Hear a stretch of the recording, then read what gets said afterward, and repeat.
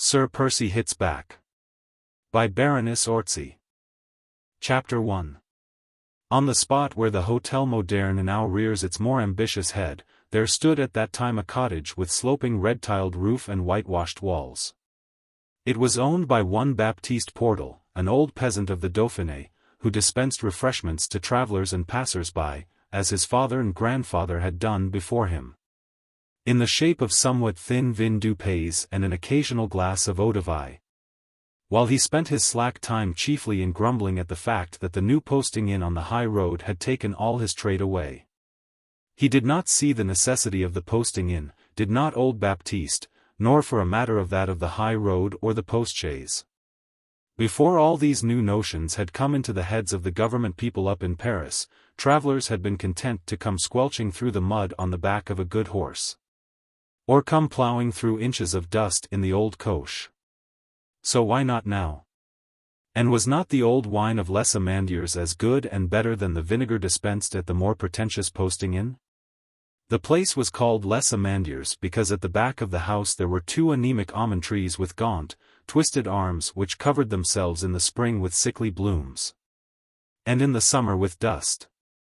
In front of the house, up against the whitewashed wall, there was a wooden bench on which Baptiste's privileged customers were wont to sit on fine evenings, to drink their vin du pays and join the old man in his wholesale condemnation of the government up in Paris and its newfangled ways.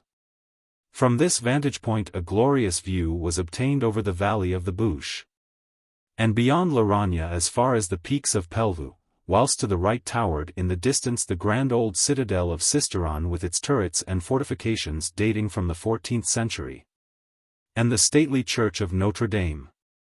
But views and winding rivers, snowy peaks and medieval fortresses did not interest Baptiste Portal's customers nearly as much as the price of almonds or the alarming increase in the cost of living. Now on this particular afternoon in May the Mistral was blowing mercilessly across the valley from over the snows of Pelvoux, and the cold and the dust had driven all the good Portal's customers indoors. The low-raftered room, decorated with strings of onions which hung from the ceiling together with a bunch or two of garlic, of basil and other pot herbs, and perfumed also with the aroma of the pot au feu simmering in the kitchen, had acquired just that right atmosphere, cozy, warm and odorous, beloved of every true man born in Dauphiné. It was a memorable afternoon, remembered long afterwards and retold by the gossips of Sisteron and Laragne in all its dramatic details. But at this hour, nothing more dramatic had occurred than the arrival of a detachment of soldiers, under the command of an under-officer, who had come up from Orange, so they said, in order to fetch away the young men who were wanted for the army.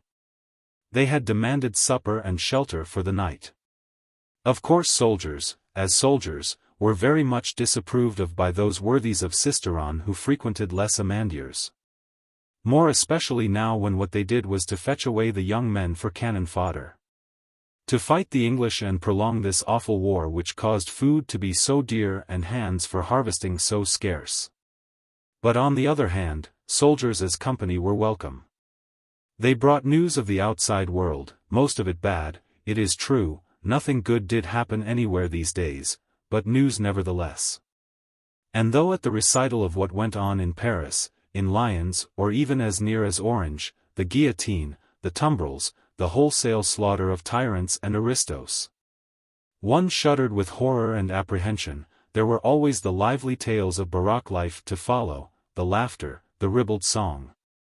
And something of life seemed to filtrate into this sleepy half-dead corner of old Dauphiné. The soldiers, there were a score of them, occupied the best place in the room, as was only fitting. They sat squeezed tightly against one another like dried figs in a box, on the two benches on either side of the center trestle table. Old Baptiste Portal sat with them, beside the officer. Some kind of lieutenant this man appeared to be, or other subaltern, but oh dear me. These days one could hardly tell an officer from the ragtag and bobtail of the army, save for the fact that he wore epaulettes. Now this man, but there. What was the use of comparing these ruffians with the splendid officers of the king's armies in the past? This one certainly was not proud. He sat with his men, joked, drank with them, and presently he convened friend Portal to a glass of wine, a la Santé, he added, de la République, and of citizen Robespierre, the great and incorruptible master of France. Baptiste, wagging his old head, had not liked to refuse. Because soldiers were soldiers, and these had been at great pains to explain to him that the reason why the guillotine was kept so busy was because Frenchmen had not yet learned to be good republicans. "We've cut off the head of Louis Capet and of the widow Capet too," the officer had added with grim significance. "But there are still Frenchmen who are bad patriots and hanker after the return of the tyrants." Now Baptiste, like all his like in the Dauphiné, had learned in childhood to worship God and honor the king. The crime of regicide appeared to him unforgivable, like that mysterious sin against the Holy Ghost, which le Curé used vaguely to hint at, and which no one understood. In addition to that, Baptiste greatly resented his late Majesty King Louis XVI and his august queen being irreverently referred to as Louis Capet and the widow Capet. But he kept his own counsel and silently drank his wine. What his thoughts were at the moment was nobody's business. After that, talk drifted to the neighborhood, the aristos who still clung to the land which by right belonged to the people. Neither Baptiste nor his customers, old peasants from the district, were a match for the lieutenant and his corporals in such discussions. They did not dare argue, only shook their heads and sighed at the coarse jests which the soldiers uttered against people and families whom everyone in the Dauphiné knew and esteemed. The Frontenacs, for instance. The talk and the jests had turned on the Frontenacs, people who had owned the land for as long as the oldest inhabitant could remember, and God only knows how long before that. Well, it appeared that in the eyes of these soldiers of the Republic the Frontenacs were bad patriots, tyrants and traitors. Didn't citizen Portal know that? No. Portal did not. He had never been called citizen before, and didn't like it. He was just Baptiste to those who knew him, nor would he admit that the Frontenacs were traitors. There was Monsieur, who knew more about cattle and almonds than any man for leagues around. How could he be a bad patriot? And Madame, who was very good and pious, and Mademoiselle who was so ill and delicate. But on this there followed an altercation, stern rebuke of Baptiste from the officer for talking of a Monsieur, of a Madame and Mademoiselle. Bah! There were no aristos left these days. "Aren't we all citizens of France?" the lieutenant concluded grandiloquently. Silence and submission on the part of all the groundlings which followed on the lieutenant's rebuke, somewhat mollified the latter's aggressive patriotism. He condescended to relate how he had been deputed to make a perquisition in the house of the Frontenacs, and if anything was found the least compromising, then the devil help the whole brood, their lives would not be worth an hour's purchase. In fact, in the lieutenant's opinion, and who better qualified to hold one, the Frontenacs were already judged, condemned, and as good as guillotined. He held with the law of the suspect, lately enacted by the National Assembly, did Lieutenant Godet. Again much wagging of heads. The committees in all sections, Godet now goes on airily, and proceeds to pick his teeth after that excellently stewed scrag end of mutton. The committees in all sections are ordered in future to arrest all persons who are suspect. No one knows what is a committee, nor yet a section, but they are evidently fearsome things. But no matter about them, the thing is who are the suspect, who are thus arrestable. The Frontenacs are suspect, the lieutenant explains whilst sucking his toothpick, and so are all persons who by their actions, or their writings have become suspect. Not very illuminating perhaps, but distinctly productive of awe. The worthies of Sisteron, those who are privileged to sit close to the center table and actually to put in a word with the soldiers, sip their wine in silence. Just below the tiny window at the end of the room 2 charcoal burners, or woodcutters, I know not what they are lending an attentive ear. They dare not join in the conversation because they are comparative strangers, vagabonds really, come to pick up a few sous by doing menial work too lowering for a local peasant to do. One of them is small and slender, but looks vigorous, the other, much older, with stooping shoulders, and grey, lank hair that falls over a wrinkled forehead. He is harassed by a constant, tearing cough which he strives in vain to suppress out of respect for the company. But, the worthy Portal puts in tentatively, how does one know, Monsieur citizen officer, that a person is in verity suspect? The lieutenant explains with a sweeping gesture of the toothpick, if you are a good patriot, citizen Portal, you are able to recognize a suspect in the street. You can seize him by the collar then and there, and you may drag him off before the committee, who will promptly clap him in prison. And remember, he added significantly, that there are 44,000 committees in France today. 44,000, somebody exclaims. And 23, Godet replies, gloating over his knowledge of this trifling detail. 44,023, he reiterates and claps the table with the palm of his hand. One insister on, someone murmurs. 3, the lieutenant replies. And the Frontenacs are suspect, you say? I shall know that tomorrow, rejoins the other, and so will you. The way he said those 3 last words caused everyone to shudder. Over at the far end of the room, the charcoal burner, or whatever he was, had a tearing fit of coughing. "'Tis little Fleurette who will weep her eyes out," good old Baptiste said with a doleful shake of the head, "if anything happens to Mad, to the citizens up at the chateau." "Fleurette?" the lieutenant asked. "She is Armand's daughter, citizen Armand, you know. Why?" He might well stare, for the officer, for some unaccountable reason, had burst into a loud guffaw. "Citizen Armand's daughter, did you say?" he queried at last, his eyes still streaming with the effort of laughing. "Yes, of course. As pretty a wench as you can see in Dauphiné. Why shouldn't Armand have a daughter, I'd like to know?" "Do tigers have daughters?" the lieutenant retorted significantly. Somehow the conversation languished after that. The fate which so obviously awaited the Frontenacs who were known and loved, cast a gloom over the most buoyant spirits. Not even the salacious stories of Baroque life, on which the men now embarked with much gusto, found responsive laughter. It was getting late too. Past 8 o'clock, and tallow was dear these days. There was a cart shed at the back of the house, with plenty of clean straw. Some of the soldiers declared themselves ready for a stretch there, even the voluble officer was yawning. The regular customers of Les Amandiers took the hint. They emptied their mugs, paid over their sous, and trooped out one by one. The wind had gone down.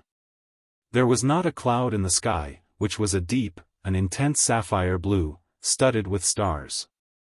The waning moon was not yet up, and the atmosphere was redolent of the perfume of almond blossom. Altogether a lovely night.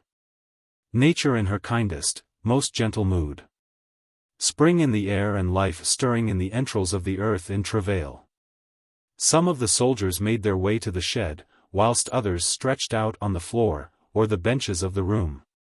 There to dream perhaps of the perquisition to be made tomorrow and of the tragedy which would enter like a sudden devastating gust of wind into the peaceful home of the Frontenacs. Nature was kind and gentle, and men were cruel and evil and vengeful. The law of the suspect. No more cruel, more tyrannical law was ever enacted within the memory of civilization.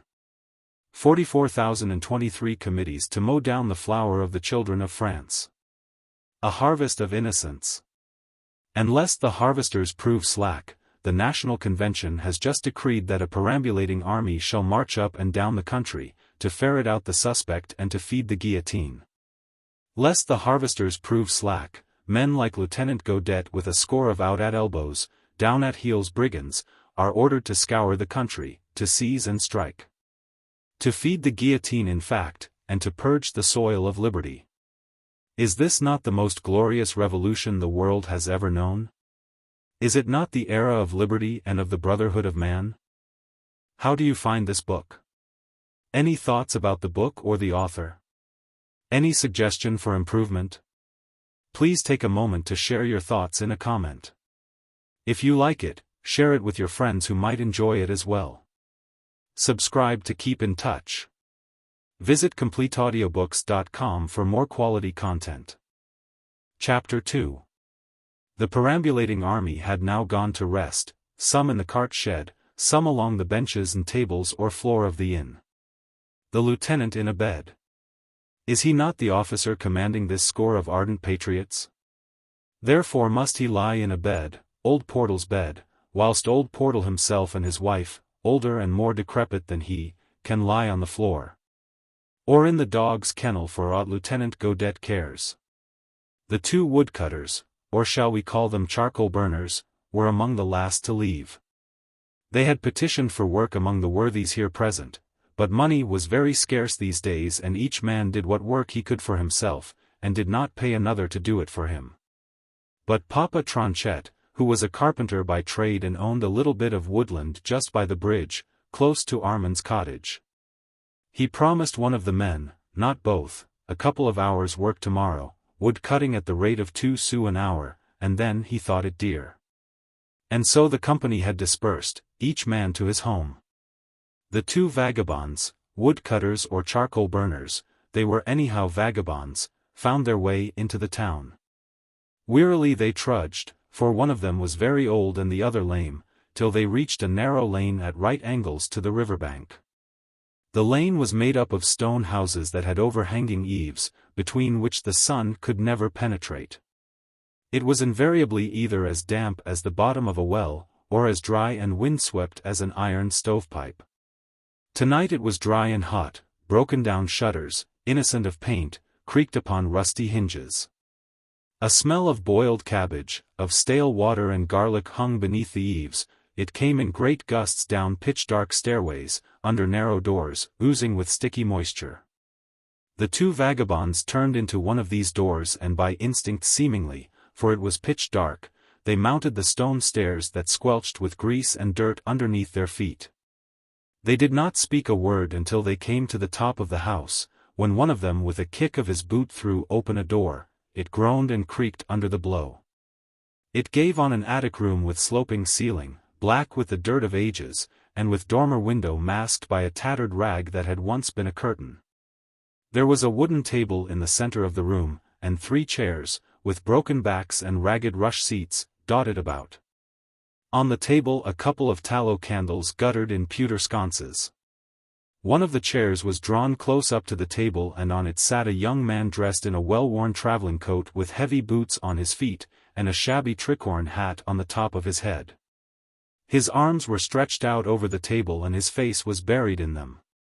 He had obviously been asleep when the door was so unceremoniously thrown open. At the sound he raised his head and blinked drowsily in the dim light at the newcomers. Then he stretched out his arms, yawned and gave himself a shake like a sleepy dog, and finally exclaimed in English. "Ah! At last!" One of the vagabonds, the one namely who at Les Amandiers had appeared with bent shoulders and a hacking cough, now straightened out what proved to be a magnificent athletic figure.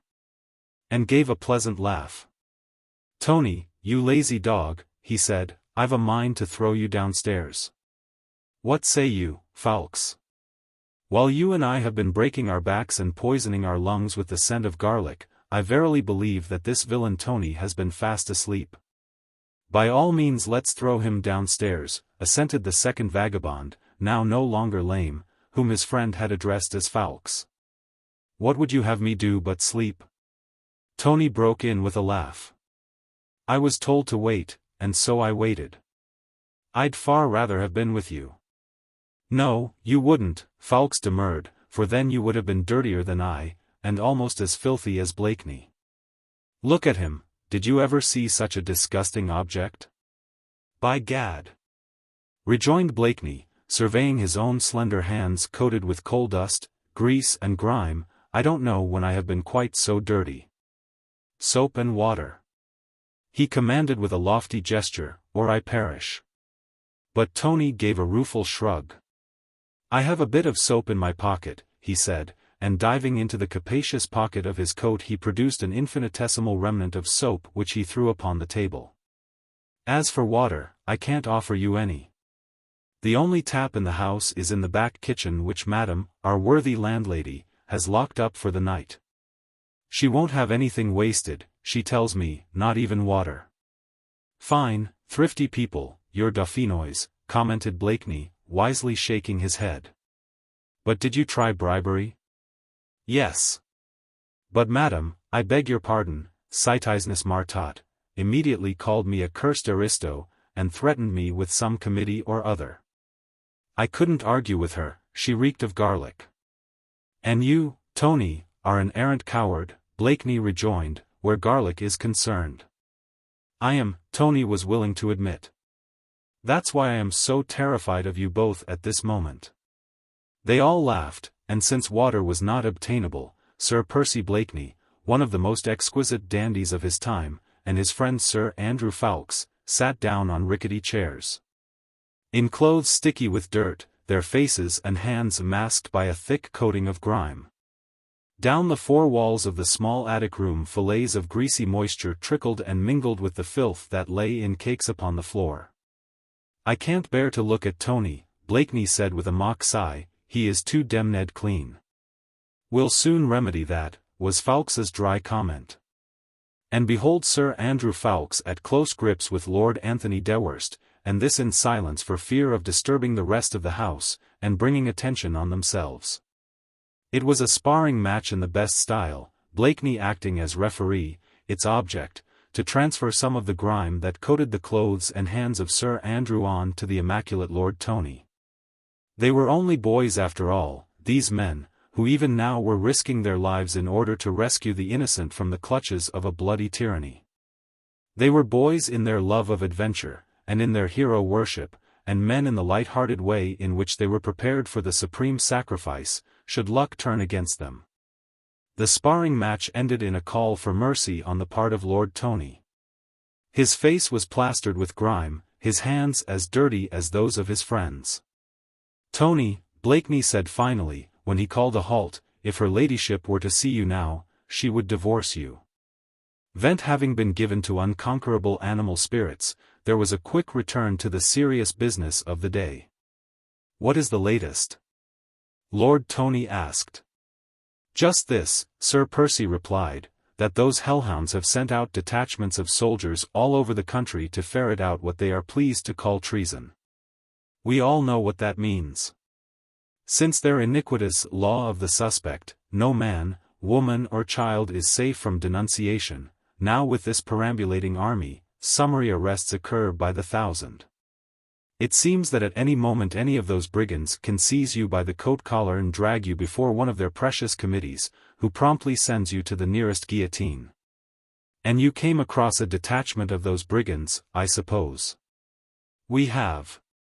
Ffoulkes and I spent a couple of hours in their company, in the midst of fumes of garlic that would have reduced you, Tony, to a drivelling coward. I vow the smell of it has even infested my hair.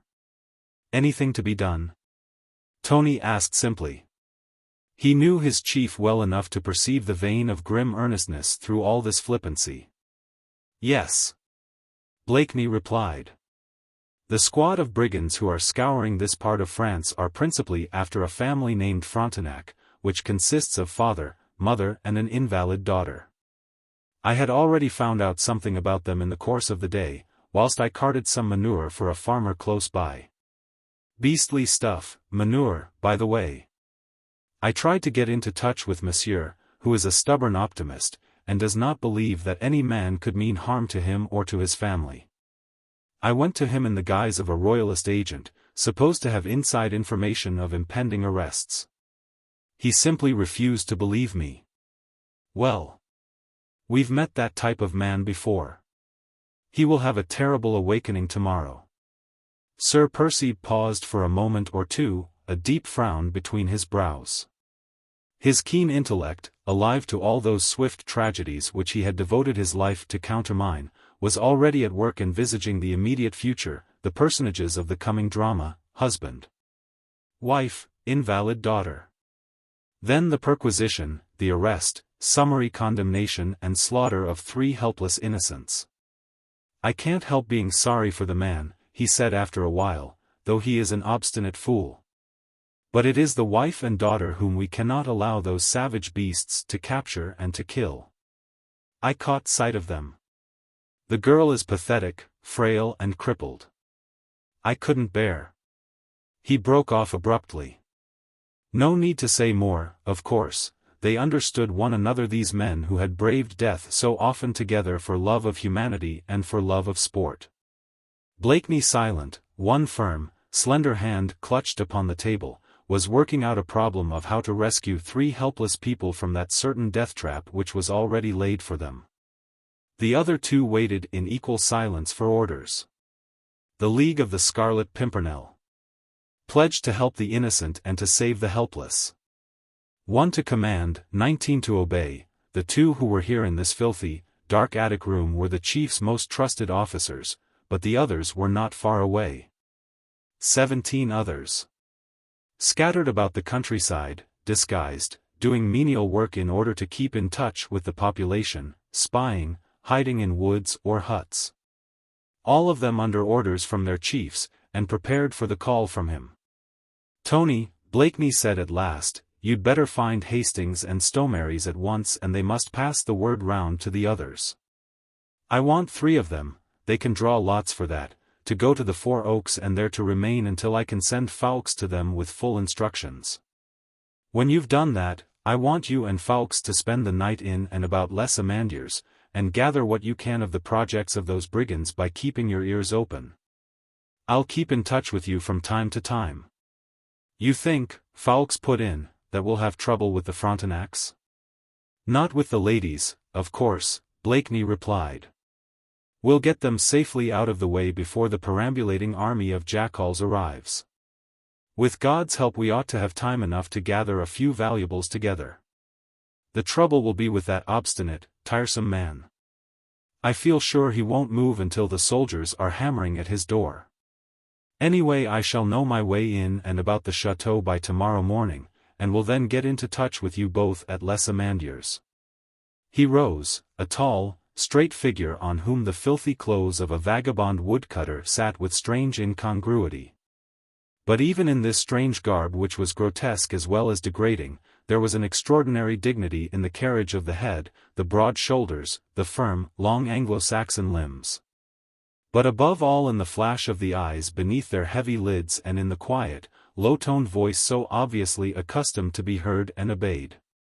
The 2 others were ready on the instant to act according to instructions, to act without argument or question. The fire of excitement was in their eyes, the spirit of adventure, of sport for sport's sake had them in its grip. "Do I go with you now, Blakeney?" Fawkes asked, as his chief had remained for a moment standing, as if following a train of thought. "Yes," Blakeney replied. "And by the way, Fawkes, and you too, Tony, while you are at Les Amandiers try and find out about this girl Fleurette the old innkeeper spoke about. He said that the girl would cry her eyes out if anything happened to the Frontenacs. You remember?" "I do." "He also said that she was as pretty a wench as could be found in Dauphiné," Fawkes put in with a smile. "Her father is named Armand," Blakeney rejoined. "And the lieutenant called him a tiger, rather enigmatically, I thought." "This Fleurette sounds an engaging young person," Lord Tony commented with a smile. "And should be a useful one in our adventure," Blakeney concluded. "Find out what you can about her." He was the last to leave the room. Fawkes and Lord Tony had already gone down the stone staircase, feeling their way through the darkness. But Sir Percy Blakeney stood for a minute or two longer, erect, silent, motionless.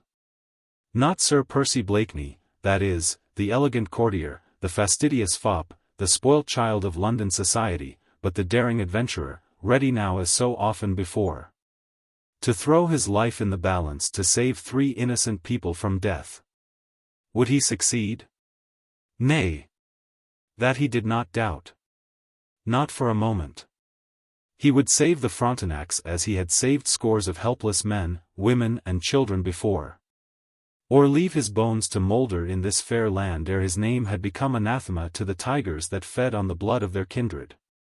The true adventurer. Reckless of risks and dangers, with only the one goal in view, success. Sport? Of course it was sport. Grand, glorious, maddening sport. Sport that made him forget every other joy in life, every comfort, every beatitude. Everything except the exquisite wife who in far-off England waited patiently, with deadly anxiety gnawing at her heart, for news of the man she worshipped. She, perhaps, the greatest heroine of them all. With a quick sigh, half of impatience, half of longing, Sir Percy Blakeney finally blew out the tallow lights and made his way out into the open. Chapter 3. The house where Fleurette was born and where she spent the first 18 years of her life, still stands about halfway down the road between Sisteron and Serres and close to Laragne, which was then only a village nestling in the valley of the Bouche. To get to it you must first go cautiously down the slope at the head of the old stone bridge, and then climb up another slope to the front door beside the turbulent little mill stream, the soft gurgle of which had lulled Fleurette to sleep ever since her tiny ears had wakened to earthly sounds. The house is a tumble-down ruin now, only partly roofed in, doors and shutters are half off their hinges, the outside staircase is worm-eaten and unsafe. The whitewashed walls are cracked and denuded of plaster. The little shrine above the door has long been bereft of its quaint, rudely painted statue of Saint Anthony of Padua with the Divine Child in his arms. But the wild vine still clings to the old walls, and in the gnarled branches of the old walnut tree, a venturesome pair of blackbirds will sometimes build their nest. A certain atmosphere of mystery and romance still lingers in the tiny dell, and when we fly along the road in our 20th-century motorcar, we are conscious of this romantic feeling. And we exclaim, "Oh, how picturesque," and ask the chauffeur to halt upon the bridge, and then get our kodaks to work. Perhaps when the plate is developed and we look upon the print, we fail to recapture that sense of a picturesque bygone age, and wonder why we wasted a precious film on what is nothing but a tumble-down old cottage, and why so many tumble-down old cottages are left to crumble away and disfigure the lovely face of France. But a century and a half ago, when Fleurette was born, there was an almond tree beside the front door, which in the early spring looked as if covered with pink snow. In those days the shutters and the doors and the outside staircase were painted a beautiful green, the walls were resplendent with fresh whitewash every year. In those days too the wild vine turned to a brilliant crimson in the autumn, and in June the climbing rose was just a mass of bloom. Then in May the nightingale often sang in the old walnut tree, and later on, when Fleurette was tall enough, she always kept a bunch of forget-me-nots in a glass, in the recess above the front door, at the foot of the statue of St. Antoine de Padoue, because, as is well known, he is the saint to appeal to in case one has lost anything one values. One just made the sign of the cross and said fervently, St. Antoine de Padoue pries pour nous, and lo! The kindly saint would aid in the search, and more often than not the lost treasure would be found. All this was, of course, anterior to the horrible events which in a few days transformed the genial, kindly people of France into a herd of wild beasts thirsting for each other's blood. And before legalized cruelty, murder and regicide had arraigned that fair land at the bar of history, and tarnished her fair fame forever. Fleurette was just 18 when the terrible events came to pass that threatened to wreck her young life, and through which she learned not only how cruel and evil man could be, but also to what height of self-abnegation and heroism they could at times ascend. Fleurette's birthday was in May, and that day was always for her the gladdest day of the year. For one thing she could reckon on Bibi being home, Bibi being the name by which she had called her father ever since she had learned to babble. Fleurette had no mother, and she and Bibi just worshipped each other. And of course Bibi had come home for her 18th birthday, and had stayed 3 whole days, and he had brought her a lovely shawl. One that was so soft and fleecy that when you rubbed your cheek against it, it felt just like a caress from a butterfly's wing. Old Louise, who had looked after the house and watched over Fleurette ever since Fleurette's mother had gone up to heaven to be with the bon Dieu and all the saints, old Louise had cooked a delicious dinner, which was a very difficult thing to do these days when food was scarce and dear, and eggs, butter and sugar only for the very rich who could bribe Monsieur Colombi, the épicier of the Rue Haute, to let them have what they wanted. But no matter. Old Louise was a veritable genius where a dinner was concerned, and Monsieur Colombi, the grocer, and Monsieur Duflos the butcher, had allowed her to have all she asked for, a luscious piece of meat, 3 eggs, a piece of butter, and this without any extra bribe. Then there were still half a dozen bottles of that excellent red wine which Bibi had bought in the happy olden days. And he had opened one of the bottles, and Fleurette had drunk some wine and felt very elated and altogether happy, but for this there was another reason of which more anon. Of course the latter part of the day had been tinged with sadness, again for that one reason which will appear presently, but not only because of that, but because of Bibi's departure, which, it seems, could not be postponed, although Fleurette begged and begged that he should remain at least until tomorrow so as not to spoil this most perfect day. Le bon Dieu alone knew when Fleurette would see Bibi again. His absences from home had of late become more frequent and more prolonged. Mais voilà. On one's 18th birthday one is not going to think of troubles until the very last minute when it is actually on the doorstep. And the day had been entirely glorious. Not a cloud, the sky of such a vivid blue that the forget-me-nots that grew in such profusion beside the stream looked pale and colorless beneath it. The crimson peonies behind the house were in full bloom, and the buds of the climbing rose on the point of bursting. And now dinner was over. Louise was busy in the kitchen washing up the plates and dishes, and Fleurette was carefully putting away the beautiful silver forks and spoons which had been brought out for the occasion. She was putting them away in the fine leather case with the moll-eaten lining, which set off the glistening silver to perfection, and little Fleurette felt happy and very contented.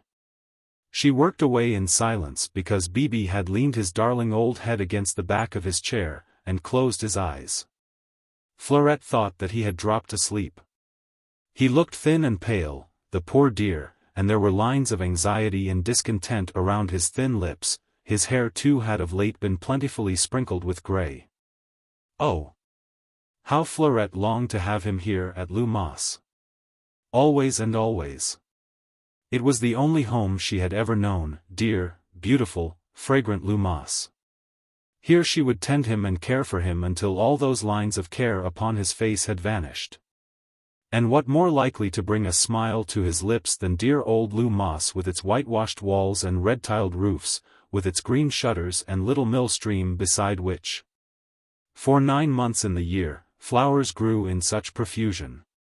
Violets, forget-me-nots, and lilies of the valley in the spring, and meadowsweet throughout the summer until an early frost cut them down.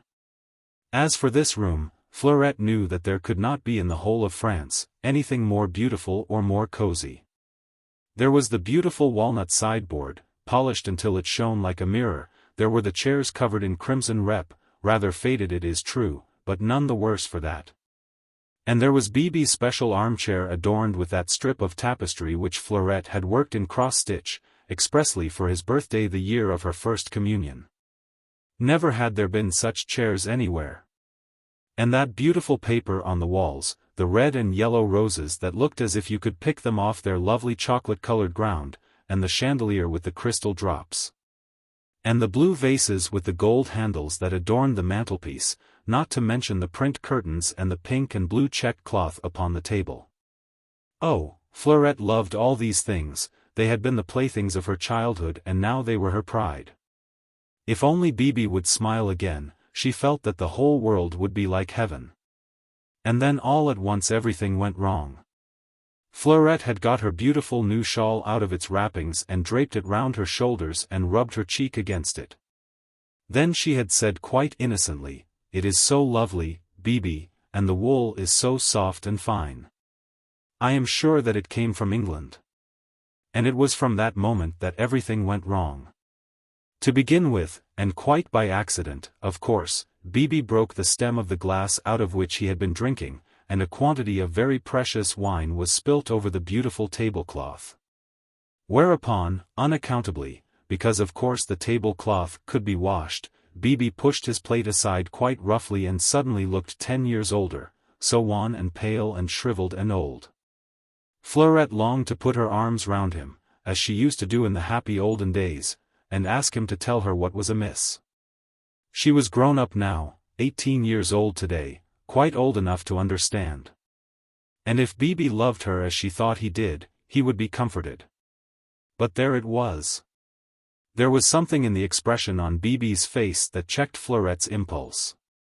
She went on quietly, very quietly, like a little mouse, with her work. And for a while there was silence in the cozy room with the beautiful roses on the wall that looked as if you could pick them off their chocolate ground, a silence that was unaccountably full of sadness. Chapter 4. Bibi was the first to hear the sound of footsteps coming up to the door. He gave a start, just as if he were waking from a dream. "It's Monsieur Colombe," Fleurette said. At once Bibi reproved her, a thing he hardly ever did. "Citizen Colombe," he said sternly. Fleurette shrugged her plump shoulders. "Ah well," she exclaimed. "You must learn, Fleurette," Bibi insisted still with unwonted severity. "You are old enough to learn." She said nothing more. Only kissed the top of his head, the smooth brown hair, of late so plentifully tinged with grey, and promised that she would learn. She stood by the sideboard intent on putting the silver away, with her back turned to Bibi so that he should not see the soft tone of pink that had crept into her cheeks.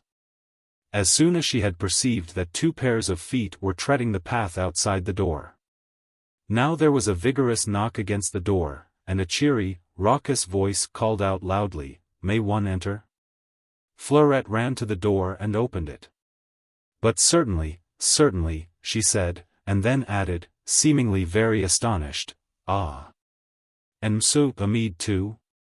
From which the casual observer would perhaps infer that the pink color in her cheeks had been due to the arrival of Monsieur Colombe, the épicier of the Rue Haute, rather than to that of his son Hamid.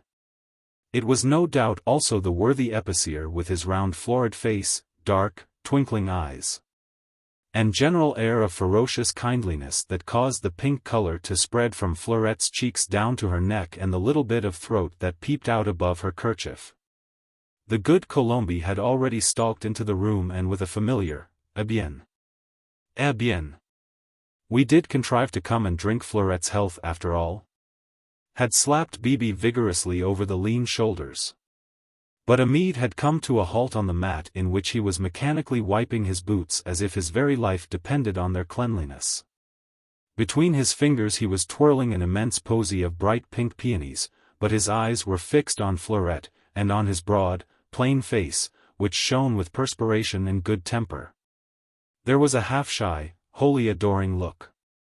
He gulped hard once or twice before he murmured, hoarse with emotion, "Mademoiselle Fleurette." And Fleurette wiped her hot little hand against her apron before she whispered in shy response, "Monsieur Hamid." Not for these two the new-fangled citoyen and citoyenne decreed in far-off Paris.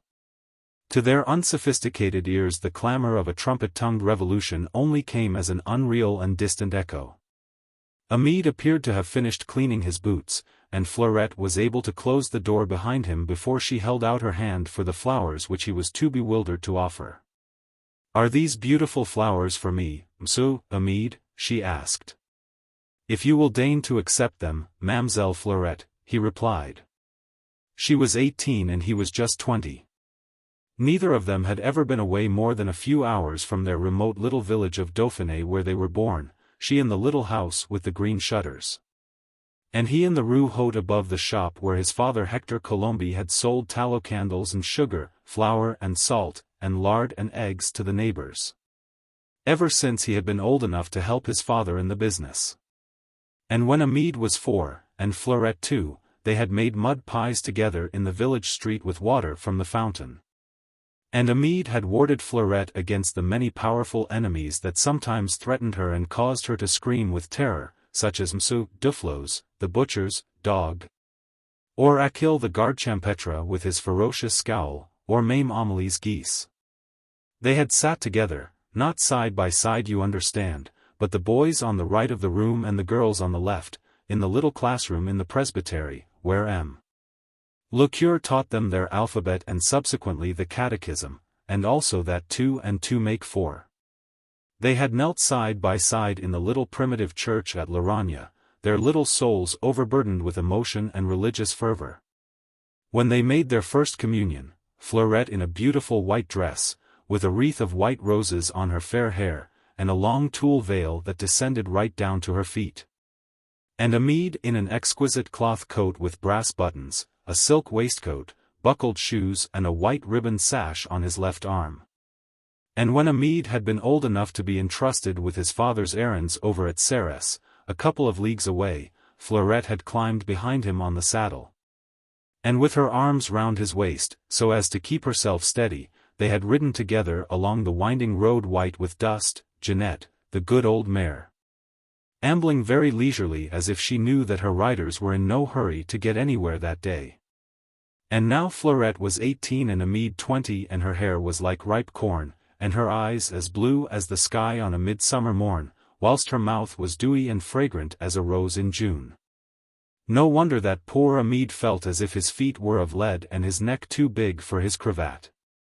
And when presently she asked him to fill a vase with water out of the carafe so that she could place the beautiful flowers in it, is it a wonder that he spilt the water all over the floor? Seeing that his clumsy hands met her dainty fingers around the neck of the carafe?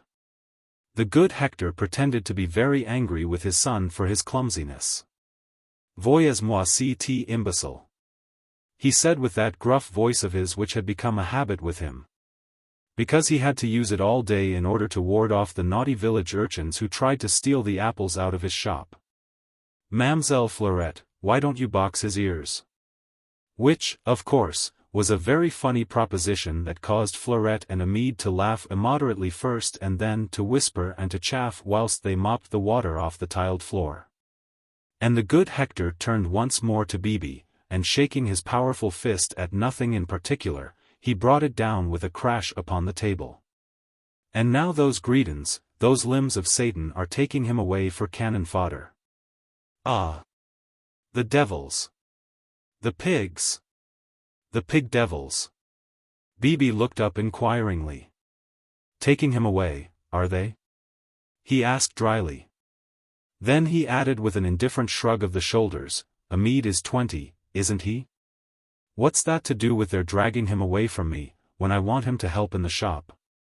Hector retorted with what he felt was unanswerable logic. What would be the good of keeping shop, my good Hector? Bibi rejoined simply, if France was invaded by foreigners as she is already ruined by traitors. Well. And isn't she ruined now by all those devils up in Paris who can think of nothing better than war or murder? Growled Hector Colombi, heedless of the quick gesture of warning which Bibi had given him. Adele, the girl from the village who gave old Louise a hand about the house when Bibi was at home, had just come in from the kitchen with a pile of plates and dishes which she proceeded to range upon the dresser.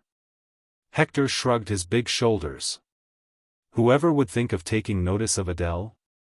A wench who got 5 sous a day for scrubbing floors.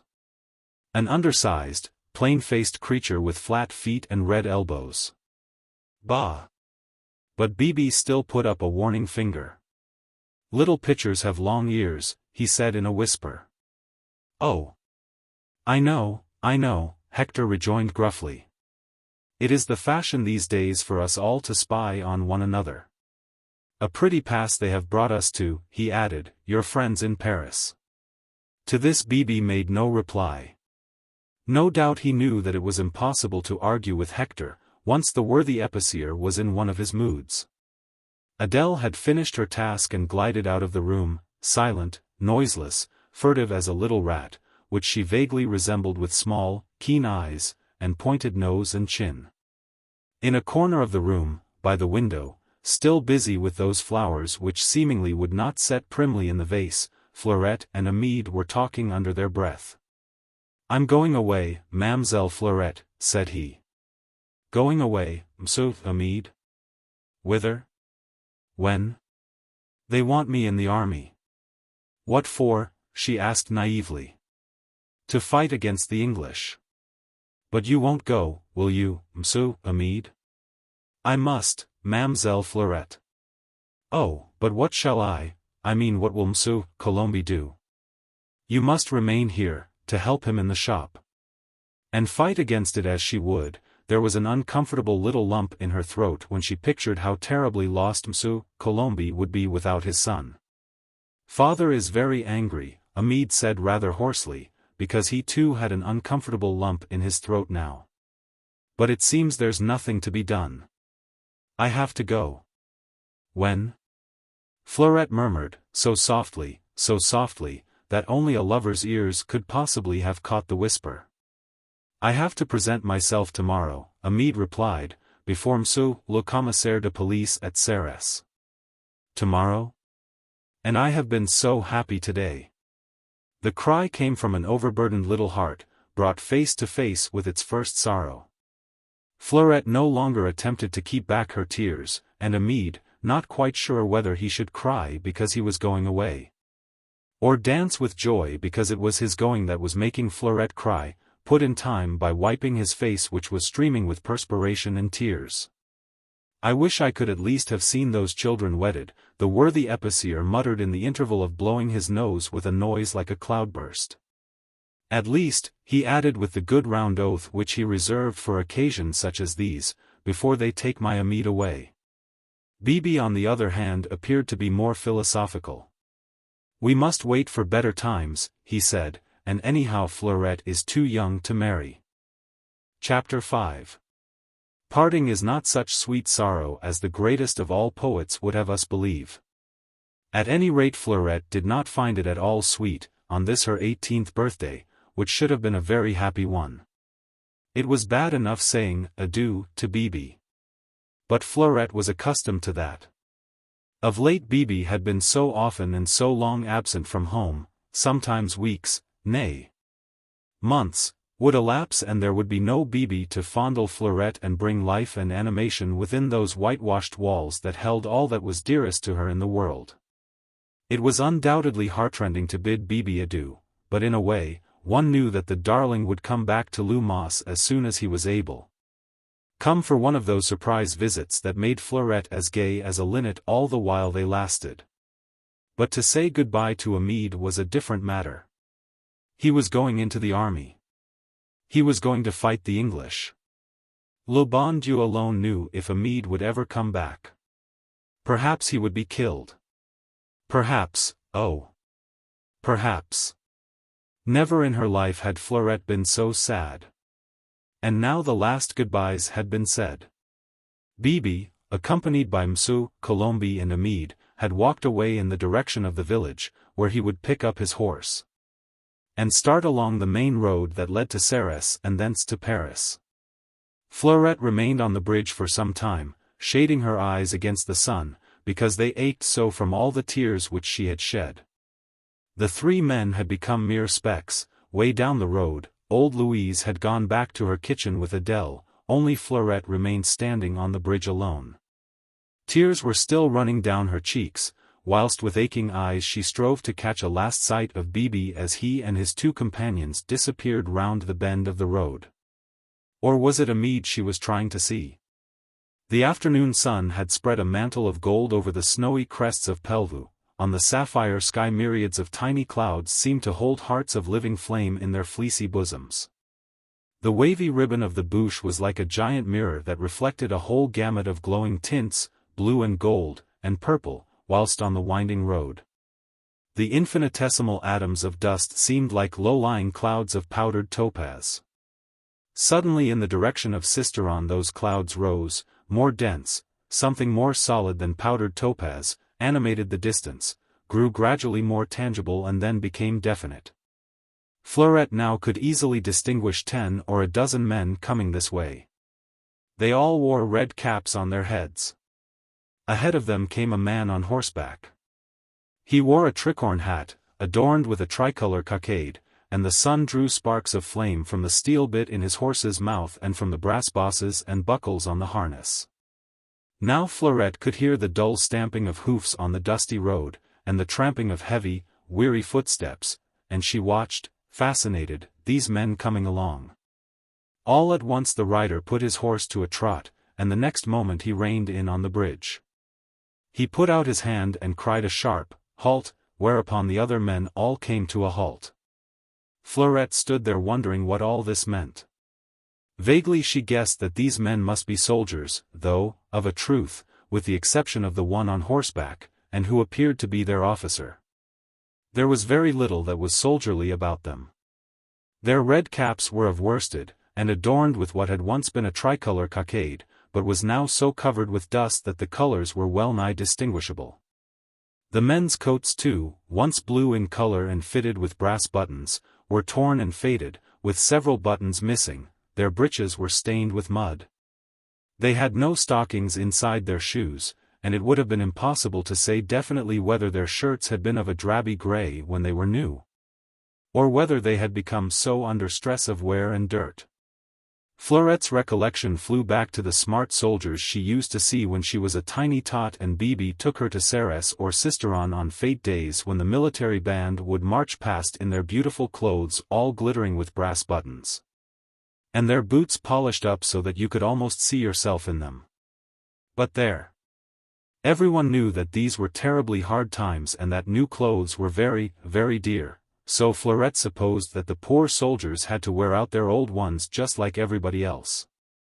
And her sensitive little heart gave an extra throb or two, for she had suddenly remembered that Monsieur Amede would also be a soldier very soon, wearing a shabby coat, and perhaps no stockings inside his shoes. Still thinking of Monsieur Amede, she was very polite to the man on horseback, although he was unnecessarily abrupt with her, asking her gruffly whether Citizen Armand was within. Fleurette said no, quite gently, and then, choosing to ignore the coarse manner in which the man uttered a very ugly oath, she went on, "Father has been gone a quarter of an hour and more. And if you—" "Citizen Armand, I asked for," the officer broke in roughly, "not your father." "Father's name is Armand," Fleurette said, still speaking very politely. "I thought you were asking for him." The horseman, she thought, realizing his mistake, should have excused himself for speaking so rudely, but he did nothing of the sort. He just shrugged his shoulders and said in a very curious way, which sounded almost like a sneer, "Oh, is that how it is? You are Citizen Armand's daughter, are you?" "Yes. Monsieur l'officier." "Call me Citizen Lieutenant," the man retorted roughly. "Hasn't your father taught you to speak like a good patriot?" Fleurette would not have admitted for the world that she was half afraid of this unkempt, unshaved officer with the gruff voice, but she felt intimidated, shy, ill at ease. She would have given worlds to have someone friendly beside her, old Louise, for instance, or even Adele. "Shall I call Mame Louise," she suggested, "to speak with you?" "No," the man replied curtly, "what's the use if your father isn't there?" "Which way did he go?"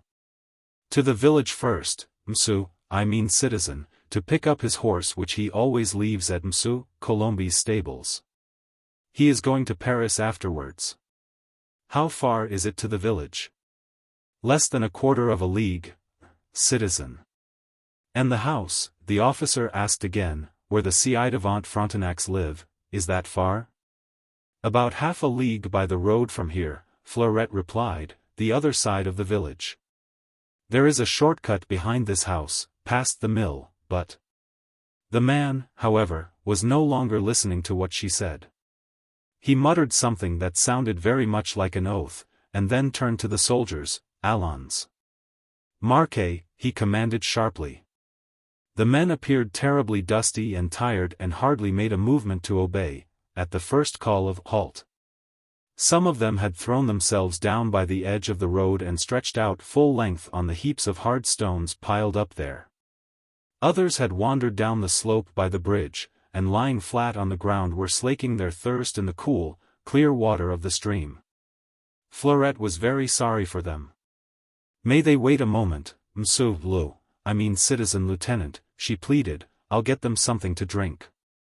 We haven't much, but I know Louise won't." But the officer took no further notice either of her or of the men. Having given his order to march, he had readjusted the reins in his hands, and struck his spurs somewhat viciously into his horse's flanks. The horse reared and plunged for a moment, then started off at a sharp trot, clouds of dust flying out from under its hoofs. The men made an effort to rise. Fleurette put up a finger and smiled at them all. "Wait 1 minute," she said, and ran quickly back into the house. There was the best part of a bottle left of that good red wine. Bibi had not touched it again after he broke the stem of his glass. Fleurette had picked up the bottle and taken a tin mug from the dresser and was about to start out again before Louise thought of asking her what she was up to. "There are some poor, tired soldiers outside on the bridge," Fleurette replied. "I want to take them something to drink. There's not much of it, and 12 of them to share it, but it will be better than nothing, and perhaps le bon Dieu will make a miracle and make it be enough. They seemed so thirsty, poor dears." "Let Adele go," Louise said curtly. "I don't like you speaking with those vagabonds." And while Adele ran out, as she was bid, with mug and bottle, Louise continued to mutter half under her breath. "I can't abide those sans-culottes. Brigands the lot of them. What are they doing in the neighborhood, I'd like to know. Up to no good you may depend. Let Adele talk to them. It is not fit for a well-brought-up wench like you to be seen in such company." Fleurette did not pay much attention to old Louise's mutterings. There was plenty to do in the house with washing up and tidying things away. And it was Louise's habit to grumble at anything that was in any way unusual, a wet day in August, or a mild one in December, a calèche on the road, a horseman, a soldier, or a letter for Bibi. She was always called Old Louise, although, in truth, she had scarce reached middle age.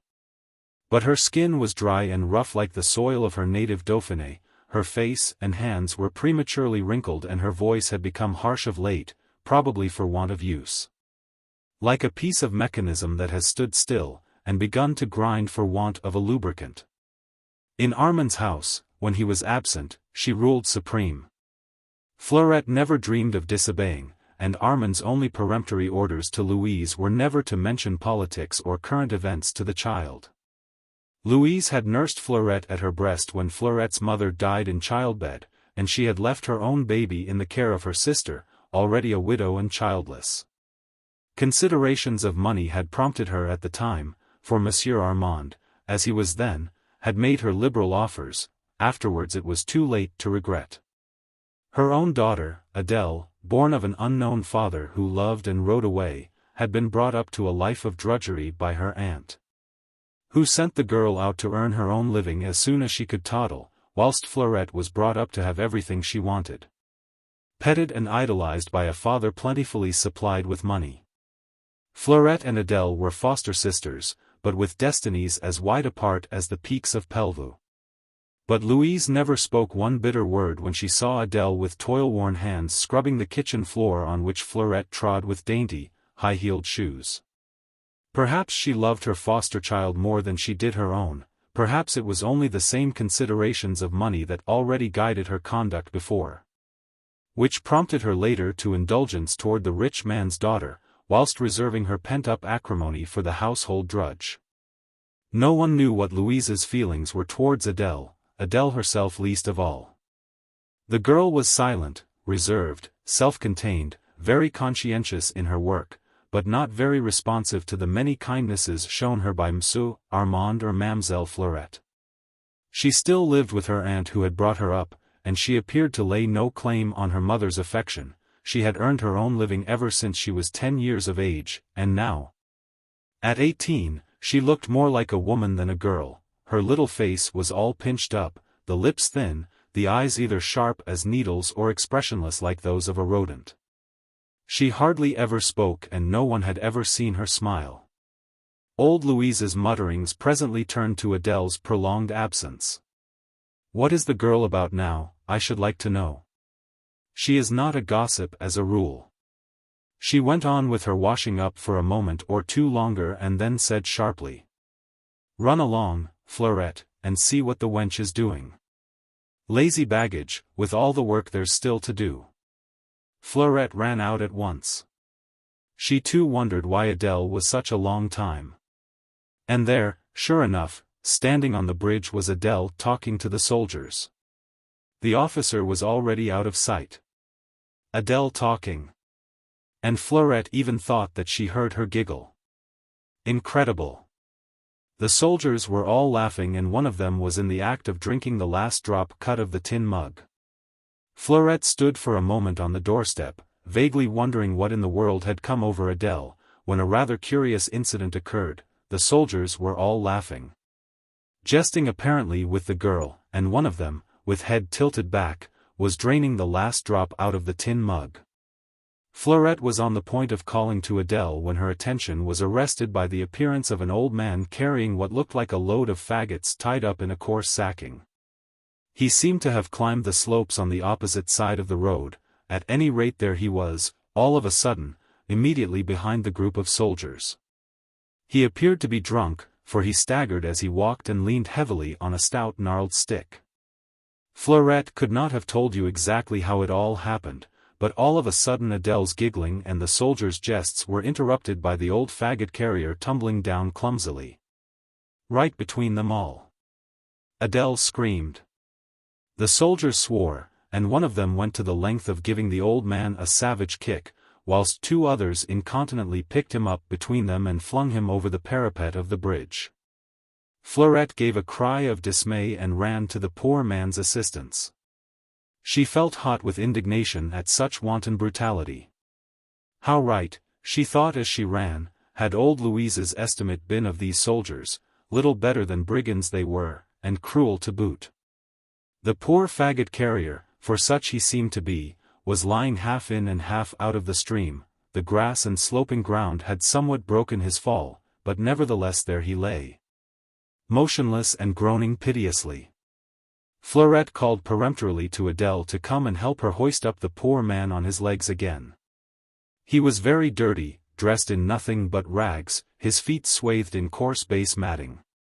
He was stockingless, shirtless and hatless, but he appeared to be powerfully built, and Fleurette marveled how he could have allowed himself to be thus maltreated without a struggle.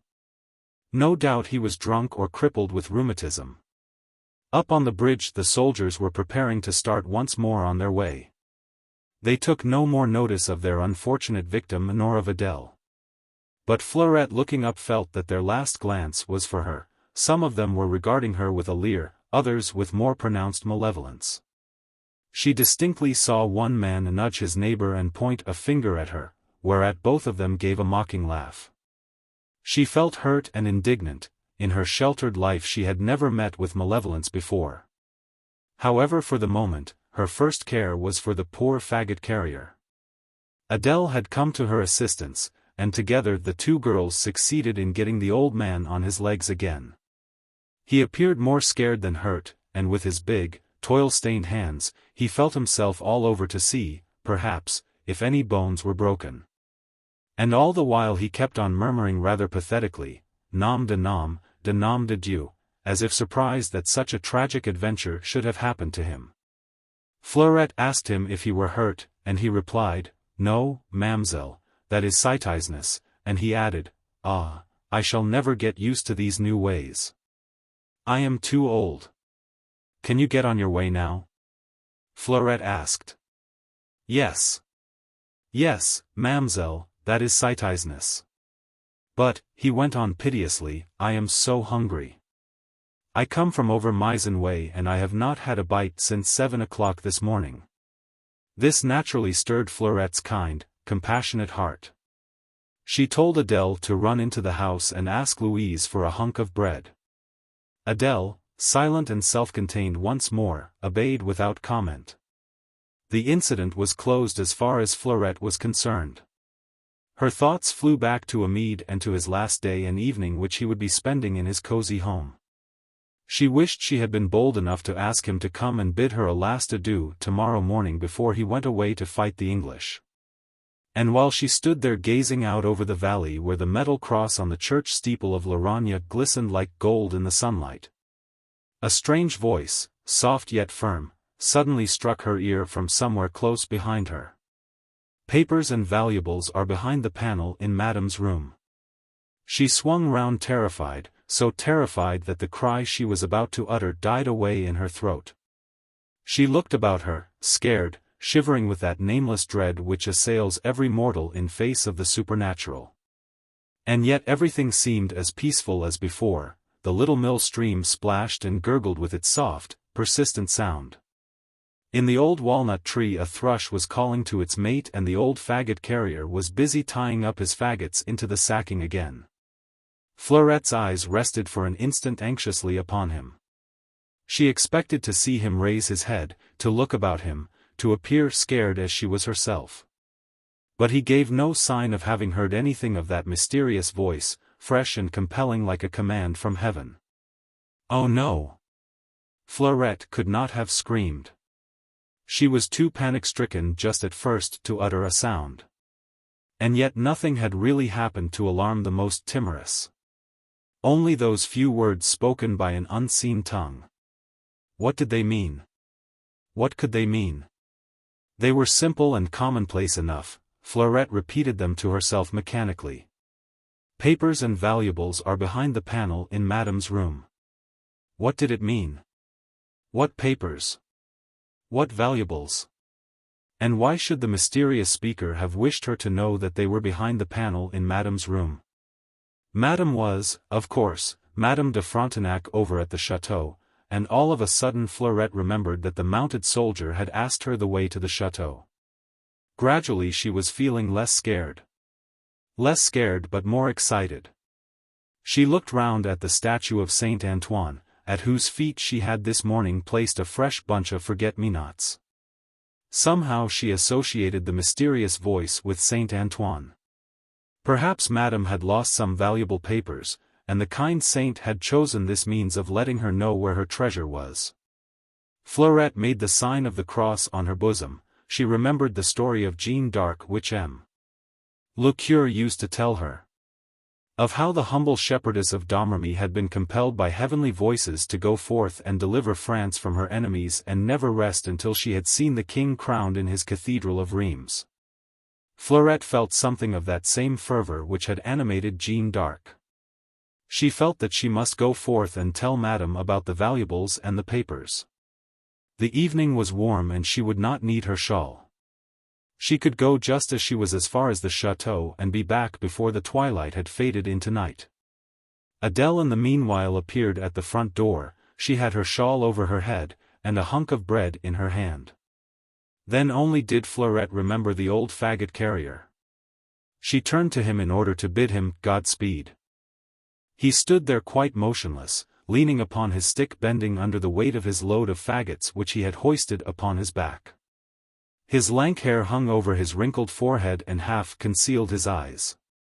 But, suddenly through the veil of lank grey hair Fleurette met the man's glance fixed upon her. And her heart gave a queer jump. Those were not the eyes of a decrepit old man. They were young and clear and bright, of a luminous grey blue, with heavy lids that could not wholly conceal the humorous twinkle in the eyes, nor yet the kindly, searching glance which was fixed on Fleurette. This was the moment when she really would have screamed. The sense of something ununderstandable and unreal was more than she could bear. She would have screamed, but those twinkling, searching eyes held her, and at the same time seemed to reassure her. To tell her not to be afraid. She felt as if she were in a dream, unable to do anything, only to stare and stare at the old faggot carrier, while gradually all her terrors seemed to fall away from her. And she was filled with a sense of courage and of determination. The whole incident, the voice, the glance, her terror and reassurance had lasted less than 5 seconds. Already Adèle was close by. She was bringing the bread for the poor, half-starved man, and Fleurette now watched him, fascinated, as he took the bread with a humble, "Merci, mademoiselle," and started at once on it. Like a man who has not tasted food all day. He was just a decrepit old man, bent with rheumatism, dirty, unkempt, insecure on his tottering limbs. He even raised his eyes once, and once more looked at her. But the glance was dim like that of an old man. There was no twinkle in the eyes, only the weariness of poverty and old age. And Fleurette felt that she had dreamed it all, the voice, the glance, the message from Saint Antoine. Just as her terrors had faded from her, so now her excitement vanished too. It must all have been a dream. It was a dream. Perhaps old Louise, who was versed in all kinds of dream lore, would know of an explanation for the whole mysterious occurrence. Feeling very tired all of a sudden, for she felt the reaction after the tenseness of the last few moments, she went back into the house.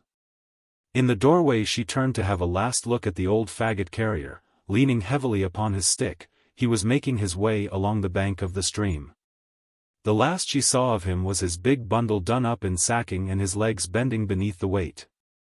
Adele, wrapped in her shawl, had gone the other way. She was already up on the bridge. With a little sigh of disappointment, Fleurette went into the house. It had been such an exciting dream. But she did not speak about it to old Louise. She just went quietly about the house, doing one or two little bits of work that Adele had left undone. The slowly sinking sun had turned the gold on Pelvoux' snowy crest to a brilliant rose, when Fleurette suddenly announced to Louise that she was going over to the chateau. She often went there, and at all hours of the day. "So long as you are home before dark," was Louise's only remark. "I don't like those down-at-heel soldiers being about." Fleurette promised that she would not be late. She picked up her beautiful new shawl and wrapped it round her shoulders. The chateau was not far. Over by the mountain track, it was not more than a quarter of a league at most. Swiftly Fleurette ran out of the house and then along the edge of the stream, the same way that the old faggot carrier had gone an hour or so ago. And now the mantle of twilight was falling over the valley. The jade-colored sky held myriads of tiny, fleecy clouds of a brilliant glowing crimson, which one by one faded into gray. Alone the snow of Pelvoux reflected the glory of the sinking sun. And in the old walnut tree the thrush's song was stilled. Chapter 6. The place was always called Le Château for want of a more appropriate name. As a matter of fact, it was just a large, rumbling, roomy farmhouse with stables and stable yards and sheds and outbuildings, all built in a mass and at different times as necessity demanded. In the midst of a really fine park, shady with century-old trees and fragrant with acacias and roses. Here for many generations the de Frontenacs, father and son, had lived, toiled and died, farming their land, honoring their king and otherwise not troubling their heads over much with politics or with art or literature. They were good, kindly, honest folk, all of them, and if the light of their intellect burned somewhat dim, that of their charity was always kept fed and bright. They belonged to that sturdy stock which had given France one of her most valiant sons in Louis de Frontenac, the man who had made Eastern Canada a jewel worthy of the crown of France. The jewel had been lost since then, irretrievably lost to the English, and the crown of France been dragged in the mire of a bloody revolution. Its glory forever overshadowed by the unforgivable crime of a purposeless regicide, but the present holder of the ancient name and owner of the lands had kept himself aloof from the awful dissensions that raged in the big cities. He had remained in his heart loyal to his martyred king, and though shorn of most of his wealth, deprived of a great deal of his inheritance, perpetually threatened with confiscation or attainder, he continued to lead the simple life, hoping for better things, detached as far as he was able from the turmoil that was ruining his country and shaming her in the eyes of the world. At all seasons of the year, and in all weathers, he could be seen out on his farm, directing the work in fields or stables, clad in rough boots and breeches, abrupt of speech, but kindly in deeds. Beloved by some, envied by others, hated only by those few who see in every noble life a reproach to their own. His wife was the daughter of an admiral in the late king's navy, who had thought it prudent to serve the Republic, as he had served his king, with commendable detachment from his country's politics. Though brought up in the midst of the gaieties and luxuries of Paris, Anne de Granville had been quite content to follow the husband of her choice to the lonely farmhouse in Dauphiné. And to fall in with his bucolic ways, she donned a cotton kirtle and linen apron as readily as she had donned silken panniers in the past, and took as much pride in her cooking now as she had done once in her proficiency in the dance. At one time Charles de Frontenac had sorely grieved because he had no son to whom he could bequeath his glorious name and fine inheritance, but now he was glad. With France handed over to the control of assassins, bandits, and regicides, the name of Frontenac might, he opined, just as well die out. What was the use of toiling to improve land which tomorrow might be wrested from its rightful owners? What was the use of saving money which would probably on the morrow fall into the hands of brigands? Lay not up for yourselves treasures on this earth where rust and moth doth corrupt and where thieves break through and steal, had never been so wise an admonition as it was today. All that Charles de Frontenac hoped to do was to put by a sufficient competence to keep his wife and invalid daughter in comfort once he was under the ground. That daughter was the apple of his eye. Bereft of position and most of his wealth, all his thoughts and hopes were centered on this delicate being who seemed like the one ray of sunshine amidst thunderclouds of disappointment and treachery. Rose de Frontenac had been a cripple from birth, and it was her delicacy and her helplessness that had so endeared her to her father. He was a man resplendent with vigor and of Herculean strength, one of those bull-necked men who could have taken his place in an ox team and not proved a weakling. His hands were rough, his fist as hard as a hammer. His clothes smelt of damp earth and of manure. The descendant of a long line of aristocrats, Charles de Frontenac, was above all a son of the soil. To him his pale-faced, fragile daughter seemed like a being from another world. He hardly dared touch her cheek with his thick, clumsy fingers, nor dared he approach her save after copious ablutions and sprays of scent. His heart was as big as his body.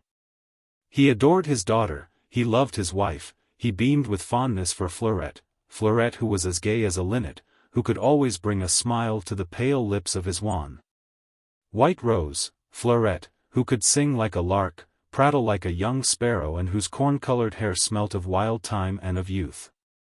Chapter 7. Fleurette had walked very fast. She was still tremendously excited and would have run all the way, only that the road for the most part led sharply uphill and that her heart was beating and pumping wildly with agitation. Strangely enough, the gates of the park were wide open, which was very unusual, as they were always kept closed for fear of the footpads and vagabonds. Old Pierre, who was in charge of the gate, was nowhere to be seen. Fleurette ran along the sanded avenue which, bordered by bosquets of acacia and elder, led in sharp curves up to the house.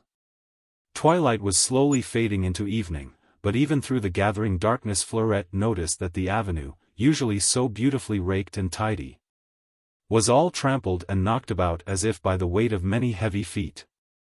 A minute later the main block of the chateau stood out before her, like a solid mass silhouetted against a jade-colored sky. Just above the pointed roof of the turret at the furthest angle of the façade, a star shone with a cold, silvery radiance.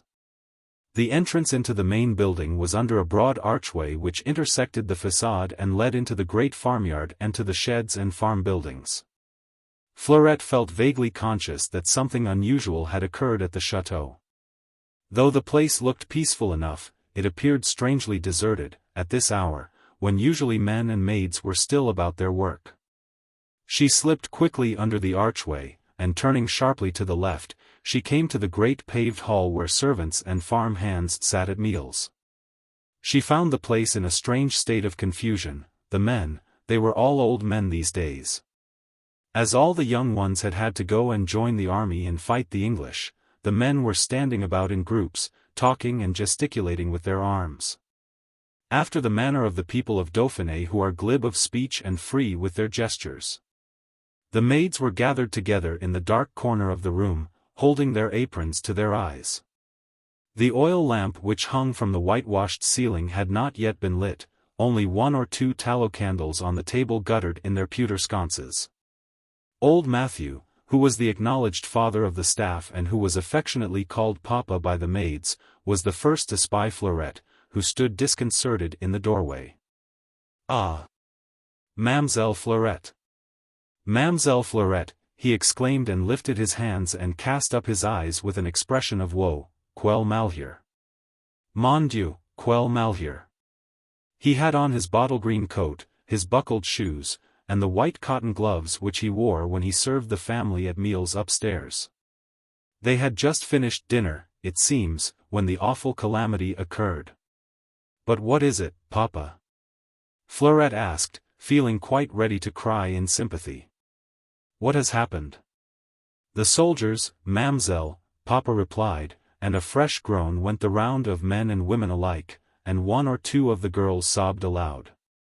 Now, as far as Fleurette was concerned, as recently as this very morning, the inner meaning of these words, the soldiers, would not perhaps have had much significance. In her own little home, by Bibi's strict orders, politics and social questions were never discussed. Fleurette was not supposed to know anything of the conflicts that were raging in the great cities, in the name of liberty and of fraternity. The horrors of summary arrests, of perquisitions, of sentences without trial, of wholesale executions, of hatred and revenge and lust were supposed to be beyond her ken. And knowing Bibi's abhorrence of those subjects being broached, she kept her counsels and her knowledge to herself. But Fleurette was not brainless, and she had a large heart. With her brain she had noted many things which were willfully kept away from her, and her kind heart had often been filled with pity at many of the tales which she had heard in the village. Tales of suffering under this new kind of tyranny, wielded, it seems, in the name of liberty and of the brotherhood of man. She had heard many things and had forgotten nothing, but somehow until this morning these things had seemed remote, like the tales of ogres and demons which are told to frighten children. She had not disbelieved them, but vaguely she felt that nothing of the sort could possibly happen to people whom she knew and loved. But since this morning many things had occurred which had widened her range of vision. Amede, who did not want to go away, was being dragged from home in order to be made into a soldier and to fight the English. She had actually seen some of those soldiers, ragged, uncouth and unkempt, with their officer, like a great bully, speaking to her, as if she were a mere slut out of the streets. He had jeered when she told him that she was Citizen Armand's daughter, and the soldiers had nudged one another and seemed to mock her when she met their glance. Then again she had heard mysterious voices and seen something in the person of a decrepit old faggot carrier that had thrilled and puzzled her. All these things had worked a subtle change in Fleurette. The tales of ogres and demons no longer appeared quite so remote. The fact that there were evil and sorrow in the world had in a vague kind of way been brought home to her. And also that the spectre of death and misery of which she had only heard was actually lurking in this peaceful corner of Dauphiné and had already knocked at this very door. The soldiers meant something to her now. What happened, she asked, and a dozen tongues were ready to embark on the telling of the tragic event. It was just after dinner. Madame and Mademoiselle had retired to the boudoir, as usual, and Monsieur was sipping his wine in the dining room, when the great bell at the gate clanged loudly. Pierre, who was still at work in the stables, ran to open the gate. He was almost knocked down by two men on horseback who, without a word or question, rode past him along the avenue up to the house, followed by a dozen men or more in tattered uniforms and wearing dirty red caps on their heads. The sound of horses and of men stamping the ground brought some of the maids and farmhands out into the yard. The soldiers had come to a halt under the archway. The two riders then dismounted and ordered André to take their horses round to the stables. André, of course, did not dare disobey. Then, as the entrance door was closed, one of the soldiers knocked loudly against it with the butt end of his musket. Whilst one of those who had been on horseback and who appeared to be in authority called out summarily, "Open in the name of the Republic." Old Matthew, who was upstairs clearing away the dinner things, terribly scared, ran down to open the door. Again, without a word or question, the soldiers pushed past him until they came to the vestibule, where they demanded to know where were the ci-devant Frontenacs. Old Matthew here paused in his narrative and once more threw up his hands and cast up his eyes in horror. "Ci-devant, mamselle," he exclaimed. "I ask you. Just as those devils up in Paris talked of our poor martyred king and queen. Of course he tried to stop the brigands from going up to see Madame like that, in their dusty shoes and dirty clothes. But what could he do alone among so many? Ah! If only Baptiste and Jean, Achille and Henri had been there, as in the good old days, fine sturdy fellows of the Dauphiné, they would soon have got the better of these down-at-heel bandits. And if it was a case of protecting Madame and Mademoiselle, why, there would have been some broken heads, and the soldiers of the Republic would have sung another song than they were singing now, the muckworms. But there. Henri and André and the lot of the young ones had all been taken for cannon fodder, to fight against the English, and there were only a few fogies left now like he, Matthew, and the women. Anyway, poor old Papa was helpless.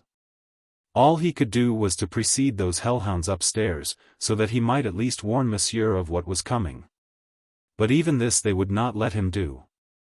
As soon as he had reached the upstairs landing, the same man who had ordered him to open the front door in the name of the Republic, and who wore a tricolour sash round his middle.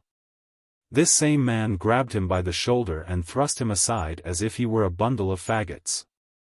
And without more ado, he just walked into the dining room where Monsieur was still quietly sipping his last glass of wine. From seeing Monsieur sitting there, the beautiful long-stemmed wineglass in his hand, his face quite serene, you would have thought that he had heard nothing of the turmoil on the stairs. But he had heard everything, the tramping of feet, the rough voices, the curt command to open in the name of the Republic. He knew what was coming. Perhaps he had expected it long ago. It was well to be prepared for anything these days. Anyway, there he sat, glass in hand, his elbow resting on the table, where Matthew had but a few minutes ago been engaged in clearing away the dessert. At the rude entry made by all those ragamuffins into his beautifully ordered dining room, he just turned his head and looked at the men. In the name of the Republic, the man with the sash said curtly. Monsieur put his glass down and rose slowly to his feet. "What is it you want?" he asked quietly. The rest of the family, first of all, the man with the sash replied. "I want you all here together. Madame de Frontenac and my daughter Rose are not at home," said Monsieur, still speaking very quietly. "That's a lie," the other retorted. "They were at meal here with you." And with careless finger he pointed to the serviettes and plates which still littered the table. Monsieur did not wince under the insult. Nor was the saying of such a brigand an insult to so high-minded a gentleman as Monsieur. All he said was, "That is so. Madame and Mile de Frontenac were at dinner with me, until half an hour ago when they left the house together. Whither did they go? That I do not know. Which is another lie. If I did know," Monsieur rejoined imperturbably, "I would not tell you." "We'll soon see about that," the man with the sash said grimly. He then turned to the soldier who appeared to be in command over the others, Allons. "Citizen Lieutenant," he said curtly, "the rest is your business. The two women have got to be found. That is the first thing, after that we shall see." The officer then ordered two of his men to stand on guard over Monsieur, and since then the tramp of the soldiers' feet had resounded throughout the chateau. Upstairs they went, and downstairs, in Madame's room and in Mademoiselle's, in the kitchen, the stables, the offices. They interrogated the men, they bullied the women. They turned everything topsy-turvy. They raked about in the hay and the straw of the stables, they scoured the park, they glued their ugly, dirty noses to the sanded paths, to try and find the imprint of footsteps. But neither of Madame or of Mademoiselle had they yet found a trace. They were still at it, raking and scouring and searching. In the intervals they tried to browbeat Monsieur, threatening him with summary shooting one moment, which only made him laugh and shrug his shoulders. And promising him immunity for his womenfolk if he would say where they could be found. But these promises only made Monsieur laugh and again shrug his shoulders. "Immunity," he said. "They have that already, thank God. For they are beyond your reach now. If they were not, do you think I would trust to your promises?" Old Matthew paused. The story had neared its end, this tale of woe and anxiety and horror, such as the worthy old man had never thought to see. The others had not much to say. The maids were still crying, with excitement rather than with grief, and the old men had stared open-mouthed, or sagely nodded their heads. Then, Fleurette put in at last, "Madame and Mademoiselle have gone." "Really, really gone?" Matthew nodded with another sigh, half of perplexity, half of woe. "But whither?" Fleurette insisted. "How? Why? God alone knows, Mamselle," Papa averred. He has spirited Madame and Mademoiselle away to save them from these brigands. Did anybody see them go? Men and maids shook their heads. No one had seen Madame or Mademoiselle go. Old Matthew was the last to have seen the ladies. He had just begun to clear the table, when they rose, and, as was their custom, went through to the boudoir. Matthew had opened the door for them. And now he came to think of it, the ladies had each kissed Monsieur very tenderly before they went out of the room. Yes. The kiss had seemed like a farewell. Matthew shook his head dolefully, he remembered it now, but hadn't thought anything about it at the moment. Monsieur certainly appeared more thoughtful. Usually, while he drank his last glass of wine and Matthew was engaged in washing the silver in the large copper bowl which he always brought into the room for that purpose, Monsieur would chat with him, talk over the gossip of the day. But tonight he had been unusually silent. Yes. Matthew now remembered quite distinctly about the kiss, and about Monsieur being so silent.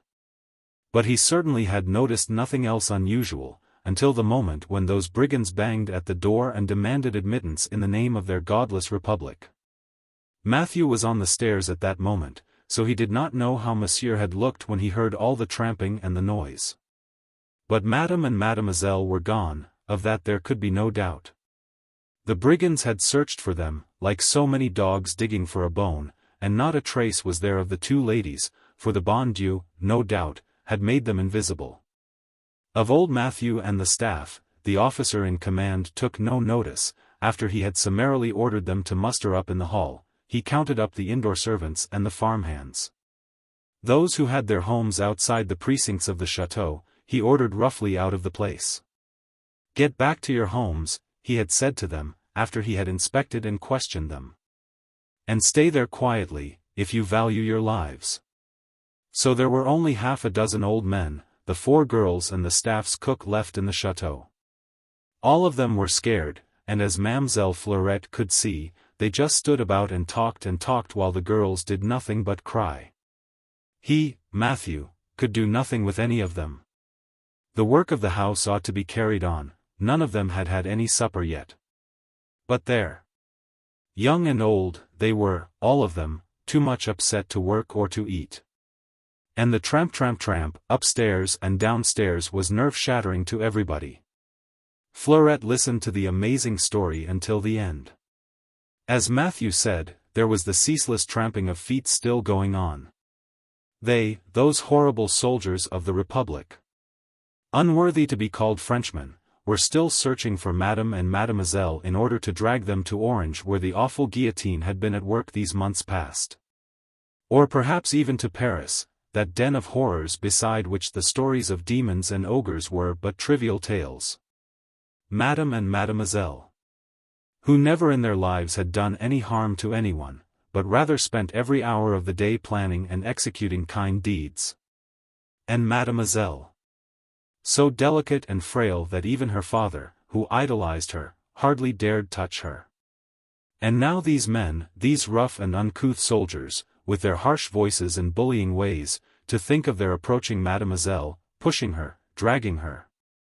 It made Fleurette's blood boil even to think of such a possibility. No wonder that the bon Dieu had made them invisible to the eyes of all those bandits. Tramp. Tramp. Tramp. And now a loud banging as if pieces of furniture, chairs, tables were being overturned, and then a crash, as of broken china. Holy Virgin! Papa Matthew exclaimed with a loud groan. To think of Madame's beautiful things. Those brigands are furious at not finding Madame and Mademoiselle, and are venting their wrath on inanimate things. It was these words of old Matthew that sent Fleurette's thoughts flying in another direction, back to the early afternoon of this memorable day, back to the first visit of these awful soldiers. And to the faggot carrier with his bundle tied up in sacking. From thence to the voice.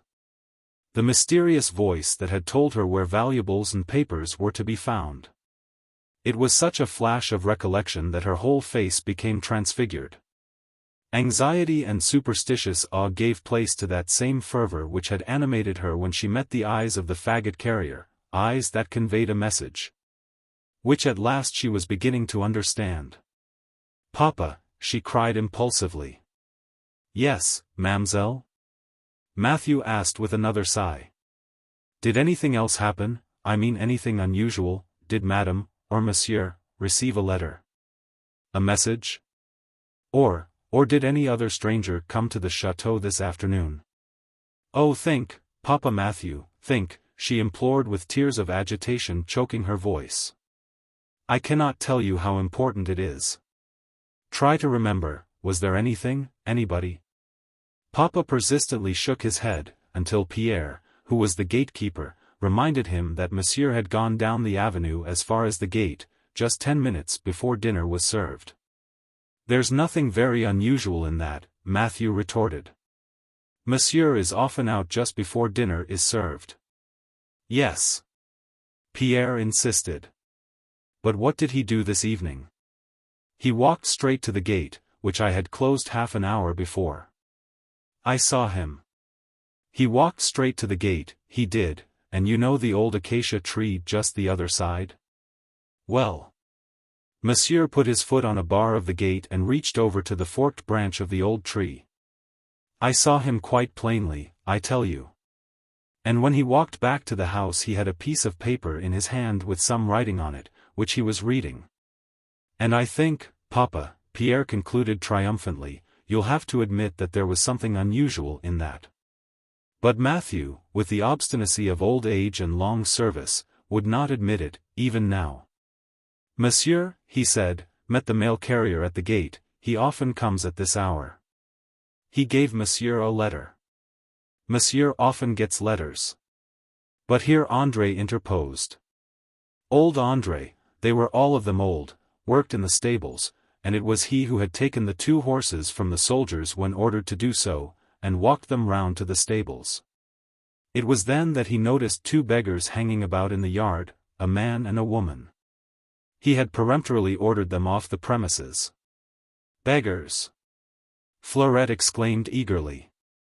"What were they like?"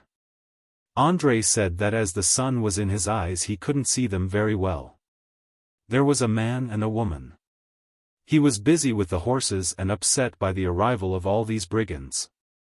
The woman he couldn't see at all because of the shawl which covered her head, but he recollected that the man was a big fellow, bent nearly double under a huge bundle tied up in sacking. "When I spoke to him," André went on, "he mumbled something or other, but I just told him to clear out, he and his woman, we'd enough of vagabonds, I said, in the place with all these soldiers." "And did he go?" Fleurette asked. "Yes. I must admit that he went off quite quietly after that. I did not think he meant any evil, because when he first caught sight of me he did not attempt to hide or to run away. If he had," André went on after a moment or two, "I would have been after him pretty quickly, and wanted to know what was in that big bundle." He paused, a look of perplexity and of shamefacedness came over his wrinkled old face while he thoughtfully scratched his head. "Now I think of it," he said, "I ought to have inspected that bundle.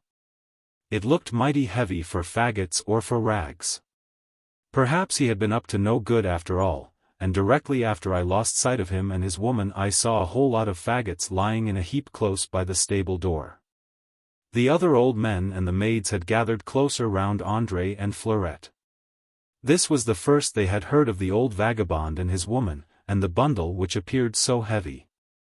"You certainly ought to have inspected that bundle, André," Matthew said sententiously. He felt that there was a chance of recapturing his dignity which seemed to have been slightly impaired through his argument with Pierre. He could reassert his authority at any rate by rebuking André. "It looks," he went on, "as if the old vagabond had brought a lot of faggots with him, then turned them out of the sacking and replaced them by God knows what valuables he may have stolen. I was so upset, you understand, Papa." André murmured ruefully. "We were all of us upset, as you call it, André," Papa rebuked sternly, "but that is no excuse for neglect of duty." "Don't scold André, Papa," Fleurette broke in excitedly. My belief is that the old vagabond, as you call him, was a messenger from the Holy Virgin, sent on purpose to get Madame and Mademoiselle safely out of the way. Oh, Mamselle! From the Holy Virgin. Sainte Marie, Mère de Dieu, prise pour nous, came in chorus from the maids. Even the cook, an elderly woman, jealous of her own dignity, was unable to conceal her excitement. The old men shook their heads, looked wise and skeptical. What makes you say that, Mamselle Fleurette? Matthew asked in an odd whisper. But Fleurette was silent now. Already she had repented of having said so much. Discretion would have been so much wiser. That was the worst of her, she always allowed her tongue to run away with her. She looked eagerly from one anxious face to the other, well she knew that the little she had said would be talked over and commented on and be made the subject of gossip until it reached the village. And possibly even Cérès and Sisteron. And God only knew what harm this might do to Madame and Mademoiselle. She bit the tip of her tongue hard just to punish it for having wagged too freely, and seized with a sudden impulse, which she found irresistible, she snatched up a candle from the table. And incontinently turned and fled out of the hall, leaving the others to gape and stare after her, to scratch their heads, and to conjecture. Aye. And to gossip too. Chapter 8. Perquisitions in these days of liberty, fraternity, and equality were perhaps among the minor horrors that befell innocent and guilty alike. At the behest of tyrants more implacable than the inquisitors of medieval Spain, more cruel than the Borgias, but they were terrible nevertheless. A perquisition meant, in most cases, the destruction of every household treasure, every family relic cherished through generations. It meant the wanton smashing of furniture and mirrors, the ripping up of valuable tapestries and of mattresses, the defacement of priceless pictures. It meant prying, hostile eyes thrust into receptacles, however secret, into private papers and even letters. Nothing was sacred to men deputed to insult and to offend, just as much as to search. When Fleurette reached that part of the house which was occupied by the family, she was confronted by the wildest, the most heart-stirring confusion. The carpets had been torn off the floors, the furniture for the most part lay in broken heaps about the rooms, mirrors and pictures had been dragged off the walls. Broken crockery and glass was scattered everywhere, intermingled with horsehair and other stuffing out of chairs and mattresses, whilst all the walls, the doors, the window frames bore traces of rude handling with bayonet or the heel of a boot. Fleurette, wide-eyed and appalled, ran from room to room. The guttering tallow candle which she held threw flickering lights and grotesque shadows on the scattered objects about her, made them seem more weird, like the appurtenances of an abode of ghosts. Here in the pretty boudoir Mademoiselle's embroidery frame lay smashed to tinder wood with threads of the work still hanging to it, bits of rags, pathetic in their look of abandonment and desolation. There in the withdrawing room, the beautiful satinwood spinet with its painted panels and exquisite marquetry was lying on its side, its body gaping like a gigantic wound, the strings emitting a final vibration like the last song of a dying swan. From the direction of the dining room came the incessant murmur of voices, but throughout the rest of the apartments, in the midst of all the wreckage, a silence reigned as of the grave. The place now was completely deserted. It seemed almost as if some terrible tornado had swept through these living rooms, some implacable forces of nature rather than the hatred and cupidity of men. An earthquake could not have been more devastating, a fire more destructive. And now in the midst of it all Fleurette came to a standstill, candle in hand, her breath came and went in quick short gasps, and her heart was beating furiously. The silence in this semi-darkness with those long, ghost-like shadows seemed to oppress her. The broken bits of beautiful things which she had known and loved ever since she remembered anything, gave her an awful feeling of desolation and a kind of foreboding of things, still worse, to come. It was instinct which had brought her to a halt here in this one room amongst the others. It was always known as Madame's room, for here Madame would always sit when she gave her orders to various members of the household. Here that she would look through the household accounts whilst Fleurette and Rose, when they were still children, would sit in a corner of the sofa by the huge hearth, hand in hand. with a picture book on their knees, silent like a pair of tiny white mice, waiting until Madame had finished her accounts. Because then they would all go into the garden to gather flowers for the rooms, and fruit for dessert, or perhaps go down into the kitchen and learn how to dress a chicken for the table. Or how best to mix a salad. And Fleurette stood for a moment or two quite still, holding the candle high above her head, contemplating this wreckage. Then, having found a safe place on which to deposit the candle, she carefully closed the door which gave, like several others, on a long corridor that led to the main staircase at one end and to the service stairs at the other. The time had come to cease contemplation, to drive away superstitious fears and to act. Closing her eyes, Fleurette strove first of all to recapture pictures of long ago, to recreate the scenes enacted in this room. Before this awful calamity had fallen on these people whom she loved so dearly. Memory was not rebellious. She could see the whole picture just as it had impressed itself on the tablets of her mind when she used to sit here as a child. There by the window Madame's desk used to stand. It was lying on its side now, the drawers wrenched open, the handles broken, papers, pen and sand scattered about. The ink had run out of the glass container and stained the beautiful old Aubusson carpet. But there Madame used to sit. Fleurette could almost see her now, at the desk. Her big household books open before her. Writing, calculating, and putting her money by in a leather bag. And presently she would rise, pick up her bag and books and carry them across the room to a spot close to the wall, the other side of the hearth. Here she would come to a standstill, and putting her beautiful hand somewhere against the wall, she would turn to the two girls, they were mere children then, and smile at them in a mysterious way.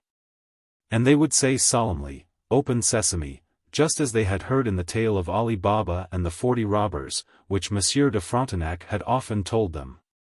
As soon as they had said the magic words the wall would open like the entrance of the robbers' cave in the tale of Ali Baba, disclosing a recess into which Madame would put her books and her bag of money. Then she would once more turn and give a sign to the children and they would say, "Close sesame." And the mysterious door would swing to again and no trace be left of the recess which lay hidden somewhere behind the paneled wall. The whole of this picture stood out before Fleurette's mental vision in every detail, the exact spot where Madame used to stand, the way she put out her hand and touched the paneled wall. Carefully picking her way through the maze of broken furniture, Fleurette came to a halt on the very spot where she had so often seen Madame standing, with her books and money-bag in her arms. She put out her hand and touched the panel as Madame had done, all over the carved panel she put her hand, touching and pressing each bit of carving in its turn. Her heart was still beating wildly, but not in any way with fear. In fact she was surprised at herself for not being afraid. It was just the excitement of this wonderful adventure. She, Fleurette, who had seen nothing of the world beyond her own village of Loragna and an occasional glimpse at Sisteron, suddenly found herself guiding the destinies of people whom she loved, the messenger sent by the bon Dieu to help them in their need. There is no young human creature living who would not respond, heart and soul, to such a call, and Fleurette was of the South. A child of that romantic land of Dauphiné which had given so many of her heroic sons to strive and work for France. And suddenly, as Fleurette pressed her finger on every piece of carved relief, one by one, she felt the center of a dog-rose yield to the pressure. Softly, noiselessly, the panel swung outwards, and there in the recess were the familiar household books and the money-bag. Beside them lay a leather wallet and a small casket fitted with a brass lock. Without any hesitation Fleurette took the bag, the wallet and the casket, leaving the books where they were. Never for a moment did the thought occur to her that she might be discovered in what would be a highly compromising position. She was too simple-minded, too innately honest to think that she might be suspected of theft. Having stowed the wallet and the bag in the wide pockets of her kirtle and hidden the casket beneath her shawl, Fleurette picked her way back across the room. She left the mysterious recess open because she did not know how to close it, and did not want to waste any time in trying to find out. She found her way to the door and opened it, then she blew out the candle and finally peeped out into the corridor. It was deserted. The lingering evening light, pale and ghost-like, came creeping in through the row of tall arched windows facing her. As everywhere else in the chateau, the corridor bore the melancholy traces of the soldiers' passage. It was the same devastation. The same wanton destruction was only too apparent in the torn carpet and the fragments of glass and broken sconces that littered the floor. Fleurette, turning her back on the direction of the main staircase, made her way to the back stairs which wound in a close spiral down to the service door. Fleurette descended with quick, furtive steps, until, past the first curve of the spiral, the stairs were in total darkness. But she would have found her way all about the chateau blindfold, so well did she know its every nook and cranny. She came to the door and fumbled for the bolts. She had drawn one and taken off the chain, when she heard a measured tramp on the other side of the door. Steps were coming this way along the flagged path. A moment or two later they came to a halt close to the door. Fleurette, hardly daring to breathe, listened. A voice said, "Did you go in there?" "No, citizen," replied another, "not by this door. The bolts are fastened on the inside." Something else was said which Fleurette did not catch, and the steps receded in the direction of the front of the house. She waited a minute or two longer, breathless and motionless, until she heard what she thought was the tramp of feet in the corridor above her. The soldiers had apparently been ordered to come round again. Perhaps they would be coming down those stairs. To hesitate now might prove fatal. Fumbling once more in the gloom, Fleurette found the last bolt and drew it, and the next moment was out in the open. The back door gave on the yard. On the right were the stables, and facing the door, the riding school and one or two sheds, on the left the kitchens and servants' quarters. In this direction too was the great archway and the main entrance into the house. Past the archway was the park and the avenue leading to the big gates. After a moment's reflection, Fleurette decided to avoid these main approaches. There was another way across the park, past the stable gate. Hugging the casket closely under her shawl, Fleurette set out in the direction of the stables. There was no one about and she felt comparatively safe. Night was now rapidly drawing in, and she fortunately had on a dark kirtle and dark worsted stockings. The air was very still and the waning moon not yet risen in the east. From far away came the sound of the bell of Loragna church. It struck 8. Fleurette felt a pang of anxiety.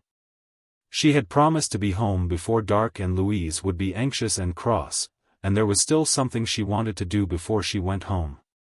Now she was past the stable door where, in a heap, just as old André had said, there lay a pile of faggots. The sight of them gave Fleurette a happy thrill.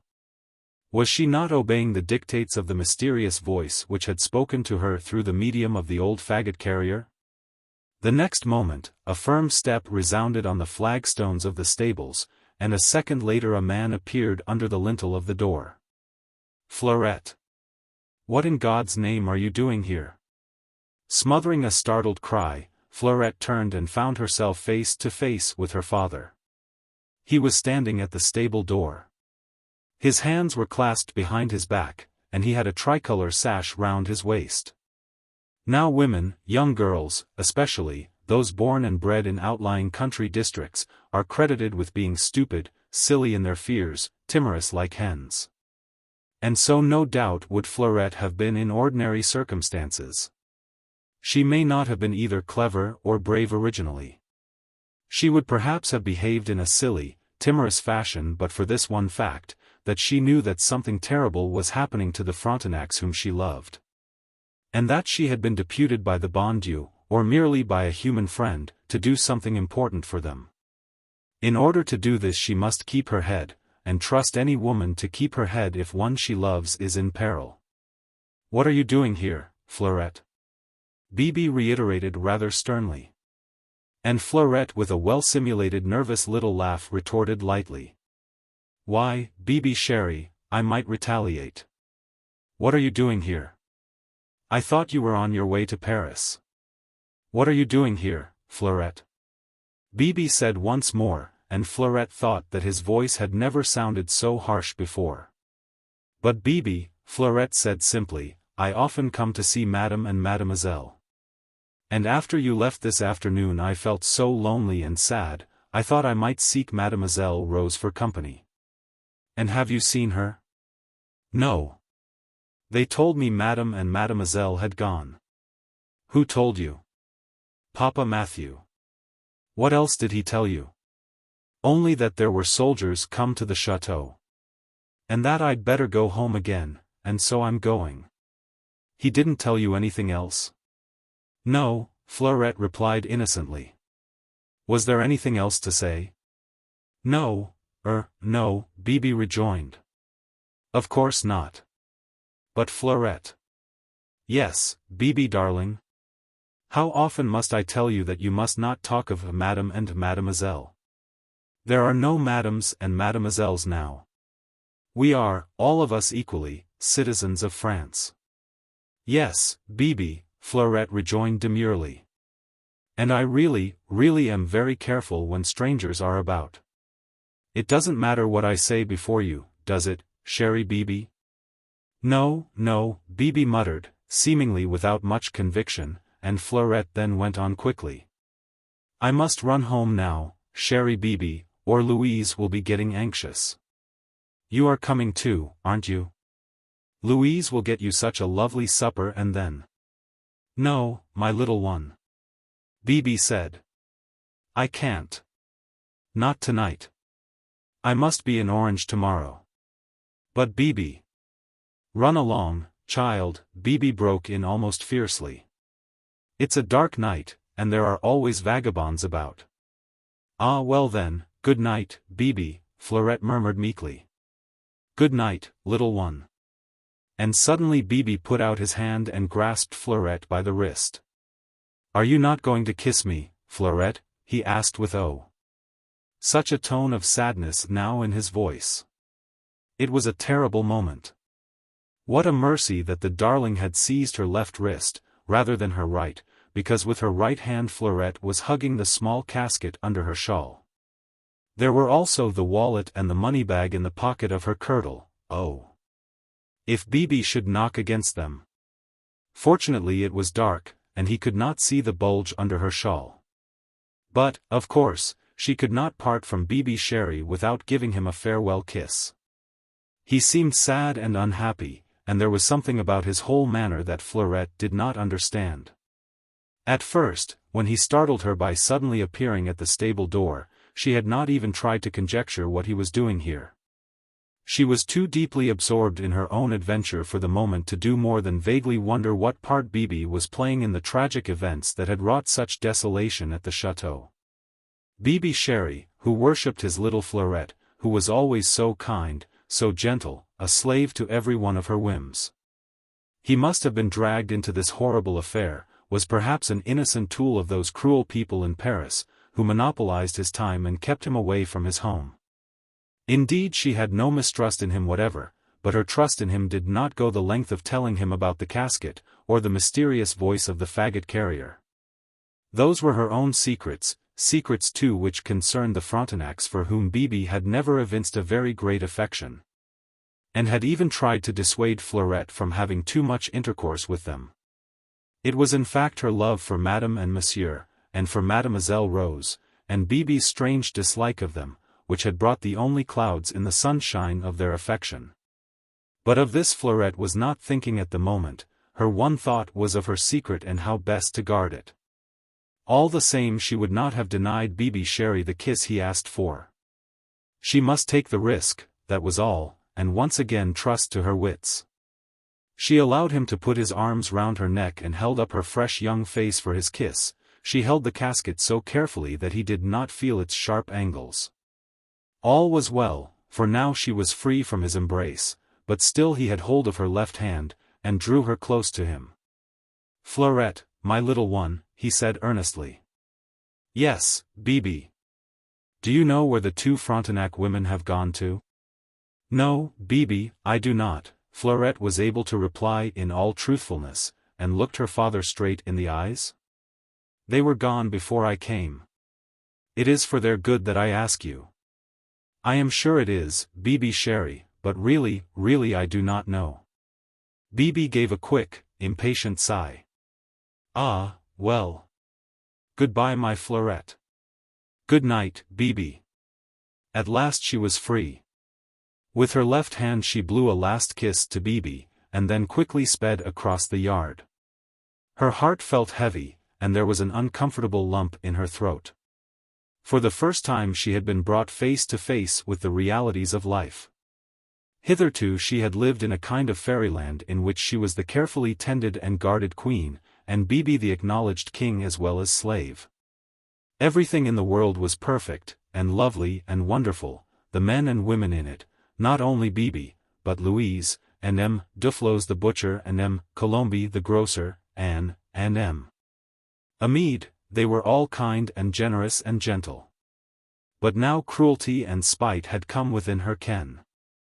An ugly ghoul called Hatred had passed by hand in hand with his ugly brother Mistrust, and the latter had whispered something in her ear just now, which had caused her to shrink within herself when Bibi had kissed her, and to turn from him and to run away with a strange sense of relief.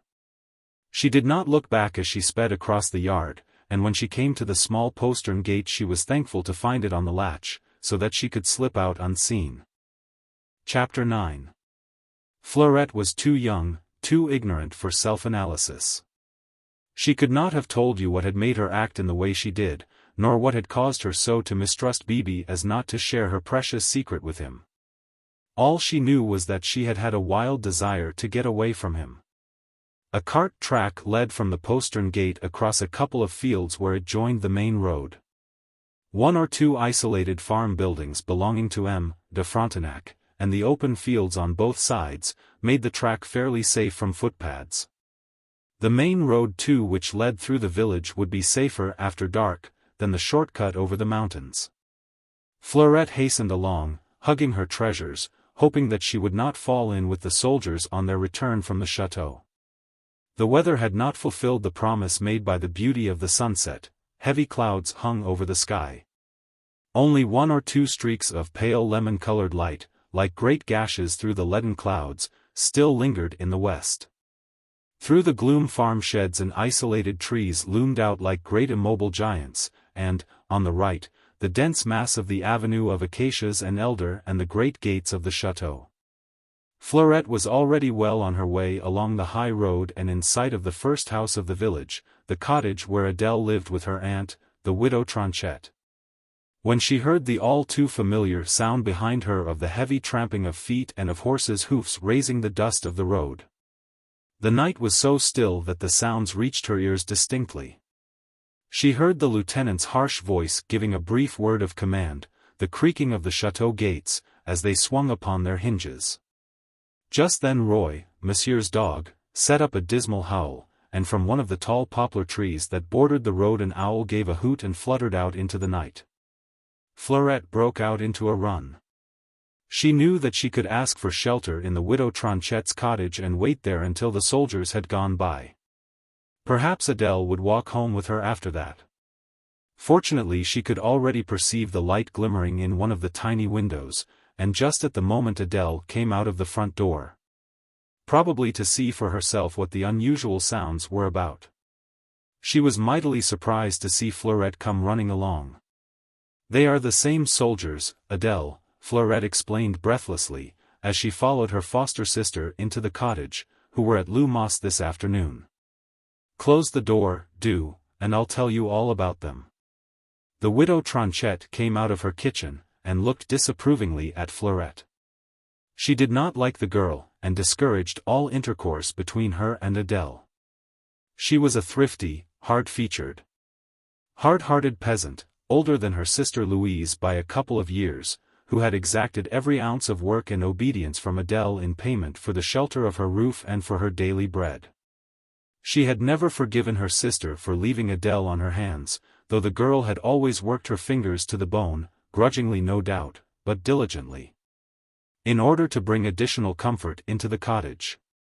But it was a poor, ill-furnished cottage, wherein food was none too plentiful, and beds hard, whereas Louise at Lumos lived in the lap of luxury.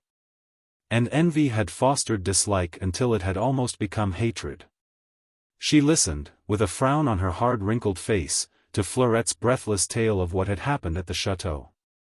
It would be the gossip of the village by tomorrow, that the soldiers of the Republic had arrested Monsieur, and that Madame and Mademoiselle had fled no one knew whither. "Oh, Maîme Tronchet," Fleurette concluded, her fresh voice hoarse with sobs, "dear Maîme Tronchet, you don't think they're really going to harm Monsieur, do you?" The widow Tronchet shrugged her shoulders and gave a short, harsh laugh. "I'm not thinking about it at all one way or the other," she said dryly. "What difference does it make to us poor people," she went on, grumbling, while she busied herself about the room, "what happens to all those aristos? They never cared what happened to us." For the moment Fleurette could do no more than stare at the widow Tronchet, in horror. Never had she heard anyone say anything so wicked. She was quite ready to defend Monsieur and Madame against any accusation of hard-heartedness, and would have done so at risk of offending the disagreeable, ill-natured old woman. But for the moment her attention, as well as that of Adèle's, was riveted on the sounds outside. The soldiers had just come round the bend of the road, they were quite close to the cottage already, with the two horsemen walking their mounts in the van. "They are going on to Serres," Fleurette whispered. In her heart she was wondering what Bibi was going to do. He was evidently not going to Orange, as he had said he would. Would he spend the night at Lumas after all? If he did, was there any danger of Fleurette's secret leaking out? Of Bibi Chéri finding out something about the casket and the precious wallet? Fleurette was still hugging the casket, she could see the widow Tronchet's hard, steely eyes, gazing curiously at the bulge underneath her shawl. And then at the fullness in her kirtle where the wallet and the money-bag lay hidden in the pockets, Fleurette felt the blood rush up to her cheeks. And then had the mortification of seeing Adèle's pinched-up little face break into a smile. Of what were those two women thinking? Surely not that she, Fleurette, had been stealing. Their faces were so inscrutable, the older woman's hard and set, and Adèle's rat-like and furtive, as if determined to conceal her thoughts.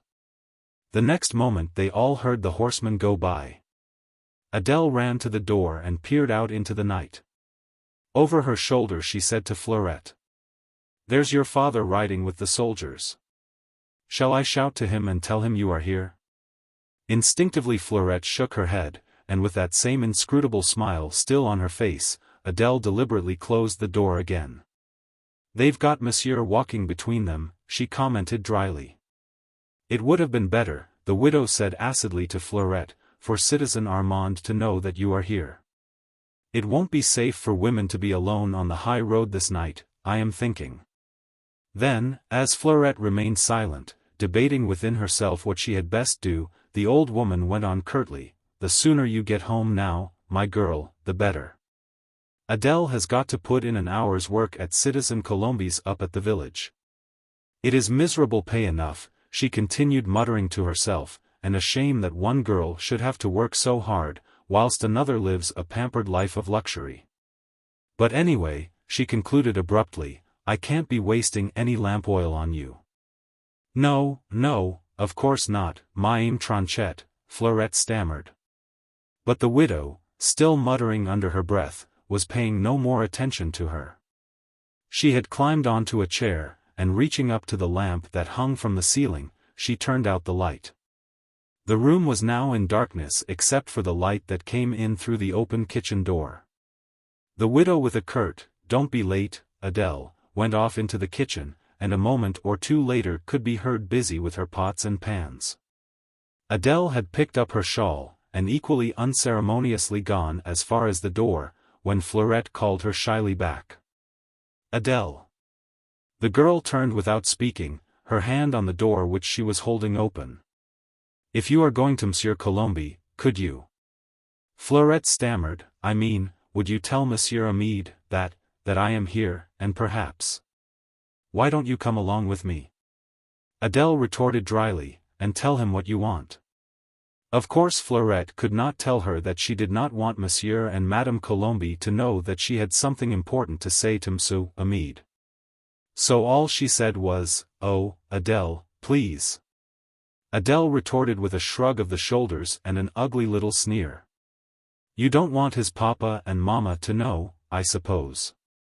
Fleurette whispered, No. Very well. Was all that Adele said in reply. I'll tell him.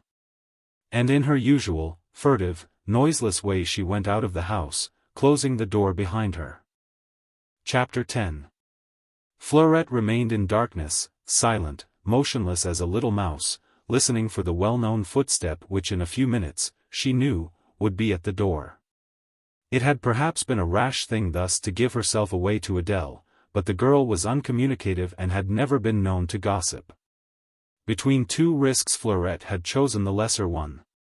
If Bibi, as she feared, was going back to Lou Mas, there would be no chance whatever of keeping the secret of Madame's casket and valuables from him, and what Bibi's attitude would be towards them.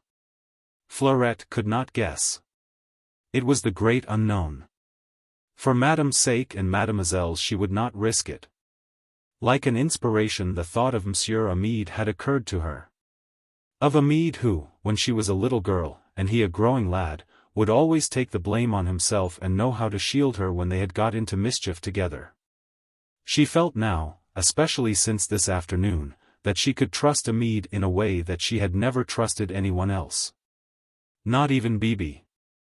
Unfortunately Adele had to be made a part confidant of the purpose, but after all what did Adele know? She couldn't know anything about the casket and Madame's valuables, and if she did sneer, or even talk to her aunt about this message sent to Monsieur Amede through her, well. Fleurette was prepared to face the gossip, so long as her secret was safe.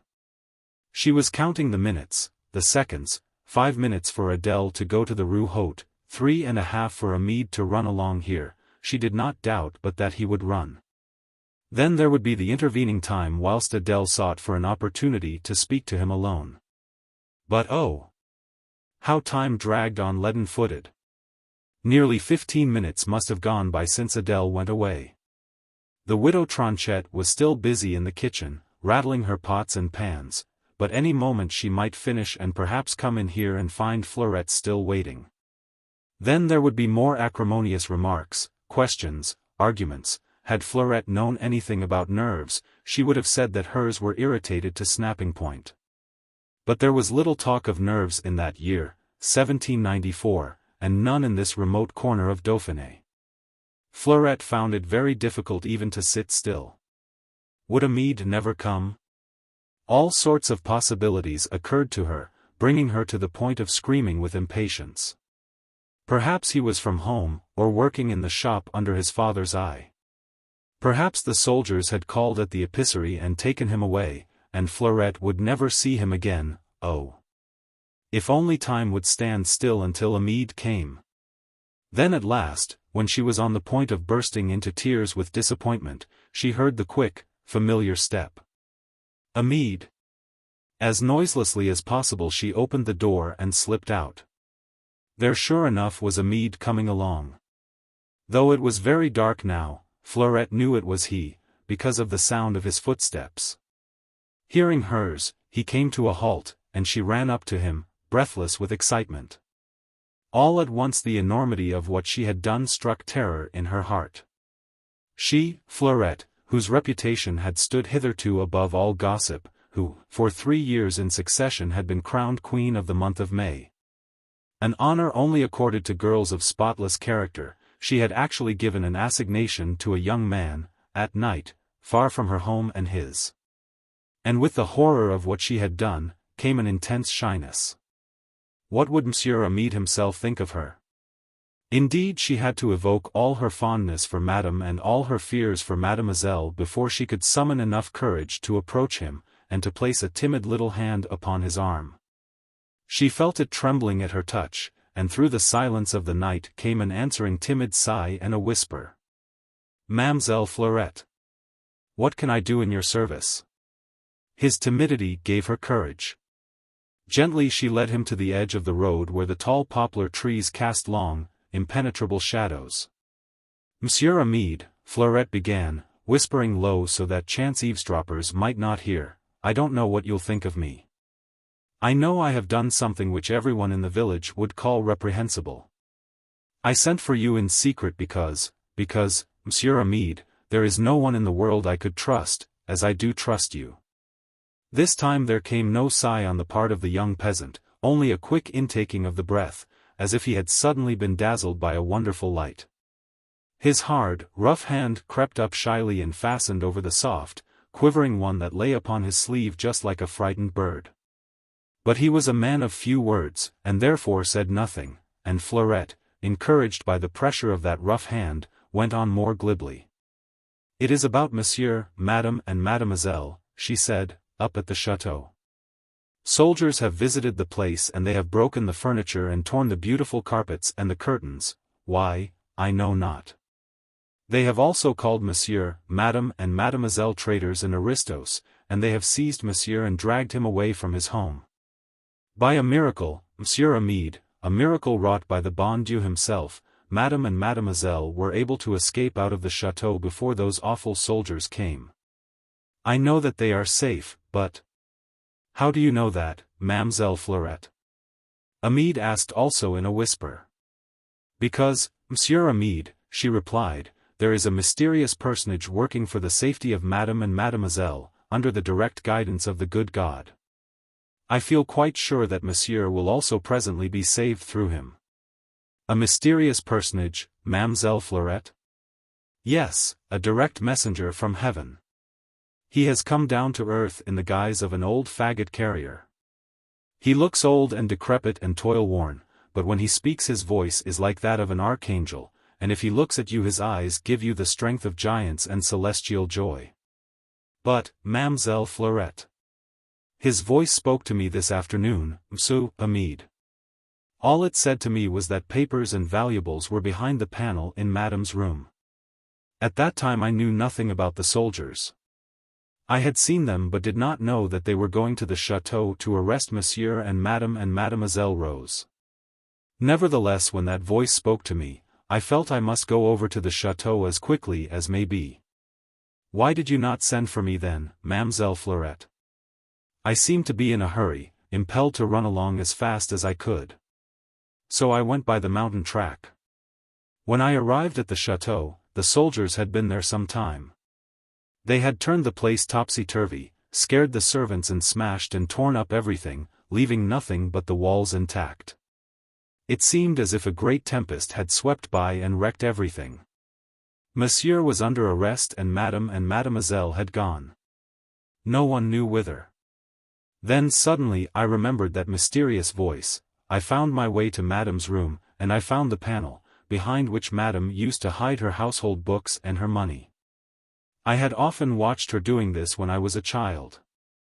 I tried to remember how to make the panel work and the good God helped me. And behind the panel I found Madame's papers and her money, and a small box which, I am sure, has precious things in it, or it would not have been there." "Then what did you do, Mademoiselle Fleurette?" Amede gasped under his breath, his none too sharp wits slowly taking in the details of the amazing adventure. "I just took the wallet, Monsieur Amede," she replied simply, "and the money bag, and the box. And here they are." She tapped the pockets of her kirtle and made him feel the bulge underneath her shawl. "Oh, mon Dieu," he exclaimed fervently. And then she told him about Bibi, and how frightened she was lest when she returned to Lou Moss she should find him there. Bibi's sympathies seemed to be all with the soldiers, she explained, and he would for certain make her give up Madame's papers and valuables to the lieutenant. "That is why," she concluded with a return to her first timidity. "I wished to speak with you, dear Monsieur Amede." The eternal Eve. It was the first time Fleurette had used an endearing word when speaking to Amede. Born and bred in this remote corner of Dauphiné, unsophisticated, untutored in the ways of coquetry and cajolery, she knew nevertheless, true daughter of the first mother that she was, that after this he would be mere wax in her hands. He was. All that he wanted to know was what he could do for her. Had she asked him to throw himself into the bouche, he would have done it, but all that she wanted was for him to put her treasures in a safe place, until such time as Madame required them. "If Bibi knew what I was doing, Monsieur Amede," she pleaded, "he would order me to give up Madame's property." But I know that the bon Dieu meant me to take charge of it, or why, she argued naively, should he have sent his messenger to me? Of course Amede was only too ready to share the burden of this wonderful secret with Fleurette.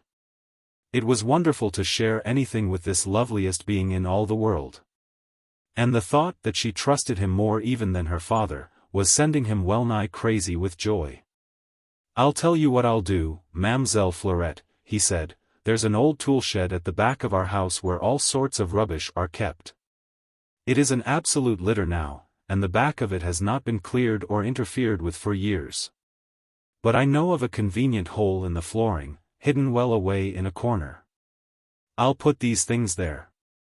They'll be quite safe, Mademoiselle Fleurette, you'll know where to find them after I've gone away, if you want them." "After you've gone away?" For the moment she had forgotten. Of course he was going. How could she forget? He was going to join the army, to fight the English. Perhaps he was never coming back, oh. How could she forget? Amede, after the long speech which he had delivered in a whisper, his longest speech on record, had remained silent.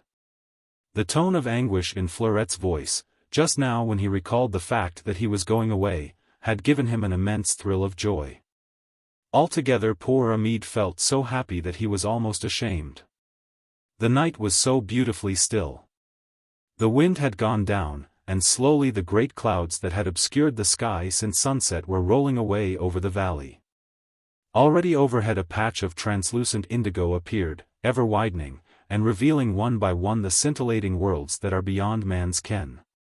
Amede did not want to speak. He wanted it less than he had ever done before. He just wanted to stand there beside this exquisite creature, wrapped in the silence of the night, feeling her nearness, hearing the gentle murmur of her breath come and go through her perfect mouth. She had extracted the casket from under her shawl and given it to him to hold, and she also gave him the wallet and the money-bag. And as she did this, her little hand, so soft and so warm, came in contact with his now and then, quite often, and poor Amede was on the point of swooning with delight.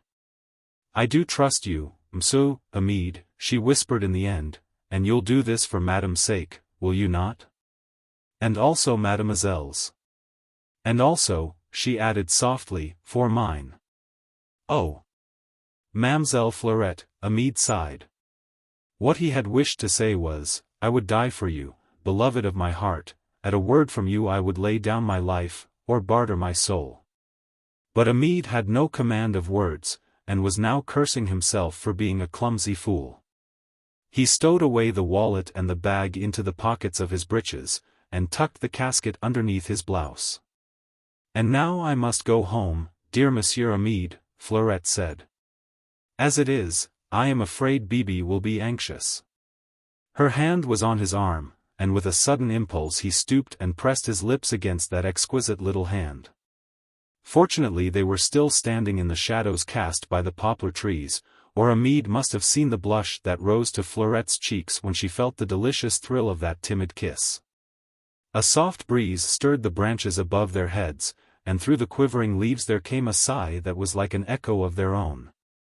And above the crests of Pelvoux the waning moon suddenly rent the last clouds that veiled her mystery, and flooded the snowy immensities with a shower of gold. Slowly the shades of night yielded to the magic and the high road glistened like a silvery ribbon winding, snake-like, toward Laragne. Fleurette gave a sudden start of alarm. "What is it, Mademoiselle Fleurette?" Amede asked. "Someone," she said. "I saw someone move there, furtively, among the shadows." He turned to look. A small figure wrapped in a shawl had just gone past on the other side of the road. "It is only Adèle," he said carelessly. "She is going home."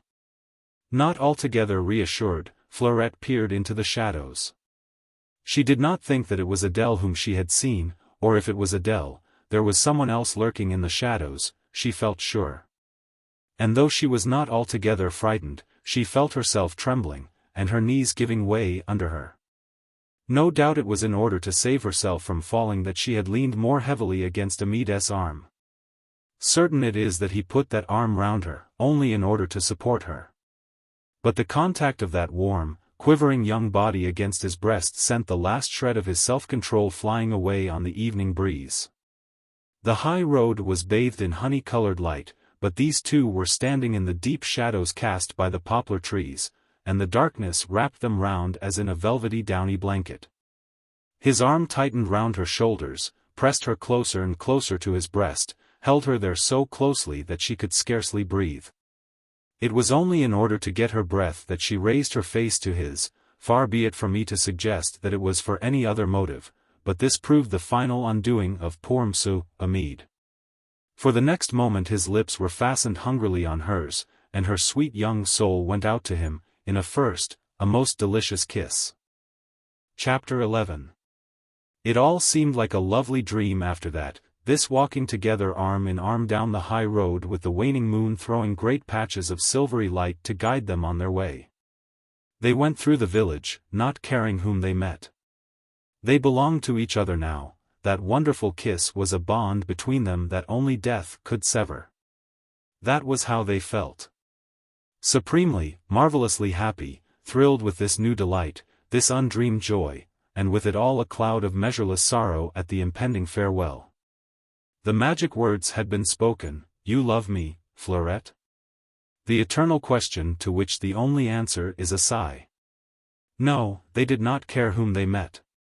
They could laugh at gossip now, from this night they were tokened to one another, and only le cure's blessing could make their happiness more complete.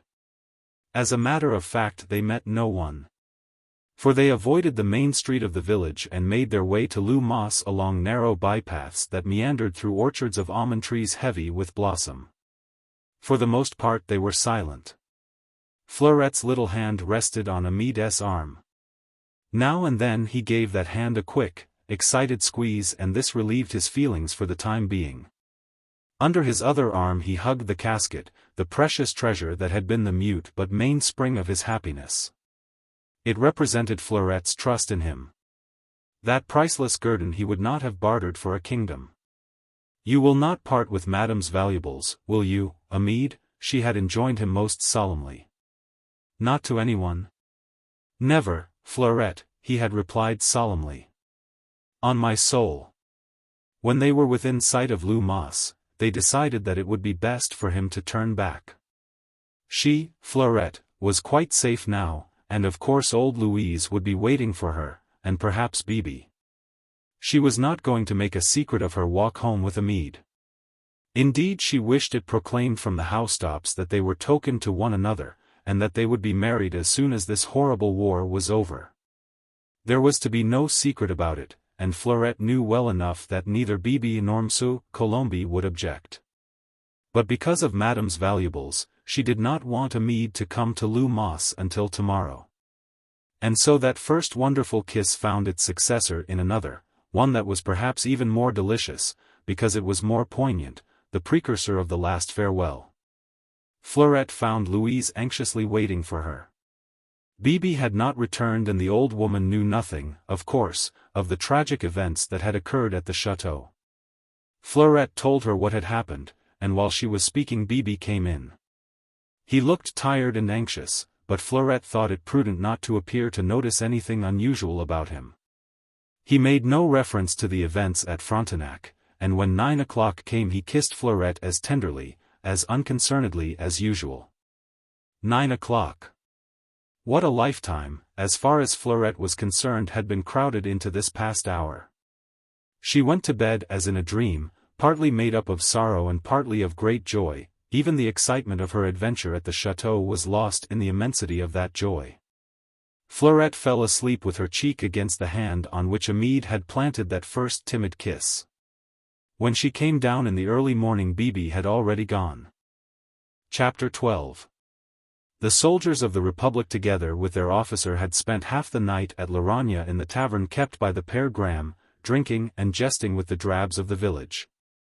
Each man had a tale to tell of his own prowess at the chateau, and how but for him, the ci-devant Frontenac would have slipped through the fingers of justice as readily as the two women had done.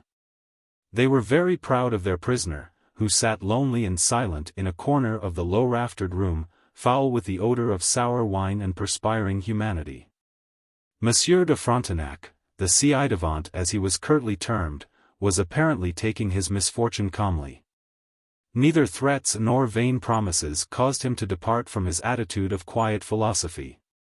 The soldiers had, of course, made up their minds that he knew well enough where his wife and daughter were in hiding.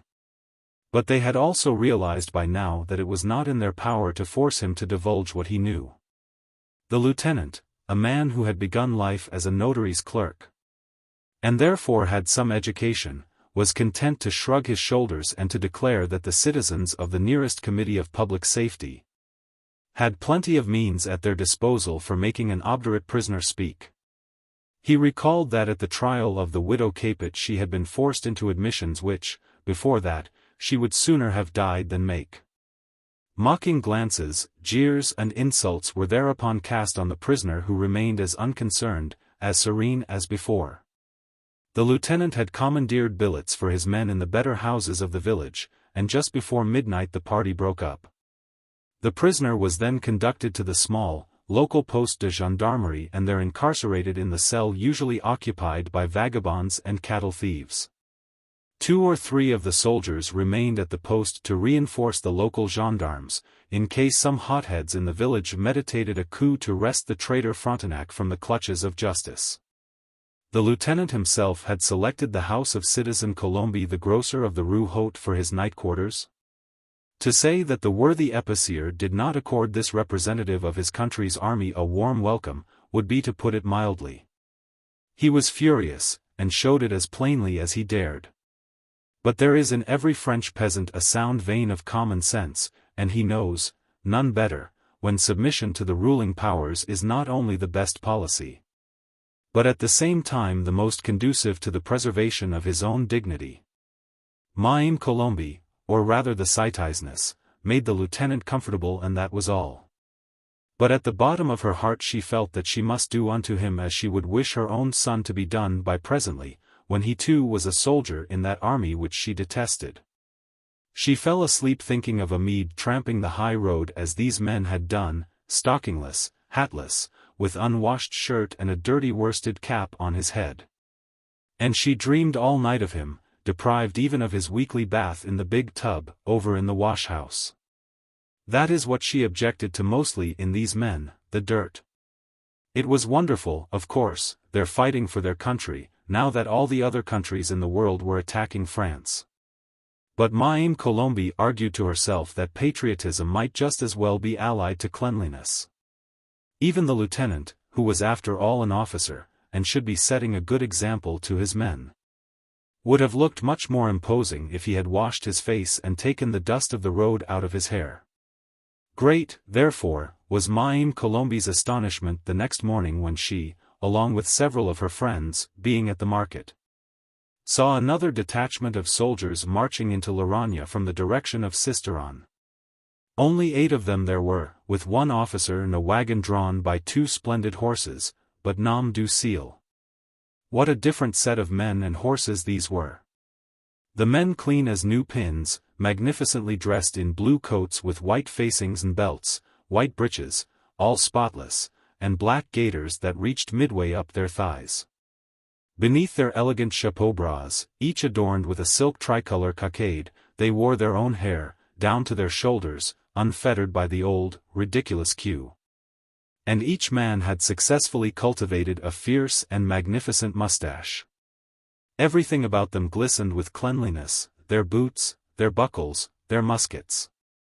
As for the officer, never in all their lives had the good ladies of Loragna seen anyone so magnificent, tall, blond, with a mustache that he could easily have tucked behind his ears, and a little tuft of blond beard at the tip of his chin. He walked with drawn sword at the head of his squad, a superb tricolor sash further enhancing the glory of his attire.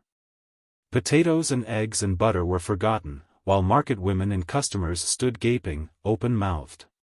Never had such beautiful specimens of manhood been seen in Loragna. By the time they reached the Rue Haute all the village had turned out to have a look at them, and heads appeared at every cottage window.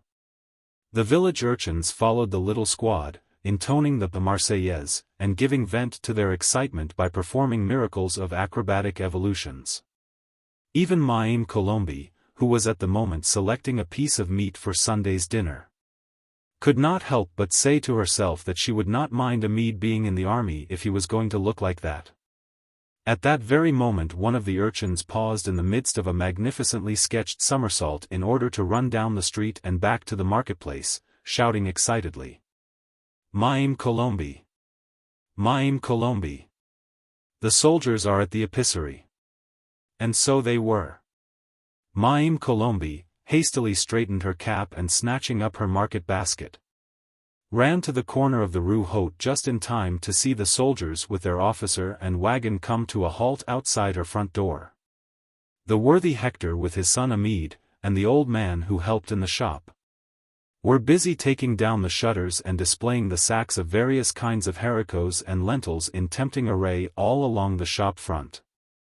Mme. Colombe heard the magnificent officer give a quick order, "Halt," and "Attention." And the next moment she saw him enter the shop followed by his men, the wagon remaining drawn up a little further down the street. The urchins and gaffers crowded round the doorstep open-mouthed, and Mme. Colombe had some difficulty in pushing her way through into her own house. The officer began by asking Hector Colombe how many soldiers of the Republic were still sleeping under his roof. "Only the lieutenant and 2 men, Monsieur l'officier," Hector replied. Whereupon the officer broke in curtly, "Call me citizen captain. This is the army of the revolution and its soldiers are not aristos meseems." Which remark boded no good to Mme. Colombe's ears. Clean or dirty they all appeared to be the same type of brigands, overbearing, exacting and merciless. Ah, that poor dear Amede! The officer then demanded to see the lieutenant and the 2 soldiers. Amede offered to call them, but was stopped by a brief command from the captain. "No, not you," he said curtly, "I want you here, the citizeness can go." Mme. Colombe, obedient and vaguely frightened, put down her basket and went upstairs to fetch the lieutenant and the 2 men, who were still in bed. But although she had only been gone a couple of minutes, her sense of fear took on a more tangible form when she came down again, for she found all the drawers of the counter open, and much of their contents scattered about the floor. Some of the soldiers were busy ferreting about, behind and under the counter. The officer stood in the middle of the shop talking with Hector, who looked both choleric and sullen. In the doorway, the crowd of gaffers were being kept back by 2 of the soldiers, who were using the butts of their muskets when some venturesome urchin tried to cross the threshold. But what filled poor Mme. Colombe's heart with dismay was the sight of Amede sitting in the parlor behind the shop, with 2 other soldiers obviously on guard over him. Her instinct prompted her to run first of all to her husband with a quick whispered, "Hector, what does this mean?" But the magnificent officer brusquely thrust himself between her and Hector and said gruffly, "It means, citizeness, that not only treason, but also theft has been traced to this house. And that it is lucky for you that news of it reached the Committee of Sisteron in time, else," he added grimly, "it had been worse for you and your family." "Treason and theft?" Mme. Colombe exclaimed in hot indignation. "You must take it from me, young man, citizen, captain, or whatever you may be, that I'll allow no one to—" "Hold your tongue, woman," the officer broke in curtly. "You do yourself no good by these protests. Obedience is your wisest course." "Good or no good," Mme. Colombe persisted heatedly, "I won't have the word theft used in connection with this house, and if—" "Make your wife hold her tongue, citizen," the officer, now addressing Hector once more, broke in curtly, "or I shall have to send her to the post for interfering with a soldier of the Republic in the execution of his duty." Poor Hector Colombe, whose collar was shrinking in inverse ratio to that of his wife, did his best to pacify the worthy dame. "It is all a mistake, Angelique," he said gently. "Monsieur le Capitaine, pardon. The citizen captain thinks that Amede has some papers and valuables belonging to Madame, I mean, to the citizeness Frontenac." "Are they calling my Amede a thief, then?" Mme. Colombe demanded hotly. "No. No," Hector replied, trying to be patient and conciliatory. Have I not told you that it is all a mistake? Everyone knows there are no thieves in this house. But it seems the authorities think that Amede may have hidden those valuables pour le bon motif. If he had, the mother retorted obstinately, he would say so. Let me just ask him. Hector had hold of her hand, but she wrenched it free, and before any of the soldiers could bar the way, she had run into the back parlor, shouting. Amede, my little one.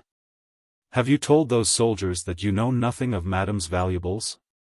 Why, nom de Dieu, she went on, hands on hips, defiant and aggressive like the true female defending its young, look at the innocent. Is that the face of a thief? She pointed at Amede, who, however, remained strangely silent. Voyons, mon petit, tell them. Angelique Colombe went on with perhaps a shade less assurance than she had displayed at first. The next moment, however, the captain had seized her unceremoniously by the arm, and dragged her back into the front shop. Here he gave her arm a good shake. Did I not order you to hold your tongue? He demanded roughly. Cowed, in spite of herself, not so much by the officer's tone of command as by Amede's silence, Mme. Colombe did in effect, hold her tongue. A sense of disaster as well as of shame had suddenly descended upon her. Her ample bosom heaving, she sank into a chair and threw her apron over her head. She was not crying, but she felt the need of shutting out from her vision, the picture of Amede looking so confused and sullen, of Hector looking as perplexed as she was herself. As well as of that magnificent officer with his fine clothes and his tricolor sash. But chiefly she wanted for the moment to lose sight of that crowd of gaffers and urchins and neighbors, all staring at her, with that unexplainable feeling. Not exactly of contentment for her misfortune, but which can only be expressed by that untranslatable word schadenfreude. Thus shut out from the rest of her little world, the poor woman slowly rocked herself backwards and forwards, murmuring inaudible words under cover of her apron. Until she heard the captain's voice saying abruptly. Were you the officer in charge of detachment number 97? Curiosity got the better of sorrow, and Mme. Colombe peeped round the edge of her apron. The picture which she saw made her drop her apron altogether. The lieutenant who, the night before, had been so overbearing and so hilarious, stood before his superior officer now, a humble, dejected figure, dreading reprimand. Like a schoolboy fearing the cane. I am in charge of the detachment 97, yes, citizen captain, he replied haltingly. What a contrast these two! Mme. Colombe, in spite of her anxiety, her indignation and what-not, could not help but compare.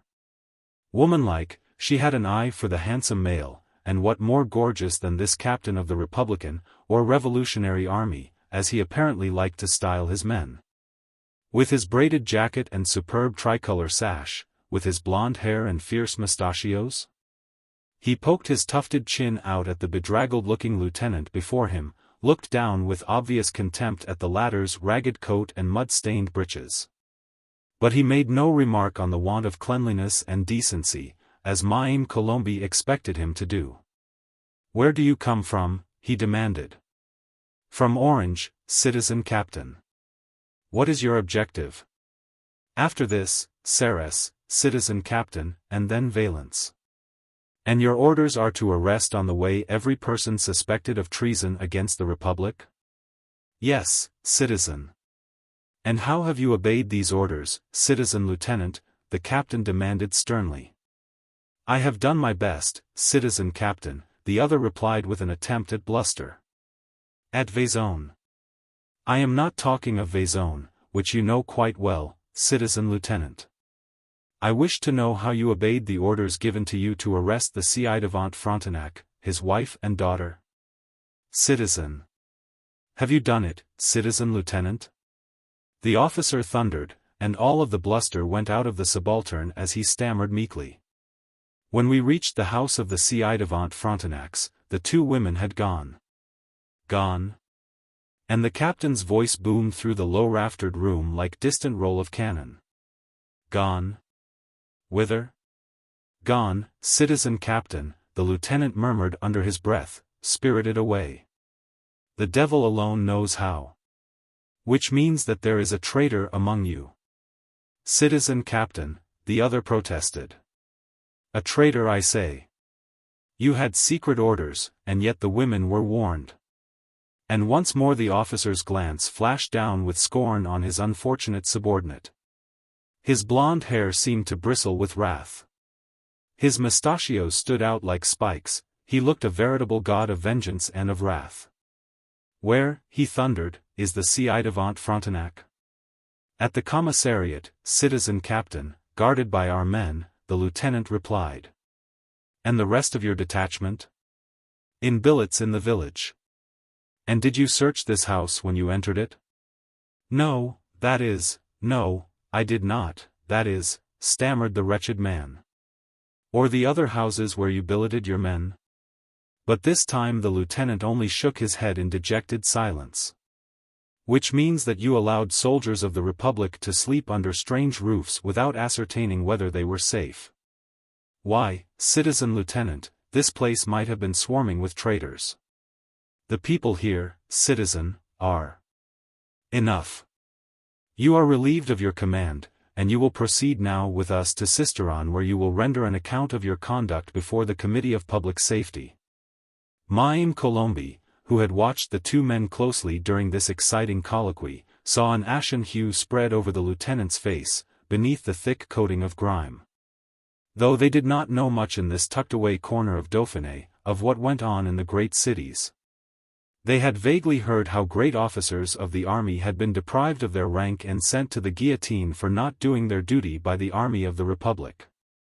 The crowd at the door had also listened in silence. Many a cheek turned pale at sound of that thundering voice which held in its arrogant tone a menace of death. And now the captain turned to the other two down-at-heel soldiers who stood skulking behind their lieutenant. Go, he commanded, round the billets where your comrades are. Bring them hither. And one of you to the commissariat, and bring the ci-devant here too. And no delay, remember. No gossip on the way, as you value your lives. I give you 5 minutes to have all the men and the prisoner here. The men went immediately to execute the peremptory order, while the lieutenant remained in the shop looking the picture of humility and dejection. Mme. Colombe, who had a kindly heart inside her ample bosom, felt almost sorry for the man, so miserable did he look. Indeed, it seemed as if this squad of elegantly clad soldiers sowed anguish and terror in their path. But the worst was yet to come. Mme. Colombe thought that she had probed the last depths of humiliation when she heard that gorgeous officer call her a thief. To such a pass had this so-called revolution brought the respectable children of France, that they saw themselves bullied and insulted, and held up to shame before their neighbors. What was all that in comparison with the shame of seeing Amede confronted with the proof that in very truth he was in possession of papers and valuables which were the property of Madame de Frontenac? It all happened so quickly. Poor Mme. Colombe could scarce believe her eyes. All that she saw was two soldiers guided by their sumptuous captain go straight through the back parlor and out by the back door into the yard. What happened out there she did not know, but a minute or two later the three men were standing once more in the parlor, and the captain had in his hand a small box. A thick leather wallet and a bag which obviously contained money. At sight of these Amede had jumped to his feet as if he had been stung. All the blood rushed to his face, and made it crimson with choler. And it looked for the moment as if he would hurl himself on the officer of the Republican army, which would have meant instant death for him, as the soldiers had already shouldered their muskets. Mme. Colombe gave a terrified shriek, whereat Amede suddenly seemed to realize his position, the flush died out of his poor face, and with eyes downcast he resumed his former silent, constrained attitude. The captain shrugged his shoulders and with a note of dry sarcasm in his voice he said, "I see you make no attempt at denial. You are wise, citizen. Try and induce your mother not to shriek and you'll find that everything will turn out for the best." He did not say this unkindly, and poor Mme. Colombe even thought that she detected an indulgent tone in his voice. She rose to her feet and put her podgy hands together, and when the captain re-entered the shop, she looked up at him with tearful, entreating eyes. He did it with a good motive, M'sieu Lo, I mean citizen captain. Look at the innocent. He is no thief. I swear he is no thief. I'd like, she went on, turning fiercely round and darting defiant glances on the crowd of gaffers on the doorstep, I'd like to see the man who dared to say that my Amede is a thief. The officer had handed the pieces de conviction to one of his men, with orders to put them in the wagon. Then he commanded Amede to stand up before him. Thief or no thief, he said dryly, you are guilty of having acted contrary to the interests of the Republic. You know what that means? Amede made no reply, only hung his head, and twiddled his hot fingers together. It means, the officer continued, that but for one thing, your life would have had to answer for this act of treason. A groan went round the crowd on whose ears those words had fallen like the toll of a passing bell. But Madame Colombe did not utter a sound. She clung to her Hector and the two old people stood there hand in hand, striving by this loving contact to conquer the icy fear that had gripped their hearts. The one thing that will probably save you, the officer resumed after a dramatic pause, is that the Republic has need of you in her revolutionary army. The enemy is at the gates of France, you are young, healthy, vigorous, it is for you to show your mettle by defending your country. Thus you will redeem the past. For the moment it is my duty to take you before the Committee of Public Safety, whose final word will dispose of your fate. He spoke loudly so that all the listeners might hear. Gaffers and urchins and market women hardly dared to breathe. They felt awed, and could only gaze at one another, as if trying to read each other's thoughts. And while odd whispers still went the round, the down-at-heel soldiers, who had spent the night in the village, came skulking back in groups of 2 or 3s. They pushed their way through the crowd into the shop. One of the last to arrive was M. de Frontenac, closely guarded by 2 of the men. And there they all stood now in the shop, a dozen or so of them, beside the sacks of haricots and button onions and split peas. All of them with the exception of the prisoner, looking dirty and bedraggled, with their worsted caps covered in dust, bits of hay and straw clinging to their coats and to their hair. Bare-legged and grimy-faced, the steel of their bayonets dull with sludge, their breeches mud-stained. Such a contrast to their superb officer and his splendidly attired squad. And they could hear the women drawing humiliating comparisons, tittering and pointing fingers of scorn at them, whilst even the drabs, with whom they had drunk and jested the night before, turned contemptuous shoulders upon them now. And thus they were mustered before the magnificent captain. All soldiers together, shoulder to shoulder, the down-at-heel and the grandees, aristos one would have called them, only that they were of the revolutionary army, which set out to exterminate the very last of the aristocracy, the hated tyrants and dissolute brood. And while they stood there, under the eye of the officer, the crowd outside watched them, and instinctively something of the spirit that animated the rest of France swept like a poisonous sirocco over these worthy villagers of Lorraine.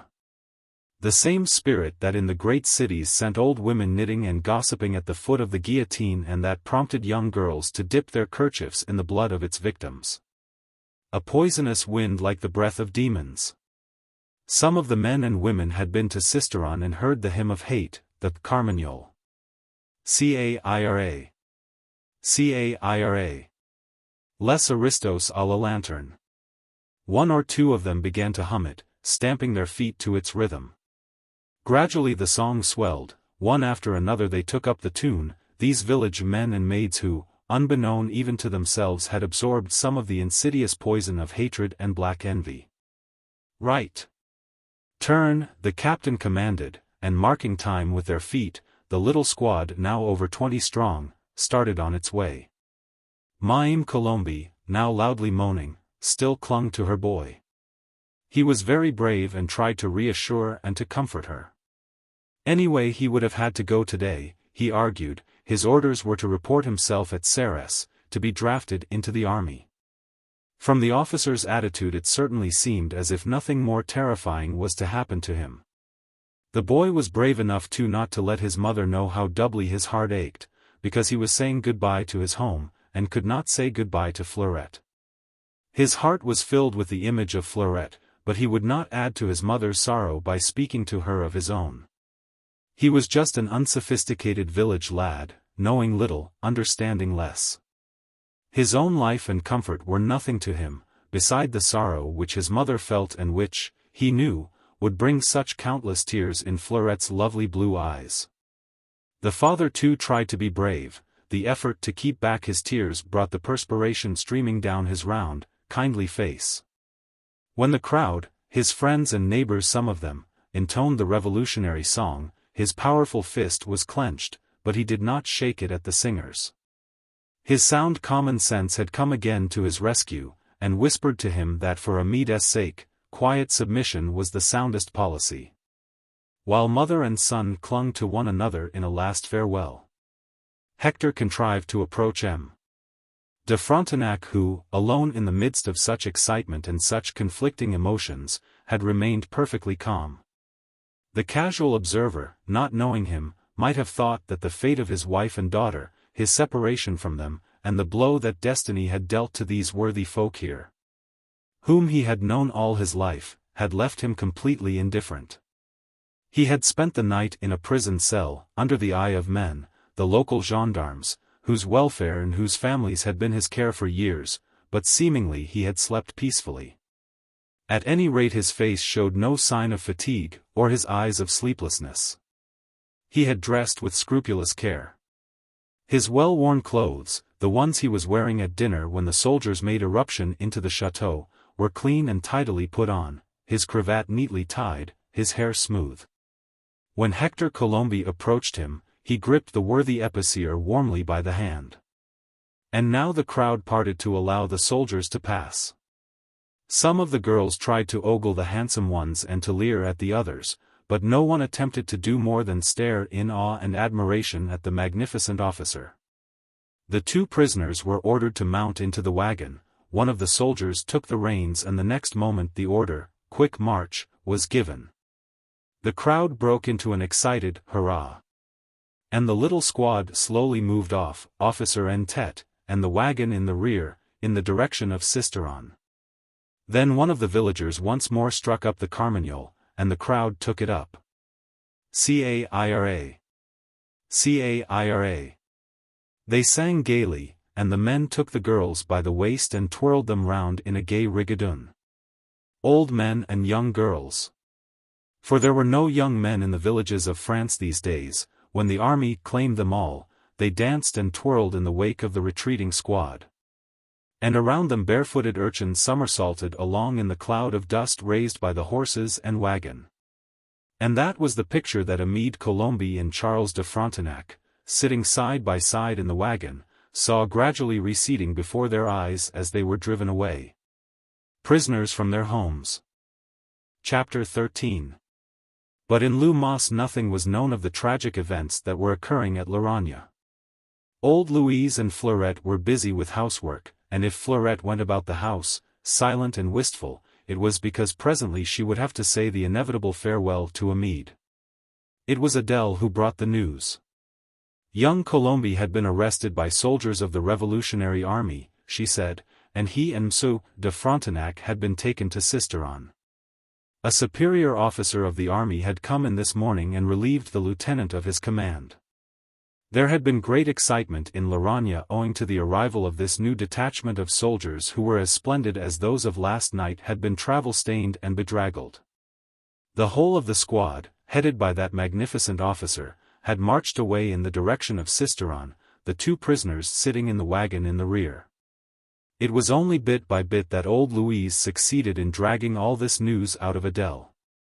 The girl's habitual reticence was put to a severe test by all the questions and cross-questions, whilst Fleurette stood by wide-eyed, distraught with the idea of these horrible complications in which her poor Amede was being involved. But she would not show any emotion before Adèle. She felt vaguely that her foster sister, never very expansive towards her, had suddenly become almost inimical. So she waited until Louise had extracted all the news she could out of the taciturn girl, and curtly ordered her back into the kitchen. Then as the old woman was about to follow, Fleurette caught her by the hand. Louise, she said in a tone of almost desperate entreaty, dear, kind Louise, I must go to Sisteron, at once.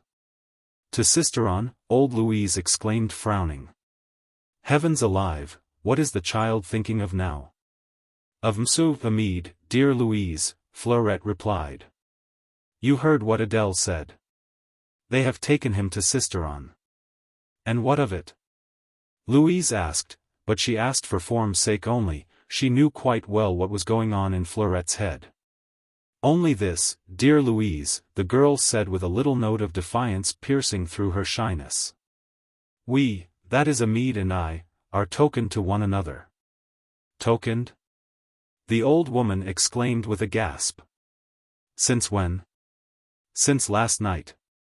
And without your father's consent? Well. Of all the.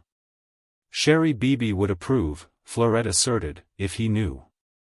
Old Louise shrugged her shoulders. She would not trust herself to speak because the child looked so sweet and so innocent, and her pretty blue eyes were so full of tears. That Louise felt an almost unconquerable desire to take hold of her and hug her to her breast. Which act of weakness would have seriously impaired her authority at this critical juncture.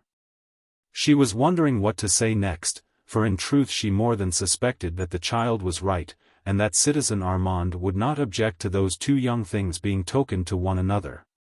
When Fleurette broke in gently. So you see, dear, kind Louise, that I must go to Sisteron, now, at once. But Holy Virgin, what to do? To see Amede and comfort him. They won't let you see him, child. Then I will find Chérie Bibi, Fleurette retorted calmly. He has a great deal more authority than you and I credit him with, Louise. He can order whom he likes not only to let me see Amede, but even to set him free. He would be very angry, Louise argued, to see you wandering about the high roads alone, while all those soldiers and riffraff are about. Fleurette gave a quaint little smile. Bibi's anger against me never lasts very long, she said. Anyway, I will risk it. Louise dear, will you come with me? Of course, you said that Bibi would be angry if I roamed about the high roads alone. Louise stood squarely in front of Fleurette, looked straight into those blue eyes, which never before had held such a determined glance. Fleurette could not help smiling at the old woman's look of perplexity. She was the typical hen seeing her brood of ducklings take their first plunge in the pond.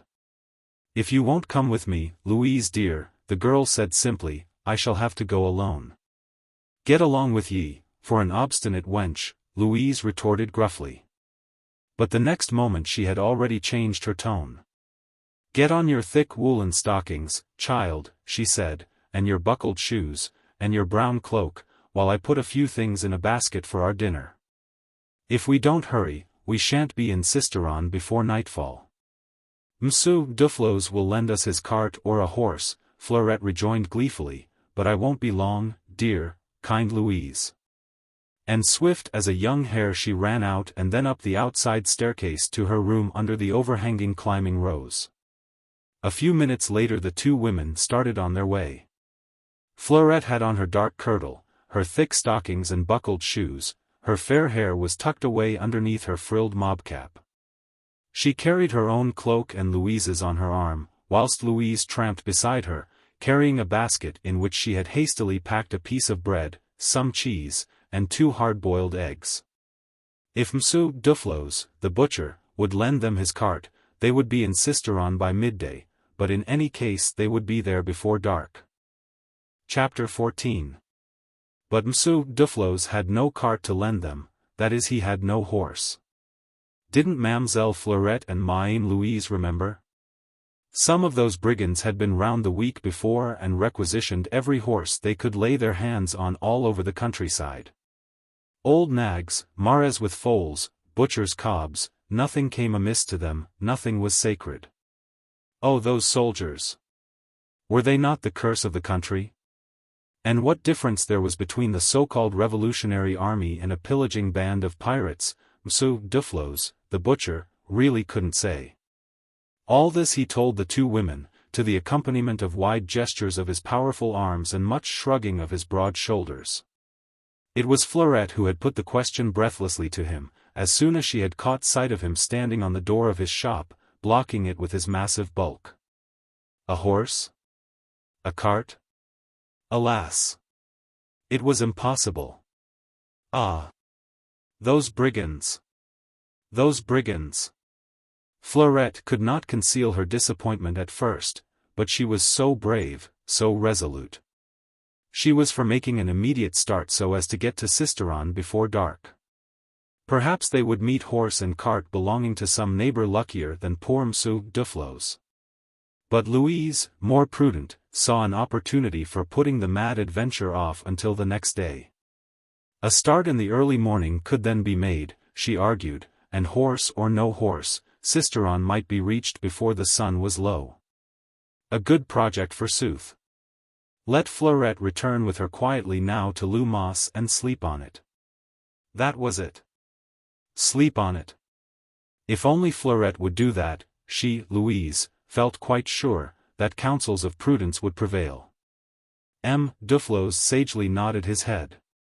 Sisteron? He could not conjecture why Mamselle Fleurette should wish to go to Sisteron. Without an escort. And on foot. What would Citizen Armand say to it, if he knew? Up to this point, you perceive, not a word about the exciting events that had convulsed Lauragna a little over 2 hours ago. Monsieur Duflos, watching Fleurette, marveled how much the girl knew. She on the other hand was longing to ask questions, whilst dreading to lose time in unnecessary gossip. She looked about her at the familiar objects, the pump, the shop fronts, the poste de gendarmerie, on the other side of the square. And in the corner of the Rue Haute where the soldiers must have stood this morning with Amede, a prisoner amongst them. Everything for the moment in Lauragna appeared calm, not to say commonplace. The women had all gone home to cook the midday dinner, the men were at their work. Every moment she thought that she must see Amede coming round the corner with his slow swinging step, looking for her. Monsieur Duflos and Louise were talking together, not exactly in whispers, but under their breath, the way people talk when the subject is exciting and perhaps awe-inspiring. And suddenly M. Duflos exclaimed with a great, big sigh of compassion. If it is not a misery! Mon Dieu! Mon Dieu! Those poor Colombes! His kindly glance turned to Fleurette, and he saw her big blue eyes fixed on him. And as he was a very worthy fellow this M. Duflos, with a daughter of his own, he could not somehow return that glance, there was something in it that reminded him of a young animal in pain. He guessed that she had heard the news about young Colombe, and he knew, as everyone did in Lauragna, that Fleurette, over at Lumos, and Amede Colombe were fond of one another. And that they would be tokened as soon as the girl had turned 18. This love romance had been part of the village life ever since the two children had made mud pies together in the market square with the dust of the road and the water from the fountain. And though Armand, over at Lumos, had become very queer of late, and no one knew anything about the mysterious business which, of recent years, kept him away from home for months on end. Everyone remembered the pretty Marseillaise whom 19 years ago he had brought to Lumos as a blushing bride. And no one had forgotten the terrible tragedy of her death when she gave birth to Fleurette. With the kindliness, one might say the indifference, peculiar to the peasant, the neighbors put down Armand's growing moroseness after that terrible event, and his secretive ways. To grief over the death of his young wife. And then after a while, they ceased to trouble about him at all, and almost forgot him as it were. But Fleurette had grown up among them all, a true child of sunny Dauphiné, in spite of her fair hair and blue eyes.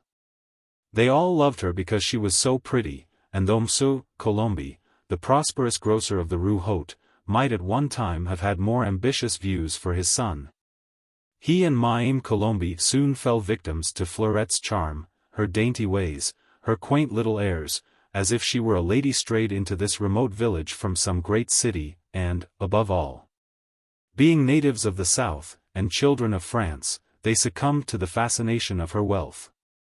For there was no doubt that Armand was rich, and no doubt that he had made a declaration both privately to his friend Colombe and officially before the notary at Sisteron, that he would give his only child a dowry of 10,000 livres tournois, the day she married with his consent.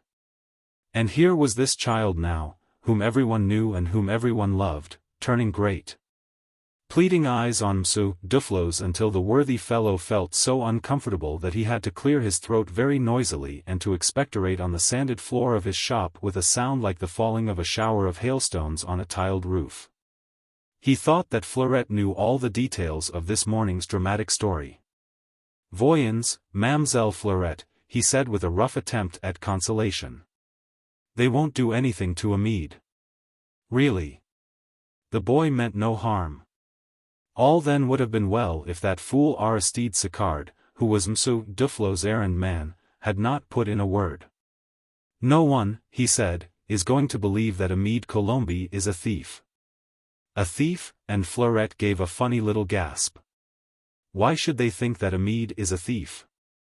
Monsieur Duflos, the butcher, had given his errand man a vigorous kick, but the correction came too late. And now Fleurette wanted to know more.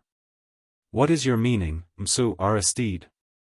She insisted with that funny little air of determination of hers, whilst a frown appeared between her brows.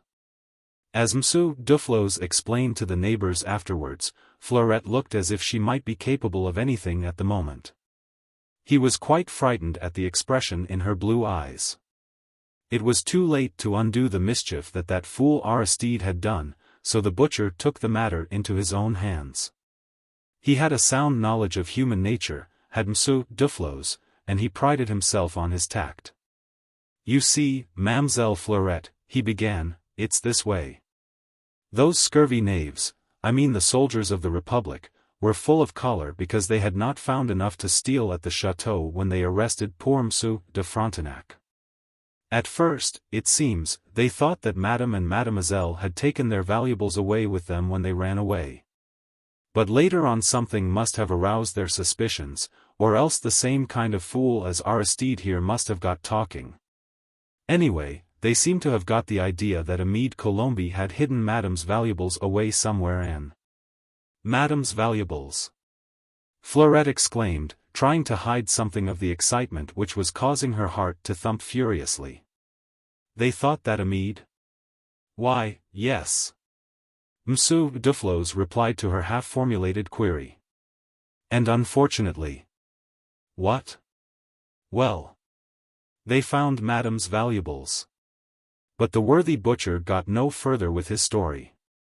Without another word and swift as lightning, Fleurette had turned on her heel, and the next moment she was speeding across the marketplace in the direction of the Rue Haute. Whilst Monsieur Duflos was left gazing in ludicrous perplexity at old Louise. What's the matter with the child? He queried, and thoughtfully passed his hand through his harsh, bristly hair. I thought she knew. Old Louise shrugged her shoulders. She only knew that the lad had been arrested, she said, but she had not heard about Madame's valuables being found in the Colombe's cart shed. I was just able to stop Adele telling her. She is so fond of Monsieur Amede. Louise added with a sigh, oh. How I wish her father were here. Monsieur Duflos was watching Fleurette's trim little figure speeding across the square and then disappearing round the corner of the Rue Haute. She's run over to the épicerie, he commented dryly. The Colombes are fond of her. They'll be able to comfort one another. Come in and have a petit verre, Louise. The child will be back soon. But Louise would not come in, she did not want to lose sight of Fleurette, so after thanking the kind butcher for his hospitality, she too turned to go in the direction of the Rue Haute. But at the last Monsieur Duflos had one more word to say to her. There's one thing more, my Louise, he said, with unwonted earnestness in his round, prominent eyes. If I were you I would look after that wench of yours, Adele, a bit sharper. No offense, you know, but people have been talking in the village. She was rather too familiar with all those draggle-tailed soldiers last night. Old Louise, with all a peasant's philosophy, shrugged her fat shoulders. You may be right, Monsieur Duflos, she said dryly, but the girl, you know, is no care of mine. My sister Amélie looks after her." After which she gave a friendly nod to the amiable butcher and made her way up to the Rue Haute as fast as she could. Though this was not really so fast as Fleurette's nimble little feet had carried her. Chapter 15. There had been no need for words. As soon as Fleurette had entered the shop, Mme. Colombe had stretched out her arms, and Fleurette ran to her at once to be enfolded in a great maternal embrace. With her fair hair resting on Mme. Colombe's ample bosom, the child began by having a good cry. She had had none since she heard the fatal news, for excitement had kept every other emotion in check. But now with those motherly arms round her, she felt free to let her sorrow and anxiety have free rein. But only for a moment or two. As soon as she felt Mme. Colombe's ample bosom heaving against hers, and the older woman's tears wetting the top of her fair head, Fleurette looked up, swiftly drying her eyes. And put on a reassuring smile. It was difficult to speak at first with all those sobs choking one's voice. Nevertheless, whilst mopping her eyes with her pocket handkerchief, Fleurette contrived to say, "You know, Mme. Colombe, that it is all right, don't you? About Amede, I mean." "All right, my dear?" "All right," the poor woman reiterated, and shook her head with pathetic dubiousness. "How can it be all right, when my Amede is accused of being a thief? And before the neighbors too," she added, whilst a deeper tone of crimson than her kitchen fire had lent to her kind old face, spread over her cheeks. "That's just it, Mme. Colombe," Fleurette continued eagerly. "Presently, tonight I hope, everyone will know that it was not Amede who took those things. Of course he didn't take them. But you know what village gossip is. If Amede did not take Madame's valuables, they keep on saying, how came they to be in our cart shed? Oh, mon Dieu! Mon Dieu! She moaned, to think that my Hector and I should live to see such disgrace. But, Mme. Colombe, Fleurette put in, somewhat impatient with the older woman's lamentations. I am going to Sisteron tonight to tell the gendarme how Madame's valuables came to be in your cart shed, and who it was that stole them. You, child? How should you know? Because it was I who took the valuables out of the secret place in Madame's room, Fleurette said glibly, and I gave them to Amede to take care of, and because it was I who gave them to him. He hid them in a corner of the cart shed. Holy Virgin, was all that Mme. Colombe was able to say in response to this amazing story. The child has taken leave of her senses. No, no, Mme. Colombe, Fleurette insisted earnestly. It is just as I have told you. I took the valuables out of Madame's room while the soldiers were at the chateau, and I gave them to Amede to take care of. But why? The poor mother exclaimed, in an agony of bewilderment. In heaven's name, why? Because. And suddenly Fleurette hesitated. A hot flush rose to her cheeks and tears gathered in her eyes. She had felt Mme. Colombe's perplexed glance on her, and for the time a stinging doubt gripped her heart and made her physically almost sick. What views would other people, strangers or even friends, take of her amazing story? Of the heavenly voice and the mysterious faggot carrier with the wonderful twinkling eyes? Would they believe her? Or would they deride the whole tale? Or again, like dear, kind Mme. Colombe, would they just feel anxious, perplexed, not wishing to condemn? And yet vaguely wondering what could have induced a girl like Fleurette to go rummaging about among Madame's things, and inducing young Amede to help her to conceal them. An overpowering impulse prompted her to keep her beloved secret to herself. The sight of Mme. Colombe's grief-stricken face almost shook her resolution, but in the end it was that first impulse which conquered. After all, it was only a matter of a few days, hours perhaps, and everything would become crystal clear. Fleurette's little handkerchief was now like a wet ball in her hot hands. She breathed on it and dabbed her eyes, she straightened her cap and smoothed down her kirtle. And so, dear Mme. Colombe, she said calmly, I am just going to Sisteron. Probably I shall find Bibi there. But even if I don't, I shall go up to the Committee of Public Safety, and I shall tell them the whole truth. So that there'll be no question of a Mede going to fight the English with the stain of theft upon his name. It was impossible to say anything more just then, because Louise had arrived at the epicery, breathless, but happy to catch sight of Fleurette looking quite calm and reasonable. "I hope you gave the child a good scolding, Mme. Colombe," she said. "The idea of her wanting to trapeze the high road today when all these ruffianly soldiers are still about." But Fleurette only smiled. "Neither Mme. Colombe, nor anyone else," she said, "could dissuade me from going to see Bibi now." "Why?" Louise exclaimed pettishly, "This morning it was M'sieu' a Mede you wanted to see." "I do want to see a Mede," Fleurette rejoined simply, "but I must see Bibi first." And Louise saw her exchange an understanding glance with Mme. Colombe. It was all very bewildering and very terrible. Of course she was terribly sorry for the Colombe, but, just for the moment, she wished them all at the bottom of the sea.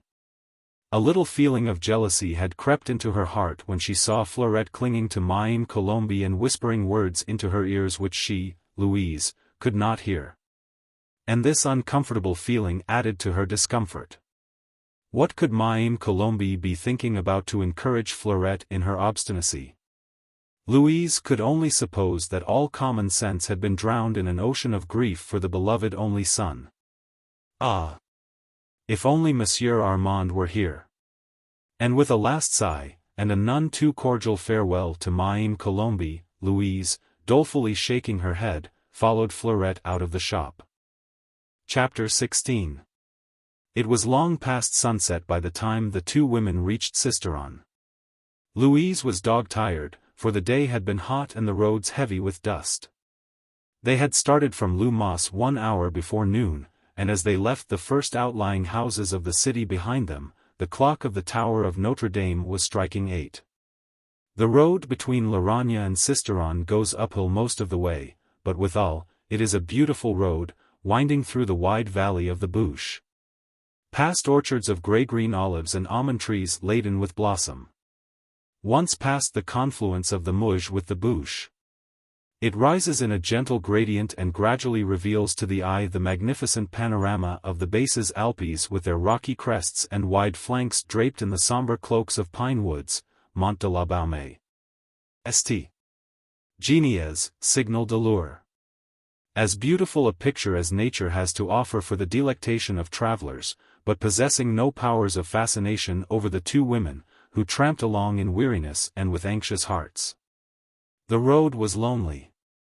Scarce anyone did they meet on the way, no one, at any rate, to inspire old Louise with alarm.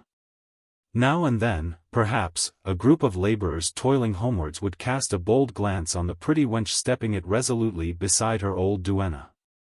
But after a ribald word or two, or at worst a coarse jest, they would pass on and the two women continued their way unmolested. But the events of the day, subsequently those of the evening, were but one long string of disappointments.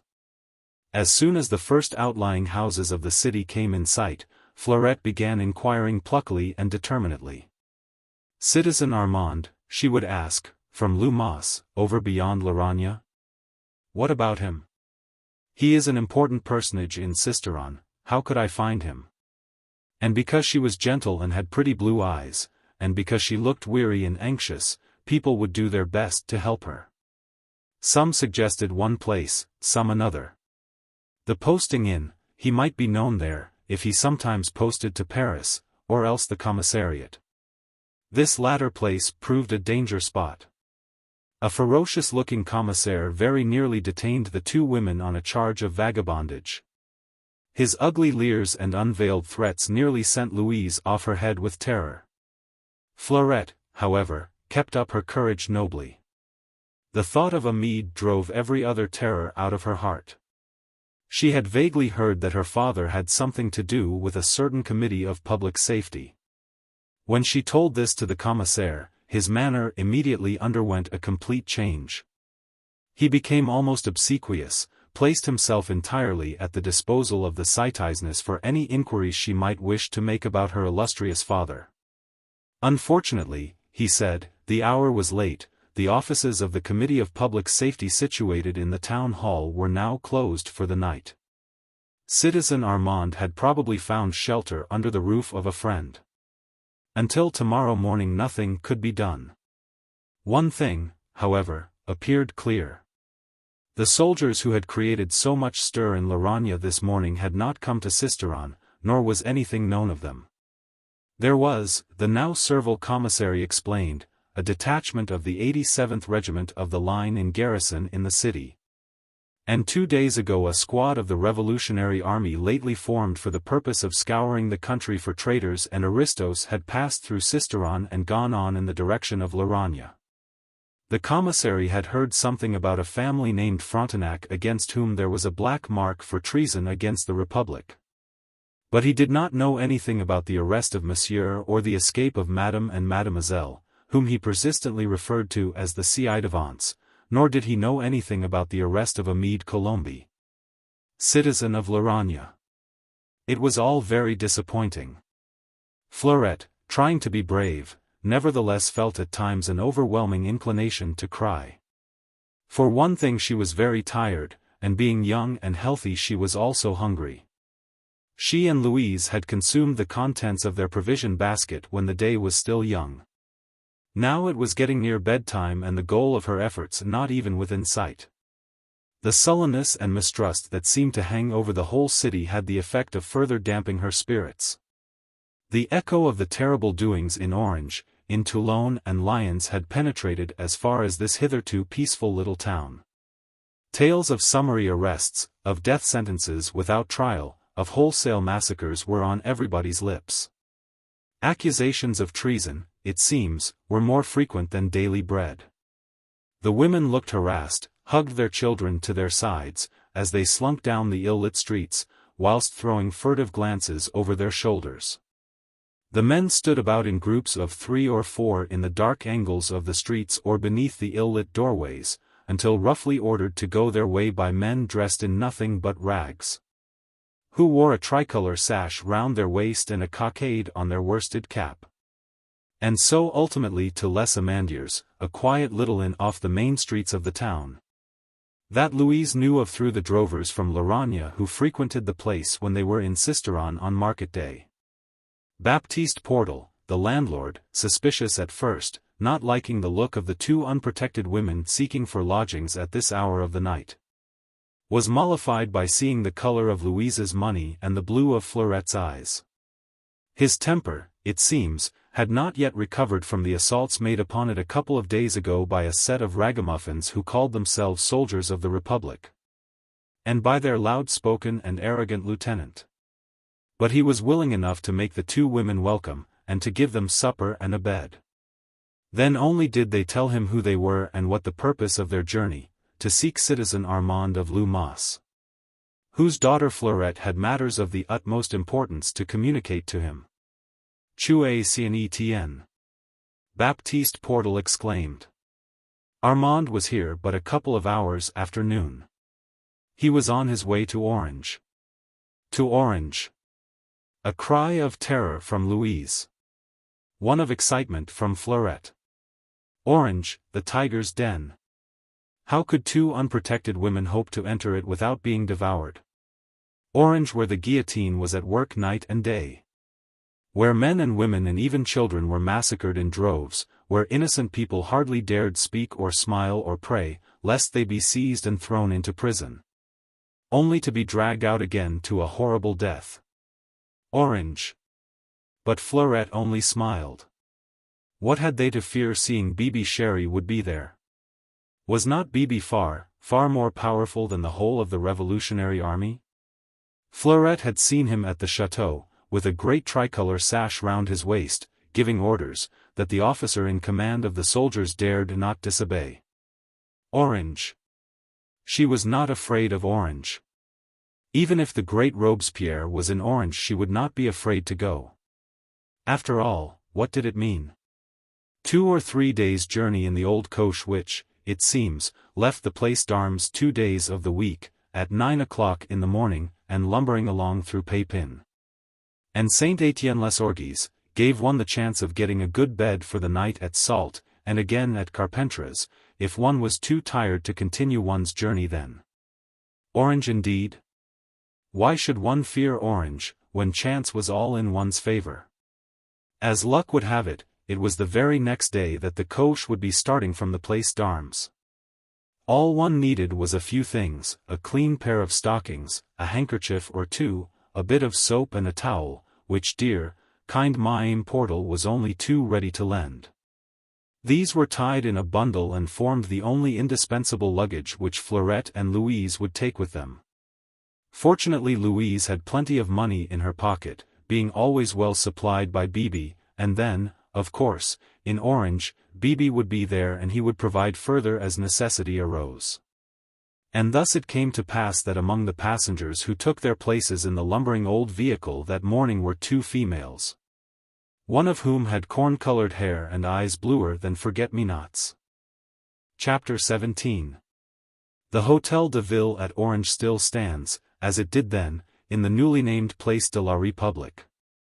And if the tourist of today mounts its steps, enters the building through its central portal, crosses the wide vestibule and finally turns down a long corridor on his right, he will, almost at the end of this, come to a door which bears the legend, Travaux Publics. Should he be bold enough to push open the door, he will find himself in a perfectly banal room, with whitewashed walls covered with maps and plans that are of no interest to him. A large desk at one end, and a few wooden chairs. There is a thin carpet in the middle of the red-tiled floor and faded green rep curtains temper the glaring light of the afternoon sun. But on this day of May 1794 there were no curtains to the window, and not even a strip of carpet on the floor. There was no desk either, only a long trestle table covered with a tattered green cloth, behind which, on wooden chairs, sat three men. Dressed alike in dark blue coats tightly buttoned across the chest, drab breeches and high-topped boots, and wearing tricolor sashes around their waist. The one who sat in the center and who appeared to be in supreme authority rested his elbow on the table, and his chin was supported in his hand. He was gazing intently on a man who stood before him, in the center of the room, the other side of the table. A man who looked footsore and weary and who wore a military uniform all tattered and covered with slime and dust. The two others also kept their eyes fixed on this man. They were listening with rapt interest to the story which he was relating. Early this morning he and a dozen others also attired in tattered uniforms had come into Orange in a state bordering on collapse. They had made their way to the barracks where the officer in command had mercifully given them food and drink. As soon as they had eaten and drunk, they tried to tell their story. But this was so amazing, not to say incredible, that the officer in command had thought it prudent to send for the superintendent of gendarmerie, who in turn had the men conveyed to the Hôtel de Ville, there to be brought before the representative of the convention on special mission who sat with the Committee of Public Safety. And now Lieutenant Godet stood alone to face the committee. The others had been handed back to the gendarmerie to be dealt with later on. The representative on special mission who sat with the two other members of the committee at the table covered with the tattered green cloth, had questioned Godet. And he thereupon embarked upon the story of this amazing adventure. He began by relating the events which 3 days ago had set the quiet little commune of Laragne seething with excitement. He told of the arrival of the squad of soldiers in magnificent uniforms, under the command of an officer more superb than anything that had ever been seen in the countryside before. He told of the perquisition in the house of citizen Colombi the grocer, by those magnificent soldiers, of the finding there by them of certain valuables belonging to the ci-devant Frontenacs. Valuables which he himself had vainly searched for in the chateau, the evening before. He told of the arrest of young Colombi, of the high-handed manner in which the superb officer had relieved him, Godet, of his command, and ordered him and his men, together with the ci-devant Frontenac, to join his squad, and to march with him out of Laragne. He had told it all with a wealth of detail, and the members of the committee had listened in silence and with rapt interest. But now the man at the table who was the representative on special mission, and who appeared chief in authority, broke in with an exclamation that was almost one of rage. "And do you mean to tell me, citizen lieutenant," he said in a harsh, rasping voice, that you could mistake a lot of English spies, for that is what they were. You may take it from me, that you could mistake them, I say, for soldiers of our army. Where were your eyes? Lieutenant Godet gave a shrug which he hoped would pass for unconcern. In reality he felt physically sick, a prey to overwhelming terror. At first, when he and his men had come in sight of the city, they had felt nothing but relief to see the end of what had been almost martyrdom. It was only afterwards, when he found himself in this narrow room, with its whitewashed walls and its silence, and face to face with those three men, that fear had entered his heart. He felt like an animal in a cage, a mouse looking into the pale, piercing eyes of a cat. He passed his tongue once or twice over his parched lips before he gave reply. I was not the only one, citizen, he said sullenly, who was deceived.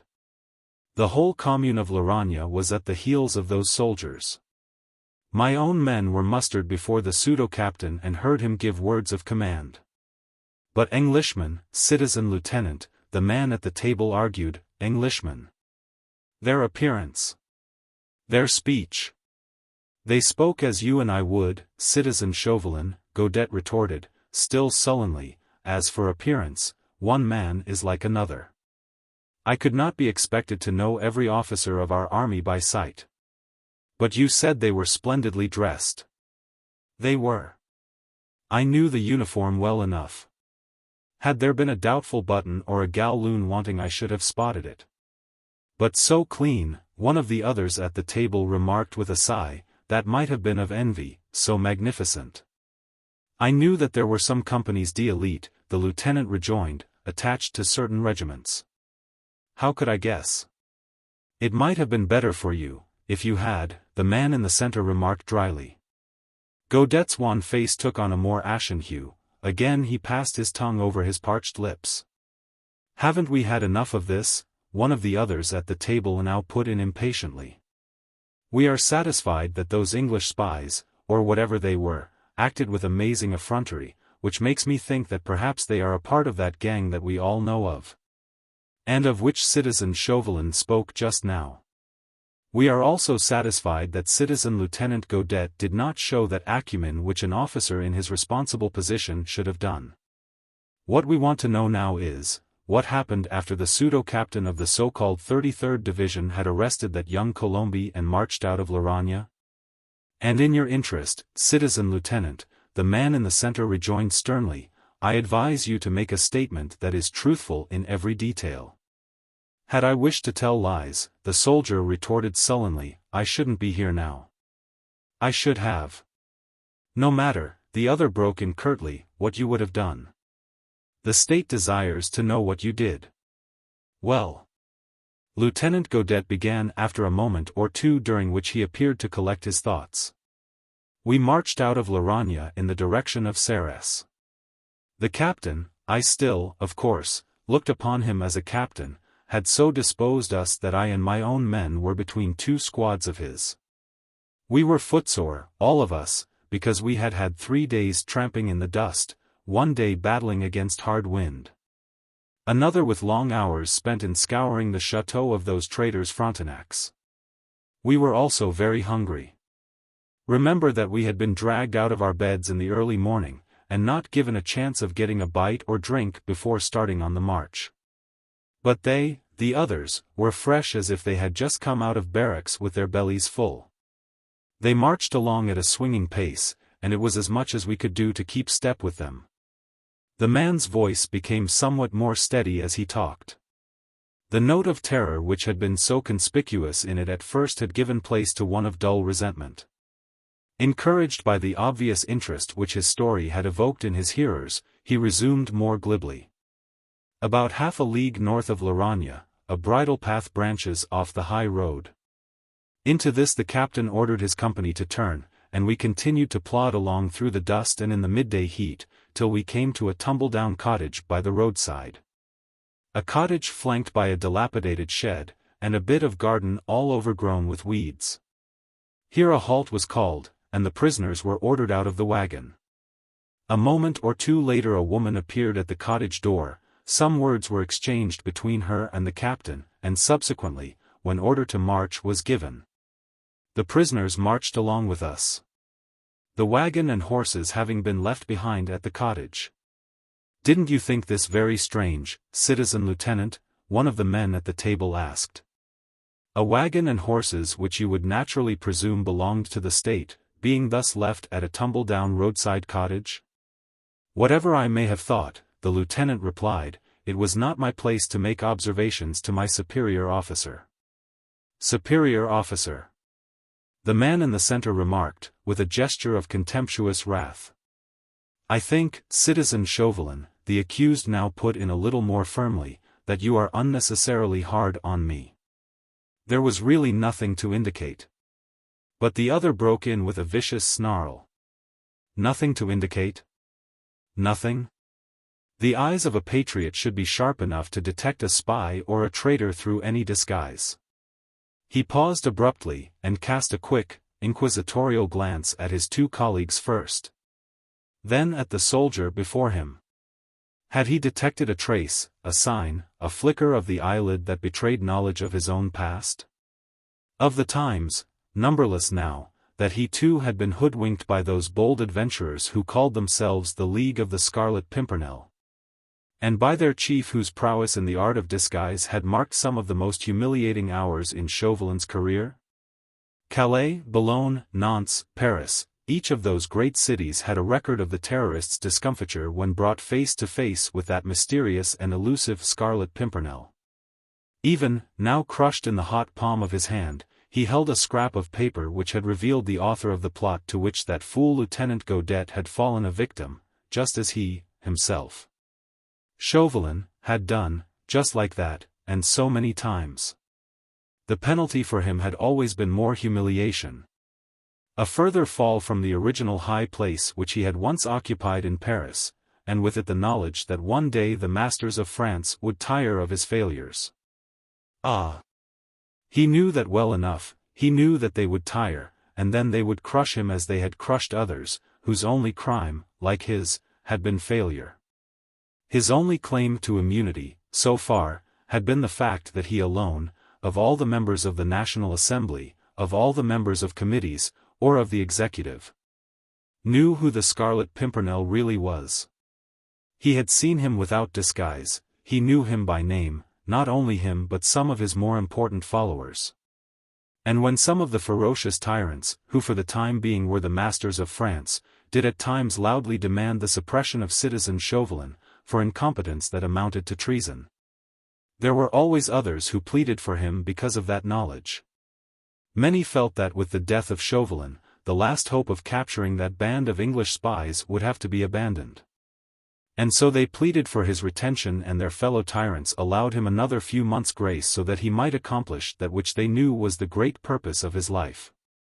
And whenever in the opinion of those bloodthirsty tigers, who held France under their domination, some outlying provincial districts had need of what they called purging from the pestilence of traitors, whenever wholesale arrests, perquisitions, wholesale death sentences or brutal massacres were the order of the day, Citizen Chauvelin was sent down with special powers, always in the vain hope that the Scarlet Pimpernel, emboldened by success, would fall into the trap perpetually set for him.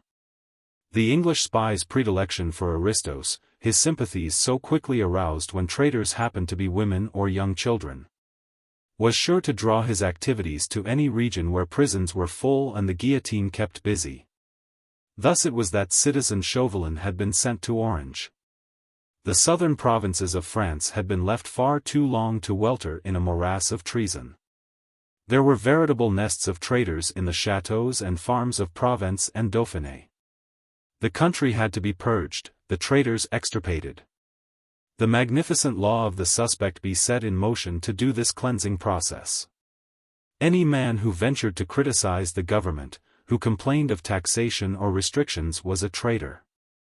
Any man or woman who owned more than they needed for bare subsistence, who refused to pour of their surplus into the lap of patriots, was a traitor.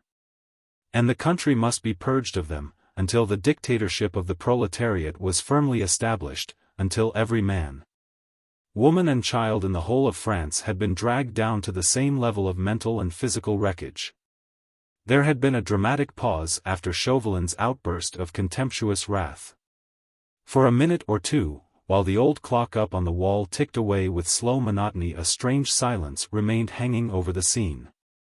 Whatever the other three men may have known or remembered of the noted terrorist's past history, they thought it wiser to say nothing. In these days of universal brotherhood and liberty, every man in France was frightened of his neighbor.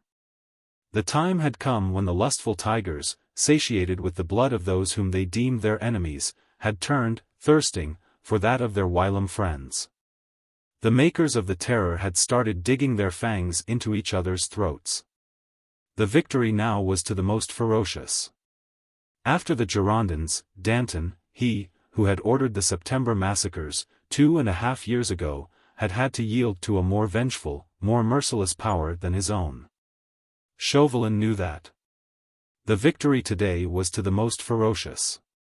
He who would sacrifice friends, brother, sister, child, was the true patriot. The man who stayed his hand in face of a revolting crime that would put a wild beast to the blush, was unworthy the name of citizen of France. Therefore death to him.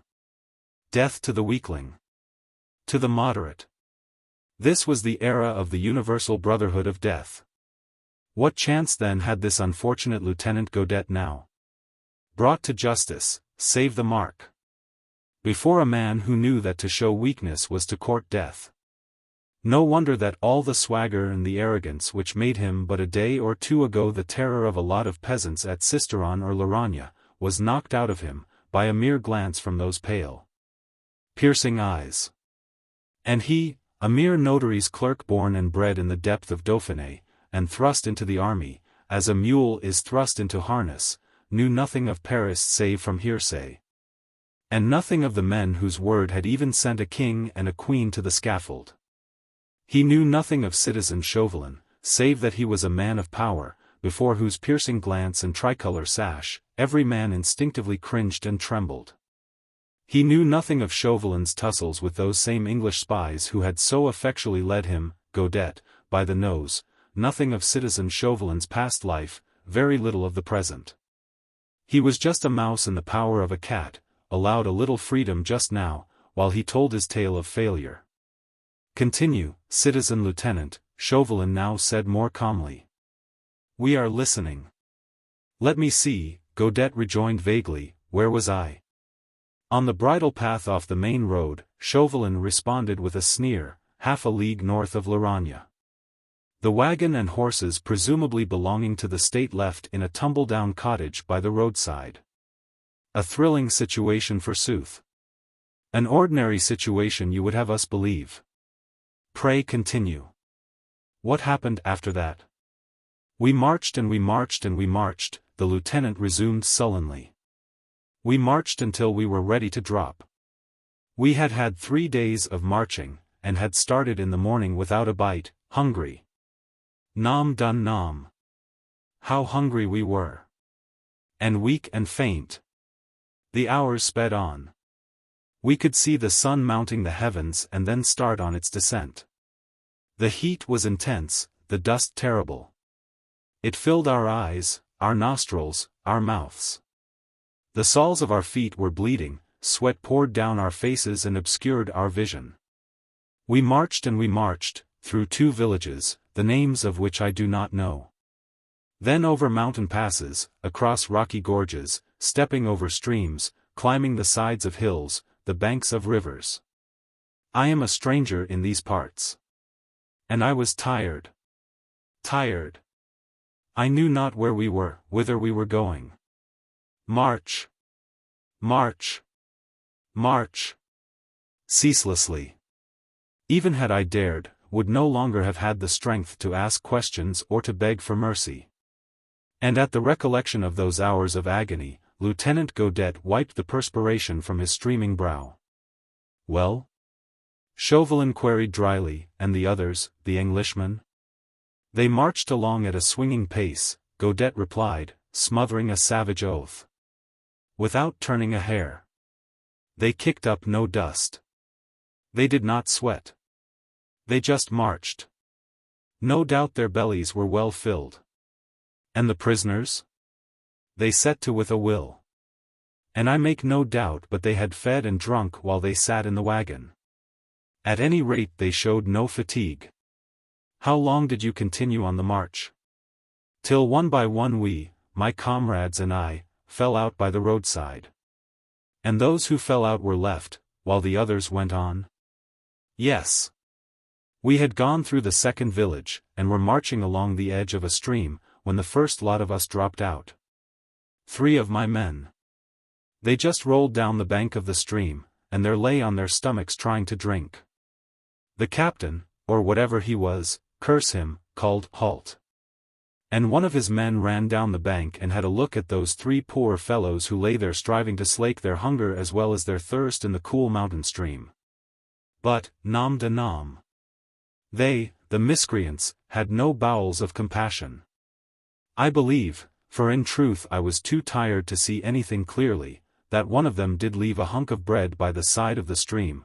Perhaps he was afraid that those poor fellows would die of inanition and then their death would be upon his conscience. Well. And did all the men fall out that way? Yes. We were marching 3 abreast, and 3 by 3 we all fell out. Always beside the stream, for we suffered from thirst as much as from hunger. The stream seemed to draw us, and 3 of us, as if by common understanding, would just roll down the bank and lie on our stomachs and try to drink. The captain no longer called a halt when that happened.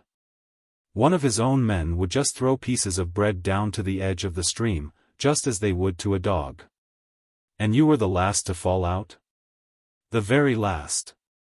I verily believe, when I rolled down the bank and felt the cool stream against my face, that I had died and reached the Elysian fields. A piece of bread was thrown to me, and I fell on it like a starved beast. And then what happened? Nothing. What do you mean? Nothing? Nothing as far as we were concerned. The bank of the stream, for a length of 2 kilometers or more, was strewn with our dead, that is not dead, you understand, but fatigued, and only half-conscious with hunger, while those miscreants, those limbs of Satan, marched off without as much as a last look at us. Gaily they marched away singing. Yes, singing, some awful gibberish, in a tongue I did not understand. That is, poor Godette went on ruefully, when first I had an inkling of the awful truth. That strange tongue gave it away. You understand? The others nodded. And then, by chance, I put my hand in the back pocket of my tunic, and felt that piece of paper.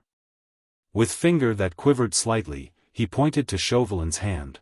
Between the clenched claw-like fingers there protruded the corner of a scrap of paper. Chauvelin failed to suppress the exclamation of rage which rose to his lips. Nom de nom. He muttered savagely through his teeth, and with his handkerchief he wiped the beads of moisture that had risen to the roots of his hair. And so they marched away, one of the others remarked dryly. In which direction? Straight on, the soldier replied laconically. On the way to Nyons, I suppose, and Walrias? I suppose so. I don't know the neighborhood. You do not seem to have known much, Lieutenant Godette, Chauvelin put in with a sneer. I come from the other side of the Drac, Godette retorted. I could not. But Chauvelin broke in with an oath. Wherever you come from, citizen, he said sternly. It was your duty to become acquainted with the country through which you were ordered to march your men. I had no orders to take them through mountain passes, Godette remarked sullenly. We came through here a month ago and have kept to the high road. At Sisteron I had my orders to arrest the ci-devant Frontenacs. You, citizen Chauvelin, must know how conscientiously I did my duty. All the orders you gave me I fulfilled. After Sisteron you ordered me to go to Laragna, and thence to Serres. It was you ordered me to halt at Laragna for the night. All this is beside the point, one of the others broke in roughly. All we can gather from this confused tale is that all traces of the English spies have completely vanished. For the moment, Chauvelin assented dryly. It is for Lieutenant Godette to find those traces again. He spoke now with extreme bitterness, and the glances which he leveled at Godette were both hostile and threatening. It would be curious to try and follow the mental processes which had given rise to this hostility. Godette, after all said and done, had only failed in the same manner as he himself, Chauvelin, had so often done. He had been hoodwinked by a particularly astute and daring adventurer who was an avowed enemy of France, and if being thus hoodwinked was a crime against the state, then the powerful member of the Committee of Public Safety and the humble lieutenant of infantry were fellow criminals. This, of course, Godette did not know. Not yet, or he would not have been in such dread of this man with the pale eyes and the talon-like hands. The others he did not fear nearly so much. No doubt they too were cruel and vengeful these days. Strike or the blow will fall on you, was the rule of every man's conduct. Pochard and Denou took their cue from Chauvelin. His was the mastermind, his the more ruthless nature. All they did was to try and show their zeal by saying amen to every suggestion, every sarcasm, every accusation put forth by their colleague. In fact, the proceedings by now had developed into a kind of duel between the accused and the principal judge. It was a duel made up of acrimonious accusations on the one hand, and of defense that weakened perceptibly as the accused became more and more confused through ever-increasing terror. The other two only put in a word here and there. They wished to know how the adventure had finally come to an end. In a long, weary tramp to Orange, Godette replied. Weary beyond what words can describe, footsore, hungry and thirsty we tramped. They had to cover 3 leagues. How they lived through it, they none of them knew. At 1 or 2 villages which they encountered, they obtained a little food, and some drink. For the space of a league and a half, he, Godette, and 2 others got a lift in a farmer's wagon. On the way they asked news of the English spies. They had been seen marching merrily, but soon all traces of them had vanished. Had I been the traitor you say I am, citizen Chauvelin, Godette said in the end, would I have come into Orange with my tale? I would have tried to run away and to hide. Made my way to Toulon's, what? And joined the army there. You would not have found me then, months would have gone by before you heard of my adventure. You underestimate the power which is in my hands, citizen lieutenant, was Chauvelin's curt comment. Only one thing could save you from the consequences of your treachery, and that was to speak the truth and to redeem your crime. He paused a moment, and then addressing his 2 colleagues he said with slow deliberation. We all agree, I think, that citizen Lieutenant Godette has been guilty of gross negligence, which today, when France is threatened by traitors within as well as by her enemies on her frontier, amounts to treason against the state. Silence, he went on, throwing a stern glance on Godette who had uttered a violent word of protest. Listen to what hope of indulgence it is in my power to give you. The state against whom you have sinned will grant you the chance of retrieving your crime. We will grant you full powers under the new law of the suspect. You shall go into the highways and the byways with full power to seize any man, woman or child, whom you as much as vaguely suspect of complicity in this affair. Do you understand? I think I do, Godette replied dully. The state, Pochard put in sagely, would rather have the English spies than your head, citizen lieutenant. The state will have citizen Godette's head, Chauvelin rejoined dryly, or the English spies. The choice rests with citizen Godette himself. There was a moment's pause. The eyes of the soldier were fixed upon the pale, determined face of his ruthless judge. He knew that his life hung upon the decision uttered by those thin, bloodless lips. He was in the grip of a white terror, his teeth were clenched and his tongue clove, hard and dry, against the roof of his mouth. He was terrified, and in his wildly beating heart there was an immense hatred for the man who thus terrorized him. He longed to get at him, to grip him by the throat, to scream out insults into that pale, stern, colorless face. He longed to see that same fear of death which was paralyzing him, dim the light of those pale eyes. His own impotence made that hatred more intense. It shone out of his eyes, and Chauvelin meeting them caught the glance like that of an enraged cur, ready to spring. Indifferent, he shrugged his shoulders and the ghost of a sneer curled round his thin lips. He was accustomed to hatred and desire for revenge. "Citizen Lieutenant," he said at last, "you have heard the decision of the committee. It has been found expedient to withhold punishment from you, because it is in your power to serve the state in a way that no other man could do at this moment. You have seen the English spies face to face, you know something of their appearance, something of their mode of speech. Go then into the highways and byways, the men who with you were guilty of negligence shall go with you. It is for you to use the full powers which the law of the suspect has placed in your hands. Go scour the country. Yours is the power to seize any man, woman or child whom you suspect of treason to the state. Make use of that power in order to track down to their lair the English foxes who have outwitted you. Only let me add a word of warning in your ear. Do not be led by the nose a second time. If you are, no power on earth will save you. The state may forgive incompetence once, the second time it will bear the ugly name of treason." He had risen to his feet, and just for a moment the muscles of his hand relaxed, and the scrap of paper which he had crushed into a ball rolled upon the table. His colleague Pochart picked it up and idly opened and smoothed it out. He studied for a moment or two the close writing upon it, then looked inquiringly up at Chauvelin. "Can you tell us what is written on this paper, citizen?" he asked. And while he spoke he tossed the paper across to his colleague Denou. "Is it English?" Denou asked, puzzled. "Yes," Chauvelin replied curtly. "It looks like poetry," Pochart remarked. "Doggerel verses," commented Chauvelin. "And you can't read it?" "No. I thought you knew English." "Not I." "Strange why a bit of doggerel verse should have been slipped into the pocket of Citizen Godet's tunic," Pochart remarked dryly. "And there's your name, Citizen Chauvelin," he added, pointing to the words, Armand Chauvelin, which preceded the 4 lines of poetry written in English, a language which, apparently, no one here understood. But Chauvelin was at the end of his patience. He seized the scrap of paper and tore it savagely into innumerable little pieces. "Enough of this futility," he said, and brought his clenched fist down with a crash on the table. "The English spies have been facetious, that is all. We do them too much honor by attaching importance to this senseless, childish verse.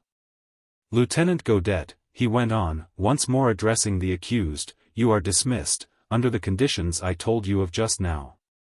When next we meet face to face, you will either be the lucky man who has helped to lay these impudent English adventurers by the heel, or you will stand before me arraigned for treason and preparing for death. Now you can go." Without another word Godet turned on his heel and went out of the room. Past the guard at the door, he went with head erect, and with a firm step he walked the whole length of the corridor. But there was one moment when in the vestibule he found himself alone. Unwatched. At any rate he thought so. So he paused and looked over his shoulder in the direction of the room where he had just spent an uncomfortable 2 hours. He paused and raising his fist, he shook it at the unseen presence of the man who had so terrorized him, and whom he hated because of the terror which he inspired. "With a bit of luck," he muttered through his teeth, "we shall be even yet, you and I, mon ami Chauvelin." Then once more with a firm step he walked out of the town hall. Chapter 18. It was on the following day that the coach from Sisteron was due to arrive at Orange, and Lieutenant Godet, his mind set on the one purpose: to find a clue to his mysterious adventure with the English spies, hide him to the posting inn which is situated in the Rue de la République. At noon the coach, covered with dust, unloaded its wearied passengers, a farmer and his son come to negotiate a sale of stock. The wife of Citizen Henriette, the lawyer, home from her annual visit to her mother, 2 or 3 skilled artisans from the country, come to seek their fortune in town, and so on. And finally there descended from the coach 2 women, one of whom carried a small bundle, while the other, well. At sight of the other citizen Lieutenant Godet uttered such a cry of surprise and of excitement that the crowd around him thought that here was a poor soldier who had taken leave of his senses. The woman who had caused Lieutenant Godet thus to lose his self-control, was a perfectly self-possessed young woman wrapped in a cloak and hood from beneath which peeped strands of golden curls that vied in color with the ripe corn of the Dauphiné. And eyes bluer than the sky that spread over Orange on this exquisite midday in May. The older woman who accompanied her appeared travel-stained, weary and cross. Not so this beautiful girl, who tripped lightly from the coach towards the parlor of the posting inn and with a little air of triumph and encouragement called gaily to her companion. "The end of our journey, my Louise. And now to find Bibi." Even in these days of advanced democracy which in Orange had of late reached its apogee, the shattering of ancient manners and customs had not got to the stage where a beautiful woman would not command the attention and services of impressionable males, to the exclusion of others less favored. And thus it came to pass that while the other weary and travel-stained passengers were left to look after themselves and their bits of luggage, and to wait their turn until such time as the servants of the inn were pleased to get them refreshments, the landlord himself, a florid man in shirt sleeves and baize apron, bustled obsequiously around Fleurette and Louise, offering wine, bread and advice, polishing the chairs on which they were invited to sit, and generally placing himself and his house at the disposal of this attractive customer. Fleurette took all these attentions as a matter of course. She was accustomed to being the center of attraction at Lou Moss or in the house of M'Sou and Mme Colombe. And although her trust in the goodwill of men had received one or two somewhat rude shocks of late, she still retained that self-possession and gentle air of mingled modesty and graciousness which is the attribute of every pretty, unspoilt woman. She asked for a room where she and her companion might tidy their kerchiefs and caps, and use their precious piece of scented soap. And she felt so triumphant and so elated that when she found herself in the privacy of that room she took poor old Louise by the waist and twirled her round and round in a mad dance. "We are in Orange, Louise darling," she cried. "We are here. Here. Here. And in less than an hour we shall have found Bibi, and Bibi will have commanded a mead to be set free. Just think of it, Louise," she went on more seriously, "for whole days since he was arrested. Poor Amede, under a horrible accusation of a sin which he never committed. What he must have suffered. What he must have thought of me who knew the truth and did not at once set to work to obtain his freedom." Gradually her tone became more and more dull, all the excitement died out of it. She saw Amede in prison, with irons round his wrists and ankles, or else standing before stern judges who condemned him to a terrible punishment, because he held his tongue, and would not accuse the real delinquent, who was none other than she, Fleurette. She sighed, and her eyes now were full of tears, while old Louise, stolidly, and with much grumbling, got some water and proceeded to wash her face and hands and to tidy her dress. "Come, child," she said dryly after a while, "we'll go down now and get something to eat." She had never ceased to protest against the madness of this adventure, prophesying every kind of calamity for them both, but Fleurette with the quiet obstinacy of the habitually meek had persisted. She had begun by wheedling the money out of Louise, then obtained the passes for places in the coach. Once on the way, it would of course have been ridiculous to turn tail and go back, and Louise, led unconsciously by a force of will stronger than her own, had found herself meekly acquiescing in all the arrangements which Fleurette made on the way. As a matter of fact she had not ceased to marvel at the child. Here was this young thing, who had never travelled in a coach before, who had never in her life been further than Serres and Sisteron, calmly undertaking a 3 days' journey, sleeping and eating in strange inns, and arriving at her destination unscathed. There certainly was a miracle in all this good luck, for old Louise had heard many a tale of what terrible adventures usually befell unprotected females upon the high roads. What she did not realize was that the miracle merely consisted in the fact that in these outlying corners of beautiful France, in Dauphiné and in Provence, there was still plenty of the good old kindly stock left, some of the chivalry, the warmth of heart, the bonhomie, which all the tyranny and the cruelty perpetrated in the great cities had not contrived to kill. And that there was something in Fleurette's beauty, her simplicity as well as her determination, which brought forth that chivalry and bonhomie and helped her to win through. When the two women returned to the parlor where hot milk and country bread awaited them, they were met by a young soldier, who very politely and deferentially claimed acquaintance with them. "You would not remember me, Citizeness," he said, more particularly addressing Fleurette, "but I and some very weary soldiers under my command, are deeply indebted to you for your kindness to us. When, like a good Samaritan, you gave us food and drink, on the bridge near your home. Do you remember?" He looked very bedraggled and out at elbows, but frank and kind.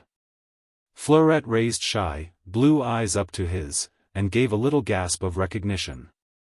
She well remembered the soldier. She remembered how sorry she had been for them all, in their shabby clothes and stockingless feet, weary and thirsty, and how she had sent Adele out to them with food and drink. She also remembered, though she would not remind him of that he had been very curt and uncivil with her, had made a sneering remark when she told him that she was Citizen Armand's daughter. And also that the men under his command had been positively cruel to a poor inoffensive old man whom she afterwards befriended. However, for the moment, she was perhaps conscious of a slight feeling of relief at sight of a familiar face. She had seen nothing but strangers ever since she left Lorania 4 days ago. So when the soldier, still speaking quite deferentially, reiterated his, "Do you remember?" she replied simply, "Of course I do, Citizen Lieutenant." Which goes to prove that Fleurette had learned a great deal in the past 3 days, and the word "citizen" now came quite glibly to her tongue. Lieutenant Godet had told her his name, told her that he was a native of Orange and was home on leave for a few days. "A real piece of luck," he went on lightly, "seeing that perhaps I might be of service to you." The two women sat down at the table and he helped to wait on them, brought them bread and cheese and a jug of hot milk, and bustled the maid of the inn if the latter appeared negligent. He made himself very agreeable to Louise, talked of his own journey, and inquired after her adventures. Louise, despite her innate suspicion of soldiers, gradually unbent to him. The warm food further put her into a good temper, and presently the three of them were conversing in the most amicable manner. When the meal had been duly paid for, the soldier once more offered his services. Could he pilot the citizenesses through the town? "Well, yes, you can," Louise said resolutely. "We want to find Monsieur Armand." "Citizen Armand," Fleurette broke in, "my father." "I think you know him, Citizen Lieutenant." "Know him?" he exclaimed. "Of course I know Armand. Who does not know Citizen Armand in Orange?" "Then he is here now?" Fleurette cried eagerly. "Of a surety he is." "You know where he lodges?"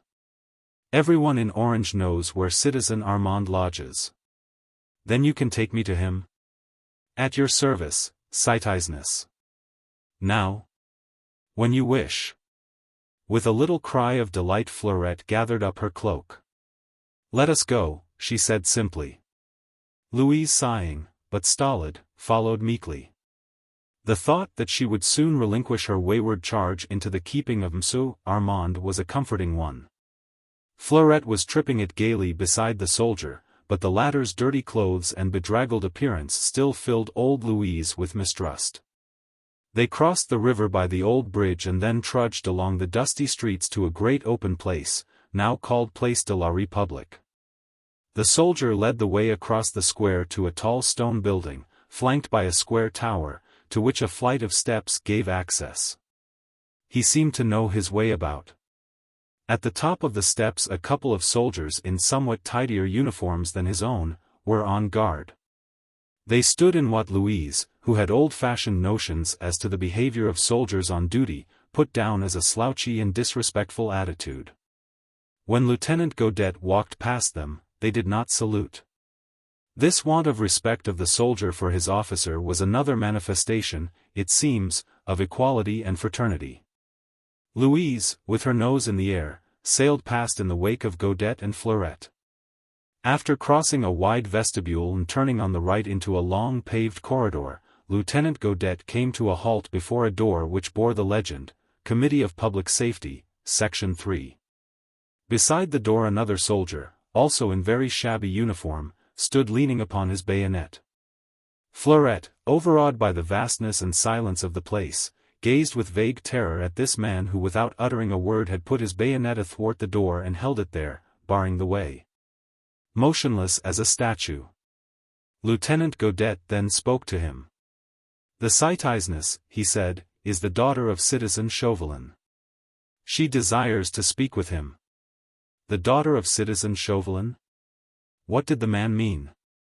Fleurette, puzzled and frowning, pulled him by the sleeve. She was the daughter of Citizen Armand. She'd never heard the name of Chauvelin before. Nevertheless, the soldier on guard lowered his bayonet. Godet pushed open the door, and the next moment Fleurette found herself facing a large desk which was covered with papers, and behind which Bibi was sitting, writing.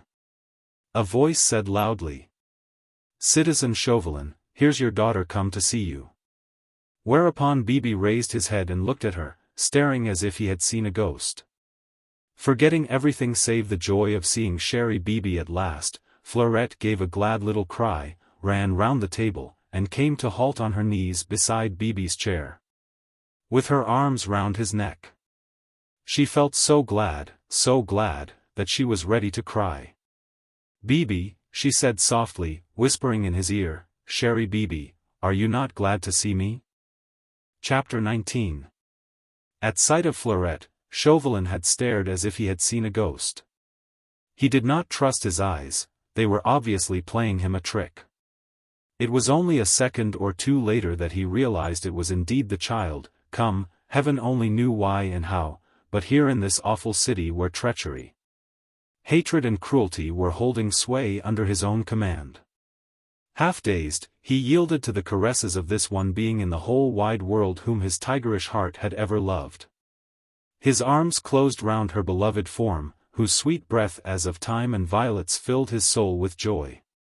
Then, looking up, he saw Louise standing there, silent, stolid, mutely accusing, and he asked roughly, "How the hell did you both get here?"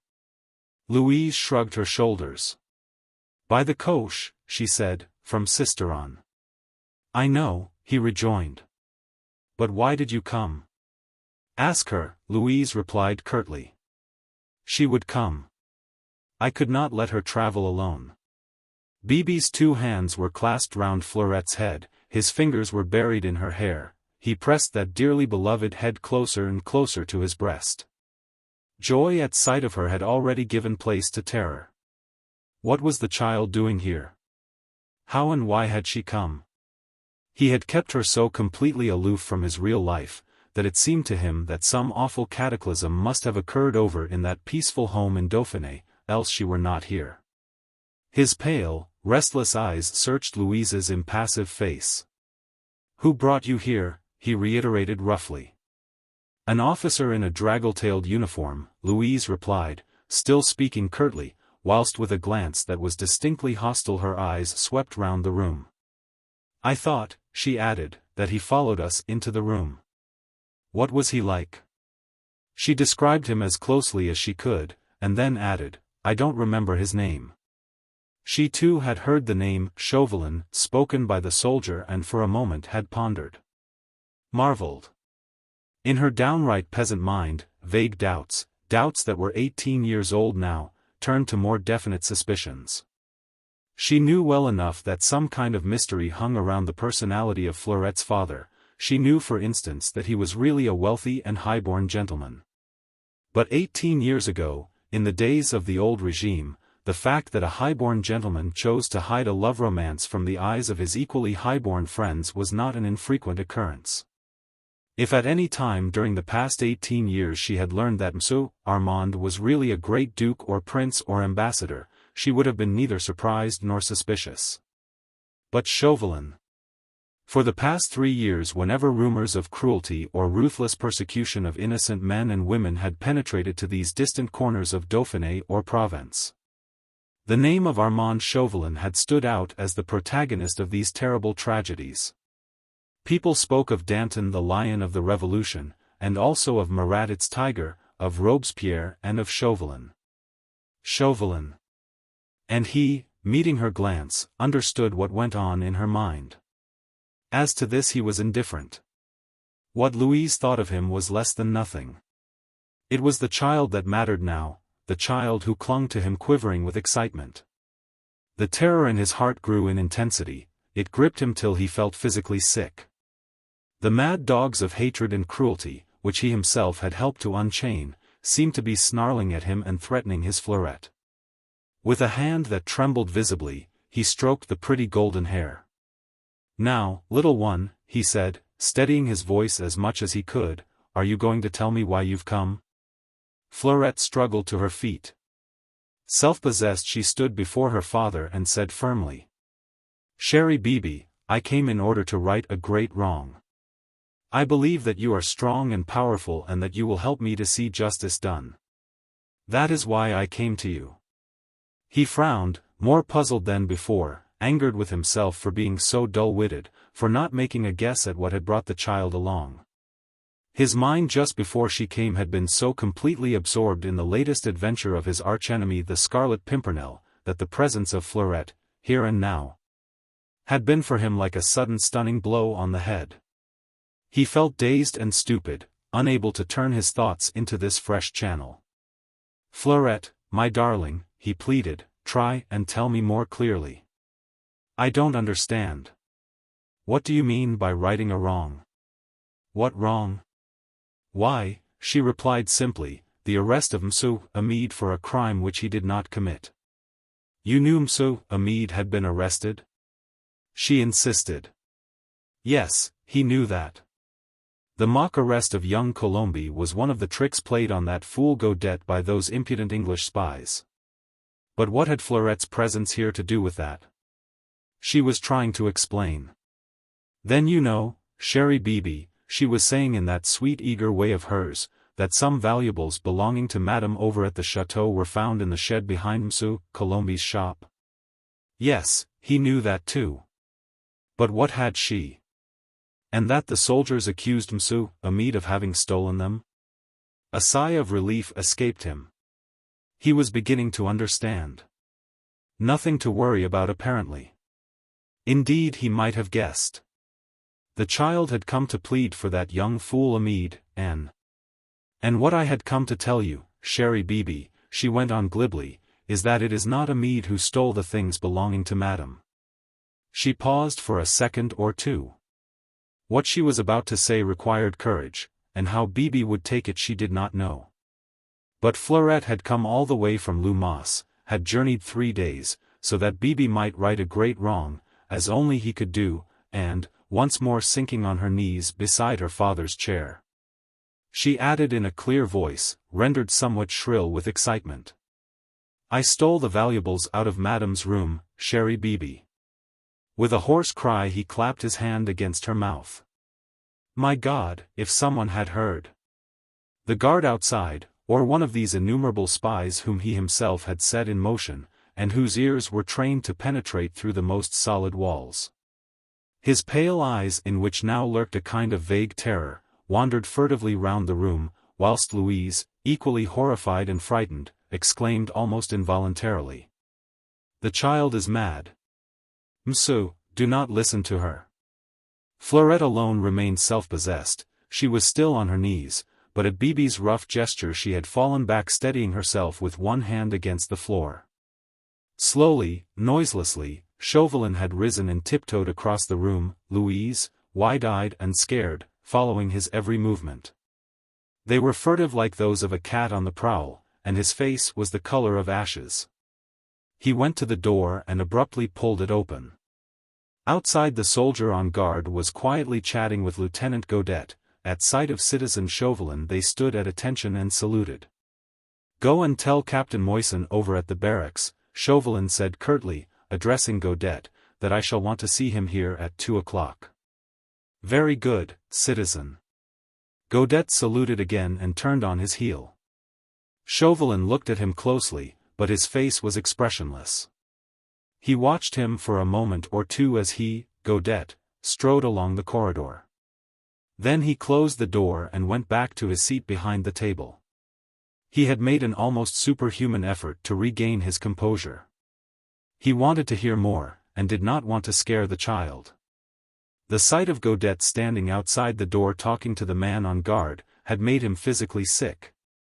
Raised that same terror in his heart which his presence and his glance were wont to raise in others. The expression of his face must at one moment have been absolutely terrifying, for Fleurette could hardly bear to look at him. But when he sat down again his face was just like a mask, waxen and grey. He turned to her, and rested his elbow on the table, shading his eyes with his long, thin hand. And Fleurette felt how dreadful it must be for him to think that his daughter was a thief. So before he had time to ask her any questions she embarked on glib explanations. "You must not think, chère Bibi," she said, "that I stole those things for a bad motive. I did it because—" She checked herself, and went on after a second or two. "You remember, chère Bibi, that evening at the chateau when we met, you and I, by the stable door?" Yes, he remembered. "But speak softly, child. These walls have ears." "I had taken the things out of Madame's room then," Fleurette continued speaking in an agitated whisper, "and hidden them under my shawl." She gave a nervous little laugh. "Oh. I was terrified, I can tell you," she said, "that you would notice." He had his nerves under control by now. His mind keen, active, was concentrated on her story, his indomitable will was slowly mastering his terror. What had he to fear?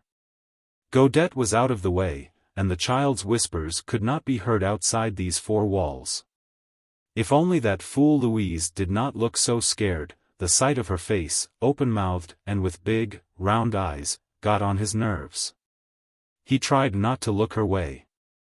While his glance was fixed on Fleurette he felt that he could think of her, scheme for her and above all protect her, he, so important in the councils of state. So powerful. He could shield her even against the consequences of her own folly. Of course, he must make light of the whole affair. Oh! Above all make light of it.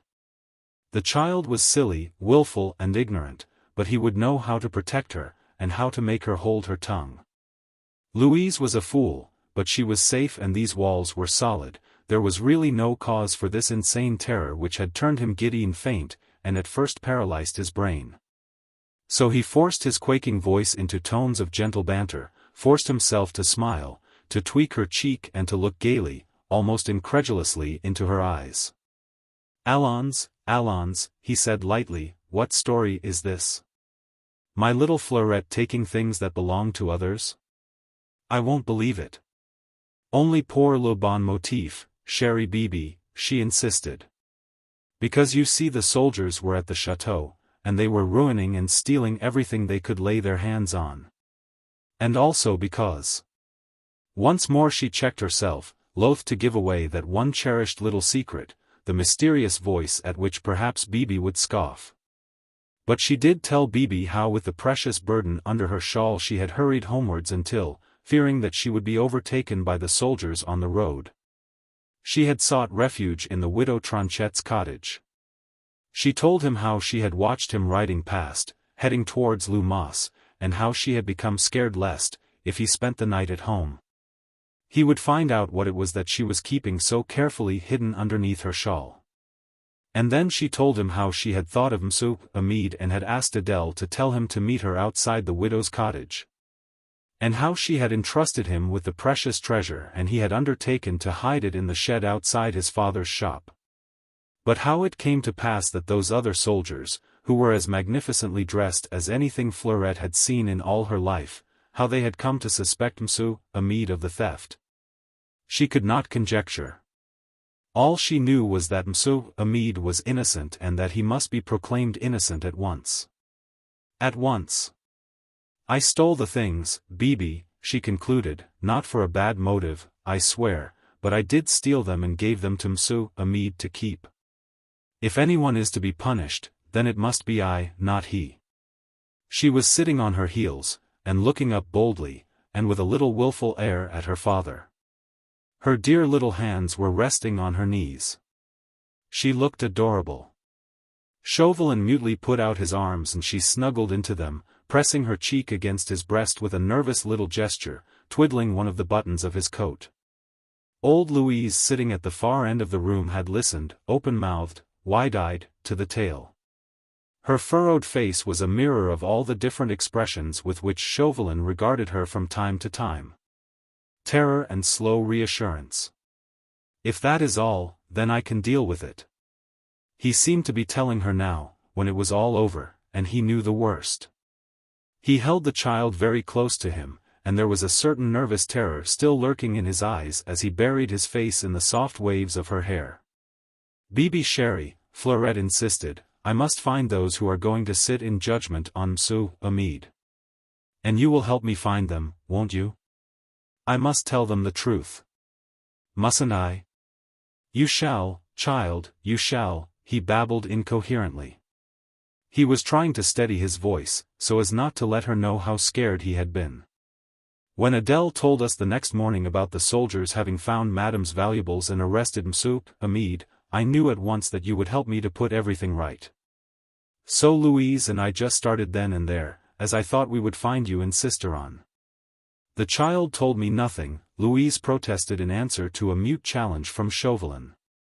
"I only thought she wanted to see you in order to plead for young Colombe." "There is no need," he said steadily, "for me or anyone else to plead for him. Amede Colombe is a free man at this hour." Fleurette's little cry of rapture gave him a short, sharp pang of jealousy. "Do you love him so much as all that, little one?" he asked almost involuntarily. She blushed, and without replying, hung her head. For a second or two he debated within himself whether he would tell her the whole truth, then came to the conclusion that on the whole it would be best that she should know. Doubtless she would hear the story, anyhow, from others, and so he told it her just as he had had it the day before from Lieutenant Godet. The magnificent soldiers who had come that morning into Lauragna were not real soldiers of the Revolutionary Army, they were a band of English spies, whose chief was known throughout France as the Scarlet Pimpernel, a cynical, impudent adventurer whose business it was to incite French men and women to desert their country in the hour of her greatest need, and who doubtless would incite Amede Colombe to treachery and desertion. It was that chief, no doubt, who had spied on Fleurette and seen her that night hand over Madame's valuables to Amede Colombe.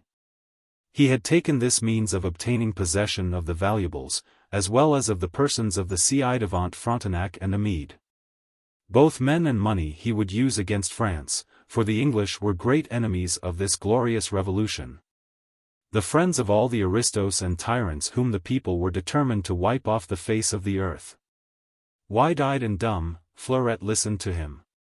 After the first moment of intense joy, when she heard that Amede was safe, there had come a sense of exultation that the mysterious voice which had urged her to find Madame's valuables had spoken with a purpose and that that purpose was now accomplished. Monsieur, Madame and Mademoiselle had all been saved by what she believed was a supernatural agency, whatever Bibi might say. No man who was a mere spy and an enemy of France could have accomplished all that this mysterious being had done. From the moment when disguised as a faggot carrier he had commanded her to look after Madame's valuables, until the hour when clad in a magnificent uniform, daring and fearless, he had found such glorious means of saving Amede and Monsieur de Frontenac too, from prison and perhaps death. And after the joy and the exultation there had crept into Fleurette's heart a feeling of awe and dread for the father who apparently she had never really known until this hour. She had only known him as kind, indulgent, loving in a kind of fierce way at times, snarling like a wild cat if she thwarted him, but always indulgent and always secretive. Now he seemed to lay his soul bare before her. His love of France, of that revolution which apparently he had helped to make. His hatred of those whom he called traitors and enemies of France, the aristocrats, the men who owned land and property, who had ancestors and family pride. And then the English who were the real enemies, who worked against the people, against democracy, and against liberty, who had harbored every traitor that plotted against France. Bibi hated them all and Fleurette felt awed and chilled thus to hear him speak. He, who was so gentle with her always, now spoke as if he approved of all the cruelty perpetrated against those who did not think as he did, and whom he hated with such passionate intensity. Instinctively, and she hoped imperceptibly, she recoiled from him when he once more tried to clasp her in his arms. This man with the pale eyes and the cruel sneer was not the Bibi she loved. He was just a man whom she feared. All she wanted now was to get away, to get back to Lumos. Since Amid was safe, why should she stay any more in this awful place where even Bibi seemed like a stranger? Louise now was standing near her, and Bibi was giving Louise some peremptory orders. "You will go back now to the Chat Noir," he said, "the inn where you were this morning. There you will wait quietly until I come to fetch you. We will get on the way as early as we can, so as to get to VIII before dark." "VIII?"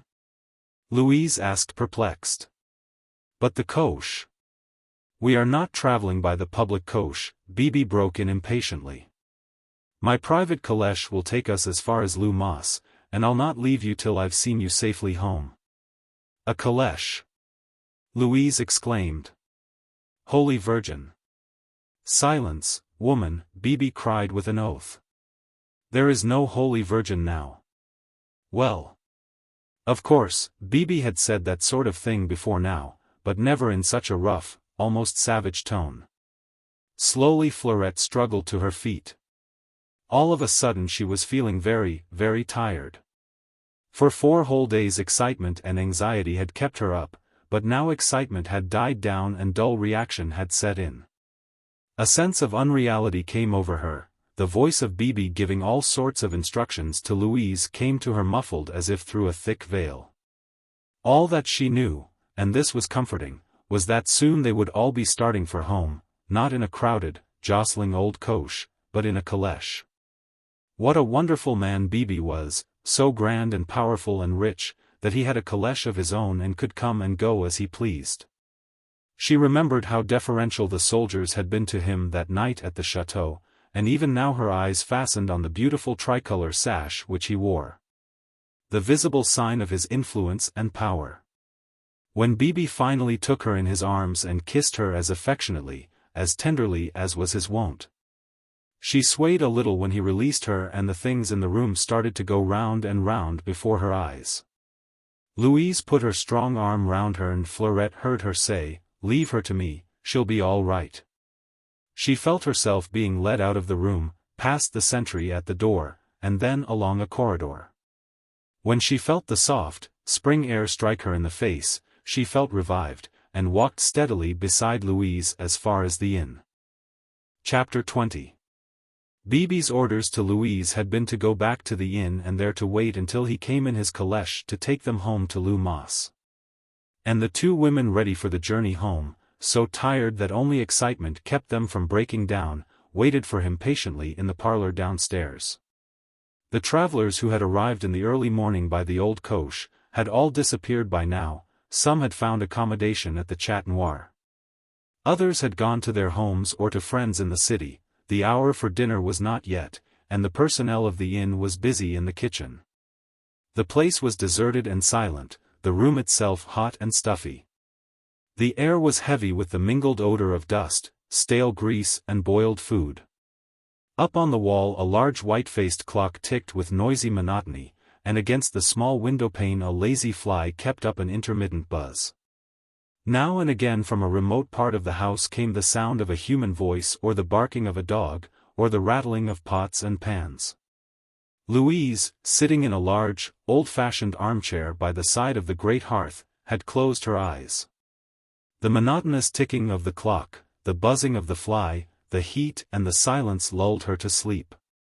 Fleurette, on a straight-backed chair, sat wide awake, unable to keep her eyes closed even for a few minutes, although they ached terribly and she was very, very tired. But there was so much to keep her brain busy.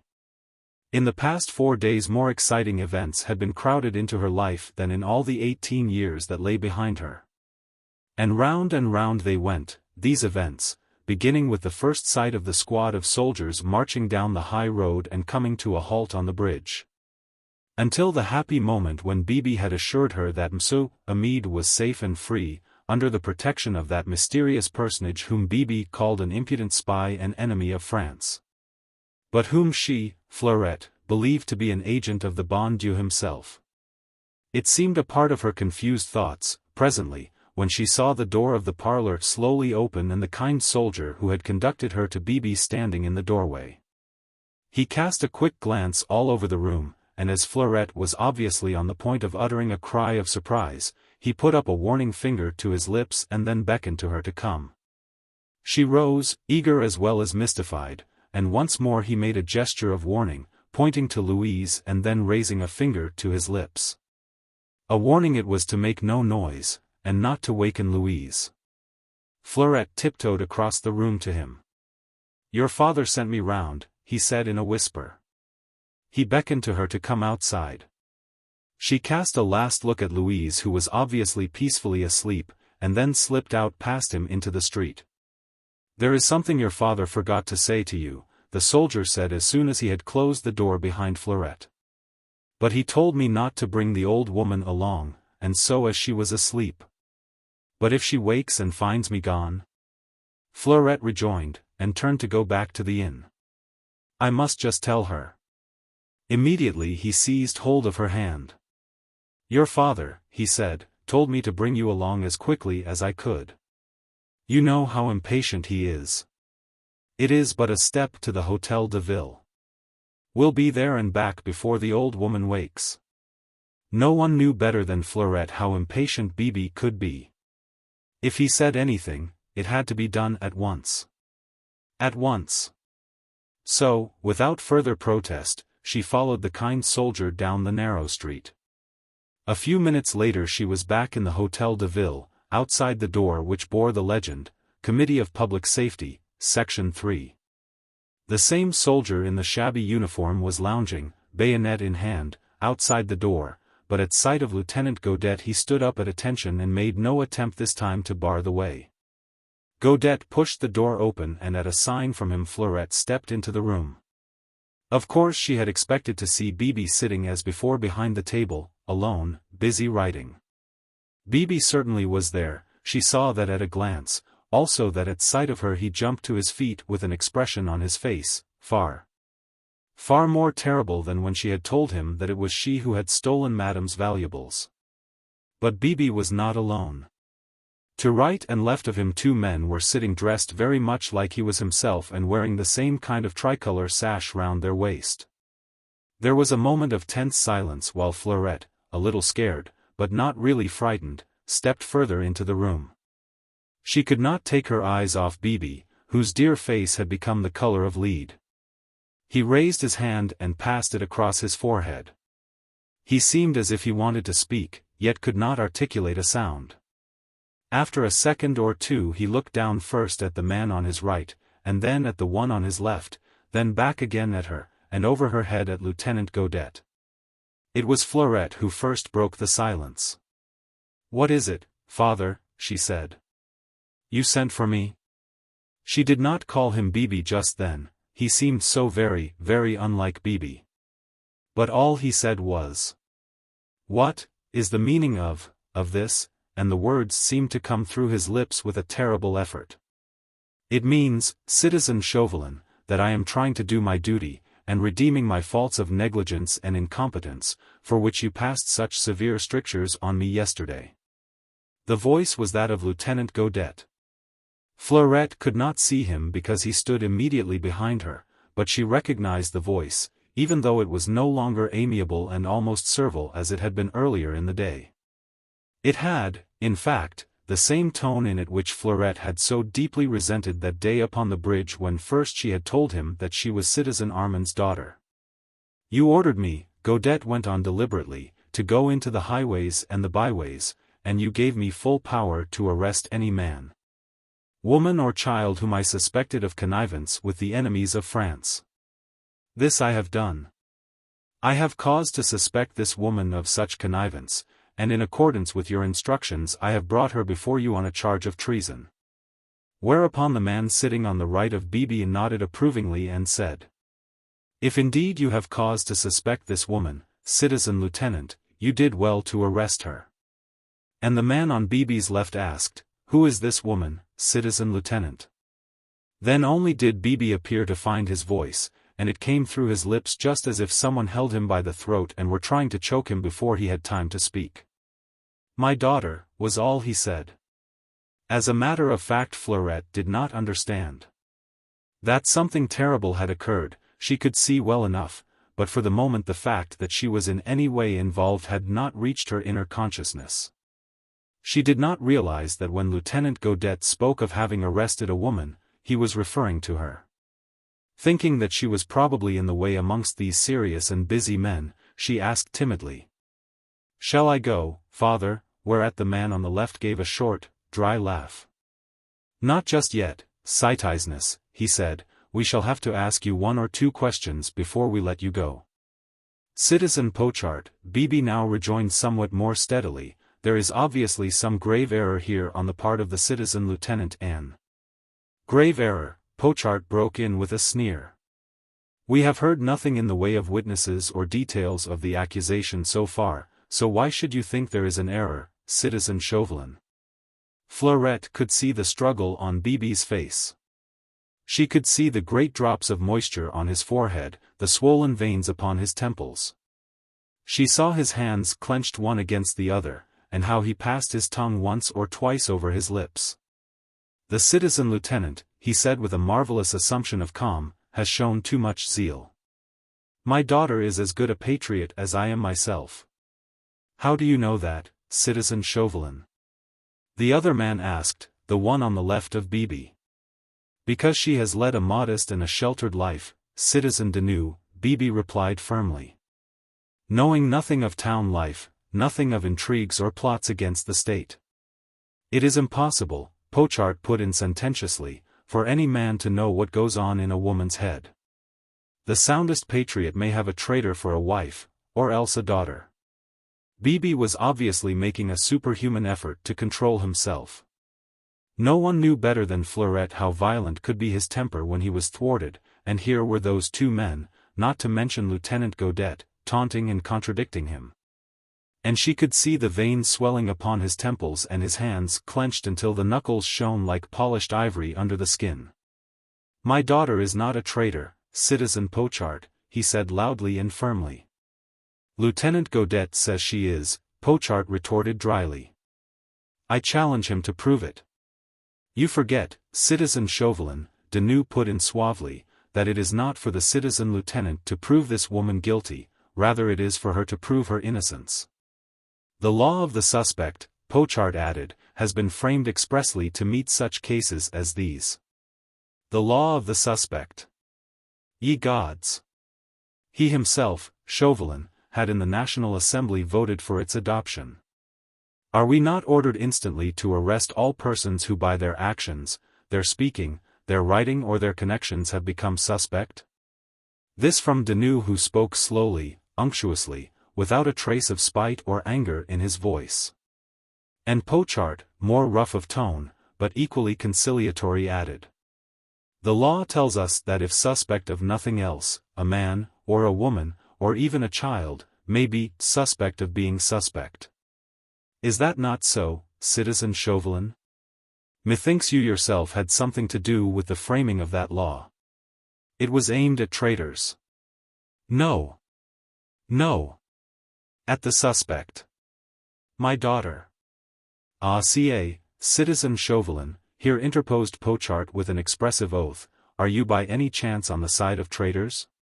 What has the state to do with the fact that this woman is your daughter? A patriot has no relatives these days. He is a son of the state, a child of France, what? Her enemies are his enemies, his hatred of traitors should override every other sentiment." "A patriot has no sentiment," Deneau echoed suavely. Chauvelin now looked like an animal at bay, caught in a net turning round and round, wildly, impotently, seeking an egress and only succeeding in getting more and more firmly enmeshed. But he kept himself under control nevertheless. He felt the eyes of those 3 men probing his soul, exulting over his misery. Hatred all around him. Cruelty. Godet openly hostile, vengeful, with a grievance for his own humiliation. Ready to hit back, to demand humiliation for humiliation, and terror for terror. Revenge. My God! Who but a fiend could dream of such revenge? And the other two, that fool Denew and that brute Pochart. No actual hostility about them. Only envy, a mad desire to save their own skins, to purchase notoriety, advancement at any price, even at the price of innocent blood. And as a wild beast twirling and turning in the trap will pause from time to time and glare out into the open, which means all that its life has stood for until now, so did Chauvelin. With soul enmeshed in vengeance and envy, pause a moment in his mad struggle for freedom. He paused and with wildly dilated eyes gazed upon a swift, accusing vision of all the innocent blood he himself had helped to shed. Those clenched hands of his, on which his gaze for one instant rested, fascinated, how many times had they signed the decree which had deprived a father of his son, a wife of her husband, a lover of his mistress? And through the meshes that tightened round him now, Chauvelin gazing into space saw before his eyes the awful word, retribution, written in letters of fire and blood. And seeing the writing on the wall, he felt an immense rage against these men who dared to taunt him, who dared to hit at him. Through the one vulnerable spot in his armor of callousness and of cruelty. How dared they stand up to him, these miserable creatures whose existence was of less account than that of a buzzing fly? And throwing back his head he gazed upon them all, one after the other, meeting their sneering glance with a bold challenge. How dared they defy him? Him, Chauvelin? The trusted friend of Robespierre, one of the makers of this glorious revolution, one of its most firm props? Now a representative of the National Convention on special mission? There stood the child, his daughter, his little Fleurette, silent, wide-eyed, obviously not fully aware of the terrible position in which she stood, and they dared to hit at her, to accuse her. Without rhyme or reason, just in order to hit at him through her. It was Godet, of course, that vile, incompetent brute, savage and cruel like the fool he was, vengeful for the bad half-hour he had been made to spend in this very room. He must have heard something of what the child had said. At one moment her sweet voice had risen to shrill tones. Oh! What a senseless, mad confession! And he had seized upon it so that he might hit back, have his revenge. But he could prove nothing. It would be one man's word against another, and he, Chauvelin, representative on special mission, with the ear of all the great men up in Paris, would see to it, that his word carried all the weight. He would deny everything, swear that Godet lied. His was the power. He was more influential, more unscrupulous than most. If only the child held her tongue. She would if she was assured that her Amede was in no danger. How thankful he, Chauvelin, was that he had told her the truth this morning. He couldn't bear to look at her just at this moment, she looking so innocent, so unconscious of danger, but nevertheless he tried to convey to her with eyes and lips the warning to hold her tongue. Chauvelin had been silent for quite a little while. The others thought that they had cowed him. In their hearts Pochart and Denew were not a little afraid of him. A representative on special mission had unlimited power, and this Chauvelin was always a crouching beast, ready to snarl and to spring, and they knew well enough how influential he was. But here was a double chance to show their zeal, and to get even with the man whom they had always feared. As for Godet, he had obviously staked everything on this throw. His life was anyhow forfeit. Chauvelin's threats yesterday had left him no loophole for hope. But here was revenge to his hand, and at worst a powerful lever wherewith to force his enemy's hand. Chauvelin's mind had been so busily at work that for a while he lost consciousness of these men. After his rage against them he forgot their very presence. Nothing mattered, no one, except the child, and his own power to save her. Through that semi-consciousness he only heard vague words. Snatches of phrases that passed rapidly between those two men and Godet. Proofs, witnesses, and then Denew's voice soft and unctuous as usual. Of course the more solid your proofs. And Pochart's rough and determined. Why should we not hear that witness now? Godet replied lightly, I have her here. Perhaps it would be best. It seemed as if they were determined to ignore him, Chauvelin, to shut him out of their councils. He was so silent, so self-absorbed, they thought that he was cowed, and dared not raise his voice in defense of his daughter. They were all alike, these men, these masters of France as they liked to be called, overbearing, arrogant, always menacing, until you hit back, when all the starch would go out of them. And they would cringe, or else become surly and defiant like any aristo. "Go and fetch your witness, citizen lieutenant," Pochard said in the end.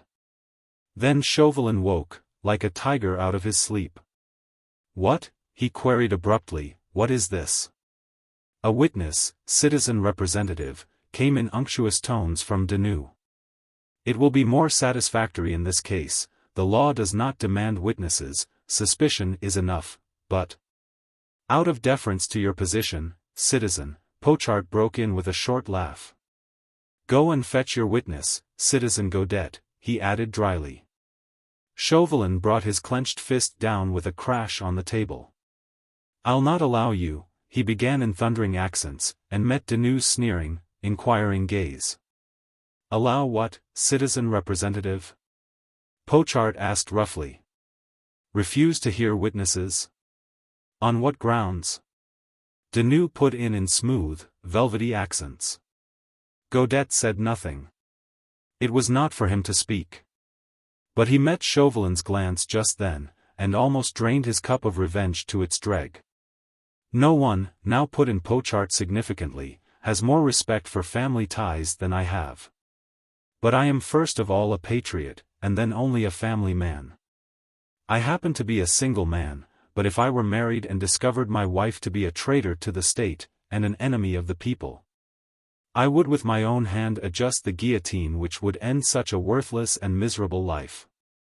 Now you, citizen Chauvelin," Deneau said, taking up his colleague's point, "are doing your daughter no good by trying to shield her from punishment if she be guilty. You would not dare." "Dare what, citizen Chauvelin? Act up to the principles which you yourself have helped to promulgate in France? Indeed we dare.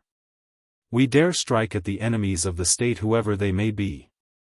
That woman," he added, indicating Fleurette, "is suspect. The law of the suspect gives our committee power to arrest her. If she be proved innocent she shall go free. If she be guilty, you, by defending her, cannot save her and do but condemn yourself." And that was true. No one knew it better than Chauvelin, who but a few weeks ago in Paris had helped Merlin and Douay to frame that abominable law. The heavy hand of retribution was indeed upon him. The voice of the innocent had cried out for vengeance before the Lord, and Nemesis, hourglass in hand, had stalked him now at last. All that was left him at this moment, out of all that arrogance which had imposed his personality upon the masters of France, made them forget his failures and fear him even in the hour of humiliation, was just a shred of pride, which enabled him to hide his misery and his despair behind a mask of impassiveness. He even succeeded in hiding his hatred and contempt of these three curs who were yapping at his heels. And when Pochard for the third time reiterated his order to Godet to go and fetch his witness, Chauvelin made no further protest. He rose from the table and went round to where Fleurette was standing, silent, bewildered, with great tears, like those of a frightened child, running down her cheeks. He held his hands tightly clenched behind his back, to prevent himself from seizing her in his arms and raining kisses upon her golden hair. Letting those sneering men see how terribly he had been hit and how he suffered. Godet had gone out of the room to fetch the witness. What witness? And the other two were sitting at the table, whispering together. Chauvelin through compressed lips murmured in Fleurette's ears. "Try not to be frightened, little one. Don't let them see you are frightened. They dare not do anything to you." "I am not frightened, chérie Bibi," she replied, smiling at him through her tears. "And you will hold your tongue, Fleurette," he urged under his breath, "about what you told me this morning? Swear to me that you will. If M'sieu Hamid is safe. I swear to you on my soul, that we do not even know where he is. In that case, Bibi chérie." Quick footsteps outside the door. A challenge from the man on guard. The opening of the door. Then Godet's voice saying loudly, "The witness, citizens." Chauvelin looked up and saw beside Godet a woman with a shawl wrapped round her head. She came forward boldly, then threw back her shawl. Chauvelin uttered a savage oath, whilst Fleurette gasped in amazement. "Adele," she cried. Chapter 21. It seemed almost the worst moment of this awful day to see Adele, standing there, like some sly and furtive rodent, snapping at the hand that had fed and tended it. The lessons taught by all these makers of a revolution which was going to be a millennium for the people, and inaugurate an era of brotherly love, had been well learnt by all those who had nothing to lose and everything to gain by venality, by treachery and the blackest of ingratitude. And Chauvelin himself had been headmaster in that school, where this wretched little bastard had learned how to hate. She was the personification of that proletariat which he had striven to exalt, of the low, mean mind that never tries to rise, and only strives to drag down others to the level of its own crass ignorance. Adele was only a product of that leveling process which was going to make of mankind one great family, full of love for one another, of pity for the weak and contempt of the strong, and which had only succeeded in arousing a universal hatred in every breast and envy of everything that was lofty and pure. The leveling process, according to its early protagonists, idealists for the most part, was destined to eliminate all tyranny and to protect those who were too weak to protect themselves. But all it had succeeded in doing was to substitute one tyranny for another. It had not leveled the classes, made one man as good as another. What it had done was to hurl down from his self-imposed altitude of nobility or of virtue every man who was unwilling to step down of his own accord. It had set every beggar on horseback who was a beggar by nature, and kept him there by virtue of ruthlessness and of cruelty. None but a fellow beggar, more ruthless perhaps, and more cruel, could unseat him. Death was the only real leveler, and this glorious revolution had become a fraternity of death. The Republic of France must march to liberty over corpses, one of its makers had said, and another added sententiously that no traitor failed to return, except the dead. Terror reigned now everywhere, marching hand in hand with its handmaiden the guillotine. The time was no longer far distant when this titanic battle between all these beggars on horseback would reach its fiercest struggle ere it ended in a gigantic cataclysm. And when the gorge of all these tigers would rise at last in face of the daily hecatombs which had made a graveyard of the fair lands of France. But that time was not yet. Men like Chauvelin had seen visions of retribution like fiery Fata Morgana pointing to the inevitable hour, but the Godets, the Deneuves, the Pocharts, and the Adeles knew not the signs of the times. They had learnt their lesson and were applying it for their own advancement and above all for their own safety, destroying all that was destructible. Taking earth and heaven to witness that they whose lives had been naught but misery and hunger would henceforth sweep off the face of the earth all those who had only known ease and comfort, who had practiced virtue, and never known despair. And Adele, whose hatred of Fleurette had thriven all these years as in a forcing house, had learnt her lesson well. Fleurette to her meant tyranny, the tyranny of riches over her poverty, of good food over her empty stomach, of neat kirtle over her rags. Poverty and hunger had enchained her to Fleurette's wheel, had forced her to wash dishes, to scrub floors, to sleep on a straw pallet. But now her turn had come. Her very misery had put it in her power to drag Fleurette down to her own level. She had imbibed the principles of this glorious revolution until she felt herself to be one of its prophets. She had spied on Fleurette and denounced her because she had seen at last a way to satisfy her hatred and to lull her envy to rest. She had plenty to say when questioned by Pochart and Deneuve.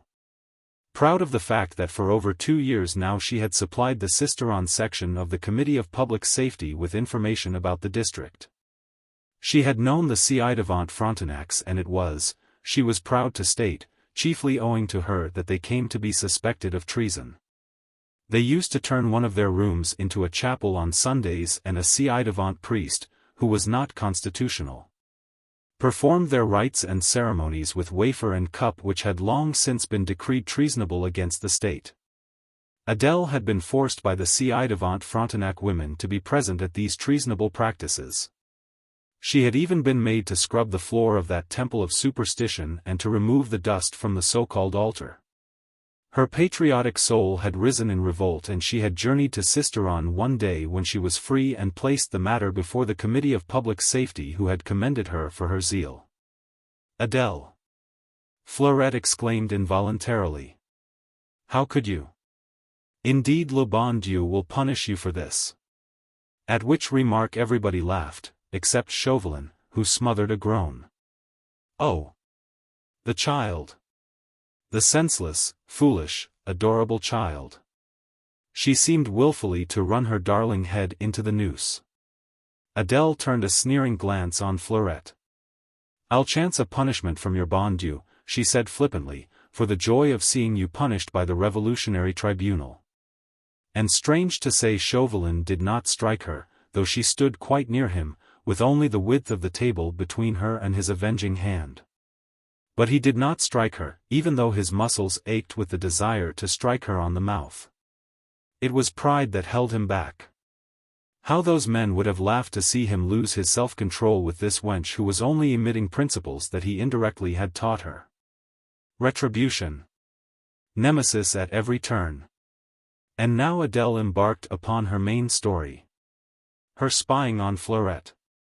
Long, long had she suspected her, with her airs of virtue and bunches of forget-me-nots in front of a statue representing a ci-devant saint. Saint Antoine de Padoue, prise pour nous. Every time she placed a fresh bunch of flowers before that statue. Bah! Such superstition made a patriot's gorge rise with disgust. But Adèle had said nothing. Not for a long time. She knew that Citizen Chauvelin, he was known as Armand over at Laragne, was a great patriot and an intimate friend of Citizen Robespierre over in Paris. So Adèle decided to bide her time, and she did. Until that evening when at last the Frontenacs were arrested and the chateau ransacked. That night Adèle had had her suspicions aroused by Fleurette's strange airs of mystery, her desire to meet Citizen Colombe alone on a dark night. Fleurette had always been such a Saint Nitouche that Adèle guessed that something serious was in the wind. Like a zealous patriot she had watched, and she had seen Fleurette hand over a casket and a wallet to young Colombe. She had heard the two talk over the question of hiding these things in a shed behind Citizen Colombe's shop, and finally seen them locked in each other's arms. Which confirmed her in the idea that Fleurette, with all her appearances of virtue, was a woman guilty of moral turpitude. And still Chauvelin did not strike her on the mouth. He fell to wondering what crime he had committed that was heinous enough to deserve this punishment of impotence. The others listened for the most part in silence. Only occasionally did one or the other break into a chuckle. Nom de nom, what an event! Representative Chauvelin. The man of almost arrogant integrity, sent to Orange to spy and report on the workings of the Committee of Public Safety, one of the makers of the terror, a man whose every glance was a menace. And every word a threat of death. When Adèle had finished speaking, Pochard winked across at Denou. Here was a find that would exalt them both, bring their names to the notice of the great men over in Paris. All sorts of possibilities of reward and advancement loomed largely before them. And Pochard rubbed his large, coarse hands contentedly together, and Denou poured himself out a glass of water and drank it down. All these possibilities had made him thirsty. Fleurette too was silent. For the first time in her life she had come in contact with human passions of which hitherto she had not even dreamed. Adèle, the little maid of all work, with the coarse hands, the red elbows and narrow rat-like face, who wore Fleurette's cast-off clothes and worn-out shoes, had suddenly become an ununderstandable and terrifying enigma. Fleurette felt as if she could not utter a sound, that any word of protest which she might raise would choke her. The girl's words, her bitter accusations, spoken in an even monotone, gave her a feeling as of an icy-cold grip upon her heart. Surrounded from her cradle onwards with love and care, this first glimpse of spite and hatred paralyzed her. Only when Adèle spoke of Monsieur Amede and of that kiss which had tokened him to Fleurette, that delicious kiss under the almond trees, only then did a hot blush rise to her cheeks, and tears of shame gather in her eyes.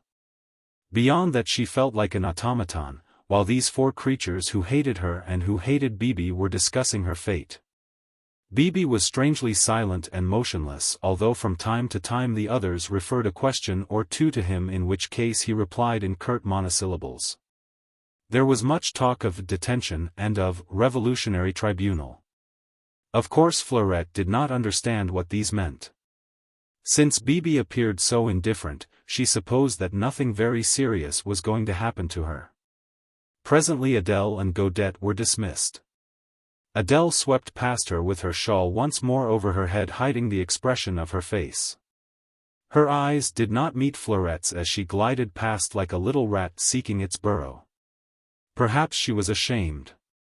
Godette was ordered to send 2 men along. They would be wanted to take the citoyenne to the house of detention. Godette gave the salute and followed Adèle out of the room. Fleurette's feet were aching. She had been standing quite still for over half an hour, and was longing to sit down. Bibi's eyes were upon her now, and his long thin hands were fidgeting nervously with a paper knife. At one time he clutched it so tightly, and half raised it, as if he meant to strike one or the other of his colleagues. Fleurette, tired and a little dizzy, only caught snatches of their conversation. At one time Bibi said very quietly, "You are very bold, Citizen Denou, to measure your influence against mine." And the man on Bibi's left retorted very suavely, "If I have transgressed, Citizen Representative, I'll answer for it." "You will," Bibi rejoined, and his words came through his thin, compressed lips, harsh and dry like blows from a wooden mallet against a metal plate. "And with your head, probably." "Is that a threat, Citizen Chauvelin?" the other asked with a sneer. "You may take it so if you wish." The man on Chauvelin's right, Citizen Pochard, had in the meanwhile been writing assiduously on a large piece of paper. Now he pushed the paper in front of Chauvelin and said curtly, "Will you sign this, Citizen Representative?" "What is it?" Chauvelin asked. "Order for the provisional arrest of one Fleur Chauvelin, suspect of treasonable connections with the enemies of France, pending her appearance before the Revolutionary Tribunal." Chauvelin raised the paper and read it through carefully. His hand that held the paper was perfectly steady. "Your signature," Pochard went on, and held out the quill pen invitingly toward Chauvelin, "as representative of the National Convention on special mission is necessary on this order." "You may take that as a threat too, Citizen Chauvelin," Denou added with a sly wink directed at his colleague Pochard, "for if you do not sign, there's others that will. And sign one too that will be even more unpleasant for you." Chauvelin took the pen, and the 2 men, Pochard and Denou, sprawling over the table, had the satisfaction of seeing him sign the order for the arrest of his own child, her death probably. Not the first time either that something of the sort had occurred, that a man put his seal on the death warrant of his kith or kin. Had not Philippe d'Orléans voted for the death of his cousin the king? Chauvelin signed with a steady hand, his lips tightly pressed one against the other. They should not see, these fiends, what torture he was enduring. They should not see that at this moment he felt just like a brute beast writhing in agony. Not that he had abandoned hope with regard to Fleurette. He felt confident that he could turn the order into a mere scrap of paper presently, and see those 2 snarling dogs fawning at his feet once more. Kicked with the toe of his boot and howling in vain for mercy. It was only from humiliation that, conscious of his power, he had decided that silence and outward acquiescence were his best policy. He had certain cards up his sleeve which the others wot not of, but he could only play them if he succeeded in lulling them into a sense of security by his obvious indifference. Fortunately his reputation stood him in good stead. He was known by his enemies to be so ruthless and so unscrupulous, such an ardent patriot, declared his friends, that his indifference now where his own daughter was concerned did not even astonish Pochard and Denou. It was just like Citizen Chauvelin to send his own daughter to the guillotine. And this estimate of his character helped him to play the role that would mean life to Fleurette. So there he sat for a few minutes, perfectly impassive, his face a mask, his hand perfectly steady, perusing the paper. And then deliberately drawing his pen through one of the words and substituting another. "We'll say the House of Carysty," he said dryly, "the other is already full." Pochard shrugged his shoulders. Why not concede this point? It was so fine to have the citizen representative under one's thumb. What matter if his daughter was thrust into one prison rather than another? "Is the guard there?" Deneau asked. "We have plenty of business to see to. This one has lasted quite long enough. There is still that report from Avignon to look through," Pochard added. "It will need your attention, citizen representative." "I'll be with you in one moment," Chauvelin replied calmly. He rose and went to the door. "Opened it?" "Yes." There was the guard sent hither by Godet, 2 men to escort his Fleurette to the house of Carysty the architect, now transformed into a house of detention. Chauvelin did not even wince at sight of them. He closed the door quietly and then approached Fleurette. He took hold of her hand and drew her to the furthest corner of the room, out of earshot. "You are not frightened, little one?" he whispered to her. "No, Bibi chérie," she replied simply. "If you tell me not to be." "There is nothing to be frightened at, Fleurette. These brutes wish you ill, but—" "Why should they?" "But I can protect you." "I know you can, chérie Bibi. And you won't see that wretched Elle again. I wonder why she hates me. I thought we were friends." "There are no friends these days, little one," he said almost involuntarily. "Only enemies or the indifferent, they are the least dangerous. There are those whom we love. You are thinking of Amede? And of you, chérie Bibi. You believed me, didn't you, little one, when I told you that young Colombe is safely out of harm's way?" "Yes," she said, "I believed you." "Then you will hold your tongue about what you know?" "I promise you, chérie Bibi. But I won't allow Amede to suffer for what I did," she added with that determined little air of hers, which Chauvelin had learned to dread. "He won't. He can't," he declared, whilst an exclamation of impatience at her obstinacy almost escaped him. "Have I not told you?" "We are waiting, citizen Chauvelin," Deneau's unctuous voice broke in at this point. "As you are near the door, perhaps you will call the guard." He did. And stood silently by, while Fleurette was ordered to follow the men. She obeyed, after a last, smiling glance at Bibi. No. She was not frightened. She felt sure that he could protect her, and so long as M'sieu Amede was safe. The last words she said before she finally passed through the door were, "Poor old Louise. You'll tell her, won't you, Bibi, not to fret for me? And tell her to send me my crochet work if she can. I shall have plenty of time on my hands to get on with it." Chapter 22. At 4 o'clock that afternoon the president of the Revolutionary Tribunal sitting at Orange received a summons to accompany citizen Chauvelin, representative of the National Convention on special mission, to Paris, there to present his last reports of the cases tried by him since the beginning of the year. Public Prosecutor Isnard received the same summons. He hastened all in a flurry to the Hôtel de Ville to find citizen Chauvelin. "What does it all mean, citizen?" he asked. Chauvelin shrugged his shoulders. "I know not," he replied. "The summons came by courier an hour ago. I have my calèche here. We could start at daybreak tomorrow and be in Valence before dark. The next day should see us in Lyons, and the middle of next week in Paris. Can you not conjecture?" Once more Chauvelin shrugged. "One never knows," he said. "There must have come some denunciation. You and the president have your enemies, no doubt, as everyone else." Public Prosecutor Isnard's flabby cheeks were the color of lead. "I have always done my duty," he stammered. No doubt," Chauvelin responded lightly. You'll be able to justify yourself, I feel sure, citizen. But you know what these summons are. Impossible to argue, or to disobey. Yes, I know that. But the business here. What of it? Our prisons are full. A batch of 20 at least should be tried every day. I have 40 or 50 indictments ready now, and we can keep the guillotine busy for at least a week. All that business will be at a standstill. You will have to work twice as hard on your return, citizen, Chauvelin retorted dryly. The arrival of the president of the tribunal put a temporary stop to the colloquy. He too was flurried and not a little scared.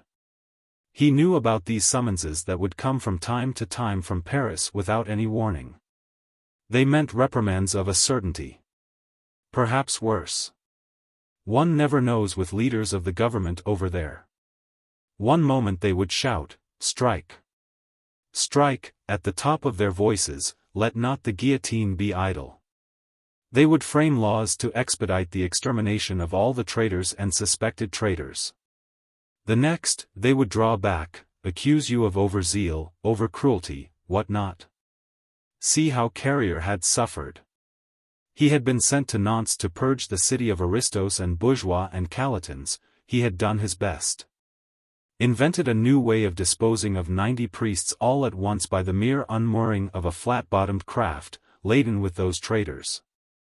And on a given signal opening all the hatches and sinking the whole craft with her cargo. Well. Carrier had done that. He had effectually purged Nantes of traitors. Nevertheless he was summoned to Paris, and his head rolled into the basket on the Place de la République, just as if he had been an aristo. Look at Danton, but why recall it all?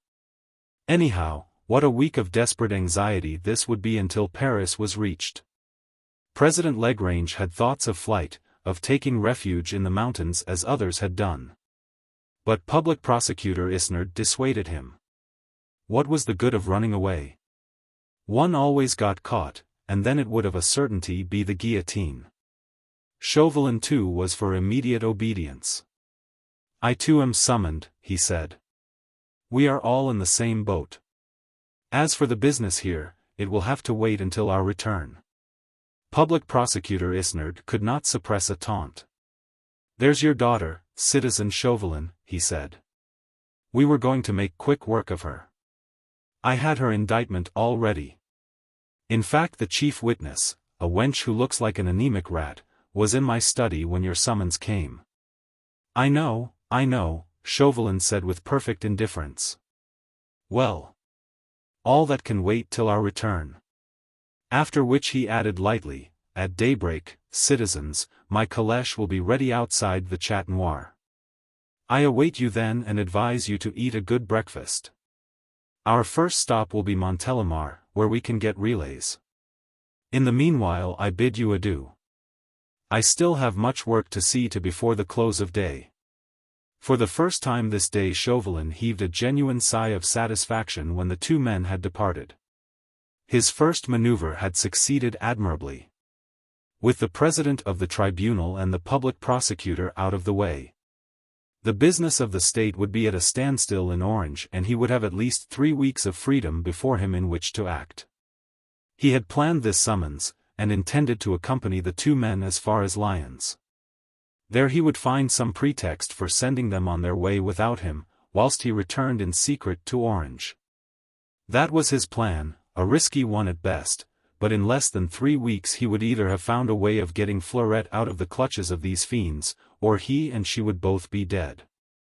Strangely enough at this moment he fell to wondering what his archenemy, the Scarlet Pimpernel, would do under the circumstances, and he longed for the possession of that same imaginative brain. That marvelous resource and unbounded pluck which had foiled him, Chauvelin, at every turn. The Scarlet Pimpernel. If that bold adventurer were to know that his bitterest foe was now probing the lowest depths of sorrow, that this cruel nemesis had overtaken him at last, how he would exult, how jeer at his enemy. And of the many pinpricks which Chauvelin had had to endure today, he felt that none could hurt him so deeply as the thought that the Scarlet Pimpernel might hear of his trouble and hold jubilee over his soul agony. Chapter 23. That first night the party slept at Valence in the Maison de Têtes, the quaint old house with its unique façade which stands to this day in the Grand Rue, and which in that year of grace 1794 had been requisitioned by the Drôme section of the Committee of Public Safety for its offices. A concierge with wife and family were in charge of the house, and there were 2 or 3 additional rooms in it which were often placed at the disposal of any official personage who happened to be passing through Valence. Chauvelin had often stayed there on his way through to Paris and was a familiar figure to the concierge and his family.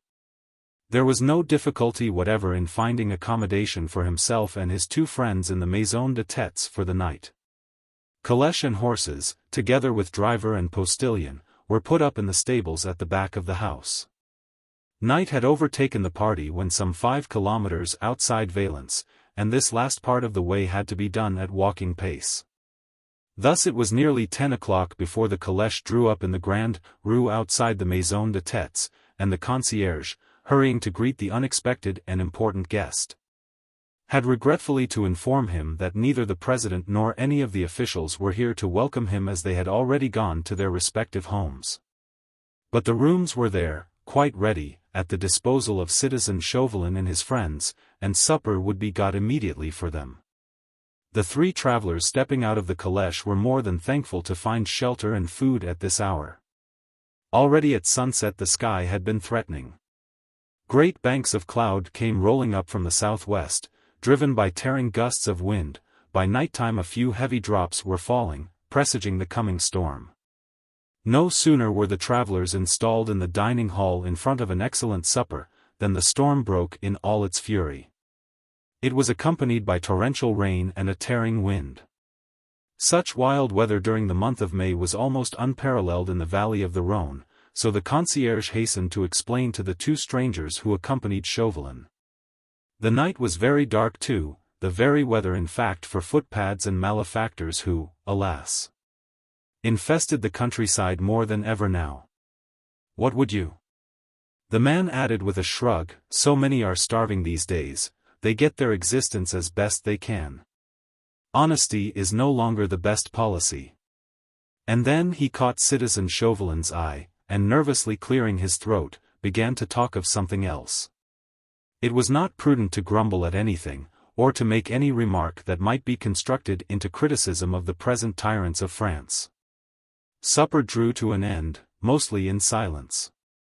Chauvelin was never of a loquacious turn of mind, and neither of the other 2 were in a mood to talk. After a curt good night the latter retired to the room which had been assigned to them. Chauvelin before doing the same gave orders to his driver and postilion to have the calèche at the door by 7 o'clock on the following morning. Then he too went to bed, there to toss ceaselessly through the endless hours of wakefulness, his mind tortured with thoughts of his darling Fleurette. Wondering how she would bear this first night in prison, the propinquity, the want of privacy, the lewd talk perhaps, or coarse jests of some of her roommates. It was only in the early dawn that, wearied at last in body and mind, he was able to close his eyes and snatch an hour or 2's sleep. When the concierge brought him a steaming mug of wine in the early morning, his first inquiry was after the calèche. Was it being got ready? Yes. The concierge had seen the driver and postilion at work this hour past. Everything would doubtless be ready for a start by 7 o'clock. It was now 6:30. Chauvelin drank the hot wine eagerly. His sleepless night and all his anxiety had produced a racking headache and a state of mental inertia difficult to combat. Slightly refreshed by the drink, he proceeded to dress. While he did so he heard a great clatter of horses' hoofs striking the cobblestones, a good deal of shouting and rattling of wheels. His windows gave on the Grand Rue, and looking out he expected presently to see the calèche being driven round from the stable-yard at the back. But nothing came. He felt nervy and impatient, hoping that nothing would go wrong. Angered too with himself for feeling so flat on this very morning when he would need all his brainpower to carry his scheme successfully to the end. He intended journeying with the 2 men as far as Lyons, and there to invent a pretext for separating from them, sending them on to Paris by the stagecoach. and then returning quietly and secretly to Orange alone. Already he was fully dressed and ready to go downstairs.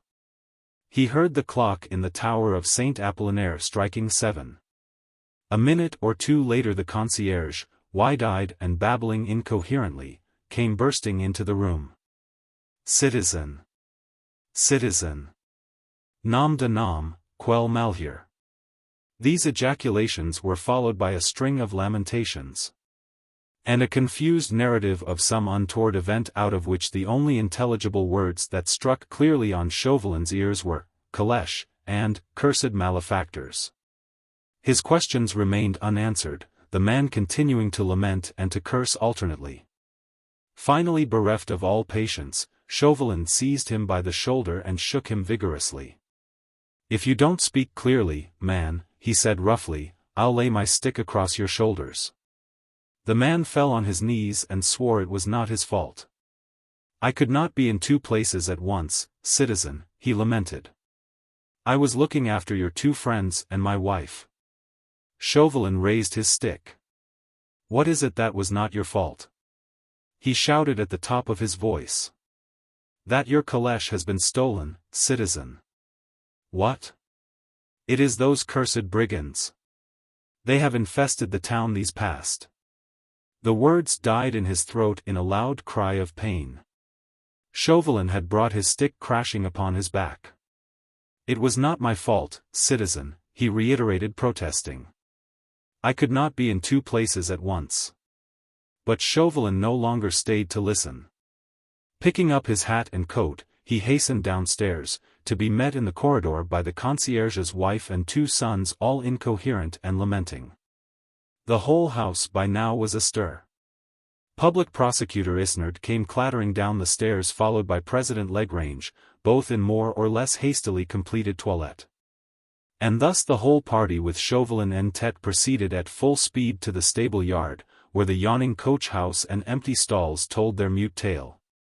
Of calèche, horses, driver or postilion not a sign.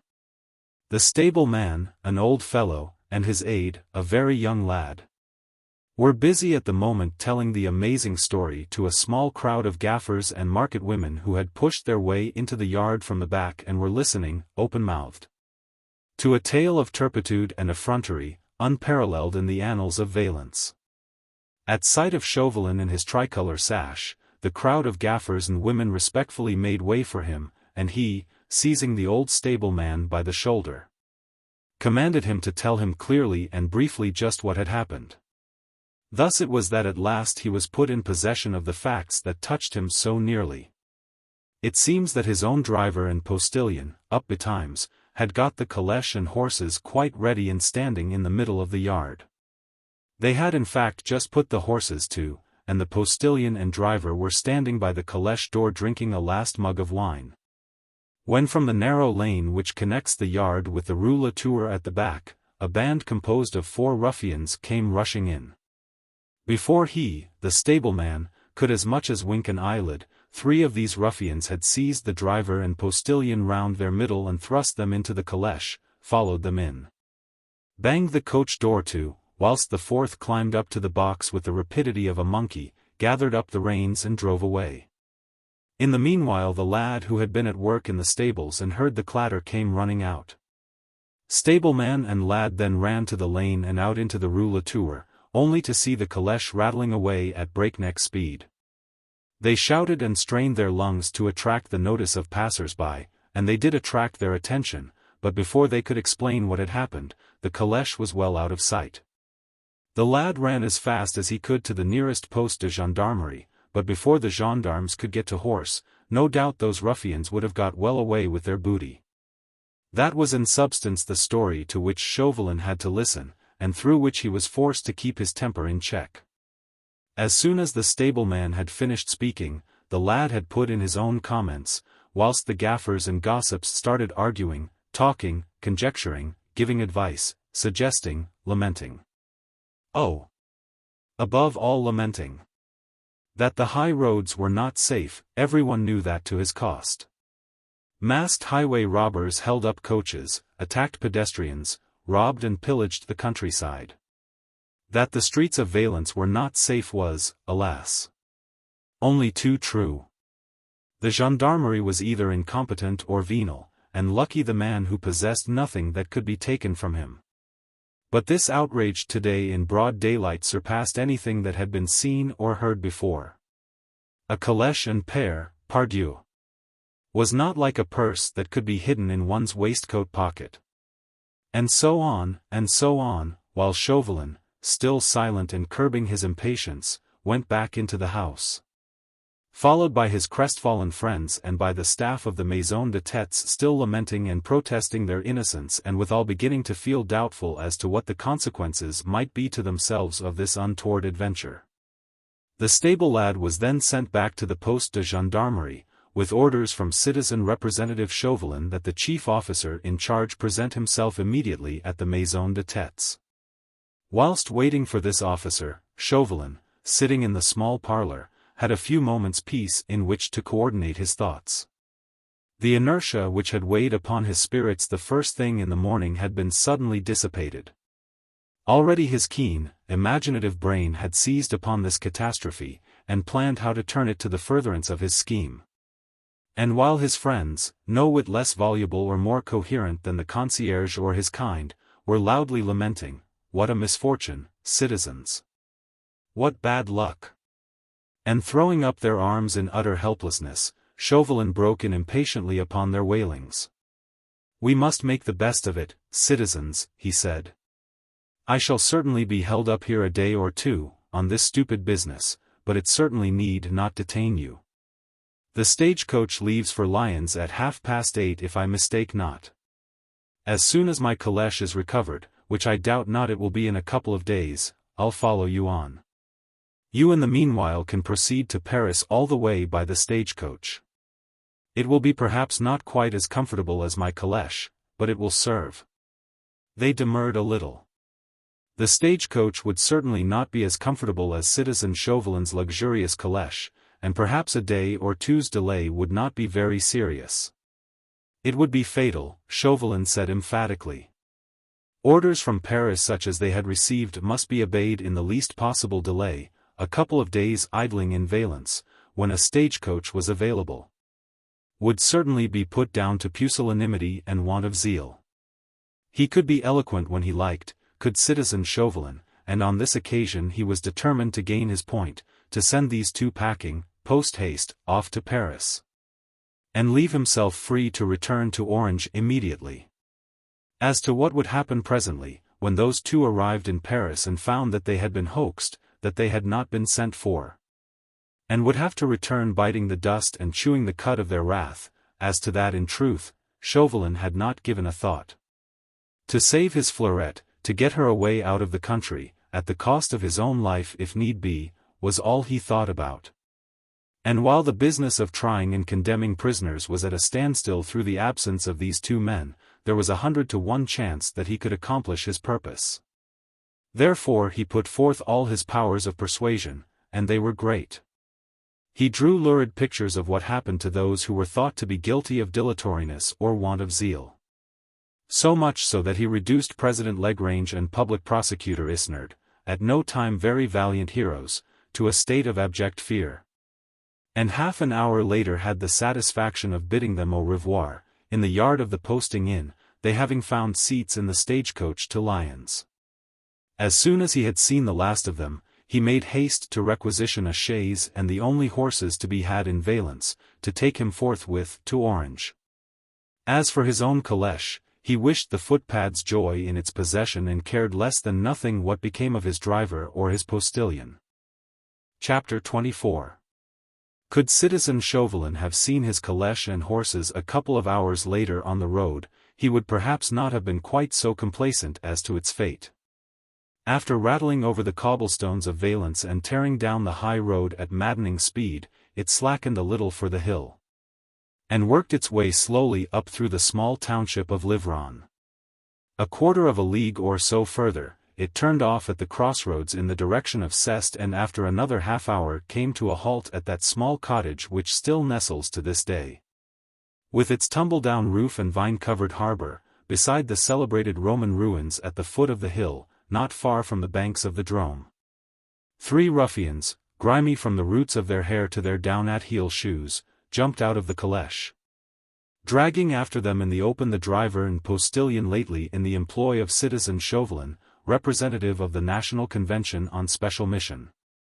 Whilst thus journeying between Valence and Livron, these 2 poor wretches had been securely pinioned with ropes, but they were not gagged, and they used the freedom left to their tongues by uttering oaths and protests which appeared vastly to amuse their captors. The 4th ruffian, for ruffian he was, despite the fact that he had donned a bourgeois dress, the better to carry out his coup and pass unnoticed on the road, had in the meanwhile scrambled down from the box. "Quite successful so far," he remarked lightly, speaking in English, and rubbing his hands, which were slender and long and firm, contentedly together. "What shall we do with these?" one of his companions asked, laughing and pointing to the 2 woebegone prisoners, who had ceased to curse and to protest, chiefly owing to want of breath, but also through astonishment at finding themselves the victims of some kind of foreign brigands whose language they did not understand. "Poor beggars," the other said lightly. "We'll place them in front of an excellent breakfast, and I'll warrant we need not as much as tie their legs to their chairs. Get them inside, Fawkes, will you, and I'll talk to them as soon as Tony and I have seen to the horses. You don't think the gendarmerie from Valence will be after us, Blakeney, do you?" "Not they," Sir Percy replied. "They are very short of horses in these parts, and the best will, I doubt not, be requisitioned by my friend M. Chamberlain for his own use. I wonder now," he added musing, "what he is after, taking those 2 ruffians with him to Paris. And whether his errand is sufficiently urgent to cause him to travel in the stagecoach, now that we have borrowed his calèche." He paused, slightly frowning, evidently a little puzzled.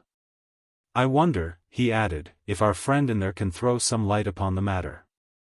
After which Sir Percy Blakeney and Lord Anthony Dewhurst took the streaming horses out of the shafts, relieved them of their harness and gave them a good rub-down, a drink and a feed, while Sir Andrew Fawkes and Lord Hastings went into the cottage and busied themselves with their prisoners.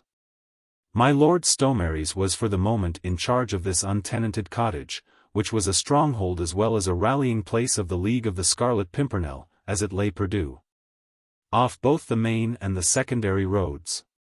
He it was who had prepared food for his chief and his comrades with the assistance of one Amede Colombi. The cottage consisted of 4 rooms, unsecurely sheltered against the weather by a cracked roof, and against damp by broken floors. There were a few very rare pieces of furniture in the place, abandoned there by the late owner and his family. Worthy farmers whom the League of the Scarlet Pimpernel had conveyed safely out of France when their loyal adherence to their exiled seigneurs had brought them under the ban of the revolutionary government. In one of the rooms the 2 prisoners were busy for the moment pinching one another to see if they were really awake. After thinking that they were within sight of death at the hands of a band of malefactors, they found themselves sitting at a table in front of an excellent plate of soup, some bread and cheese and a very large mug of excellent wine, while the cords round their bodies had been removed. Anyway, a very pleasant dream. Leaving conjecture to take care of itself, they fell to on this welcome repast with a healthy appetite. The door which gave on the larger room had been left open, and through it the 2 men could see the band of malefactors falling to, just like themselves, in front of an excellent meal, laughing and talking in that same gibberish language which they did not understand. "They don't look to me much like brigands," the driver remarked presently, speaking with his mouth full, in spite of their dirty clothes. "And that tall one," the postilion added thoughtfully, "he seems to be their captain. If you ask me, I think he is an aristo. Or an English spy." The other shook his head. "Not he. English spies would have murdered us." "Then what in the name of hell?" He got no further, the postilion had gripped him by the arm. "Nom de nom," the postilion exclaimed, and expressed further amazement by a prolonged whistle. "If that is not Amede Colombi." "Qu'est-ce Amede Colombi?" the other asked. "The son of the grocer over at Laragne." "I know, I come from those parts." But what the hell is he doing here? Amede Colombe, sitting at the table with his wonderful new friends, caught the sound of his name, and gave an anxious start. "Do not worry about them, my young friend," Sir Percy Blakeney said reassuringly. "Before they could do you any harm we shall be many leagues out of the way." At which postilion and driver gazed at one another, more puzzled than ever before. Were they really dreaming, or had they actually heard that foreigner speaking their own language, and perfectly? The driver was inclined to think that the wine which they had been drinking was potent enough to be the cause of an hallucination. Not that this deterred him from pouring himself out another mugful, and drinking it down with much smacking of the lips and sighs of contentment. It was such very excellent wine. Didn't his friend the postilion agree with him? Why, of course, and the filling and refilling of the 2 mugs continued apace and at a great rate. "They'll be blind in a few moments," Lord Anthony Deworst remarked, glancing over his shoulder at the 2 men. And he was right in this surmise. In less than a quarter of an hour driver and postilion were blind to the world, with arms stretched out across the table, their heads buried in the bend of their elbows, breathing stertorously. "You are not eating, my friend," my Lord Stomares remarked to Amede Colombe, who in truth had been sitting, silent, self-absorbed, neither eating nor drinking. "Friend Amede does not appreciate your cooking, old man," Blakeney put in lightly. "It is fairly bad, I confess." "Is it not, Monsieur Amede?" "It is excellent, milord," the young man sighed, "but I ask you, how can I eat or drink when I am in such terrible anxiety?" "We were just going to discuss the best way, and the quickest, of alleviating your anxiety, mon ami," Sir Percy rejoined. "All we were waiting for was for those 2 amiable gentlemen over there to become deaf temporarily as well as blind." "It is not for myself that I am anxious, milord," the young man said timidly. He was over shy of these wonderful men, who had led him from adventure to adventure, in a manner that had almost addled his poor brain. His unsophisticated mind was still vibrating with the excitement of the unforgettable hour, when, throwing disguise aside, these strangers had revealed themselves not as revolutionary soldiers at all, but as mysterious beings, whose actions had appeared to him to savor of the supernatural. It took him a long time to understand the situation. It seems that his being in possession of Madame de Frontenac's valuables was known to the girl Adele, who was nothing but a spy in the pay of the Committee of Public Safety. She had that night spied upon him and the girl he loved, seen the girl hand over the valuables to him, and revealed the fact to the committee. Had these mysterious strangers not played the part of revolutionary soldiers and got him, Amede, safely out of the way, before the real soldiers appeared upon the scene, he would at this moment be languishing in a prison at Sisteron or Orange preparatory to being sent either to the guillotine or for cannon fodder on the frontier. All this Amede understood well enough. He cursed Adele 1,000 times in his heart for being such a snake in the grass. What he could not understand was why these strangers should take an interest in him and in his fate. When to his timid query on that subject their leader laughingly replied, "Sport. Mon ami, the fun, the excitement. Nothing more philanthropic, I assure you, than just sport," he understood still less. No wonder that to him, Amede Colombe, the whole adventure had come as a manifestation of something supernatural. As for M. de Frontenac, his fellow sufferer, on the other hand, he had apparently been prepared for that manifestation. It appeared that Madame and Mademoiselle had already been rescued from peril and taken to a place of safety, where presently M. de Frontenac would be able to join them, always through the instrumentality of these wonder-working strangers. The last thing M. de Frontenac had said to him, Amede, when he took leave of him a couple of days ago, somewhere in the lonely mountain paths where the party had called a halt, was, "Trust these Englishmen, Amede.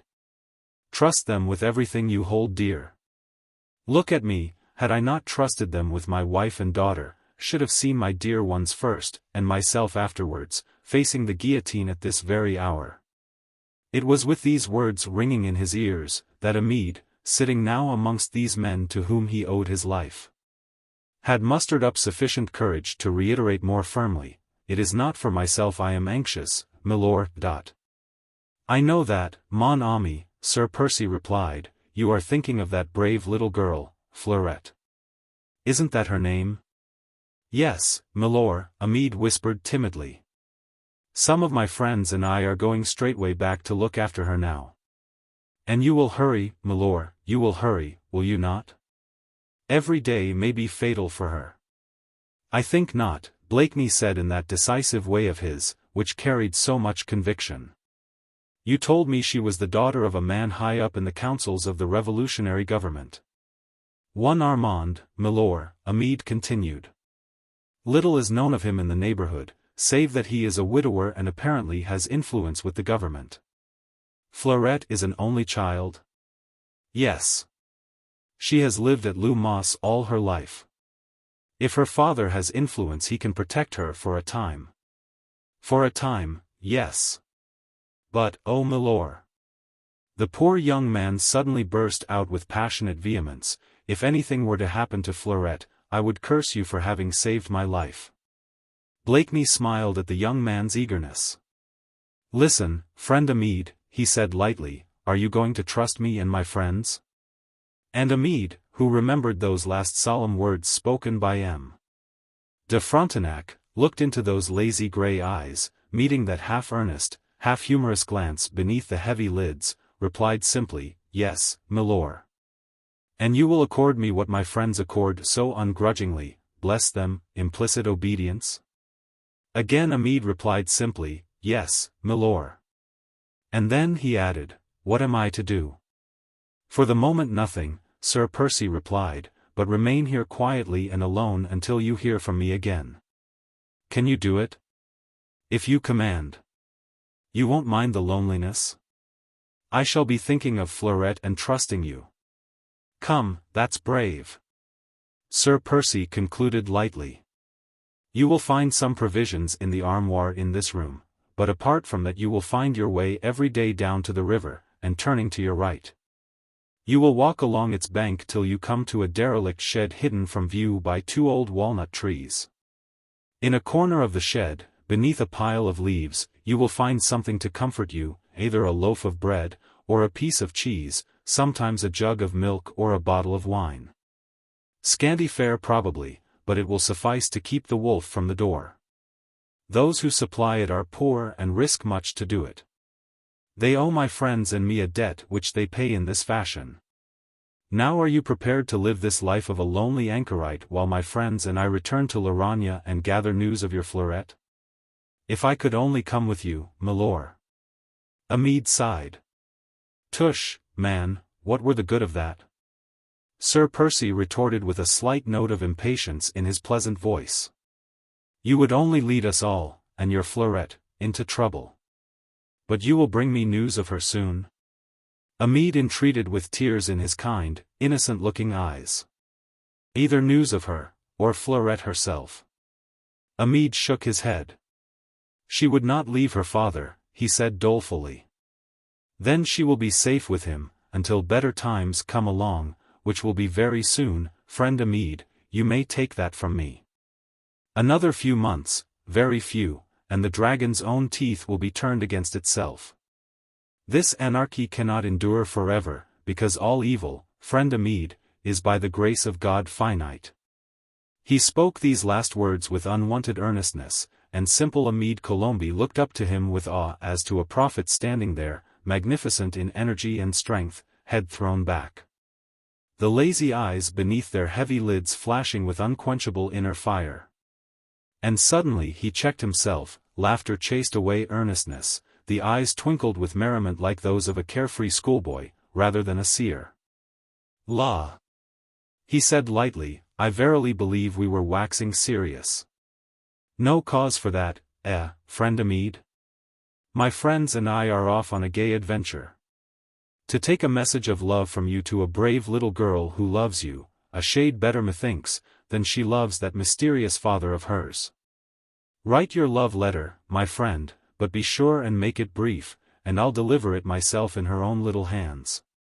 I saw her, that sweet wench of yours, no woman ever showed more pluck than she did when she went to seek Madame de Frontenac's valuables. You saw her, milor? Amede exclaimed wide-eyed. Mon Dieu! Is there anything that you do not see? There is, mon ami, Sir Percy replied gaily. I have never seen your pretty Fleurette's mysterious father. He must be a fine man to keep the love of so sweet a daughter. So write your letter, my friend, he went on, and pointing to an oaken desk at the further end of the room on which were quill pen, inkpot and sand, and I promise you that I will deliver it. If only for the pleasure of having a squint at the mysterious owner of Lou Moss. Hi-ho, he added with a contented sigh, but this promises to be fine sport. What say you, Fawkes, or you, Tony? We are going to put our heads into the wolf's jaws again, eh? Stomaries, you too, and Hastings. But we'll do it, and I promise you that the sight of pretty Fleurette will be a fitting compensation for some very unpleasant half-hours we may have to go through. Now then, friend Amede. Your love missive, and 2 of you put the horses to, will have to make Montelimar by nightfall. There will either abandon the calèche, steal a couple of horses and cut across the hills to Sisteron, or keep to the calèche and the road as far as the neighborhood of Orange, where much information can always be gleaned about the district. We'll make no plans now and trust to luck and chance. What? Lord Tony then pointed, smiling, to the driver and postilion still fast asleep in the adjoining room. What is to happen to those mudlarks? He asked. We'll take them along, of course, Blakeney replied. So thrust them into the bottom of the calèche, under the seat for choice, and those who sit inside can use them as footstools. Where we leave the calèche, there we leave them too, to find their way back to the bosom of their families in due course. He looked so gay and so full of life and strength, so sure of himself, such pure joy in this new adventure radiated from his entire person, that some of that divine spark in him set Amede Colombi's blood tingling through his veins. Anxiety, melancholy, doubt fell away from him at a glance from those lazy eyes and now twinkling with joy, at sight of that firm mouth, ever softened by a smile. Of those long, slender hands, delicate as a woman's, firm as those of a leader of men. Poor Amede was almost happy at this moment, feeling that he was one with this band of heroes, that just by obedience and self-effacement, he could feel that he was one of them. In cramped schoolboy hand, he wrote a brief, very brief little line to Fleurette, and told her how he adored her and longed for her nearness. He also told her that whatever else happened he implored her to trust the bearer of this note, who would be the means of bringing her back one day to the shelter of her Amede's arms. Less than an hour later he was all alone in the tumble-down cottage that nestled against the ruins of a former, long-since-dead civilization. The late afternoon was soothing and balmy, the sky of a pale turquoise, clear and translucent, and as Amede, standing somewhat forlorn at the cottage door, watching the narrow road over which the calèche had lumbered a while ago, bearing away his mysterious new friends, the pale crescent of the moon appeared above the snow-capped crest of La Lance. And Amede, remembering the old superstition, bowed solemnly 9 times to the moon. Chapter 25. What irked Fleurette most in her prison life was the monotony of it, the want of something to do. After she had cleaned out the room which she shared with 10 others, and put herself and everything tidy, the day appeared interminably long. She did her crochet work while her supply of thread lasted. Old Louise had been allowed to make up a bundle of some clothes for her, and in it she had also put the crochet work and a few hanks of thread, but a few days saw the end of this supply. After which there was nothing with which Fleurette could occupy her fingers. Some of her fellow prisoners had needles, cotton and thimbles, and presently Fleurette, always willing and always smiling, was asked to darn and mend their clothes. She was glad enough to do it, as a means of killing time. They were a heterogeneous crowd, these fellow prisoners of hers, culled from every social grade, from the great lady to the troll out of the street. Misfortune and the precariousness of existence had brought these usually warring elements closely together. Friendship sprang up where in the past even a nod of recognition would have been grudged. The Comtesse de Mornaz, who belonged to the highest aristocracy of Provence, would take her morning exercise with her arm round the waist of Eugenie Blanc. daughter of a second-hand clothes dealer of Orange. Helene de Mornaz's husband had been guillotined 3 months ago on some trumped-up charge or other, and Eugenie Blanc's father, accused of traffic with the enemy, whoever that enemy might be no one knew, had perished in that awful wholesale massacre perpetrated in Orange last month. Sorrow brought these 2 women together, as it did many others, and when Claire de Châtelard, obviously a woman of evil reputation, sought Fleurette's compassion with a tale of hunger, misery and arrest, that compassion was freely given, and the girl who had led such a sheltered life at Lumos, knowing nothing of temptation or of evil, had for daily companion after that one Claire de Châtelard, the most notorious jade of Orange. Thus the first few days went by. In the prison, it is architect Caristy's house with all the furniture turned out of it and the rooms left bare of everything save a few benches, a few paillasses, a table, a wash-hand basin or 2, in the prison great puzzlement prevails. Hitherto every day, just before sunset, a captain of the guard with half a dozen men would enter the courtyard and, standing there, would in a loud voice read out a list of names. That list was the roll call, the decrees of the Revolutionary Tribunal condemning so many to the guillotine on the morrow. And at all the windows of the houses around the courtyard, heads would appear, men and women, yes, and children too, clutching their prison bars, and listening. Listening if their name be upon that list.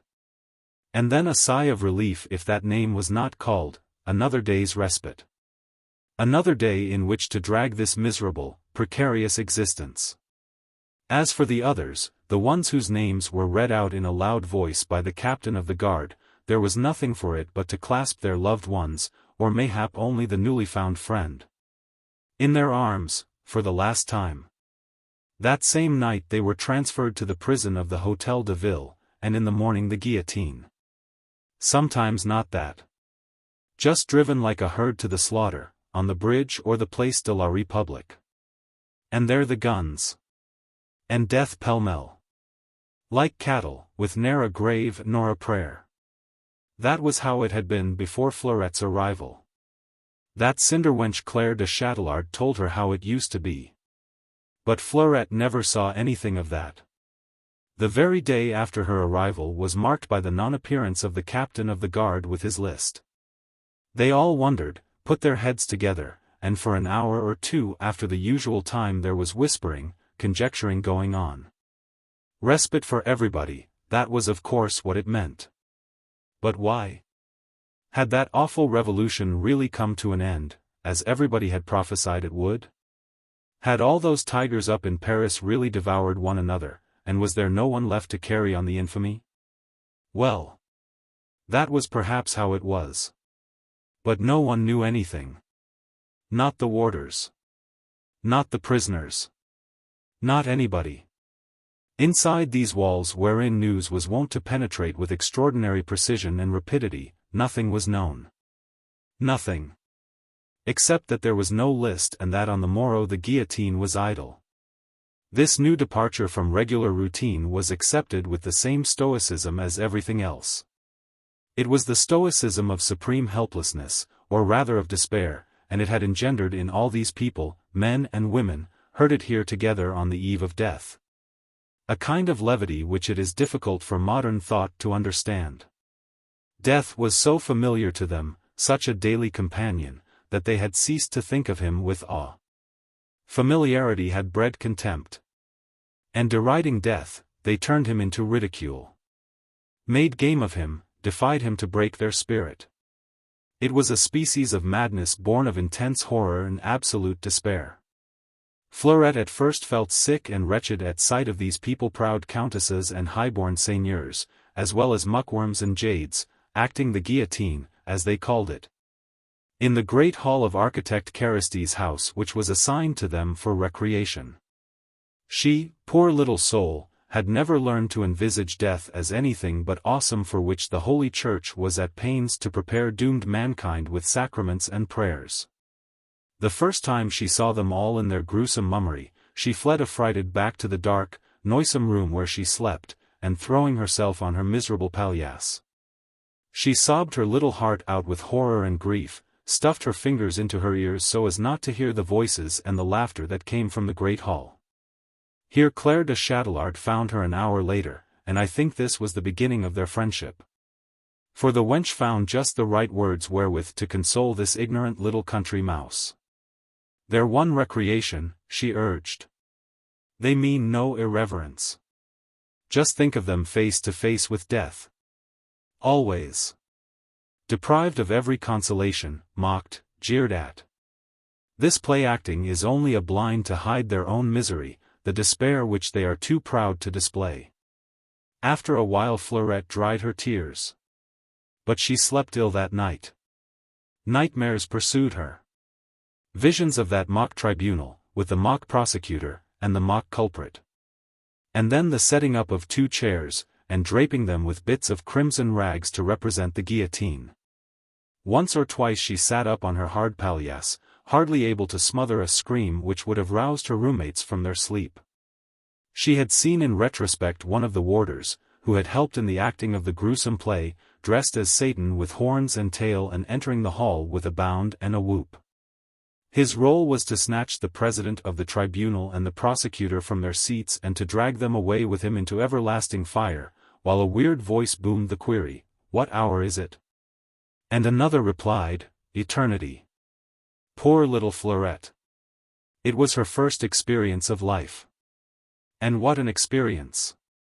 Yet, it had only been one step from Lou Moss with its almond trees and rippling mill streams, with Bibi and old Louise, one step from there to this baraque of a house converted into a prison.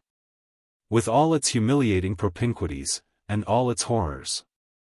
Her companions in misfortune were very kind to her. All of them. The men as well as the women. Claire de Chatelard and the Comtesse de Mornaz. They all seemed to understand her position, her helplessness, her ignorance. They were so kind. So kind. They admired her crochet work, and talked to her of Lorraine, or the snows of Pelvoux, or the almond trees of the Dauphiné. They thanked her and kissed her when she offered to ply her needle for them, to mend their clothes or darn their stockings. Within a few days she became one of themselves. A younger sister in this family of the despairing. Within a week, or mayhap 10 days, she had lost her sense of horror at their mummeries, could laugh at the antics of the mock Satan come to carry the mock judges off to hell. The only thing to which she could not get accustomed was the representation of the guillotine, the inverted chairs and the bits of red rags, the cords, the victim, the basket and the executioner. Oh! That executioner! He was terrible. Especially of late. The role, like that of Satan, had always been undertaken by one of the warders, rough fellows these, culled from the lowest scum of the city. Men who delighted in all the physical and moral torture inflicted on the aristos under their charge, who would gloat over the sight of a father torn away from his children and led to the guillotine. Who would regale the unfortunate prisoners with tales culled from the Moniteur of wholesale executions or brutal massacres. The idea of acting the part of executioner to the mock representations of the guillotine delighted a certain grim sense of humor which most Southerners possess. There was one man in particular, lately come to replace another who was sick, who threw himself into the gruesome role with zest. He would strip almost naked for the part, and then cover his face and his large body with a mixture of soot and charcoal and oil so that he looked like a huge Negro, with gleaming teeth and long, lank hair, of a pale blonde color, speckled with dirt. Poor Fleurette could not bear to look at him, nor at the mock execution when one or other of her fellow prisoners would allow himself to be tied to the mock guillotine. Amidst the well-acted laughter and jeers of men and women who impersonated the awful rabble that was always to be found around the real guillotine. It was horrible, and Fleurette would run out into the corridor, or back to her miserable palliasse, anywhere where she could shut her ears to that gruesome mockery. Unfortunately there came a day when the warder declared that an order had come through, that prisoners must remain together in the hall during the hour of recreation. He said it was so, and there was no one to contradict him. Of all the tyrants that had been set over their fellow men, these days, none were more dreaded because more autocratic, than prison warders. As far as prisoners knew, these tyrants' power over them was absolute.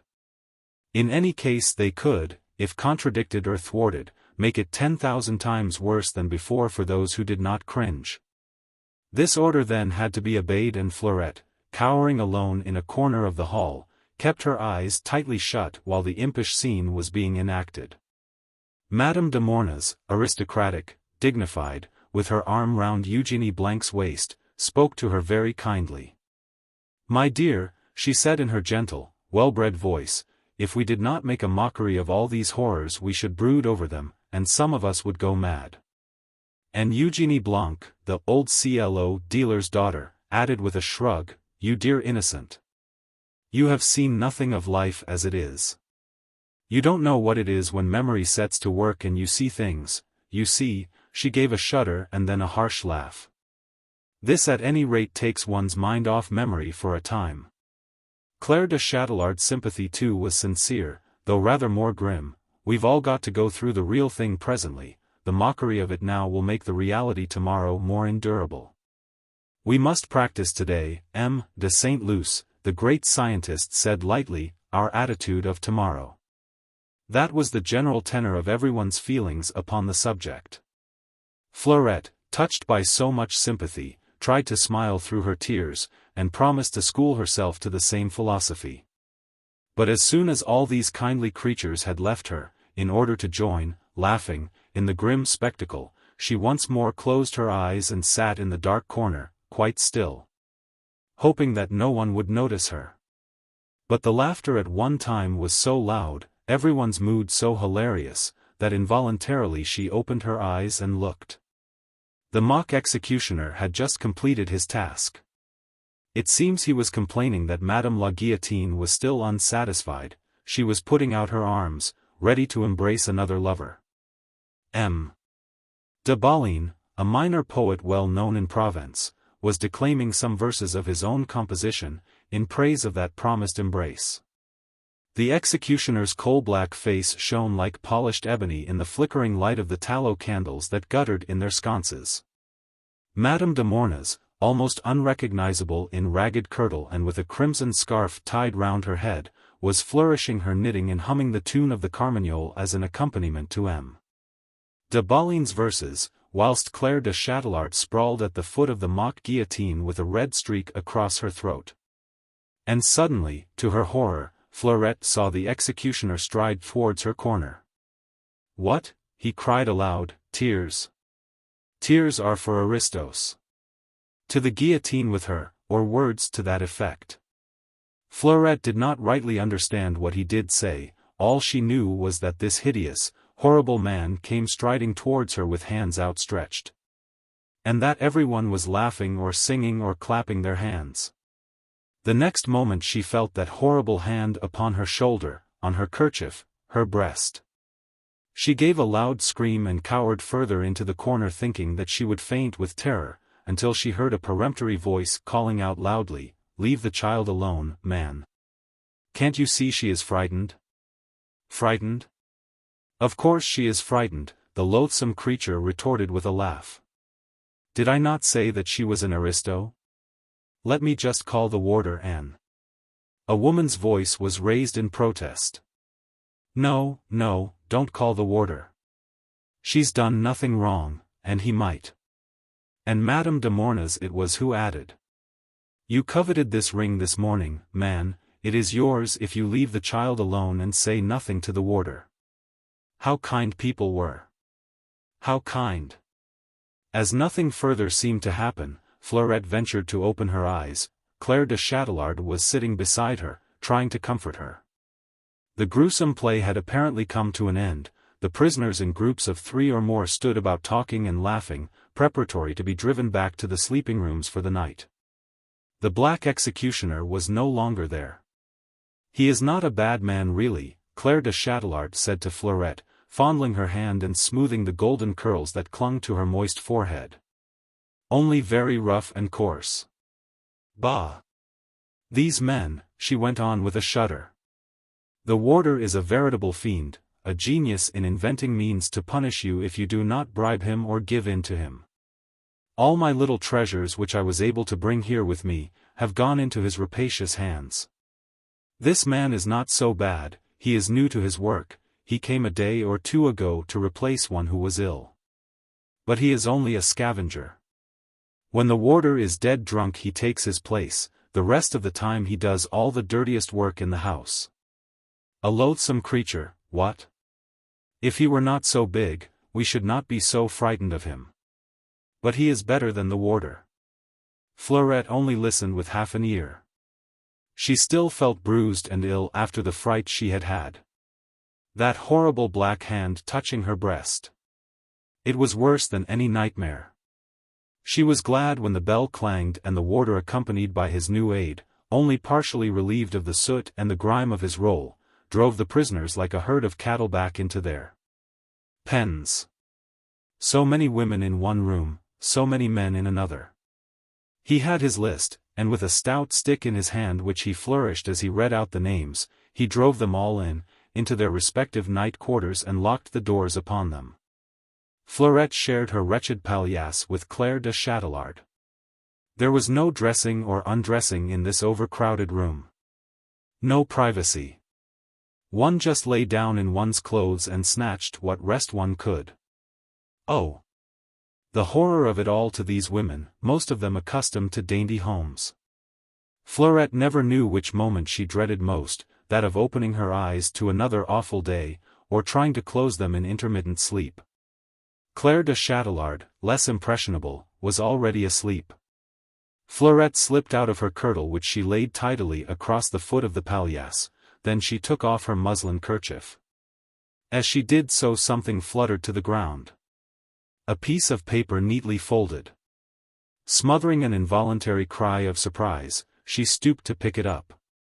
Yet she hardly dared to touch the thing at first. How had it got between the folds of her kerchief? Who could possibly have put it there unbeknown to her? This was the second time within a very little while that Fleurette had come in contact with something that savored of the supernatural.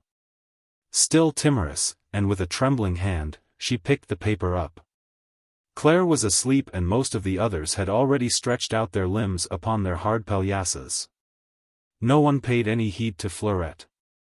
There was no direct light in the room itself, but an oil lamp which hung from the ceiling in the corridor threw a feeble ray of light through the fanlight over the door. Fleurette unfolded the paper and smoothed out its creases against her knee. She made her way to the center of the room where she could just contrive, by that dim light from above, to decipher the handwriting upon the paper. But the first word that caught her eye nearly caused her to utter a cry of joy. It was the signature, Amede. Amede. At once her eyes grew dim with tears. Amede. Those 5 letters in the clumsy, schoolboyish handwriting meant happiness and home. Amede. Before trying to read further she pressed the paper against her cheek, fondled it, laid it against her lips. Amede. He had written to her. Where from? How? She did not care to think. What did it matter after all? He was thinking of her. Had written to her. And some divine messenger had conveyed his missive to Fleurette. Though he was safe and well, Bibi had assured her that he had thought of her and sent her this letter through one of God's own angels. And then Fleurette dried her eyes, for she remembered that presently the bell would clang again. When all the lights would be put out and she might have to wait until tomorrow to read Amede's letter. It was short, very, very short. Amede had never been a scholar, but in it he told her how he adored his Fleurette and longed for her nearness. He also told her that whatever else happened, he implored her to trust the bearer of this note who would be the means of bringing her back one day to the shelter of his arms. The bearer of this note? Who was he? Surely, one of God's angels. And so of course she trusted him. And it was only le bon Dieu who would so guide Bibi that all this trouble would come to an end and she, Fleurette, would of a certainty find a shelter once more in her Amede's arms.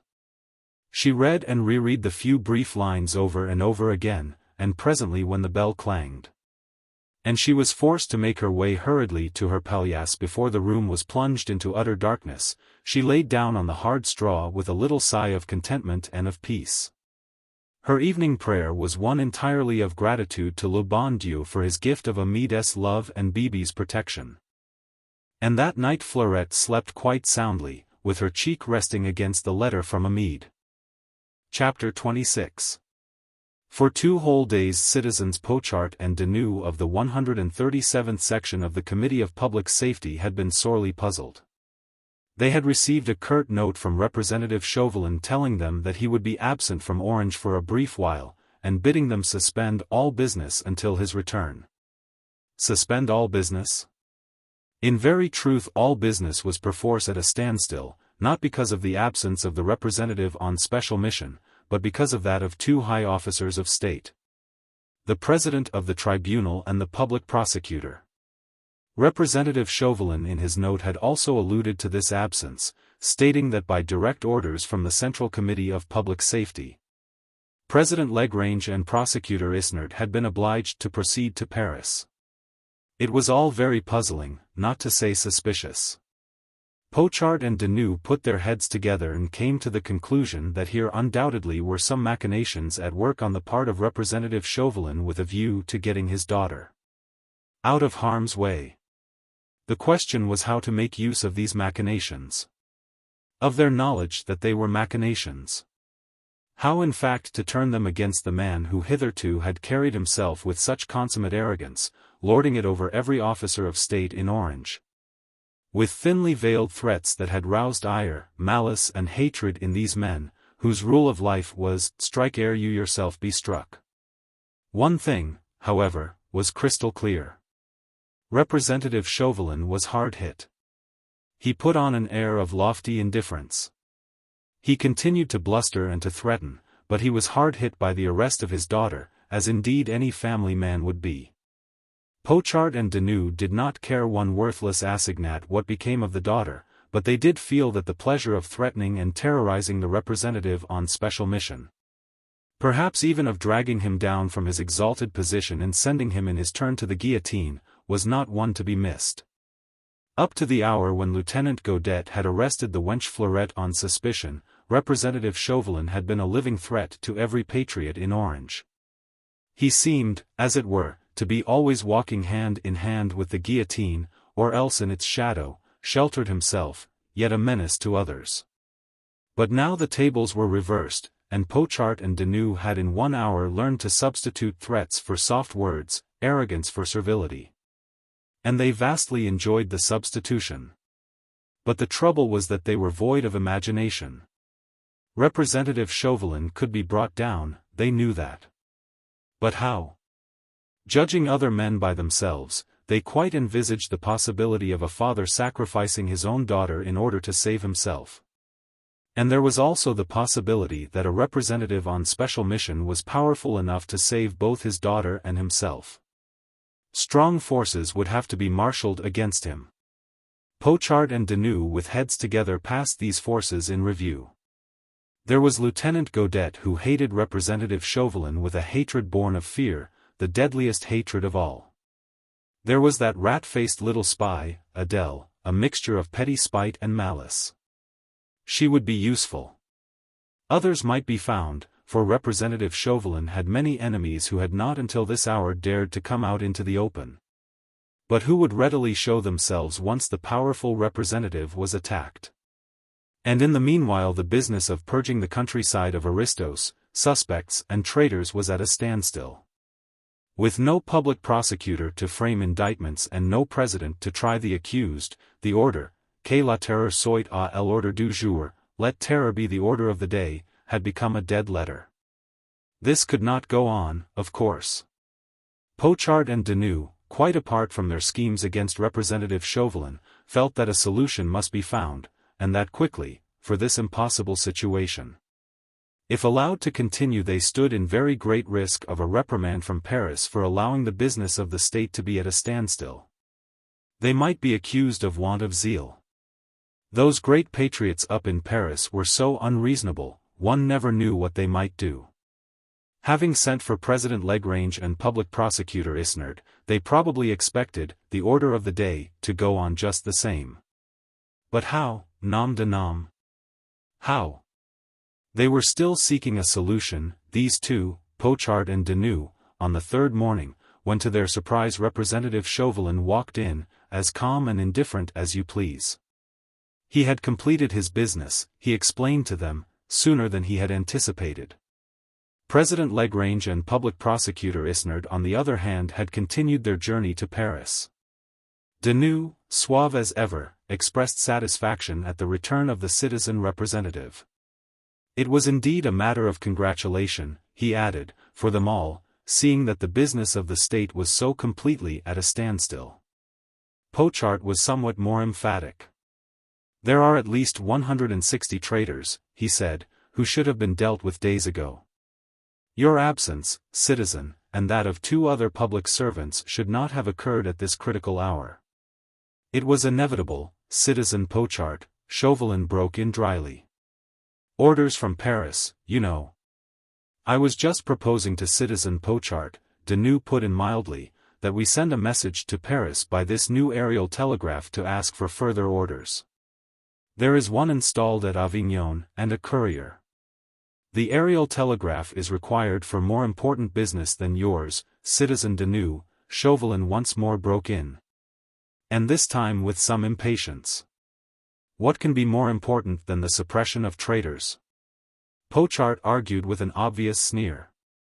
I marvel at you, citizen representative, that you should think otherwise. The very latest decree of the National Convention, Deneu added, was that terror be the order of the day. I too marvel at you, citizen Chauvelin. There is no cause for marvel, Chauvelin rejoined with well-assumed indifference. I have not been in Orange more than a few hours. I have not had time to devise for this new situation.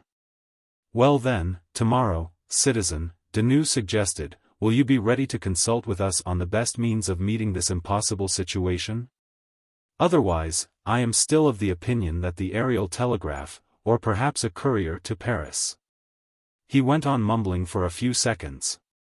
His tone had been quite suave, not to say deferential. But Chauvelin's keen ear had not failed to detect the threat that lurked behind those smooth, velvety tones. Tomorrow, as you say, he concluded dryly. All through the wearisome journey back from Valence he had been busy scheming and planning, alternately adopting and rejecting one plan after another. He knew well enough that Pochard and Deneu were stalking him like wild beasts, ready to pounce on him. To come to grips with him in a life-and-death struggle in which his darling Fleurette would also be involved. Now after his interview with the 2 men, he knew that already they scented victory, that they too were scheming and planning his overthrow. And using Fleurette as the deadliest weapon against him. These last 3 years of titanic struggle of man against man, of the strong against the weak, of the weak against the strong, had taught him that he could expect nothing. Neither mercy nor consideration, from enemies whom he himself would never have hesitated to sacrifice to his own whim or his own tyranny. His only hope lay in his avowedly superior brain power. He no longer could dominate these snarling wild beasts, now that they were showing their fangs, but he could outwit them, before they sprang and devoured him.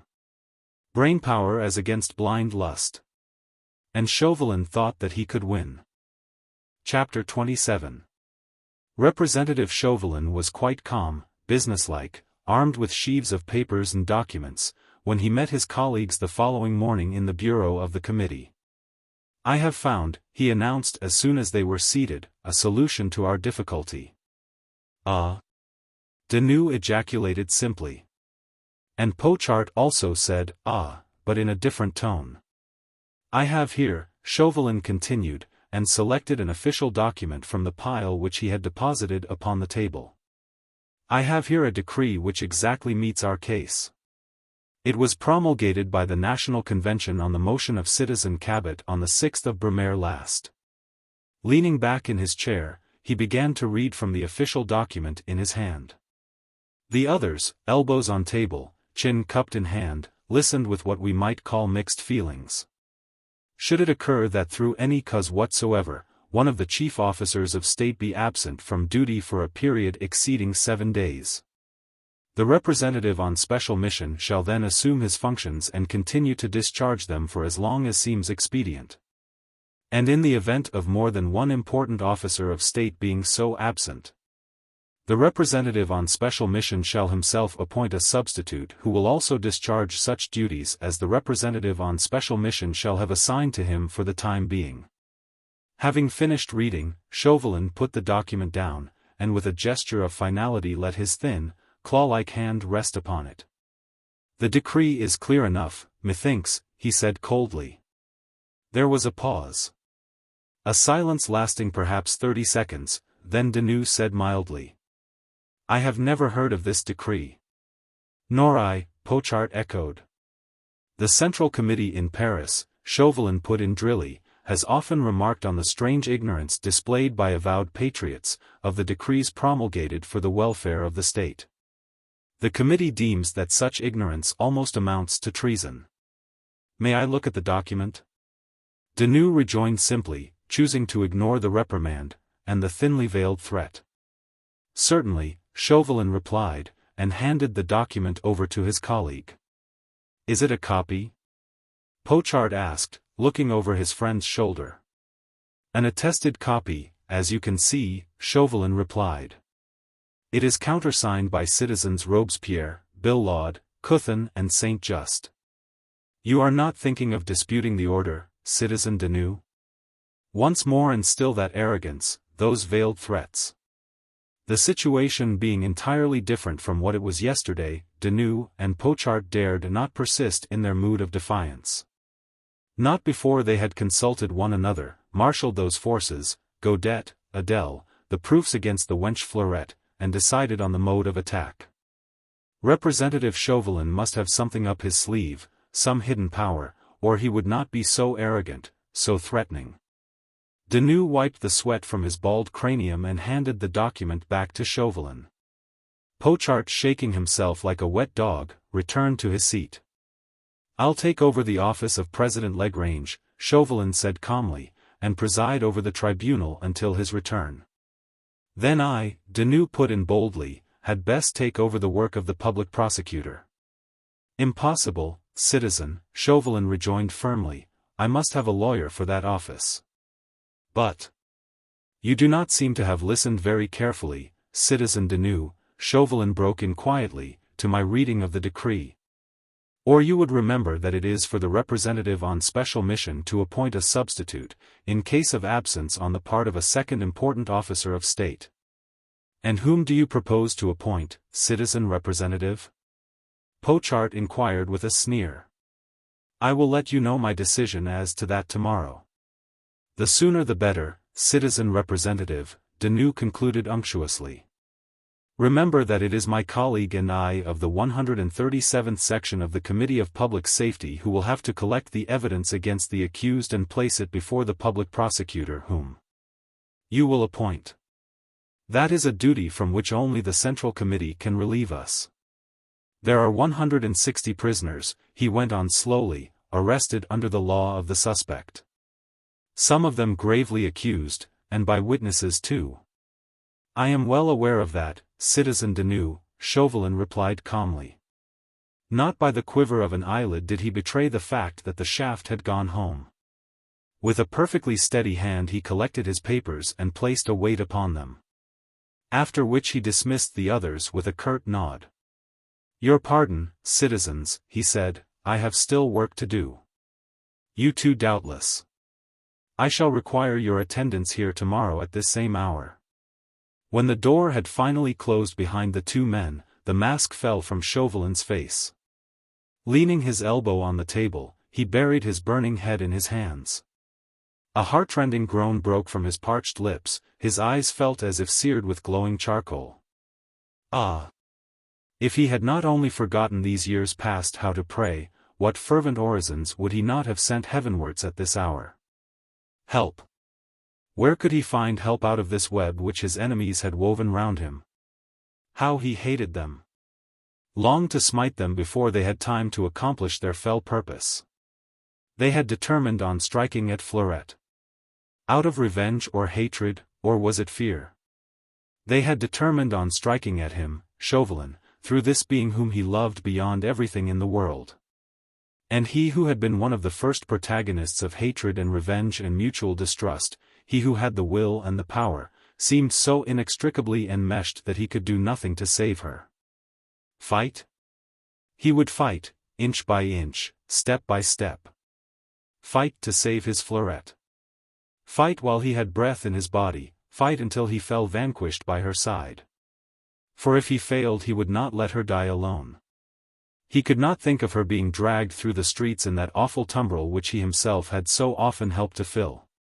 Could not, heavens above no, could not think of her mounting the steps of the guillotine, which so many innocent feet had mounted at his bidding. Retribution. It had come nearer, more inexorable now. Death by his Fleurette's side seemed the only possible issue.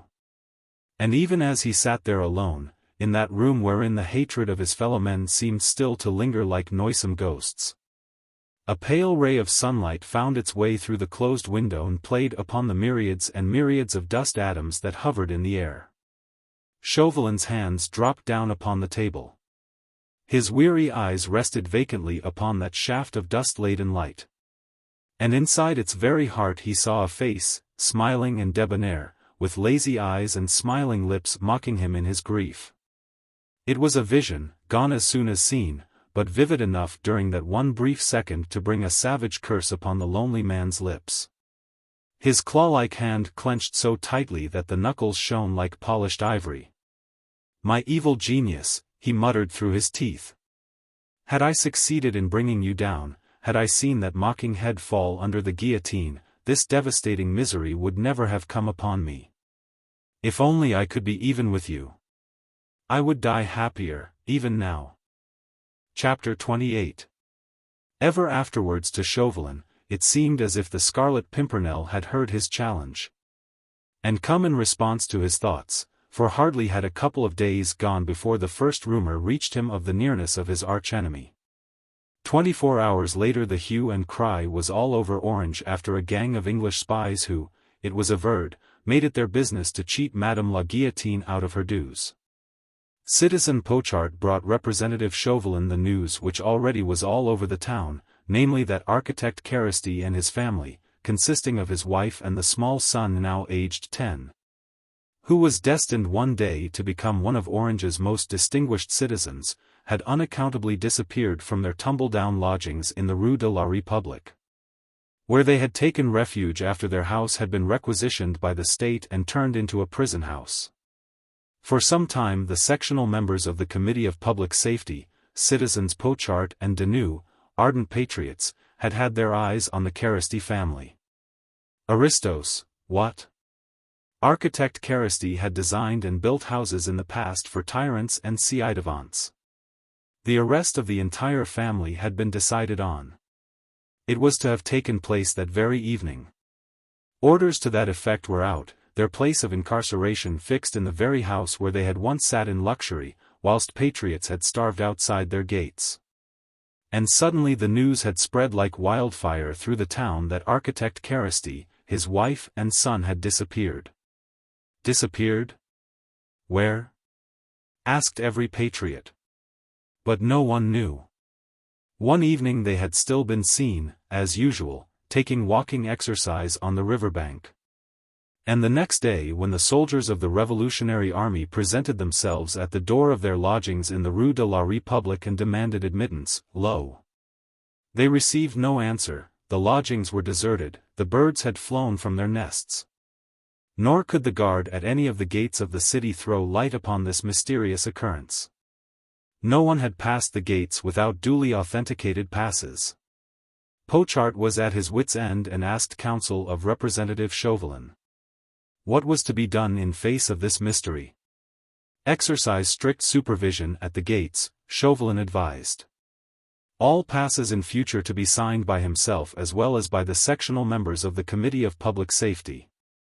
The news of the presence of the Scarlet Pimpernel in Orange had acted upon his nerves like a whiplash. Fate, it seemed, was hitting at him from every side, and he felt like a fighter who has been downed once, twice, and then suddenly feels the strength of giants in his blood. The agility of a cat spurring him to a new and stupendous effort. In a vague, fatalistic kind of way. The safety of Fleurette and the destruction of the Scarlet Pimpernel appeared to him as inextricably involved. If he allowed his archenemy to baffle him now and here, in this city, then Fleurette was doomed and he himself must perish. This was the immediate state of mind into which the news of the nearness of the Scarlet Pimpernel had thrown him.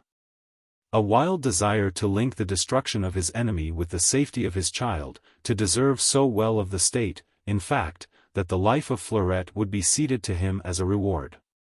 A drowning man will catch at a straw, and so did Chauvelin catch at this hope, cling to it, turn the thought over and over in his mind. With feverish activity then he spurred those about him into additional vigilance. Combated that superstitious terror with which every official these days regarded the gang of English spies and their mysterious chief.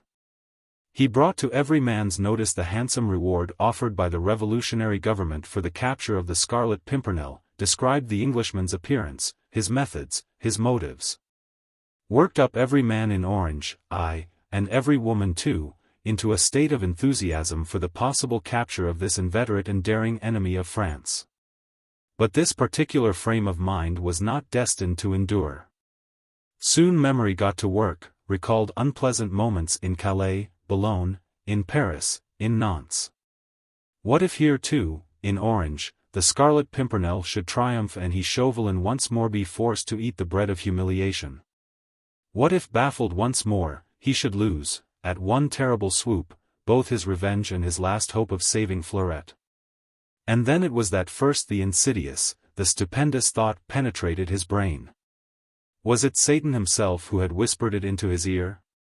Or some army of mocking imps intent upon torturing him to madness? But heavens above, what a thought! The Scarlet Pimpernel and Fleurette. Was that going to be the solution of this terrible impasse? The thought, feverishly driven back at first, returned more insistent. Why not? And then again, why not?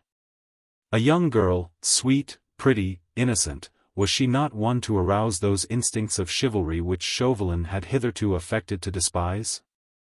What a possibility! Heavens above, what a possibility! His very senses reeled now at the thought. But he allowed his mind to dwell upon it, to weigh its possibilities, to familiarize itself more and more with it. At first it had seemed like madness, but no longer now. His Fleurette. Already Amede Colombe was far away, under the protection of the Scarlet Pimpernel. What more likely than that? No. No. It could not be. His daughter. His, Chauvelin's. And in a swift vision he saw himself luring Marguerite Blakeney, the beloved and beautiful wife of the Scarlet Pimpernel, to her death, holding her as hostage, threatening her, torturing her. His enemy's wife. What agonies she had endured at his hands! And now Fleurette. Would not the Scarlet Pimpernel, triumphant and revengeful, gloat over her death, rather than raise a finger to save her life? Would he not gaze with joy on the misery endured by his bitterest foe? And then once more torturing thoughts would assail him, torturing fears and torturing hopes. Hopes? Yes, hopes. Why should you not hope, man?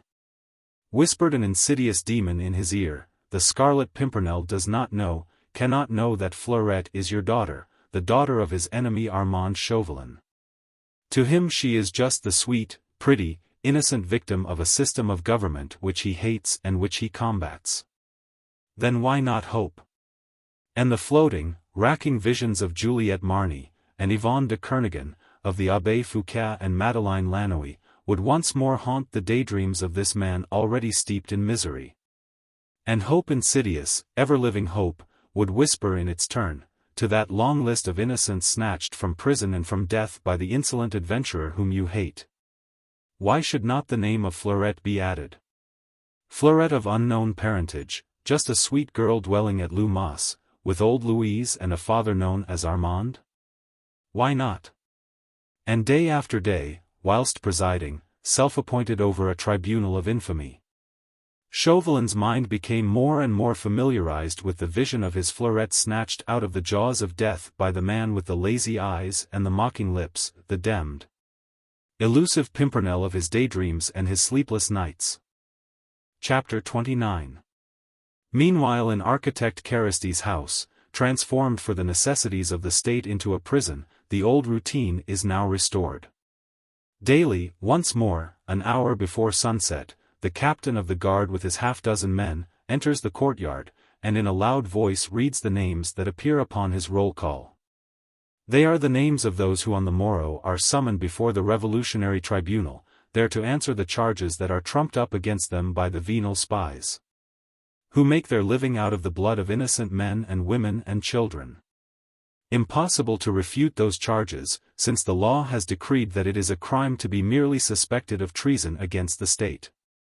Fouquier Tinville, the great public prosecutor in Paris, no longer troubles, it seems, to prepare fresh indictments against every accused in turn. He has a printed formula of accusation, with just the name left in blank, presently to be filled in as convenience arises. Therefore in other greater and lesser cities of France, patriots desirous of showing their zeal, can do no better than emulate the example set by so great a man. Local sections of the Committee of Public Safety prepare the indictments, set formulae with the names left in blank.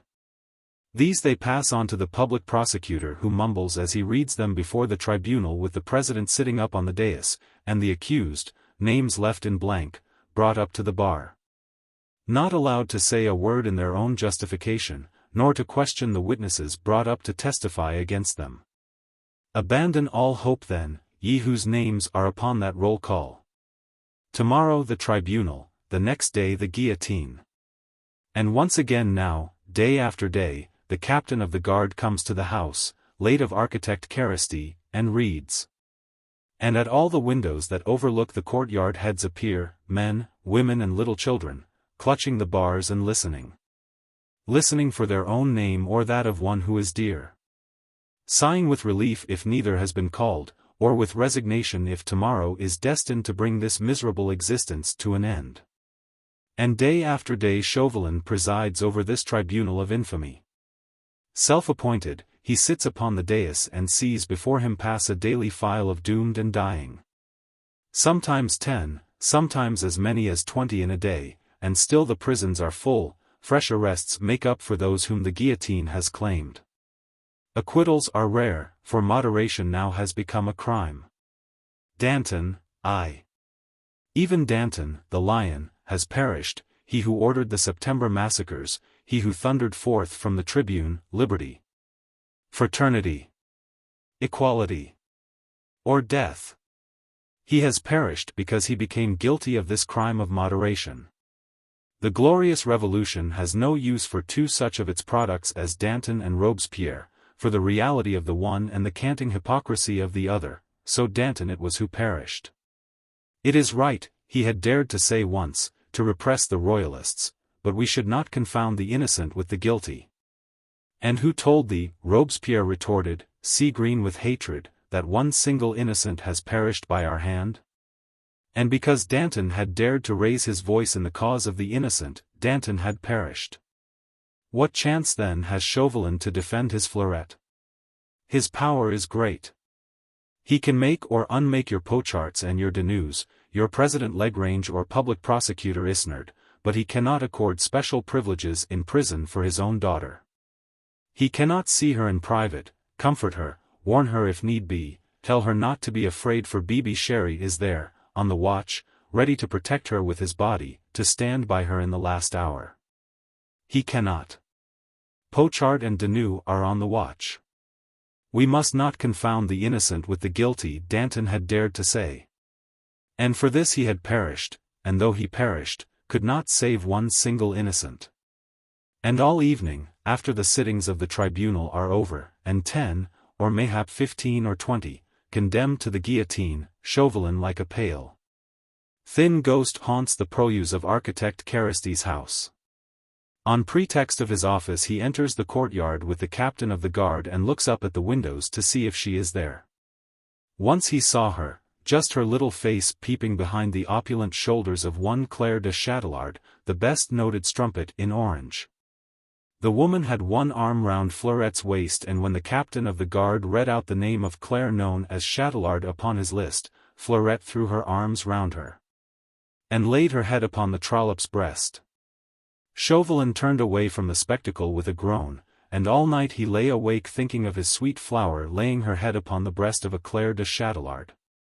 Yet Claire de Châtelard bore herself bravely before him the next day, and when, on the day after that, he watched her from the window of the Hôtel de Ville mounting the steps of the guillotine, saw her standing there, superb and defiant with a coarse jest upon her sensual lips, he gloated over the thought that his Fleurette would no longer pillow her innocent head upon that breast.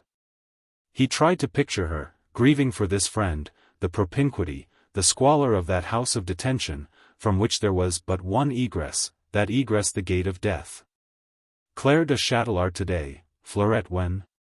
Every day the indictments are sent up to him for examination, the printed forms of accusation with the names left in blank, to be filled in as convenience demands, and every day a list of 10. Perhaps 15 names are sent along with these printed forms, and it is his business to direct the public prosecutor, a man of his own choosing, which of these names are to be inserted in the blank spaces, on the forms of accusation.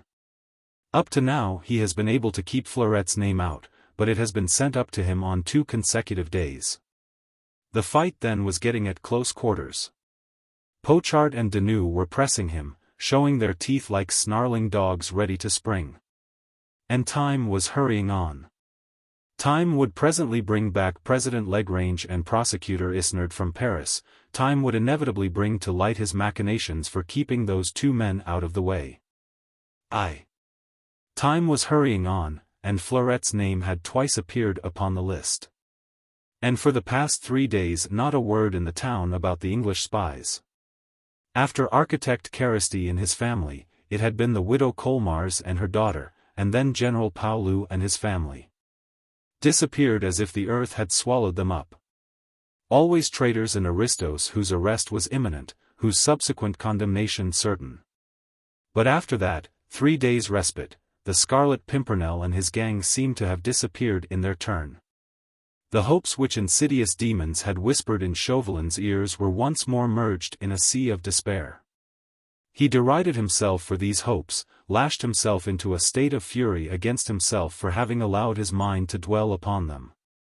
One scheme after another now did he devise and then reject.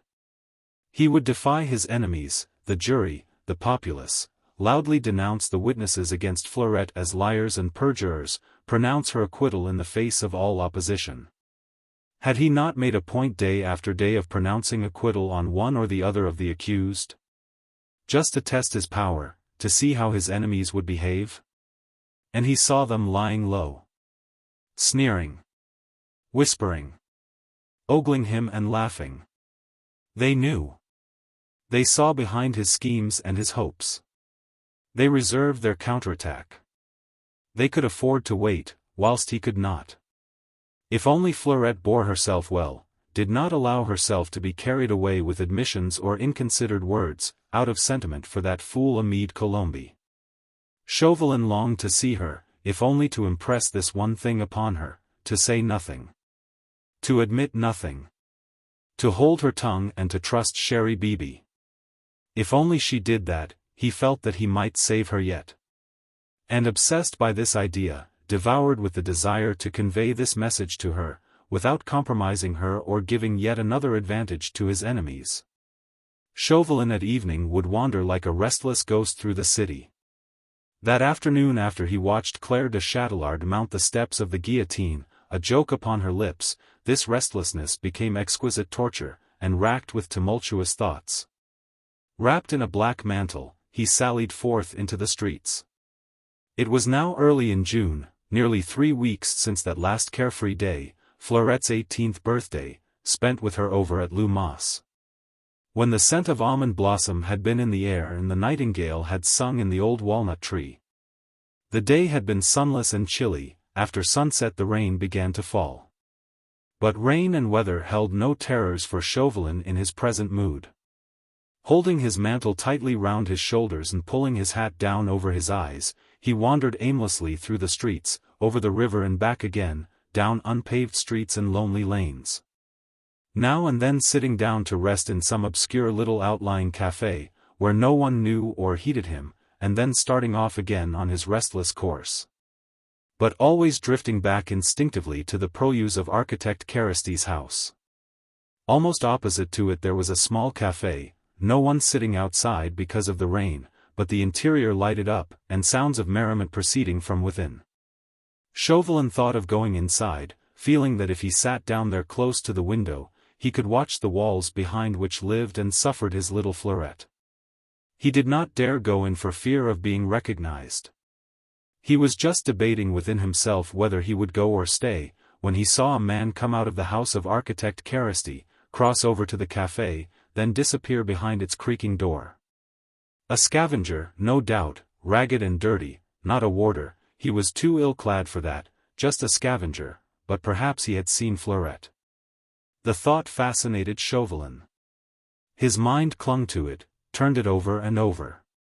The thought that here was a man who perhaps had seen Fleurette within the last few minutes, had swept corridor or staircase when she was passing by.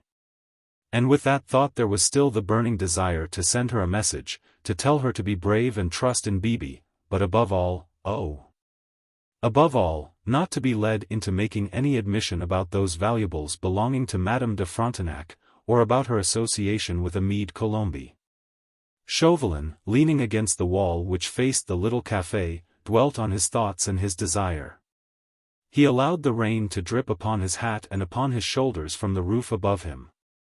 He no longer felt restless. He just wanted to stand there and watch for the return of the man, who perhaps would be seeing Fleurette again within the next few minutes. He wondered if he dare approach him, always with the idea of possibly conveying a message to Fleurette. But the fear that the man might know who he was, deterred him from entering the café himself. He had been a fairly conspicuous figure in the courtyard of Caristy's house, standing by the side of the captain of the guard. If that scavenger was at work in the corridor, he might have looked out of the window and seen him, learned who he was. All through he had been at pains to show an indifferent attitude before his enemies. If this man happened to be a spy, would the knowledge that he, Chauvelin, was trying to establish communication with Fleurette compromise him hopelessly and do no good to her? As he stood there pondering and debating what he had better do, he saw the scavenger come out of the café. For a minute or two the man stood at the door, his hands buried in the pockets of his ragged breeches, contemplating the rain. The next moment another, equally dirty and bedraggled ruffian came down the street, paused at the entrance of the café and passed the time of day with the scavenger. The two mudlarks remained talking for a few moments, after which they parted, each going his own way. The scavenger recrossed the road and entered the Caristy house. The other passed on in the opposite direction and Chauvelin, after an instant's hesitation, followed him. He came up with the man at the angle of the Rue Long, and putting out his arm, touched him on the shoulder. With a cry of terror the man fell on his knees. "Mercy! I've done nothing," he babbled almost incoherently. "I dare say not," Chauvelin said drily, "but it will be to thine advantage if thou'lt come along quietly with me."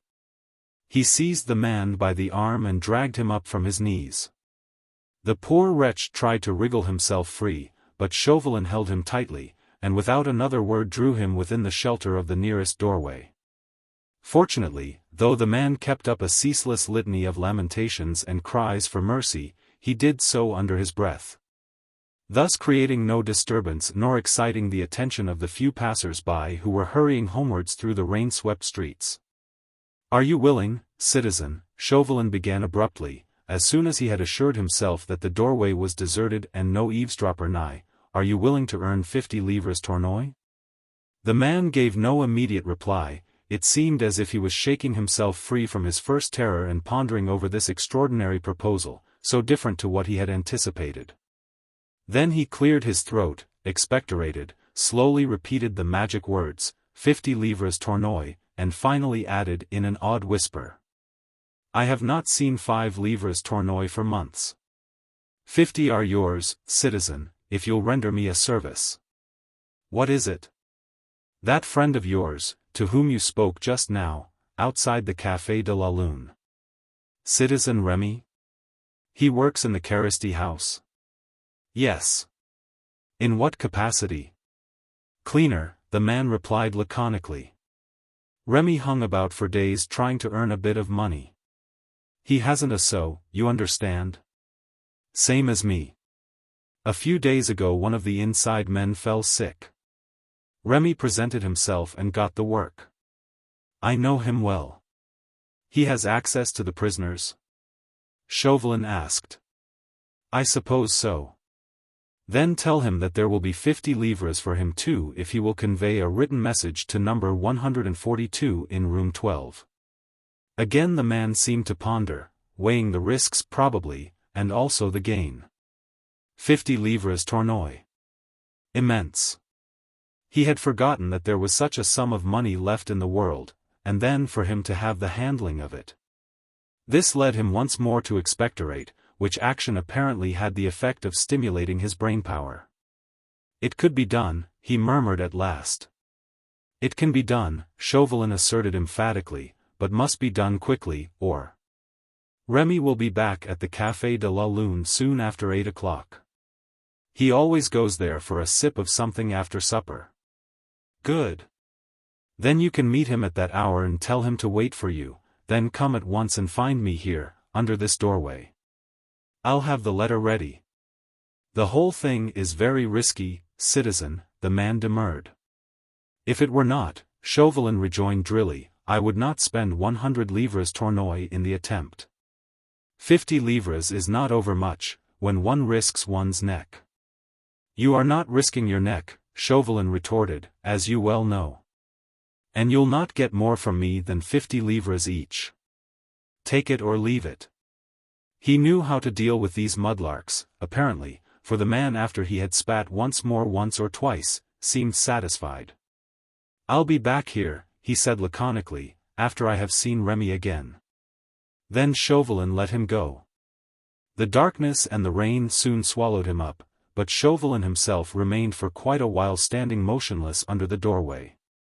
He had not yet burnt his boats, was still free, if he thought the risk too great, to fail in his appointment. The man did not know who he was, had not seen him in the darkness and under the wide brim of his hat, but there was the risk that this Remy might be a spy. Who would take the letter intended for Fleurette straightway to Pochard or Denou? The letter might thus betray him and so minimize his power of saving Fleurette. He had to safeguard himself against the merest breath of suspicion in order to keep his power. The more irreproachable, detached, incorruptible he appeared before the populace, the more Spartan in his attitude towards his own child until the day of her trial.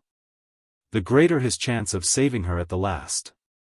But his desire to warn her against unconsidered words or any kind of admissions outweighed for the moment every other consideration. He hurried back to his lodgings through the rain, and at once sat down to pen his letter to the child. My beloved one, he began, at last I am able to send a word to you, which I hope and trust will reach your darling little hands. Child of my heart, this is to entreat you to continue in your trust of me, for I swear to you by the memory of your dead mother, that while you trust me I can save you. I can save the man you love. Moreover, I entreat you, beloved child of my soul, do not make any admission when brought before the tribunal, as you must be shortly, alas. If witnesses testify against you, just hold your peace. If others question you, deny everything. This I entreat you to do for the sake of the love I bear you, for the sake of the tears I have shed these past weeks, ever since your folly hath brought you to this pass. He signed the letter B.B. Thus he had mentioned no names and in addition taken the precaution of disguising his writing as far as he was able. After which he sealed the letter and slipped it in the inner pocket of his coat. Time was now hanging heavily. Like a beast in its cage, Chauvelin paced up and down the narrow room, his hands clenched behind his back, a world of soul agony expressed upon his wax-like face. As soon as he heard the tower clock of Notre Dame strike 8, he picked up his hat and cloak and once more sallied forth into the streets. Chapter 30. A quarter of an hour later two out-at-elbows ragamuffins met inside the Café de la Lune. Outside the rain had not abated, both the men, who were clad in what were little more than rags, appeared soaked through to the skin. At this hour the little café was almost deserted.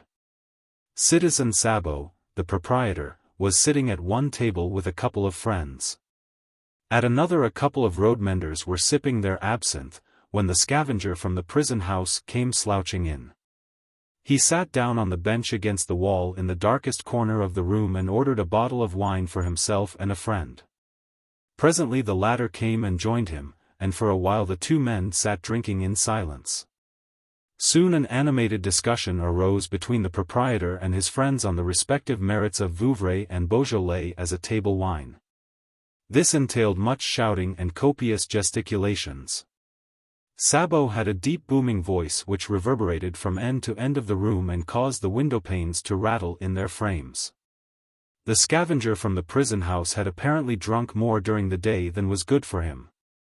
His head leaned heavily on his hand, his elbow resting upon the table, his eyes had become bleary, his speech uncertain. His friend sat opposite to him, with his back to the rest of the company, and when Sabot's voice roused the echoes in the small stuffy room, he leaned forward and whispered in the other's ear. "I had an adventure after I left you this afternoon." The scavenger murmured incoherently. "Where?" "At the angle of the Rue Long I was pounced upon in the darkness and dragged under the shelter of a doorway. A man had me by the shoulder. He had seen me talking with you. He offered me 50 livres and the same for you, if you will give a letter to a certain prisoner in there." And he nodded in the direction of the high walls of the Caristee house. His friend's reply to this preliminary statement was a prolonged snore. "The prisoner to whom you are to give the letter is number 142 in room 12, the other went on, still speaking below his breath. "Who is that? Do you know?" The scavenger from the prison house waited for a moment or two until the discussion at the next table was specially loud-tongued, then he murmured, "Yes. It is the girl Fleurette." "Ah," remarked his friend. "Who was the man who spoke to you?" "I don't know. It was pitch dark. He wore a broad-brimmed hat and spoke in a hoarse whisper." "Her father, probably. The man Armand. I have marveled why we did not hear from him before." "What have you arranged?" "That I meet him under the same doorway, after I've seen you. He will then give me the letter." "We'll keep to that then. But try and see the man. I might recognize him by your description." He paused for a moment or two, yawned, stretched, emptied his mug of wine and then went on. "If I went myself I might scare him off. So it is best you should go. But try and see his face. I'll wait here till you come." After which he ordered another bottle of wine. Sabot broke away from his friends in order to serve his customer. "You've had about as much as you ought to have, Citizen Remy," he said dryly, as he uncorked the bottle and set it on the table. "That is none of your business, citizen," Remy retorted with a bibulous laugh, "so long as I pay for what I drink." He threw some coins on the table. Sabot picked them up with a shrug and then rejoined his friends, and resumed the discussion with them on the merits or demerits of Vouvray and Beaujolais. The other ruffian took the opportunity of shuffling out of the café, and the scavenger, sprawling over the table, composed himself to sleep. Hugging the walls, the other slunk through the street till he came to the doorway, where effectively he had appointed to meet Chauvelin. "Well?" the latter queried impatiently as soon as the other came in sight. "Have you seen your friend?" "Yes." "Does he agree?" "Yes." With a sigh of relief Chauvelin drew the sealed letter from his breast pocket. 50 livres, remember," he said slowly, "for each of you, when you bring me back the answer." "Oh!" the man exclaimed, visibly disappointed. "There's an answer then?" "Yes. An answer. Your friend will see to it that you bring me back either an answer or some token which will satisfy me that the letter is in the right hands." The man gave a short laugh. "You do not trust me, citizen," he said. "No," Chauvelin replied laconically. "I do not." "I do not blame you," the other retorted. "I do not trust you altogether either. How do I know, when Remy and I have risked our lives in your service, that the money will be forthcoming? You do know that, citizen, Chauvelin rejoined dryly, and anyway you are bound to take that risk. Why should I? The man retorted. Because you are more sorely in need of money than I of your services. This argument appeared unanswerable. At any rate, the ruffian now said with a light laugh. Have it your own way. Give me the letter. Number 142 in room 12 shall have it, you can wager your shirt on that. Without another word Chauvelin handed him the letter. It was so dark under the doorway that it was only by groping that the other was able to get hold of it. He drew so near to Chauvelin that the latter, fearing that the man was trying to have a close look at him, pulled his hat lower down over his eyes. The other resorted to his habitual expression of indifference by spitting upon the floor, then he slipped the letter underneath his ragged blouse. Where do I find you? He asked, after Remy has done your errand. You will go into the Rue Longue, Chauvelin replied, to the house of Citizen Amoret, the chandler. Up the first flight of stairs, on the right-hand side, you will come to a door which is painted a slate grey. Knock at that door and you will find me within. At what hour? At any time tomorrow after the executions in the Place de la République, Chauvelin replied. Chapter 31. To say that Fleurette had in the past few days become familiarized with the grim mummeries that went on in the common room, would be putting it rather strongly. But she certainly had no longer the same horror of them as she had had at first. The presentment of the mock guillotine still harrowed her, it is true. But she could not help laughing at the antics of the mock Satan and his satellites when they seized the president of the tribunal and the public prosecutor by the feet and dragged them off to an imaginary hell. There was that one man in particular whom she had sometimes noticed before and who was aide to one of the warders. He was very diverting. She used to watch him turning and wriggling his huge body, which he had painted all over with soot and draped in bits of red rags. He made an ideal Satan with tail and horns complete, and sometimes it seemed to Fleurette as if he went through all his antics for the sole purpose of bringing a smile upon her lips. Moreover, in a vague kind of way, she associated him with that lovely letter from Amede, which she had found inside the folds of her kerchief one evening. The death of so many who had been her prison companions at first, especially that of Claire de Châtelard, had deeply affected her. The want of fresh air, of exercise, and above all of love and joy, had begun to affect her health. Her cheeks had lost their freshness, her eyes their luster, her lips their smile. It was only in the recreation hour that she would smile sometimes. Always when that big, clumsy, hideous-looking fellow who was some kind of aide to one of the warders, set himself the task of fooling for her benefit.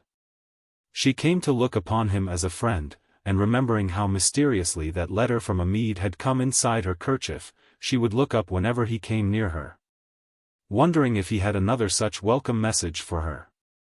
And one evening, she really had not the least idea how it happened, she found a sealed letter inside her work-basket.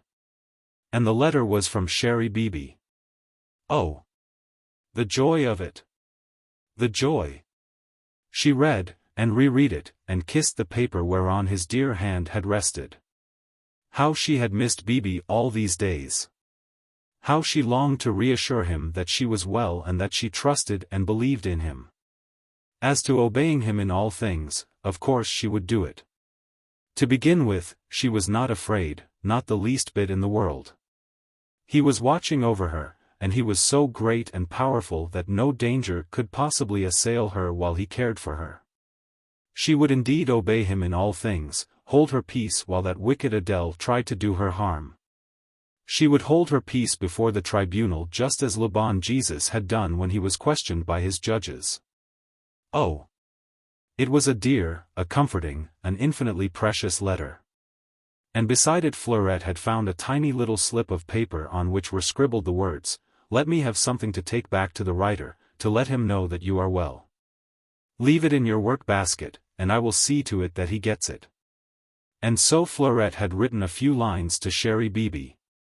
Told him that she was well, and assured him that she was not afraid and would obey his commands in all things.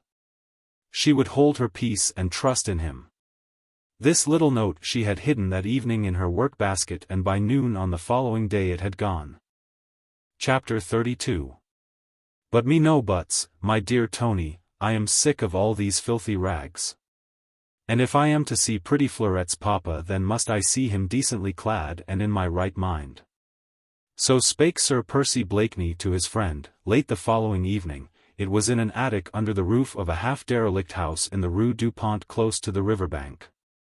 The owners of the house had long since disappeared, fled into the mountains or perished on the guillotine, no one knew or cared.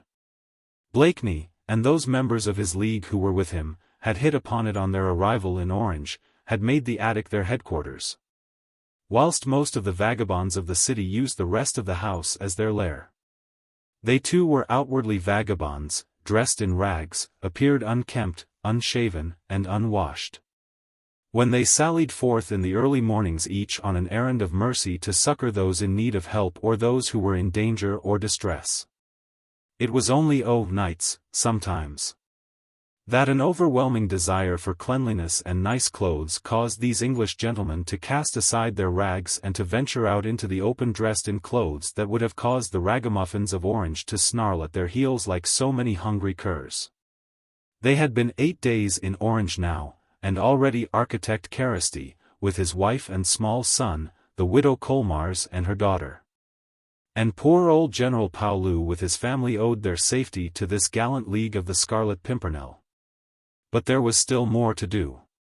We must get that child Fleurette out of that hell, the chief had said, and since then brain and heart had been at work to find the means to that end. Later on Lord Tony had remarked, I wish we could find out about that father of hers, this man Armand. He seems to hold some kind of position under this government of assassins, but I for one have tried in vain to learn something more definite about him. I think, Sir Andrew Ffoulkes added, that his position must be a high one, or the girl would have been brought to trial before now. Unless our amiable friend, M. Chauvelin, has got this Armand under lock and key somewhere else, was my Lord Stomary's comment upon the situation. Sir Percy was silent. Frankly, the position puzzled him. He would have liked to get into touch with the man Armand, but for once he and his friends were baffled by this anonymity which appeared so closely guarded. Great then had been the rejoicing in the attic of the derelict house in the Rue du Pont. When Lord Anthony Dewhurst, a most perfect type of ruffian in rags and a thick coating of grime, related his adventure with the mysterious individual who, under cover of darkness and rain, had offered him and his friend Remy 50 livres each for delivering a message to a prisoner, who was none other than little Fleurette. At last we'll get in touch with the mysterious Armand, they all declared eagerly. It was arranged that the chief would himself take Fleurette's reply to the house in the Rue Long. But go on this errand in the filthy rags of a scavenger he would not. The night is pretty dark, he declared, and I would rather the mysterious Armand saw me as I am. I may also have a chance, he added with his merriest laugh, of coming across my good friend M. Chambertin. It is some weeks since last we met, and not to have had a pleasant chat with him all these days, while we were within a stone's throw of one another, has been a sore trial to me. I caught a glimpse of him a day or two ago, in the courtyard of the Carristy house. He looked to be sick and out of sorts. A sight of me might cheer him up. You won't take any risks, Blakeney, Sir Andrew Ffoulkes remarked. Any number, my dear fellow, Sir Percy replied laughing. And you know you envy me, you dog. But I feel thoroughly selfish tonight. I mean to take the note to Armand myself, and I mean to take the privilege of having a little chat with my friend Chambertin.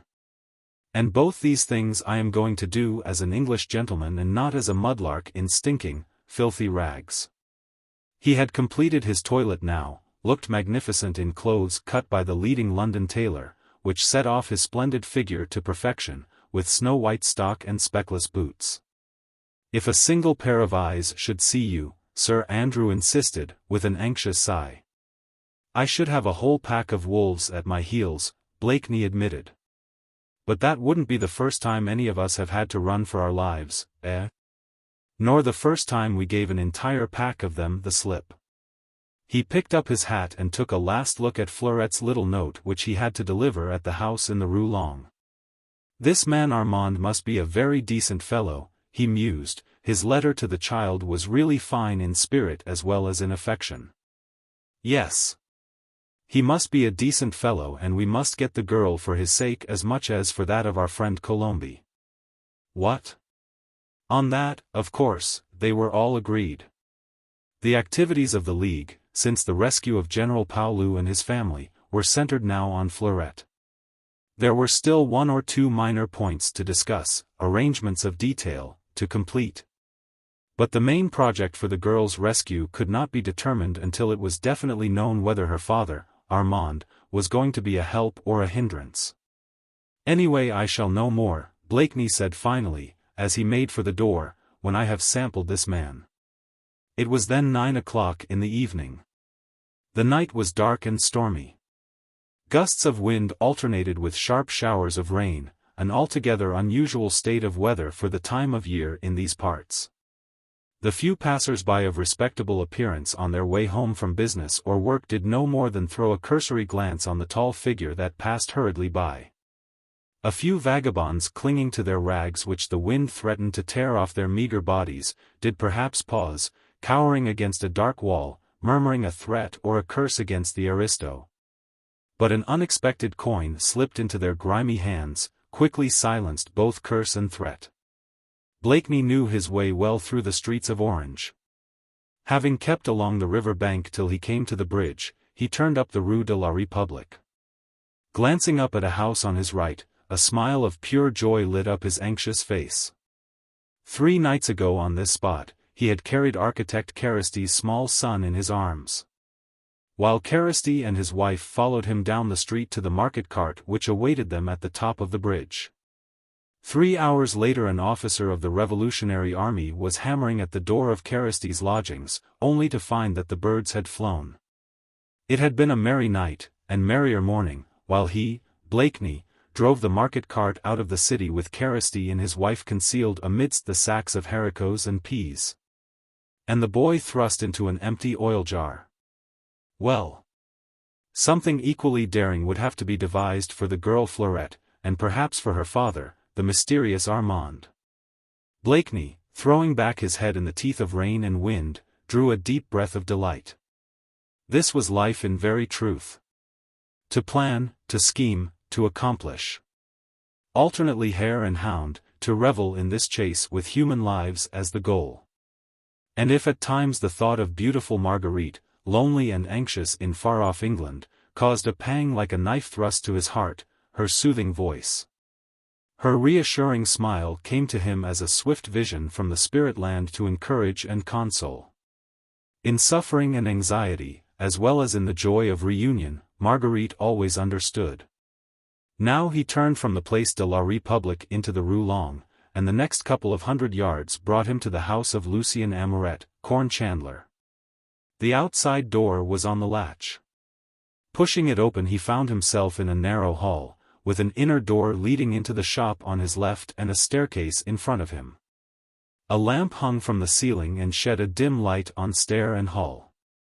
From the shop came the sound of voices in conversation, but though the stairs creaked under his tread, no one came out to see whose the step might be. Sir Percy ran lightly up the stairs, and on the first landing came to the door, painted a slate grey. This part of the house appeared silent and deserted, the upper floors wrapped in dead gloom. A rusty bell-pull hung beside the door. Sir Percy gave it a pull, and a discordant clang roused the sleeping echoes of the chandler's house. A moment or two later he caught the sound of shuffling footsteps, the door was opened, an old woman in cap and shawl mutely inquired what the visitor desired. "Is Citizen Armand within?" Blakeney asked. The woman, he thought, looked at him rather curiously for a second or two, then shrugged her shoulders. Without wasting words she shuffled off down a dimly lighted passage, leaving him to enter or not, as he pleased. The next moment he heard a woman's voice, the same woman probably, say, "An aristo is asking to see Citizen Armand." Again a moment's silence, then the woman came shuffling back, signed to him to enter and closed the door behind him. "In there," she said laconically, and nodded towards the end of the passage where a half-open door revealed a shaft of more brilliant light. Then she shuffled off again, presumably to her kitchen, leaving the visitor to his own devices. Sir Percy took off his hat and coat and laid them down on a chair close by. He then walked the length of the passage to the half-open door, pushed it open and found himself in a small room, comfortably furnished, lighted by a lamp which stood upon a center table. The table was littered with papers. Behind it sat a man writing. At sound of Sir Percy's footsteps he looked up. The eyes of the two men met, and it almost seemed to one of them at least that time for a few seconds stood still. And then a pleasant laugh broke the silence, and a gentle lazy voice said slowly, "Egad! If it is not my engaging friend Chamberlain. The gods do indeed favor me, sir, for there's no man in the world I would sooner have seen at this hour than your amiable self." After the first paralyzing second, Chauvelin had jumped to his feet. He had thought that once again his feverish fancy was playing his senses a mocking trick. That the face which ever haunted his daydreams and his sleepless nights had only come to him on the wings of imagination. But the merry laugh, the lazy voice were all too real. His enemy was truly there, not a vision, but a cruel, mocking reality. Swiftly his claw-like hand shot out, fastened on an object that lay amidst a litter of papers, and would have lifted it. Had not another slender and firm hand shot out likewise and fastened itself upon his wrist with a grasp like a vice of steel. Chauvelin had the greatest difficulty in the world to smother a cry of pain. His fingers opened, spread out fan-wise, the pistol which he had seized fell back upon the litter of papers. With a soft laugh Sir Percy sat down on the edge of the table, picked up the pistol, withdrew the charge and swept it into the sandbox close to his hand, the while Chauvelin watched him greedily. Hungrily, as a caged feline might watch a prey that was beyond its reach. A white-faced clock on the wall struck the half-hour. Sir Percy laid the pistol down upon the table, and flicked his fine, well-shaped hands one against the other. "There now, my dear Chamberlain," he said gaily, "we can converse more comfortably together. Do you think it would have been wise to put a charge of powder through your humble servant? We should both of us have missed much of the zest of life." "It is always your pleasure to mock, Sir Percy," Chauvelin said with an effort. "There are various popular sayings which I might recall to your mind, such as that the pitcher went once too often to the well. And Sir Percy once too often to visit his friend Chamberlain, eh?" "I think you will find that this is so," Chauvelin rejoined, trying, none too successfully, to ape his enemy's easy familiarity. "Orange is not a healthy place for English spies these days." "Possibly not," Blakeney retorted lightly. "Nor for some unfortunate children of France, I am thinking. Traitors and spies, you are right there, Sir Percy. We have no use for them in Orange, or elsewhere. Or for honest men, my friend? For chaste women and innocent children. That is why your humble servant and the league of which methinks you know a thing or two, propose to remove these from this polluted soil." Chauvelin had rested his elbow on the table.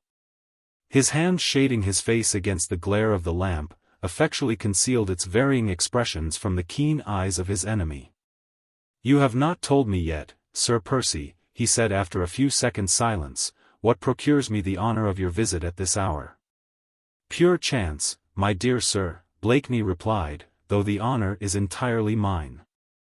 As a matter of fact I came to find one Armand."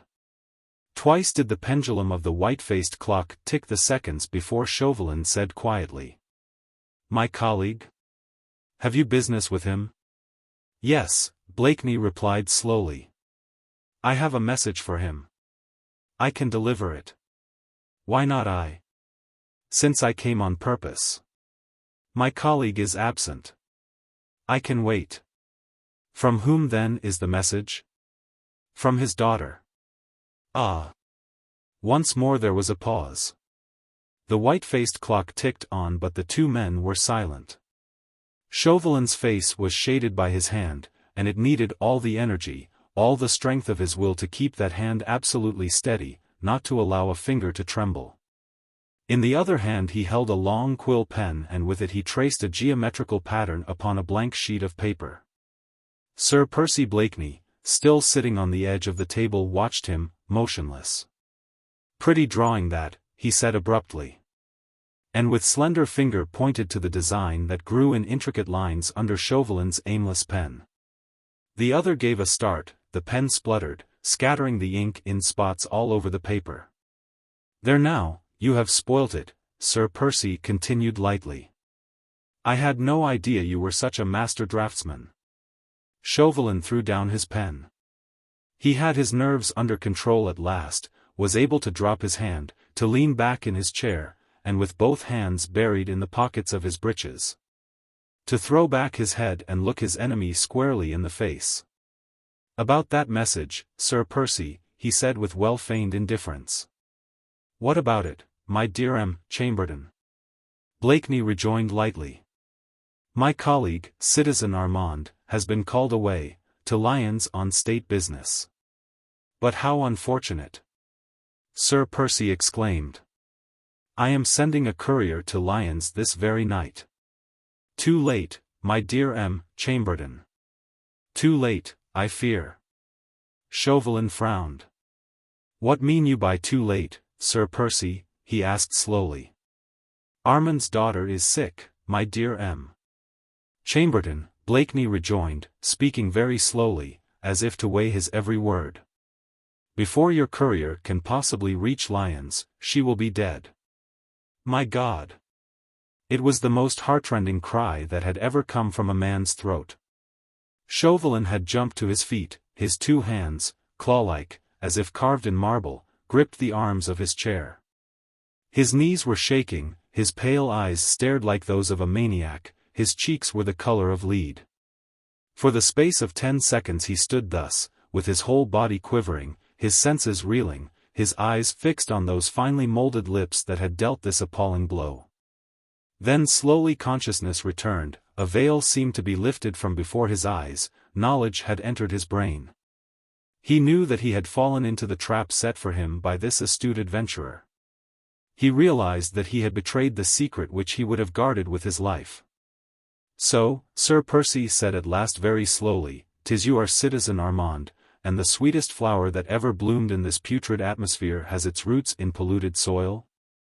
Still quite slowly and deliberately he drew Fleurette's note out of the breast pocket of his coat.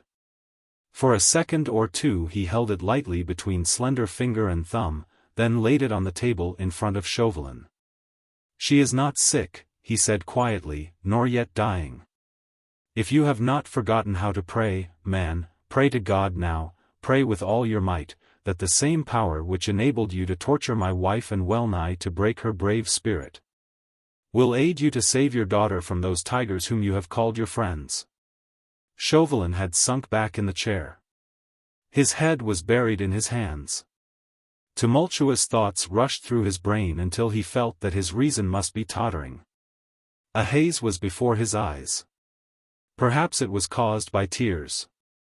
Who knows? Only the recording angel mayhap. Even wild beasts cry in agony when deprived of their young.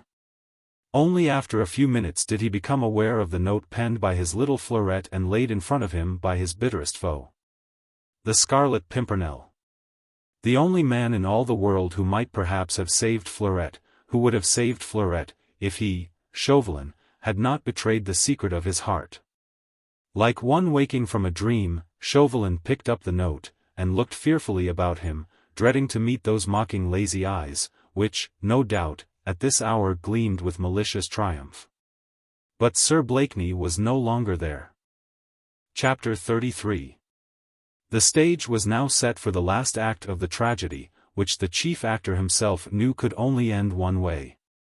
He had schemed and planned until he felt that his reason would give way, until he feared that he would lose the nerve and the power of which he had such sore need. He had thought of everything, weighed every possibility from the bribing of prison warders, to the suppression, by murder if need be, of the two witnesses Godet and Adele. He had thought of turning the tables on Pochard and Deneux, by launching accusations against them. But all these plans had to be rejected one by one. Fleurette liberated today through the success of one or the other of these schemes would only be rearrested on the morrow. The suppression of the witnesses, the arrest of his more powerful enemies, would only rouse more bitter antagonism against himself and, failing in the end to save his Fleurette, would end in precipitating her doom. Driven by despair, he had at one time pinned his hopes of salvation for the child on the possible interference of the Scarlet Pimpernel. But even that fond and foolish hope had been shattered by his betrayal of his jealously guarded secret. What was there left to hope for? That his power was great enough at the tribunal to force an acquittal in spite of the witnesses, in spite of Pochard and Deneu and all the mob whom they had already gathered round them. The public prosecutor, a man of his own making, would not dare to side against him. But there was the populace, the rabble, the swinish multitude, who, now that even the worst type of venal and corrupt jury had been abolished, were judges and jury, advocate and prosecutor all in one. The last word always rested with them, and Pochard and Deneu, egged on by envy and revenge, would know how to sway the rabble. Chauvelin was not the man to indulge in illusions. He knew well enough, none better, that the passions of hatred and of spite which he himself had engendered and fostered in the hearts of his fellow men, were turned against him. As they had been turned on all the makers of this bloody revolution, on your Brissets and your Carriers, your Philippe d'Orleans, and your great Danton. They would destroy his exquisite Fleurette as effectually as they had destroyed thousands of others, equally innocent. And now the end had come. No longer could the day be put off. President Lagrange and Public Prosecutor Isnard might be arriving in Paris any hour when the new aerial telegraph might be set in motion. Or a courier sent down to Orange post-haste and burst the bubble of Chauvelin's machinations. And then on that afternoon of the 15th of June two things occurred. To begin with, when the public prosecutor placed before him the printed forms of accusation with the names left in blank, and with them a list of the names of those awaiting trial, Chauvelin, with a hand that appeared quite steady, wrote in one of the blank spaces the name of Fleur Chauvelin, nommé Armand. Secondly, when, an hour later, the captain of the guard stood in the courtyard of the Caristee house reading out the names of those who were to stand their trial on the morrow, Fleurette heard the sound of her own name. She was not frightened, nor did she weep. Tears were a thing of the past for her. 20 days had gone by since she had been happy, more than a fortnight since she had been brought into this house and deprived of air and sunlight and joy. One by one those who had been kind to her in this prison house had gone, Claire de Châtelard, Madame de Mornas, poor Eugénie Blanc, and kind M. de Balline. Their names had been on the roll call. The next day they were gone, and Fleurette never saw them again. Lately she had been lonely too. No one had taken the place in her unsophisticated heart of Claire de Châtelard. The only friend she had left was the warder's aide, the rough scavenger who had brought her the two welcome letters, Amides and Bibis. He still continued his antics, joined in the gruesome mummeries which still went on in the common room, and Fleurette somehow had a sense of reassurance when he was nigh.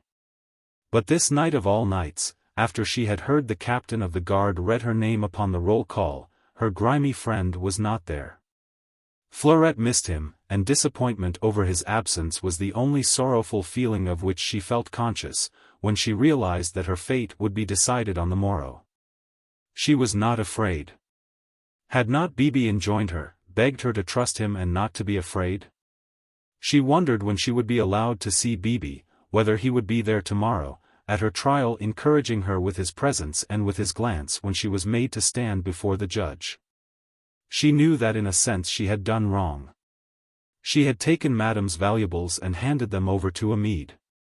This she had no right to do, and since Adèle had seen her with Monsieur Amede that evening, and spoken ill of her because of that, she supposed that she would be punished. It was only vaguely that she marveled what the punishment would be. But she was not afraid because she trusted Bibi. Nor did she regret her actions. If it had all to be done over again, she would act in precisely the same way. The mysterious voice often rang in her ear even now. She had obeyed the commands of le bon Dieu, and it was le bon Dieu who had chosen a still more mysterious way for saving Monsieur Amede from the consequences of her actions. Thus did Fleurette envisage the day that was to come, with love and trust in her heart for Bibi. And the certainty after all these trials and tabulations of a happy reunion with him and old Louise at Lumas. Not to mention the reunion with Monsieur Amede. Chapter 34. The first thing that struck Fleurette's perceptions when she entered that huge room, was that up at the further end of it, upon a raised platform and behind a tall desk, sat Bibi Chéri himself. 2 other men sat there with him, but Fleurette hardly saw them. It was on Bibi that she looked. She had slept very little during the night. Excitement had kept her awake, as well as the tears and lamentations of 2 of her roommates who were to appear with her this day before the tribunal. And it was Bibi who was to be her judge. Well then obviously she had nothing to fear. One of some 15 of her fellow prisoners, she was bustled with them across the room to a wooden bench where they were roughly ordered to sit down. As they crossed the room boos and hisses, and 1 or 2 louder cries of execration, greeted them. A few remarks, all of them malevolent, rose above the murmurs. That old man there, I knew him once. Old tyrant. He's getting his deserts at last. Do you see the woman next to him? 5 freeborn French women she had at a time once, to wait on her and do her hair. Aristo, VIII. It won't take long to do thy hair tomorrow. 1 snick with the scissors, what? That young wench too. Not much more than 18, I warrant. I hear she is a thief as well as a traitor. Pity they should have abolished the whipping post. That would have done the young traitors a world of good. Me, I prefer the guillotine, quickest work, eh? Fleurette had blushed with shame to the roots of her hair. She tried not to look in the direction whence these voices, harsh and coarse, had come. She tried to think of all the prayers which le curé had taught her long ago. She tried to think of Monsieur Amede and of the joy she would have when she saw him again. But she could not shut the gates of her consciousness against all these people who had gathered here for the sole purpose of seeing their fellow creatures suffer. Men and women and even little children. The women for the most part had brought their knitting, for everyone was knitting socks these days for the brave soldiers who were fighting against the enemies of France. And through the murmur of voices, the monotonous click-click of the needles acted as an irritant upon the nerves. All around there appeared to be a sea of faces. And eyes. Innumerable eyes that glared, and mouths that grinned and derided. And above the faces, a sea of red caps with tricolor cockades. Fleurette tried hard not to look. She closed her eyes and tried to murmur the prayers she and Monsieur Amede used to say together when le curé prepared them for their first communion. Bibi wore a hat with feathers. He had a bell in front of him, and this he often tinkled, when the noise from the crowd all around became too great. Once or twice he was addressed as Citizen President. Fleurette had never seen him look so stern. The words which he spoke to the accused were not only bitter but terribly cruel.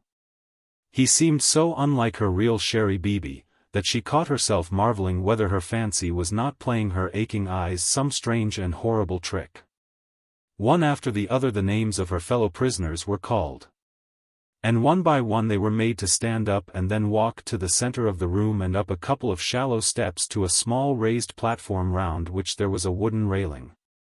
In every instance as soon as the prisoner mounted this platform, and became as it were the center of attraction for all these innumerable eyes, he or she would be greeted with groans and hisses and cat's calls, until Bibi tinkled his bell and loudly demanded silence. A man in a red cap who sat just below Bibi's desk then stood up and read something out aloud, which Fleurette never understood, but which the crowd apparently did. For the reader was frequently interrupted by more boos and hisses and often cries of execration. After this reading Bibi, or one of the 2 men who sat beside him, asked the prisoner questions. These were sometimes replied to, but not always. The crowd invariably threw in loud comments on both questions and answers, and Bibi was then forced to tinkle his bell in order to demand silence. And through the noise, the cries, and the hisses, the questions and answers, the one sound that was never drowned, and never was still, was the click-click of hundreds of knitting needles. The first batch of prisoners to face the tribunal were men and women almost unknown to Fleurette. They had not long been brought into the Caristey house, had replaced others who had been Fleurette's early companions in prison. She had seen them in the common room, acting in the grim farces that were the fashion there, but she had not made friends with them as she had done with Claire de Châtelard or Madame de Mornas. But when came the turn of a woman who had actually been her roommate, who had sat next to her on the bench of the accused, and squeezed her hand ere she was led up to the raised platform with the wooden railing, then, Fleurette felt all her resolution of bravery and trust in Bibi giving way. The heat in the room had become unbearable.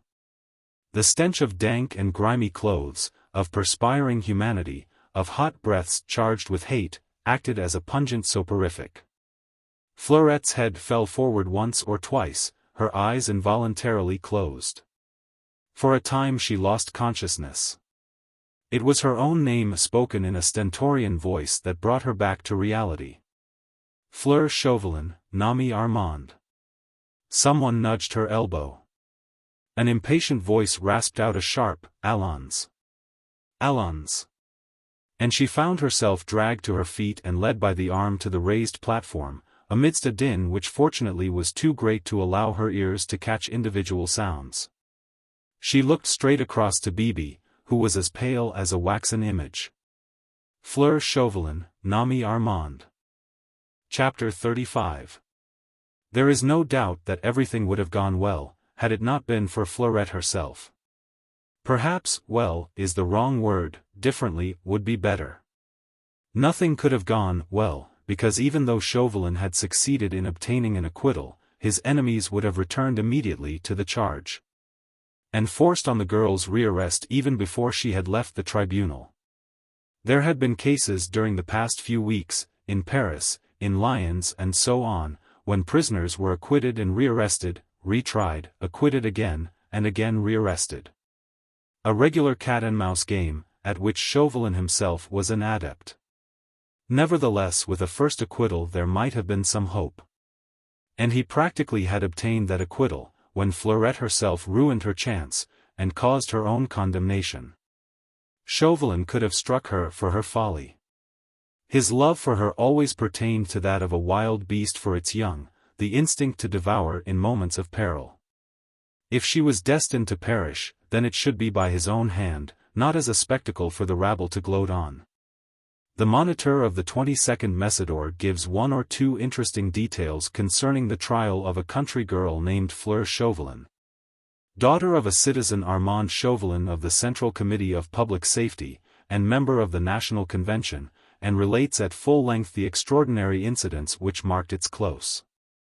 Looking back upon that memorable day, and on the solemn hour which saw the girl Fleur Chauvelin Nami Armand called to the bar of the accused, we visualize Chauvelin the father, presiding over that tribunal of infamy, and having sent within the last half-hour half a dozen fellow creatures callously to death, now seeing his own daughter, the only being in all the world whom he had ever loved, standing there before him, accused, condemned already in the eyes of the canaille.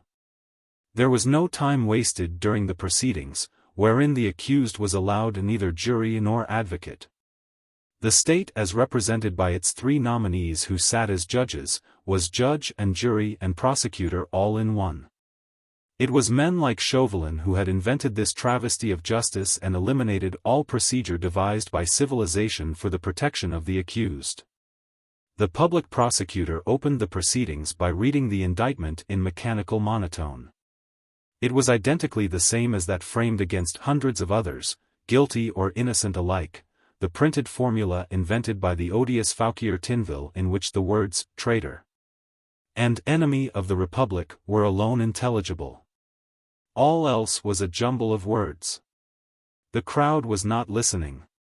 Their attention was fixed on the accused whose modest bearing and spotless attire seemed to arouse their spite and their derision, more than the rags and filth displayed by a previous prisoner had done. When the reading of the indictment came to an end, Pochart, sitting beside the presiding judge, asked the usual question. Is the prisoner accused publicly or in secret? And the public prosecutor replied, publicly. De nouveau, the third judge then asked, by whom? And again the public prosecutor gave reply. By one Adèle, he said, of unknown parentage, and by Citizen Lieutenant Godet of the Revolutionary Army. And to what will these persons testify?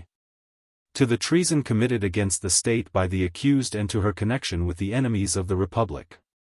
After which Adèle was called. Her small rat-like face looked wan and pinched. Her hands trembled visibly, and she wiped them continually against the ragged apron which she wore. She was obviously very nervous and never looked once in the direction of the accused, but she spoke clearly enough in a shrill, high-pitched voice. Questioned at first by the public prosecutor, she presently embarked more glibly upon her story, relating the events which were intended to condemn Fleurette. Chauvelin already knew the tale by heart. The soldiers on the bridge. The raid on the chateau. Fleurette's halt that evening in the cottage of the widow Tronchet. Her assignation, through Adèle, with Amede Colombe. The casket and wallet underneath her shawl, then transferred into young Colombe's keeping. Ofttimes Chauvelin tried to break into the girl's narrative, he put stern questions to her, tried to intimidate her, to trip her into misstatements of obvious contradictions. But Adèle held her ground. Informer, ingrate, wanton though she was speaking the truth and was not to be shaken. Hisses and boos from the crowd oft greeted the president's cross-questionings, cries of approbation greeted Adèle's spirited rejoinders. In the wordy warfare between herself and Chauvelin, she scored nearly every time. Encouraged by the sympathy of the rabble, she lost her nervousness, whilst he gradually lost his self-control. He had so much at stake, and she nothing but the satisfaction of vanity and of spite. Be not intimidated, citizeness, Pochart put in forcefully at one moment, let not powerful influences sway you from your duty. Vas y Adèle of unknown parentage. One of the women shouted from above. 'Twas some aristo doubtless who betrayed thy mother. Let this aristo at least pay for her kind. Amidst thunderous applause Adèle stepped down from the bar. Chauvelin tried in vain to command silence, he was shouted down by the crowd. Thou art a true patriot, citizen Chauvelin, one woman called out lustily. To have a traitor for a daughter is a curse. Her death will not be for thee a sacrifice. He waited in seeming patience, white to the lips, until the tumult had subsided, then calling all his reserves of strength, moral and mental, to his aid. He said in a calm firm voice. The witness has lied. The events which she has described could not have taken place in her presence, seeing that on that day and at that hour she was in my house, at Lou Mas, half a league away. This pronouncement was greeted with mighty uproar. Derisive laughter, cats' calls, whistling, strident shouts made riotous confusion. Only two persons in the crowded room appeared serene. One was the accused, the other her judge. The Moniteur says that throughout the whole proceedings the attitude of the accused was astonishingly calm, d'une sérénité étonnante. She looked straight before her, sometimes at the president, but more often her eyes appeared to be fixed on the tricolor flag draped over the wall above his head, and ornamented with a red cap and the words writ largely, Liberté, Égalité, Fraternité ou la mort. And so too was the president, equally serene. Outwardly, he stood upright whilst the turmoil continued, with head erect and hands held behind his back. Insults and jeers flew at him from every side. But he never winced. The rabble called him traitor, liar, tyrant, and various other names impossible to record. But he waited in seeming patience, until the crowd, eager to hear more, fell to comparative stillness once more. Then Pochart's rasping voice cut through the silence, like the sound of a file against metal. You'll have to substantiate that statement, Citizen President, he said. My statements need no substantiation, Chauvelin retorted coolly. The word of a representative of the people is sufficient against any witness. And while Pochart was considering a suitable repartee, Denou put in smoothly. Should we not hear the next witness, Citizen Lieutenant Godet, before we discuss the matter? Yes, yes. The crowd yelled in response. Scenting the unusual, the crowd was more excited than was its wont. Of late these hasty trials, 6 to the hour, with condemnation as a foregone conclusion, had become monotonous. One condemnation had been very much like another. But here was something novel. The rumor had already spread like wildfire that the accused was no less than the daughter of the president, Citizen Chauvelin, who was well known in the councils of state. A prominent member of many committees, and, some said, a personal friend of the great Robespierre. Here in truth was a test of supreme patriotism, a judge called upon to condemn his own daughter if she be guilty. And of course she was guilty, or she would not be here. There was no sympathy for either of them, only interest in the issue of this amazing trial. The crowd did not like the prisoner's attitude, what they called her aristocratic airs and disdainful ways. Even the children pointed grimy little fingers at her and hurled the poisonous darts of loathsome epithets at the aristo. Thus was the scene prepared for the entrance of Lieutenant Godet, who stepped up to the witness platform with a display of self-assurance and a swagger that charmed the women.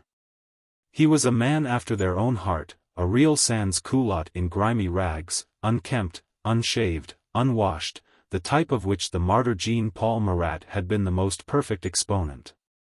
Conversations, objurgations, murmurs even were stilled.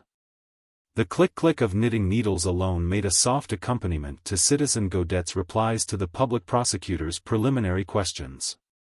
It was indeed a remarkable, an amazing, an almost unbelievable tale, which he had to tell. And gradually as he unfolded the various details of this extraordinary adventure a hush fell over the crowded room.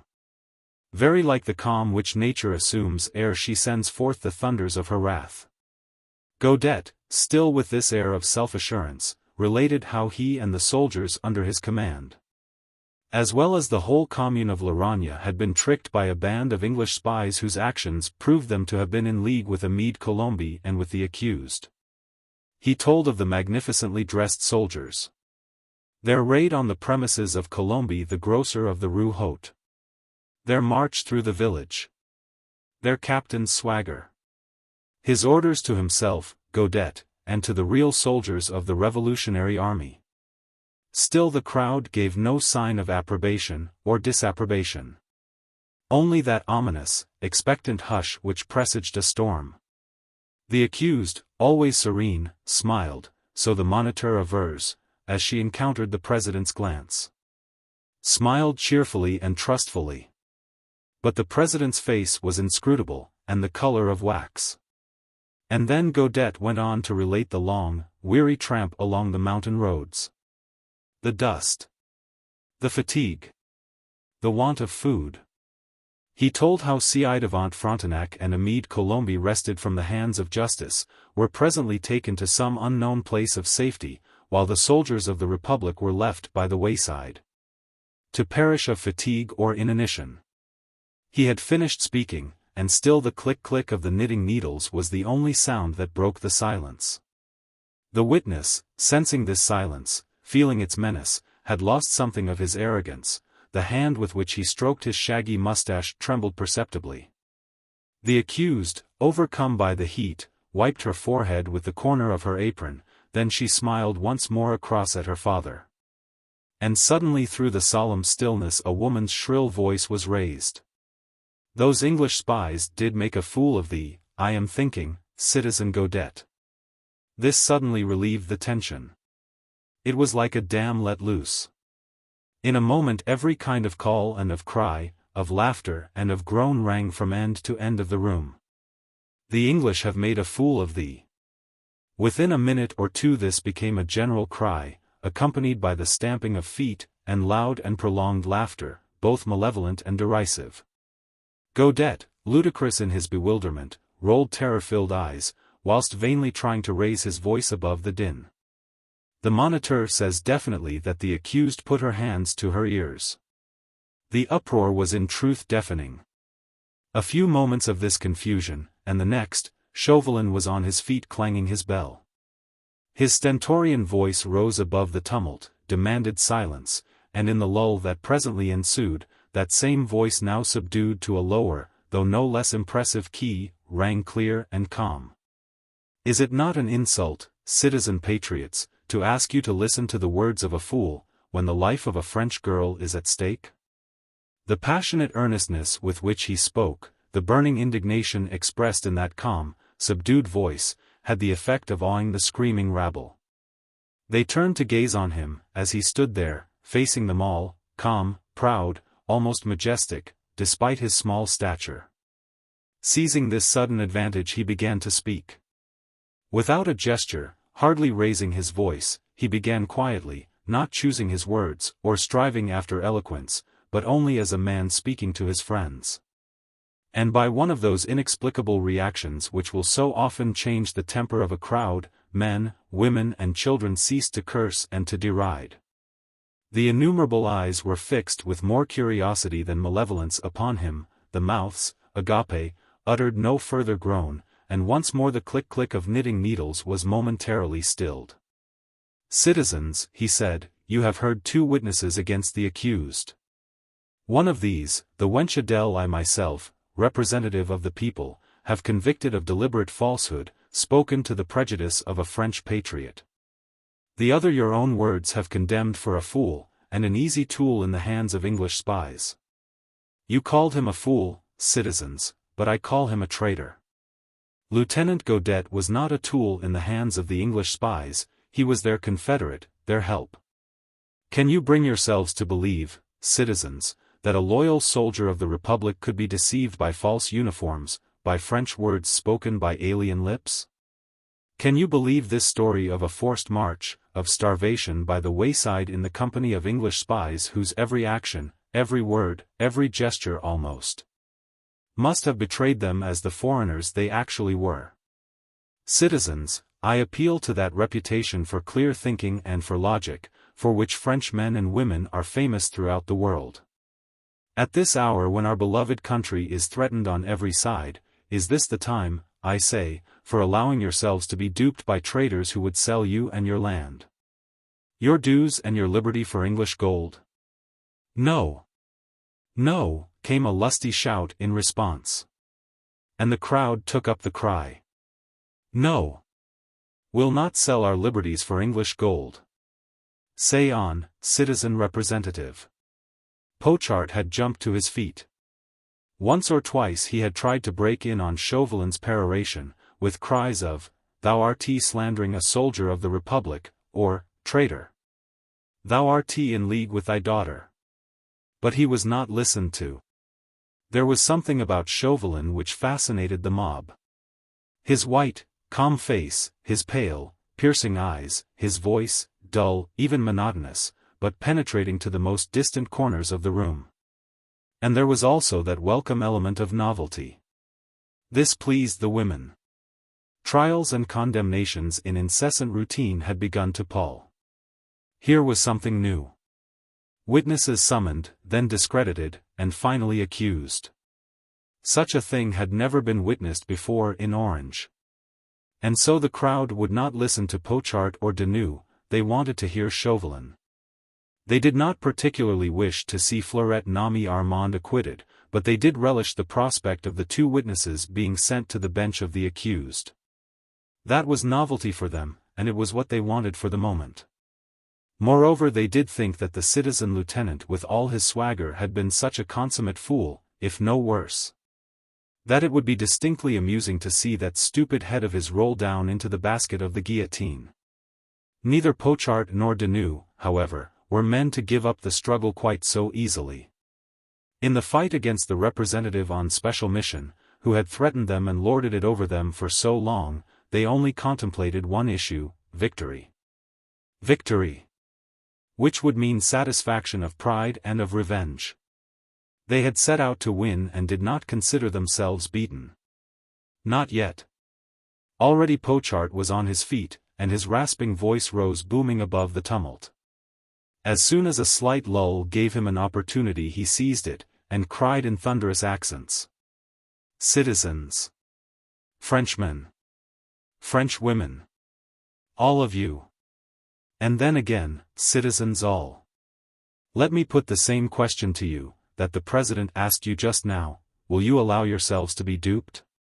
Will you go like sheep whithersoever traitors may lead you? The crowd murmured and shrugged shoulders, would have shouted Pochard down only that rasping voice of his rose above the cry of, "A la lantern, all traitors and fools." Pointing an accusing finger at Chauvelin, Pochard took up the cry. So say I, he roared in a terrific straining of his powerful lungs, "A la lantern all the traitors who try to throw dust in your eyes. Have you forgotten that the citizen president is the father of the accused?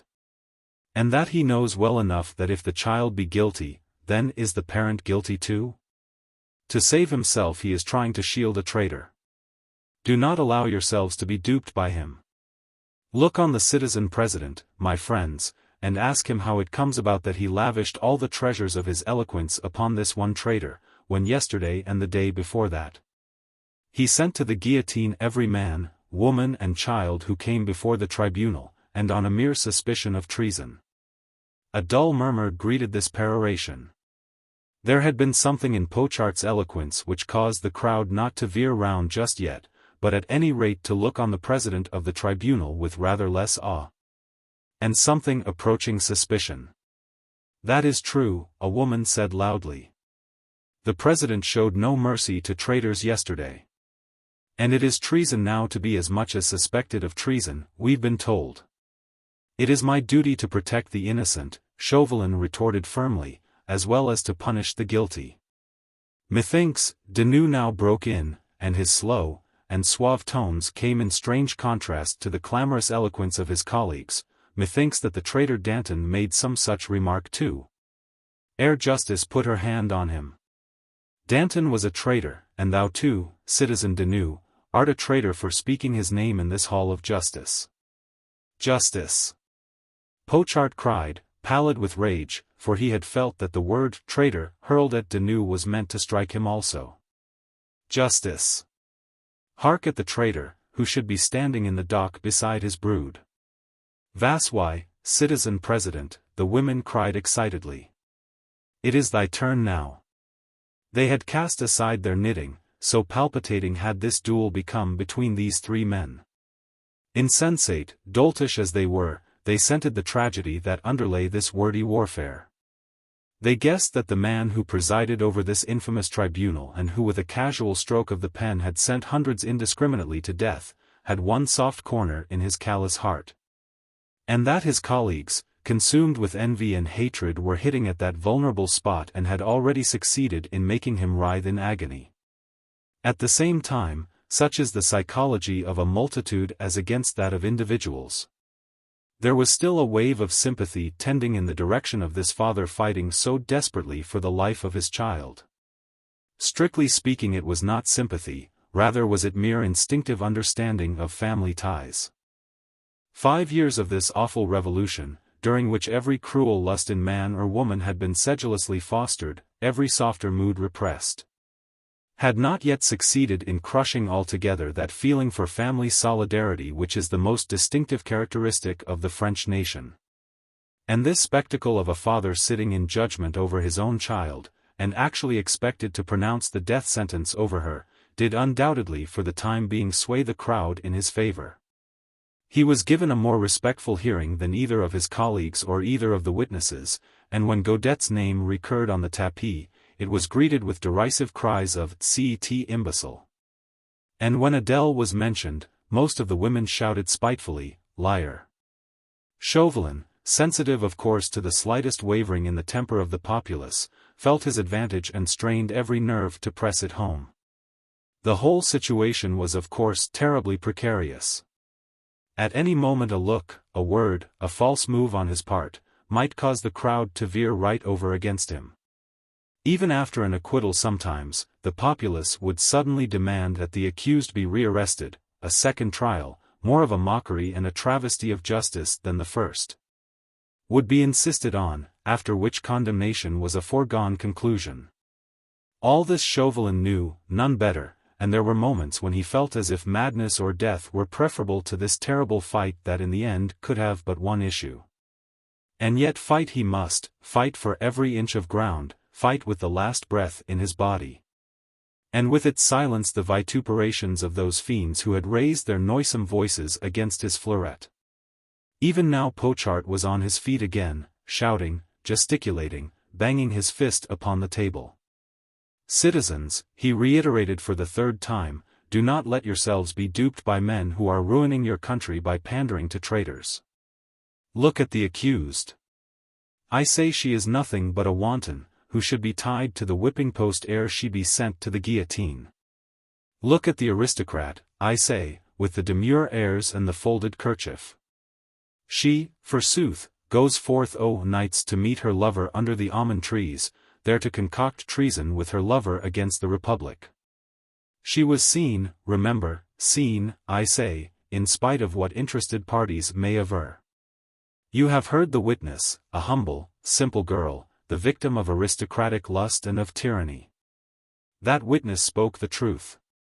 She saw the accused and her lover at dead of night whispering and embracing. I ask you, does a clean-minded, respectable woman, citizen of our glorious Republic, spend her nights in the company of her lover?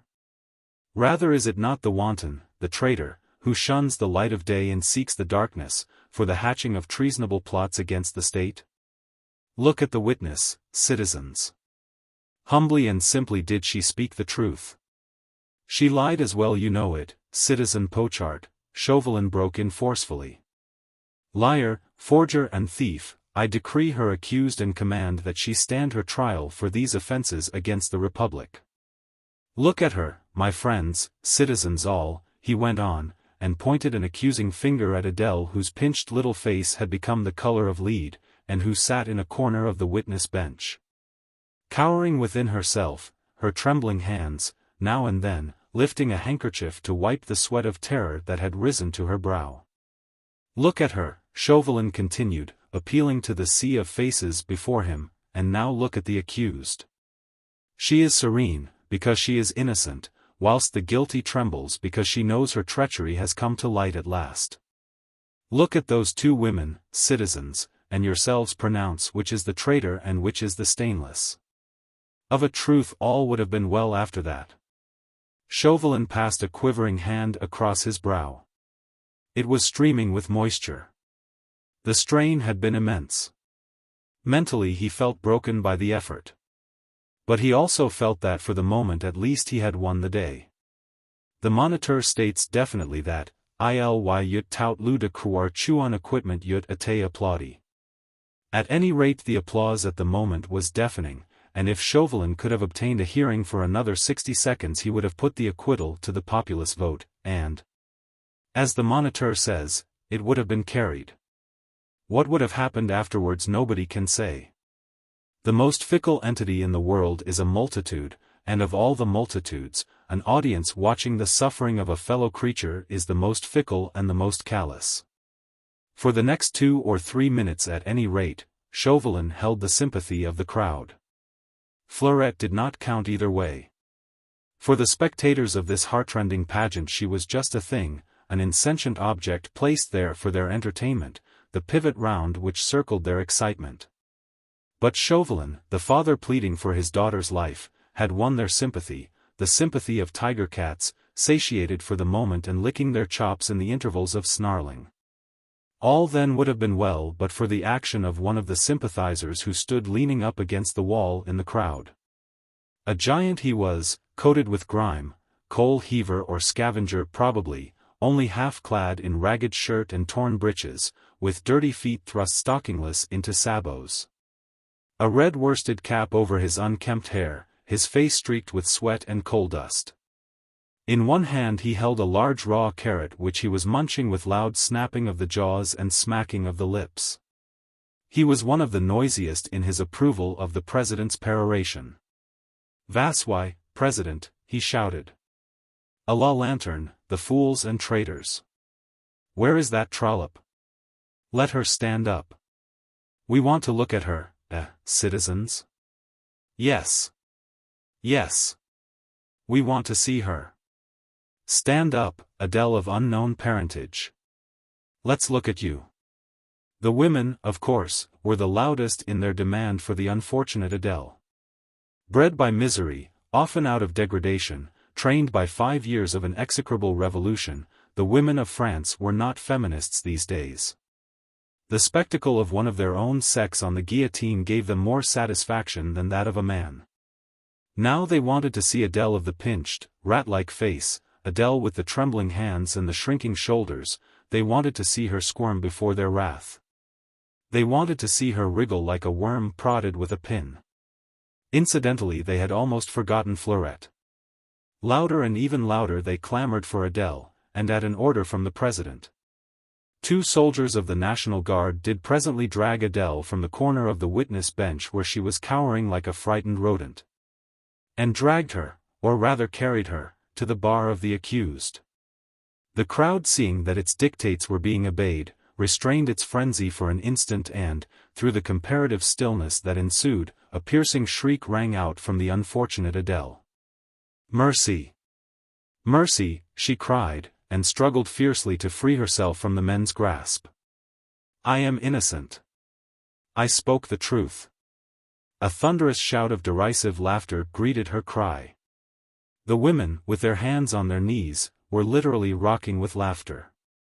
They thought that Adele, with a face like a rat, wisps of lank hair poking out from underneath her cap which sat all awry, with mouth wide open uttering shrieks which no one could hear through the deafening tumult, was supremely funny. The president made no attempt to quell the disturbance. It was all to the good. The greater the hatred against Adele, the greater his chance, not only of forcing an acquittal now for Fleurette, but also of keeping the wave of sympathy for himself at full tide. Until he had the opportunity of getting Fleurette out of Orange. He was striving with all his might to catch his darling's eye. But Fleurette's glance was fixed on Adele. She seemed to him to be fascinated with horror, mute and paralyzed.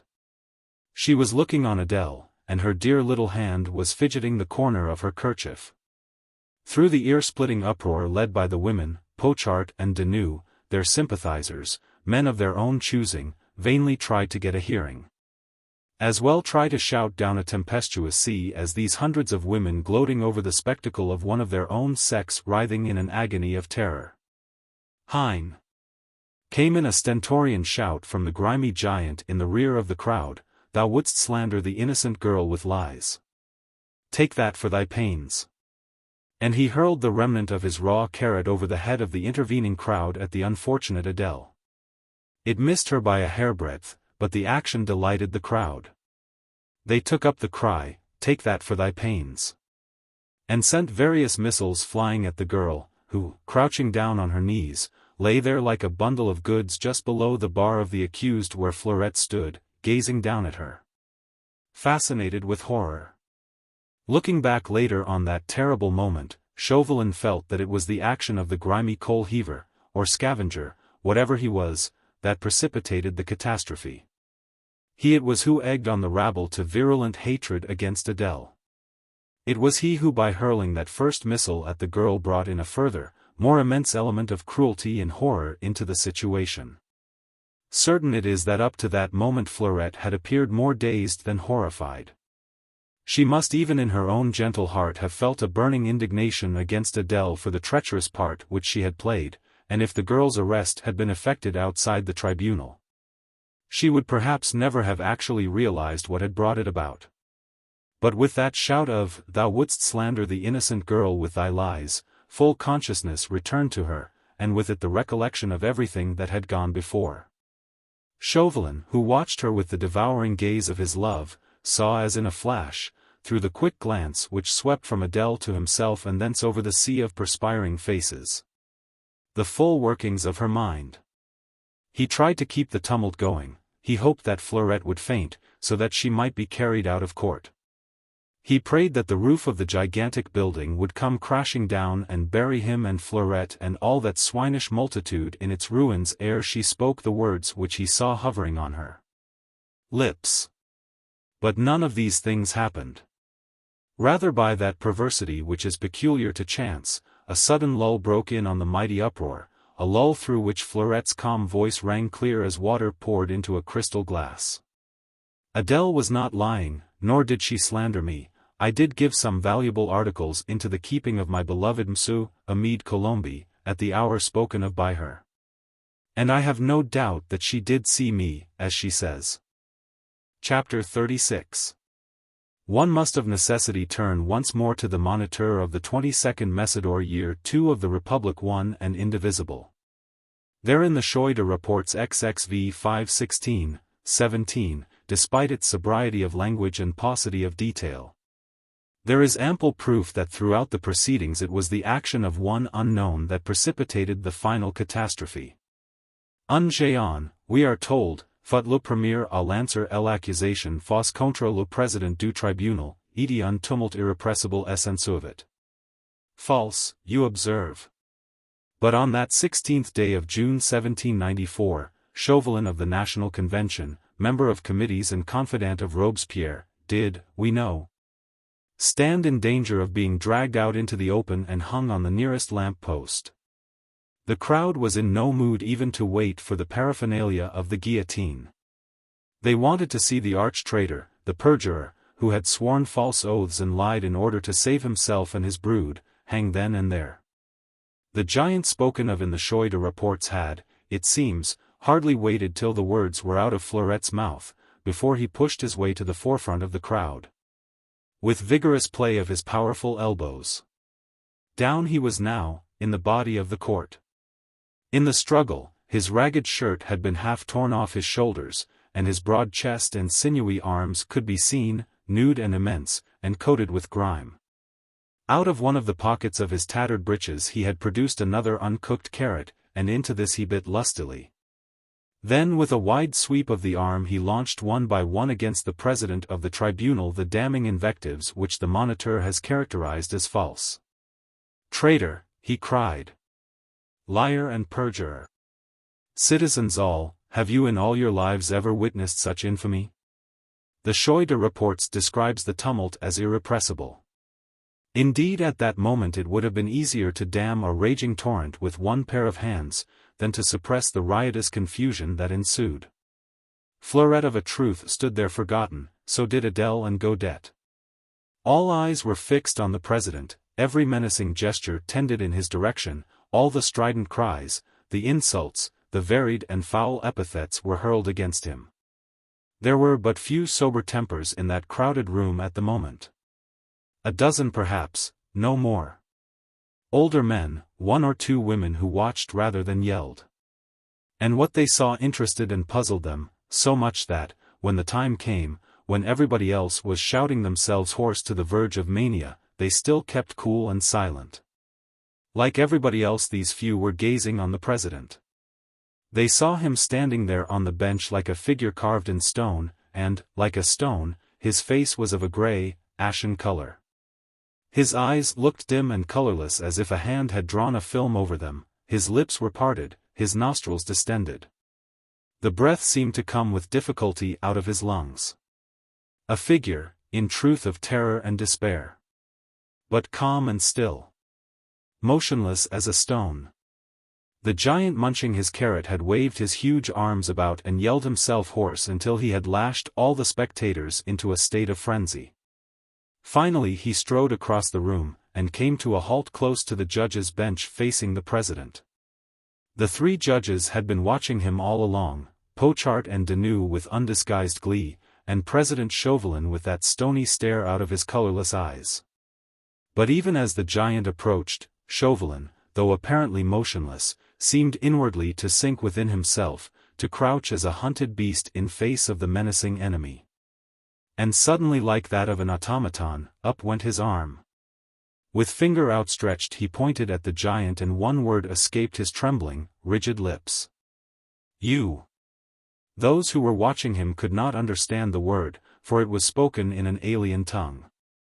Nor could they understand what happened afterwards. But what actually did happen was that the grimy giant threw back his head and gave a quaint and altogether pleasant laugh. "Why yes," he said in the same alien tongue, which no one present understood. "At your service, my dear M. Chamberlain." And Chauvelin murmured almost under his breath, "You have your revenge at last, Sir Percy. Hitting back as you see, my friend." It all passed unperceived in the midst of the irrepressible tumult, save by those few who sober-tempered chose to watch rather than to yell. It is doubtful whether even Pochard and Denou, who sat close by, saw anything of this brief, this mysterious scene. The very next moment the grimy giant, this time with a hoarse and not at all pleasant laugh, had hurled his half-munched carrot straight into the president's face. Then facing the crowd once more he threw up his great arms high above his head. "Why should we wait, citizens?" he shouted louder than the rest of the yelling crowd. "A la lantern, I say, the traitor and his brood. The guillotine is ready outside the place. The executioner is to hand. Why wait?"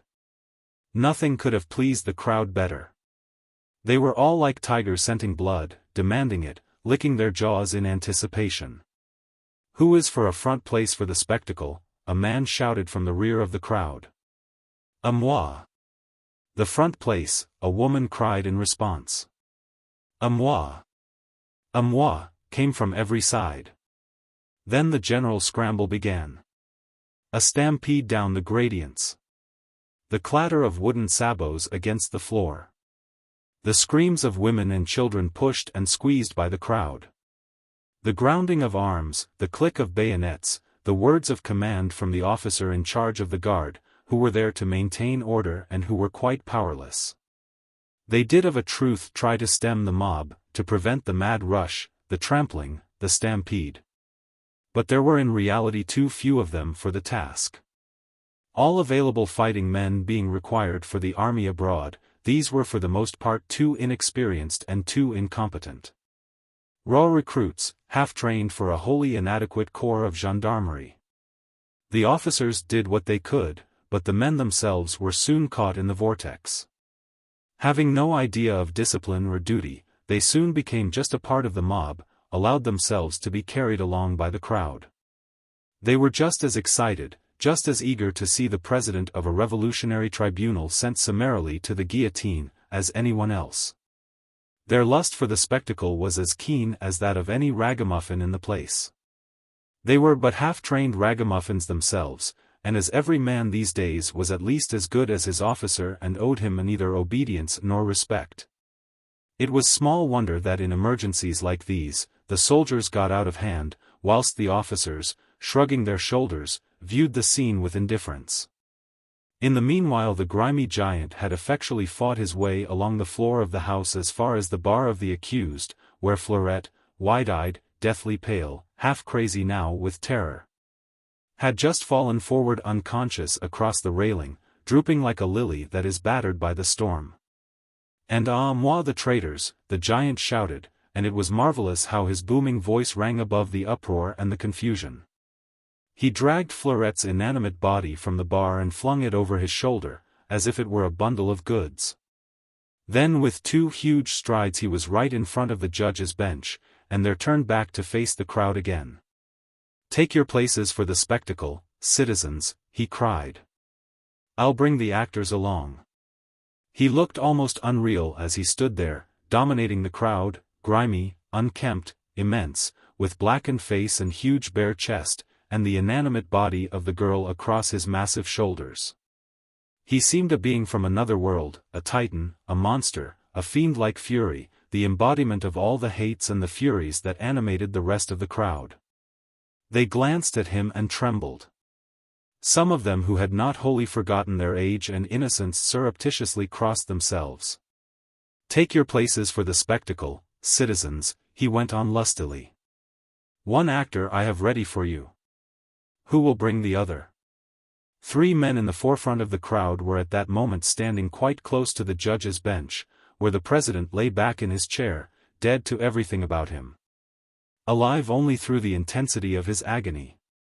In response to the Titan's suggestion, which was greeted with loud applause by the crowd, the 3 men scrambled over the desk, seized the inert person of the president between them. One of them flung a sack over his head.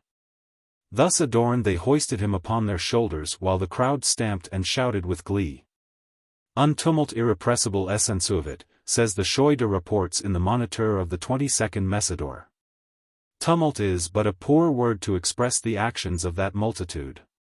Men and women and children had become blind, insentient with lust, mad with hatred and excitement. "Take your places for the spectacle," the Titan shouted, "and I'll bring along the actors for you." And so they rushed out in a compact, struggling mass, hurrying, scurrying, fighting and pushing and struggling. Out in the open, in the Place de la République, into the sunshine and under the blue vault of heaven they rushed.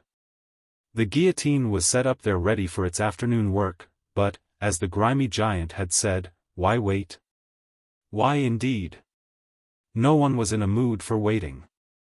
The blackest traitor this town had ever seen had tried to save himself and his brood by slandering worthy citizens of the Republic.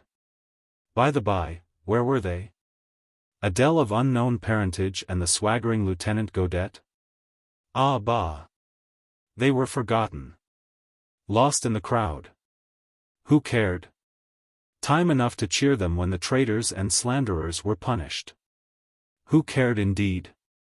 For the moment the most important thing in the world was to secure a place of vantage for witnessing the wonderful spectacle.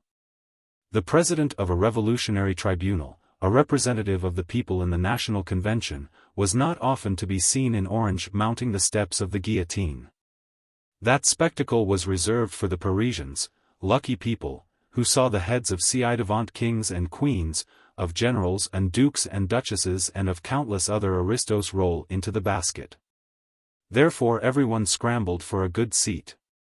The houses all round the place were invaded by the mob, windows and balconies were soon filled with eager faces.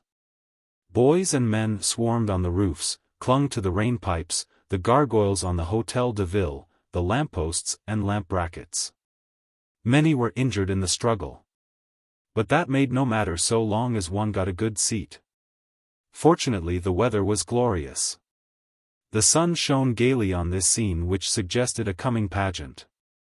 In the center of the place, facing the steps of the Hôtel de Ville, the guillotine reared its gaunt arms, painted a vivid red. The officers of the gendarmerie had succeeded by dint of threats, in restoring some semblance of order in the tenue of their men. They now stood at attention round the guillotine on the platform of which the executioner was busy with his grim task. The crowd around was very still. Something oppressive, unconnected with the heat of midday sun, seemed to hang in the air. People were still pouring out of the Hôtel de Ville, though not in such compact numbers. Gradually these numbers too were thinned. Those that came out last appeared more sober, less excited than the mob that had spread itself all over the place shrieking and gesticulating in the manner habitual to these natives of the South. Some of the last to come out were a group of men well known in Orange. One was the butcher from the Rue Longue, another the innkeeper of Les Trois Bailes. A third kept the haberdashery shop over the bridge. Citizen Pochart and Denou were with them. They were all talking eagerly together as they came down the steps. A group of women were standing close by. "Are they bringing the traitors?" they asked. "Yes, Citizen Tartine," the butcher replied, "that fine patriot Remy, one of the scavengers at the Caristee house is close behind us, with some of his mates. They've got the traitors between them.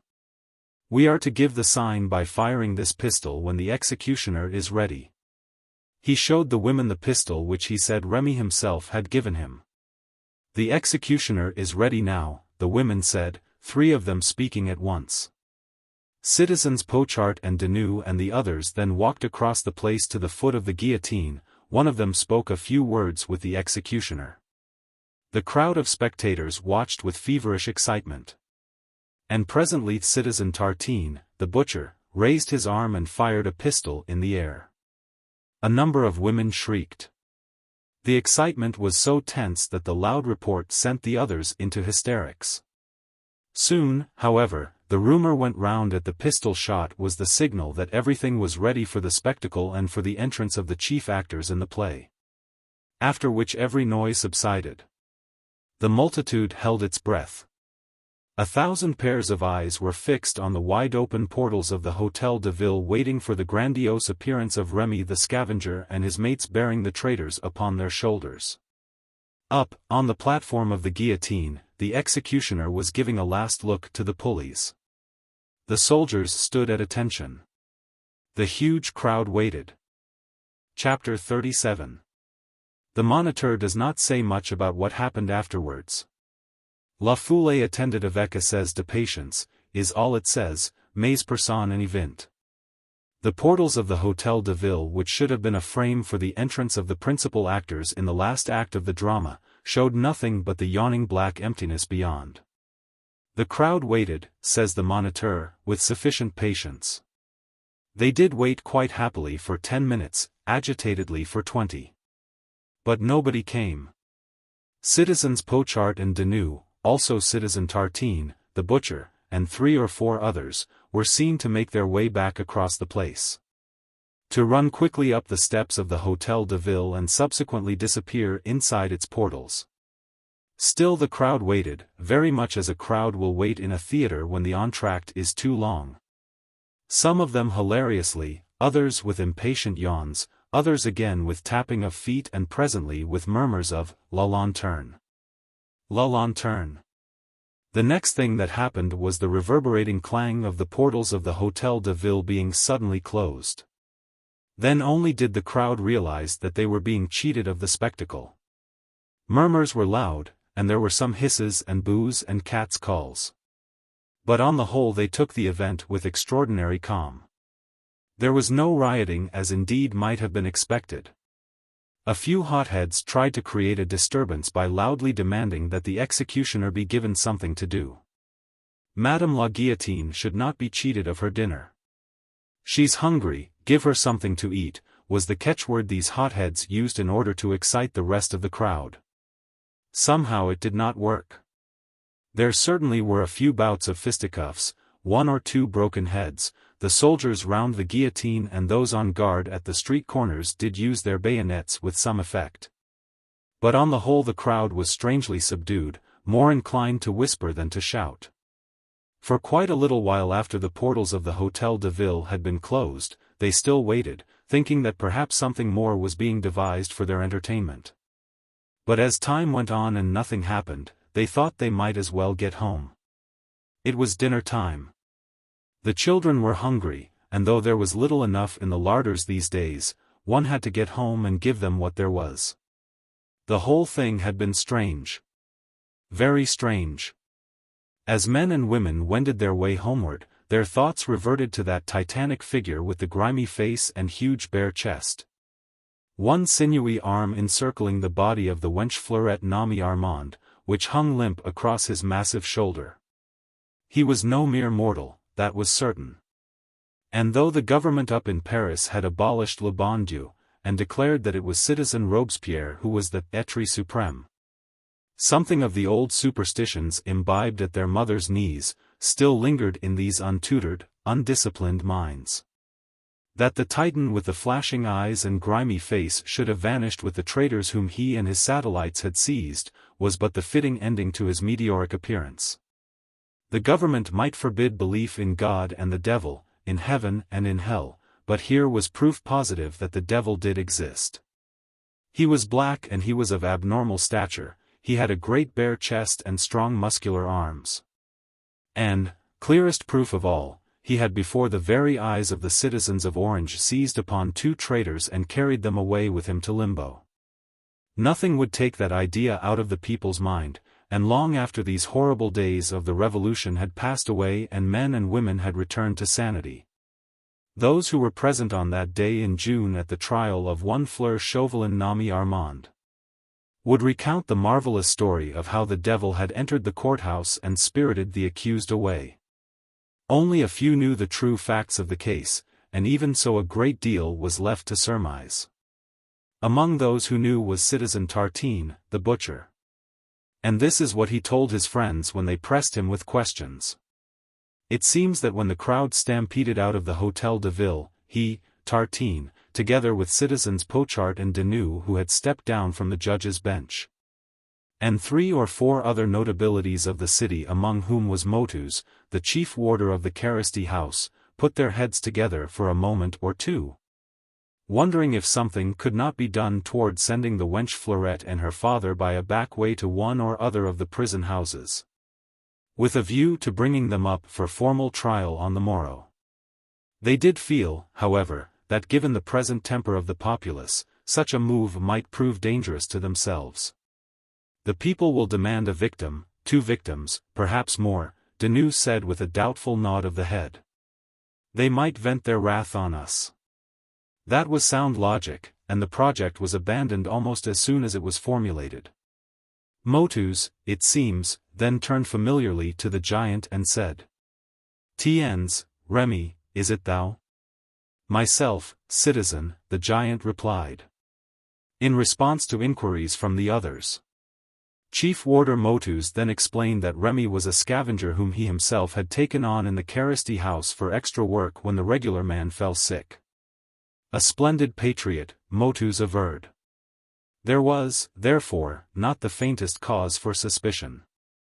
"Come along, all of you," Pochard now said, addressing Remy and his mates. "Bring along the prisoners. The people are waiting." "Give them time to settle down," Remy replied with a shrug and laugh. "We are the chief comedians in this play. Do you all go and prepare everything for our entrance." "You won't tarry?" Deneuve admonished. "Not we," Remy replied. "We're as eager as you for the spectacle, citizens," he added, turning to his mates who had the president of the tribunal still between them. Remy then took a pistol out of his ragged breeches and handed it to Citizen Tartine. "When the executioner is ready," he said, "and everything prepared for our entrance, just give us the signal by firing the pistol. We'll be with you a few minutes after that. We've yet another surprise for the spectators," he added with another laugh, "which will delight them and you." Tartine vowed that not the slightest suspicion entered his head or that of his companions. How could one suspect a patriot vouched for by no less a person than Motus the chief warder? In the end, however, Pochard decided that 2 men of the gendarmerie, one of whom was a sergeant, who were still standing at attention below the judge's bench, should remain with Remy and his mates and escort them when the time came, onto the place. After which the group of notabilities followed the rest of the crowd out into the open. When looking back upon what followed, they all agreed that some 15 minutes must have gone from the time when they finally left the courthouse and took their last look on Remy and his mates, to that when they returned and found the place empty. They all said that even then, at first glance, no suspicion entered their minds, and they stood about for a few minutes talking together, thinking that Remy was preparing the surprise spectacle which he had promised them. Thinking too that every moment would bring the scavenger back with his mates and the prisoners. Tartine, the butcher, was the first to suspect that there might be something wrong. He crossed the floor of the room, and made his way to the private door which was at the back of the judge's bench and led to some corridors and private rooms, and also to the back of the premises of the Hôtel de Ville, and to a back door which gave on a narrow street that ran parallel with the façade. The private door was locked, with no key to be seen. But even then, so remote was suspicion from their minds, that Tartine and the others hammered away on the door and called loudly to Remy. The door was made of solid oak, but Pochard and Tartine were both of them powerful men. Receiving no answer to their call, they searched amidst the litter left pell-mell by the crowd upon the gradients, and found an axe and a leaded stick. Thus armed they attacked the panels of the door, whilst Deneuve and one of the others wisely thought of closing the portals of the Hôtel de Ville. The oak panels yielded after a while. The door battered in, fell under the heavy blows dealt by Tartine the butcher with the axe. He and Pochard and 2 or 3 of the others, striding over the debris, found themselves in a dark corridor. Some 20 paces down the corridor on the right, they came to another door. It was locked, but behind it came a vigorous sound of banging, and the door shook now and again as if under heavy blows. Once more the axe was brought into play, the door was smashed in, and as it fell in with a crash, it revealed the 2 men of the gendarmerie, with arms and legs securely pinioned. and their crimson caps stuffed into their mouths. One of them had succeeded in rolling along the floor, near enough to the door to kick against it with his otherwise helpless feet. There could no longer be any doubt. The public had been hoaxed either by an impudent impostor, or by a traitor, bribed to aid the prisoners to escape. The words, English spies, soon cropped up as did those of Amede Colombi and architect Caresty and a host of others. This too, no doubt, was their work. At least this was the opinion of some, whilst others, headed by Denou, shook their heads dubiously. Citizen Chauvelin was known to be the sworn enemy of those English spies. Weren't they called the League of the Scarlet Pimpernel? And it was Citizen Chauvelin and his daughter Fleur who had been so insolently spirited away. Having hastily released the men of the gendarmerie, they all ran down the length of the corridor as swiftly as they could. Chiefly because one of the soldiers said that this corridor led ultimately to a back entrance of the Hôtel de Ville. But the building itself was something of a maze, the passages were dark and narrow. It took them all some time to find that back door, and when at last they came upon it, they found it locked. Once more the axe had to come into play, and time had in the meanwhile slipped by to the tune of some 20 minutes. Nor did the narrow back street reveal any of the secrets of this amazing adventure. Impostors, traitors, or English spies, Remy the scavenger and his mates had disappeared with the two prisoners and taken their secret with them. On the other side of the road there was a row of one-storied, tumble-down houses, inhabited by some of the poorest families in the city. Inquiries at each house in succession revealed but little. Nearly all the inmates had spent their morning as usual watching the trials in the Hôtel de Ville and were not yet home. But in one of the houses a sick woman had, it seems, been standing at the window when she saw 4 or 5 men come out of the building opposite. One of them, she said, was very tall and was carrying what she thought was a large bundle on his shoulder. The others were hustling a short, thin man who wore a blue coat and had on a tricolour sash round his waist. They turned sharply to their right and she soon lost sight of them. She thought nothing about the incident, one saw so many strange things these days. In the meanwhile the crowd on the place had begun to disperse, the first stragglers were wending their way to their homes. Pochard and Denou, holding high functions in the administration of justice, did not feel that it was incumbent upon them to go hunting for spies. That was the business of the gendarmerie, and they parted presently from their friends, declaring their intention of sending immediately for the chief commissary of police. The others, feeling that it was not part of their duty either to run after escaped prisoners, found that they had pressing business to see to at home. As far as Citizen Tartine, the butcher, was concerned, the incident had no further interest for him, save for the pleasure of recounting his share of the adventure to his numerous friends. A couple more traitors escaped from the clutches of justice, a few more English spies when already the country swarmed with them, was nothing to worry one's head about. Pochard and Denou did, on the other hand, worry their heads considerably about it all. They had a burning desire to know just what the English spies did ultimately do with their colleague Chauvelin. They hoped, very ardently, that as soon as the much-vaunted Scarlet Pimpernel discovered that it was his inveterate enemy whom he had rescued from the guillotine, he would either hand him back straightway to the tender mercies of justice, or simply murder him in some convenient and out-of-the-way corner of the district. Pochard and Denou would have preferred the former alternative as being more satisfactory to their wounded vanity and their baffled spite. Unlike Tartine, they seldom spoke of their experiences in connection with the affair. But their hopes did rise to their zenith when a week or so later President Lagrange and Public Prosecutor Isnard returned from their fool's errand to Paris. There could be no doubt that even Robespierre, friend of Chauvelin though he be, would order the punishment of such a consummate liar and traitor. Chapter 38. An immense lassitude had held Fleurette in a kind of semi-consciousness, a dreamless sleep from which she woke at intervals, only to open her eyes for a moment, and immediately let the lids, heavy with sleep, fall over them again. It was the reaction insisted on by health and youth against the terrible nerve strain of that awful day. During the brief intervals while she had a certain consciousness of things about her, she found herself nestling against Sherry Beebe's shoulder. And when, with half-dimmed eyes she looked up at him, and tried to smile between two yawns, she always saw his pale, grave face turned away in profile, gazing straight out before him into the dark recess of the post-chaise, in which apparently they were traveling. She called softly to him once or twice, but he never turned to look at her, only his hand, which felt cold and clammy, would gently stroke her hair. How long all this lasted, what happened to her in the intervals of sleep, Fleurette never knew, but there came a time when the chaise rattled unpleasantly over the cobblestones of a city, and lights darted to and fro through the darkness as the vehicle lumbered along through fitfully lighted streets. Fleurette sat up straight, all the sleep suddenly gone out of her eyes. "Where are we going, Sherry Beebe?" she asked. "Do you know?" "No. I do not," Beebe replied, and his voice sounded hoarse and hollow. "Would to God I did."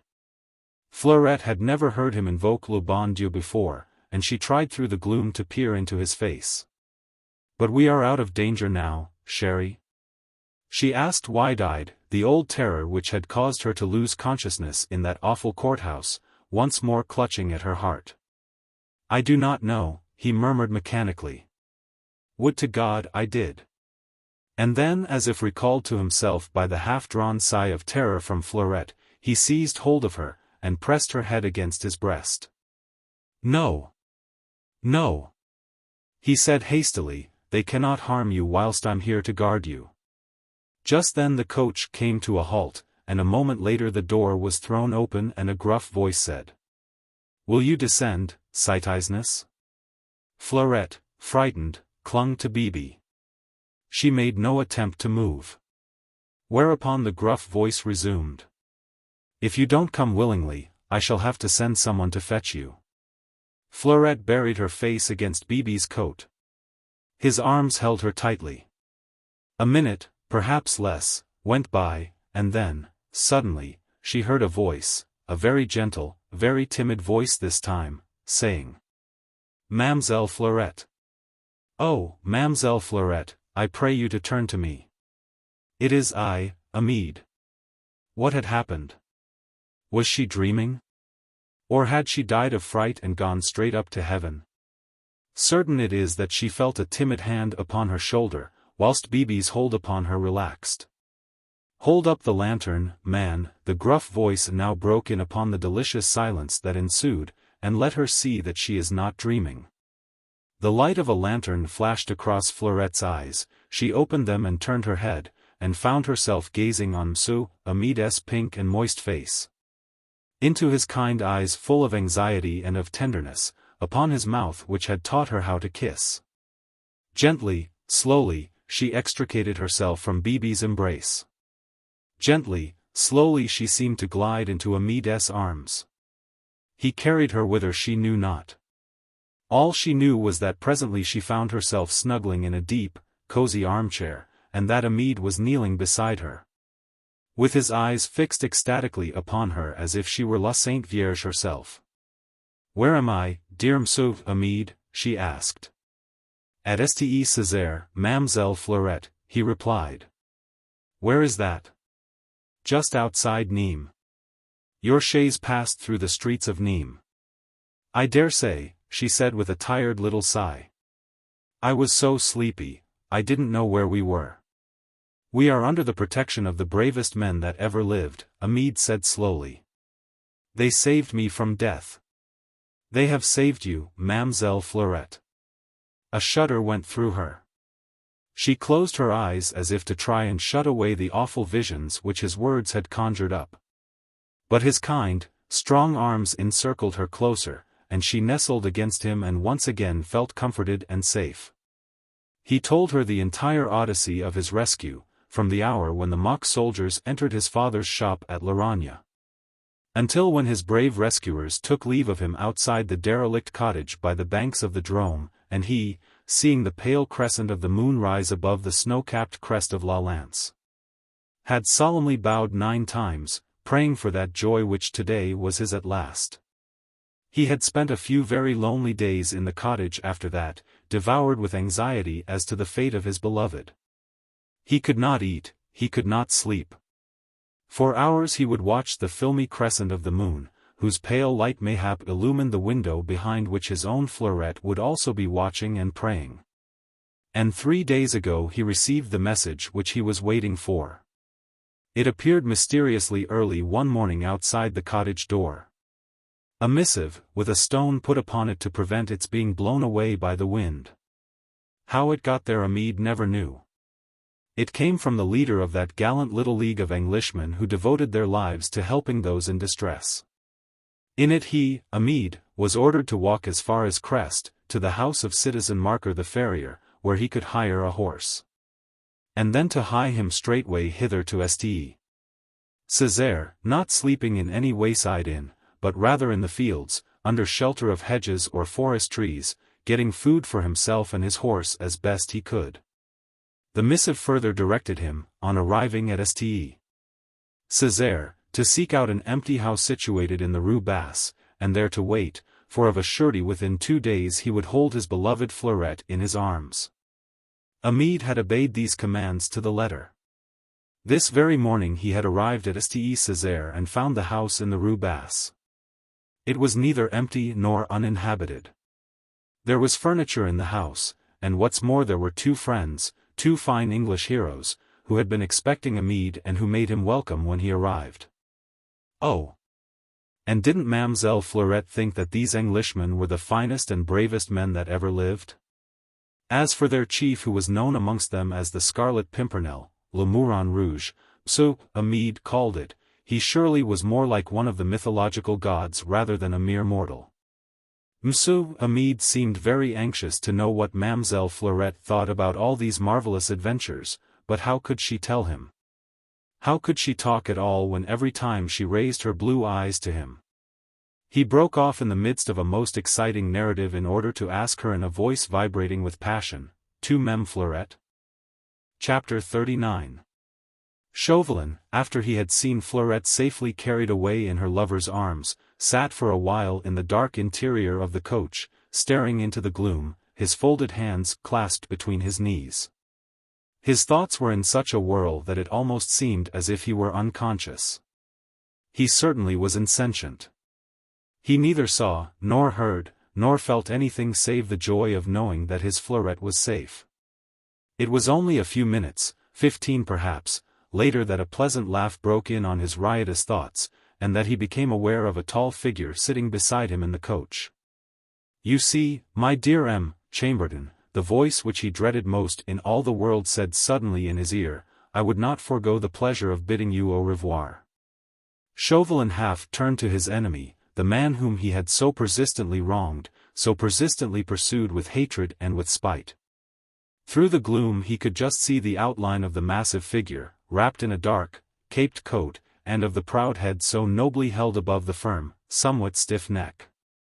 Did all that this man stood for in the way of heroism and selflessness strike a chord of shame in the heart of this callous, revolutionary tyrant? Who shall say? Certain it is that for the moment Chauvelin felt awed, and sat there in the gloom, silent, motionless, staring into the black vacancy. But after a second or two his lips uttered mechanically the name that was uppermost in his mind. "Fleurette? She is under my care," Blakeney said slowly. "Tomorrow at break of day she and her sweetheart will set sail for England with some of my friends. There she will be under the care of the noblest woman in the world, Lady Blakeney, who will take her revenge on you for all the wrong you did her, by lavishing the treasures of her sympathy upon your child. Then Fleurette will be happy?" Chauvelin murmured involuntarily. "Happy, yes. She will soon forget. Then I am ready, Sir Percy." "Ready? For what?" "My life is at your service. My enemies are waiting for me over in Orange. You have but to send me back thither and your own vengeance will be complete." For a second or two after that there was silence in the old postchaise. Only Chauvelin's labored breathing broke the utter stillness of the gloom. Until suddenly a pleasant, mocking laugh struck upon his ear. "Egad man, you are priceless," quoth Sir Percy gaily. You must indeed credit me with a total lack of the saving grace, if you think it would amuse me to hand you over to your genial friends over in Orange. But I am at your mercy, sir. As I and my beloved wife have been once or twice, well. I am hitting back now. That's all. Hitting back? Chauvelin exclaimed. You have the power now. I admit it. I am in your hands. My life is at your command. La, man. Sir Percy retorted lightly, what should I do with your worthless life? For the moment all I want is to make that sweet child up there completely happy by telling her that you are safe and well. After that you may go to the devil for aught I care. You probably will. Then, Chauvelin murmured aghast, you grant me my life, you. I am sending you back safely as far as Nîmes. What happens to you after that I neither know nor care. You have tried to do me such an infinity of wrong at different times, you still hate me so cordially. You. He paused for a moment with firm lips tightly pressed together and slender hand clutched upon his knee. You are right there, Sir Percy, Chauvelin murmured between his teeth. God knows how I still hate you, even after this. You have the power to hit back. Why the devil don't you do it? Whereupon Sir Percy threw back his head and his merry, infectious laugh woke the slumbering echoes of the sleepy little town.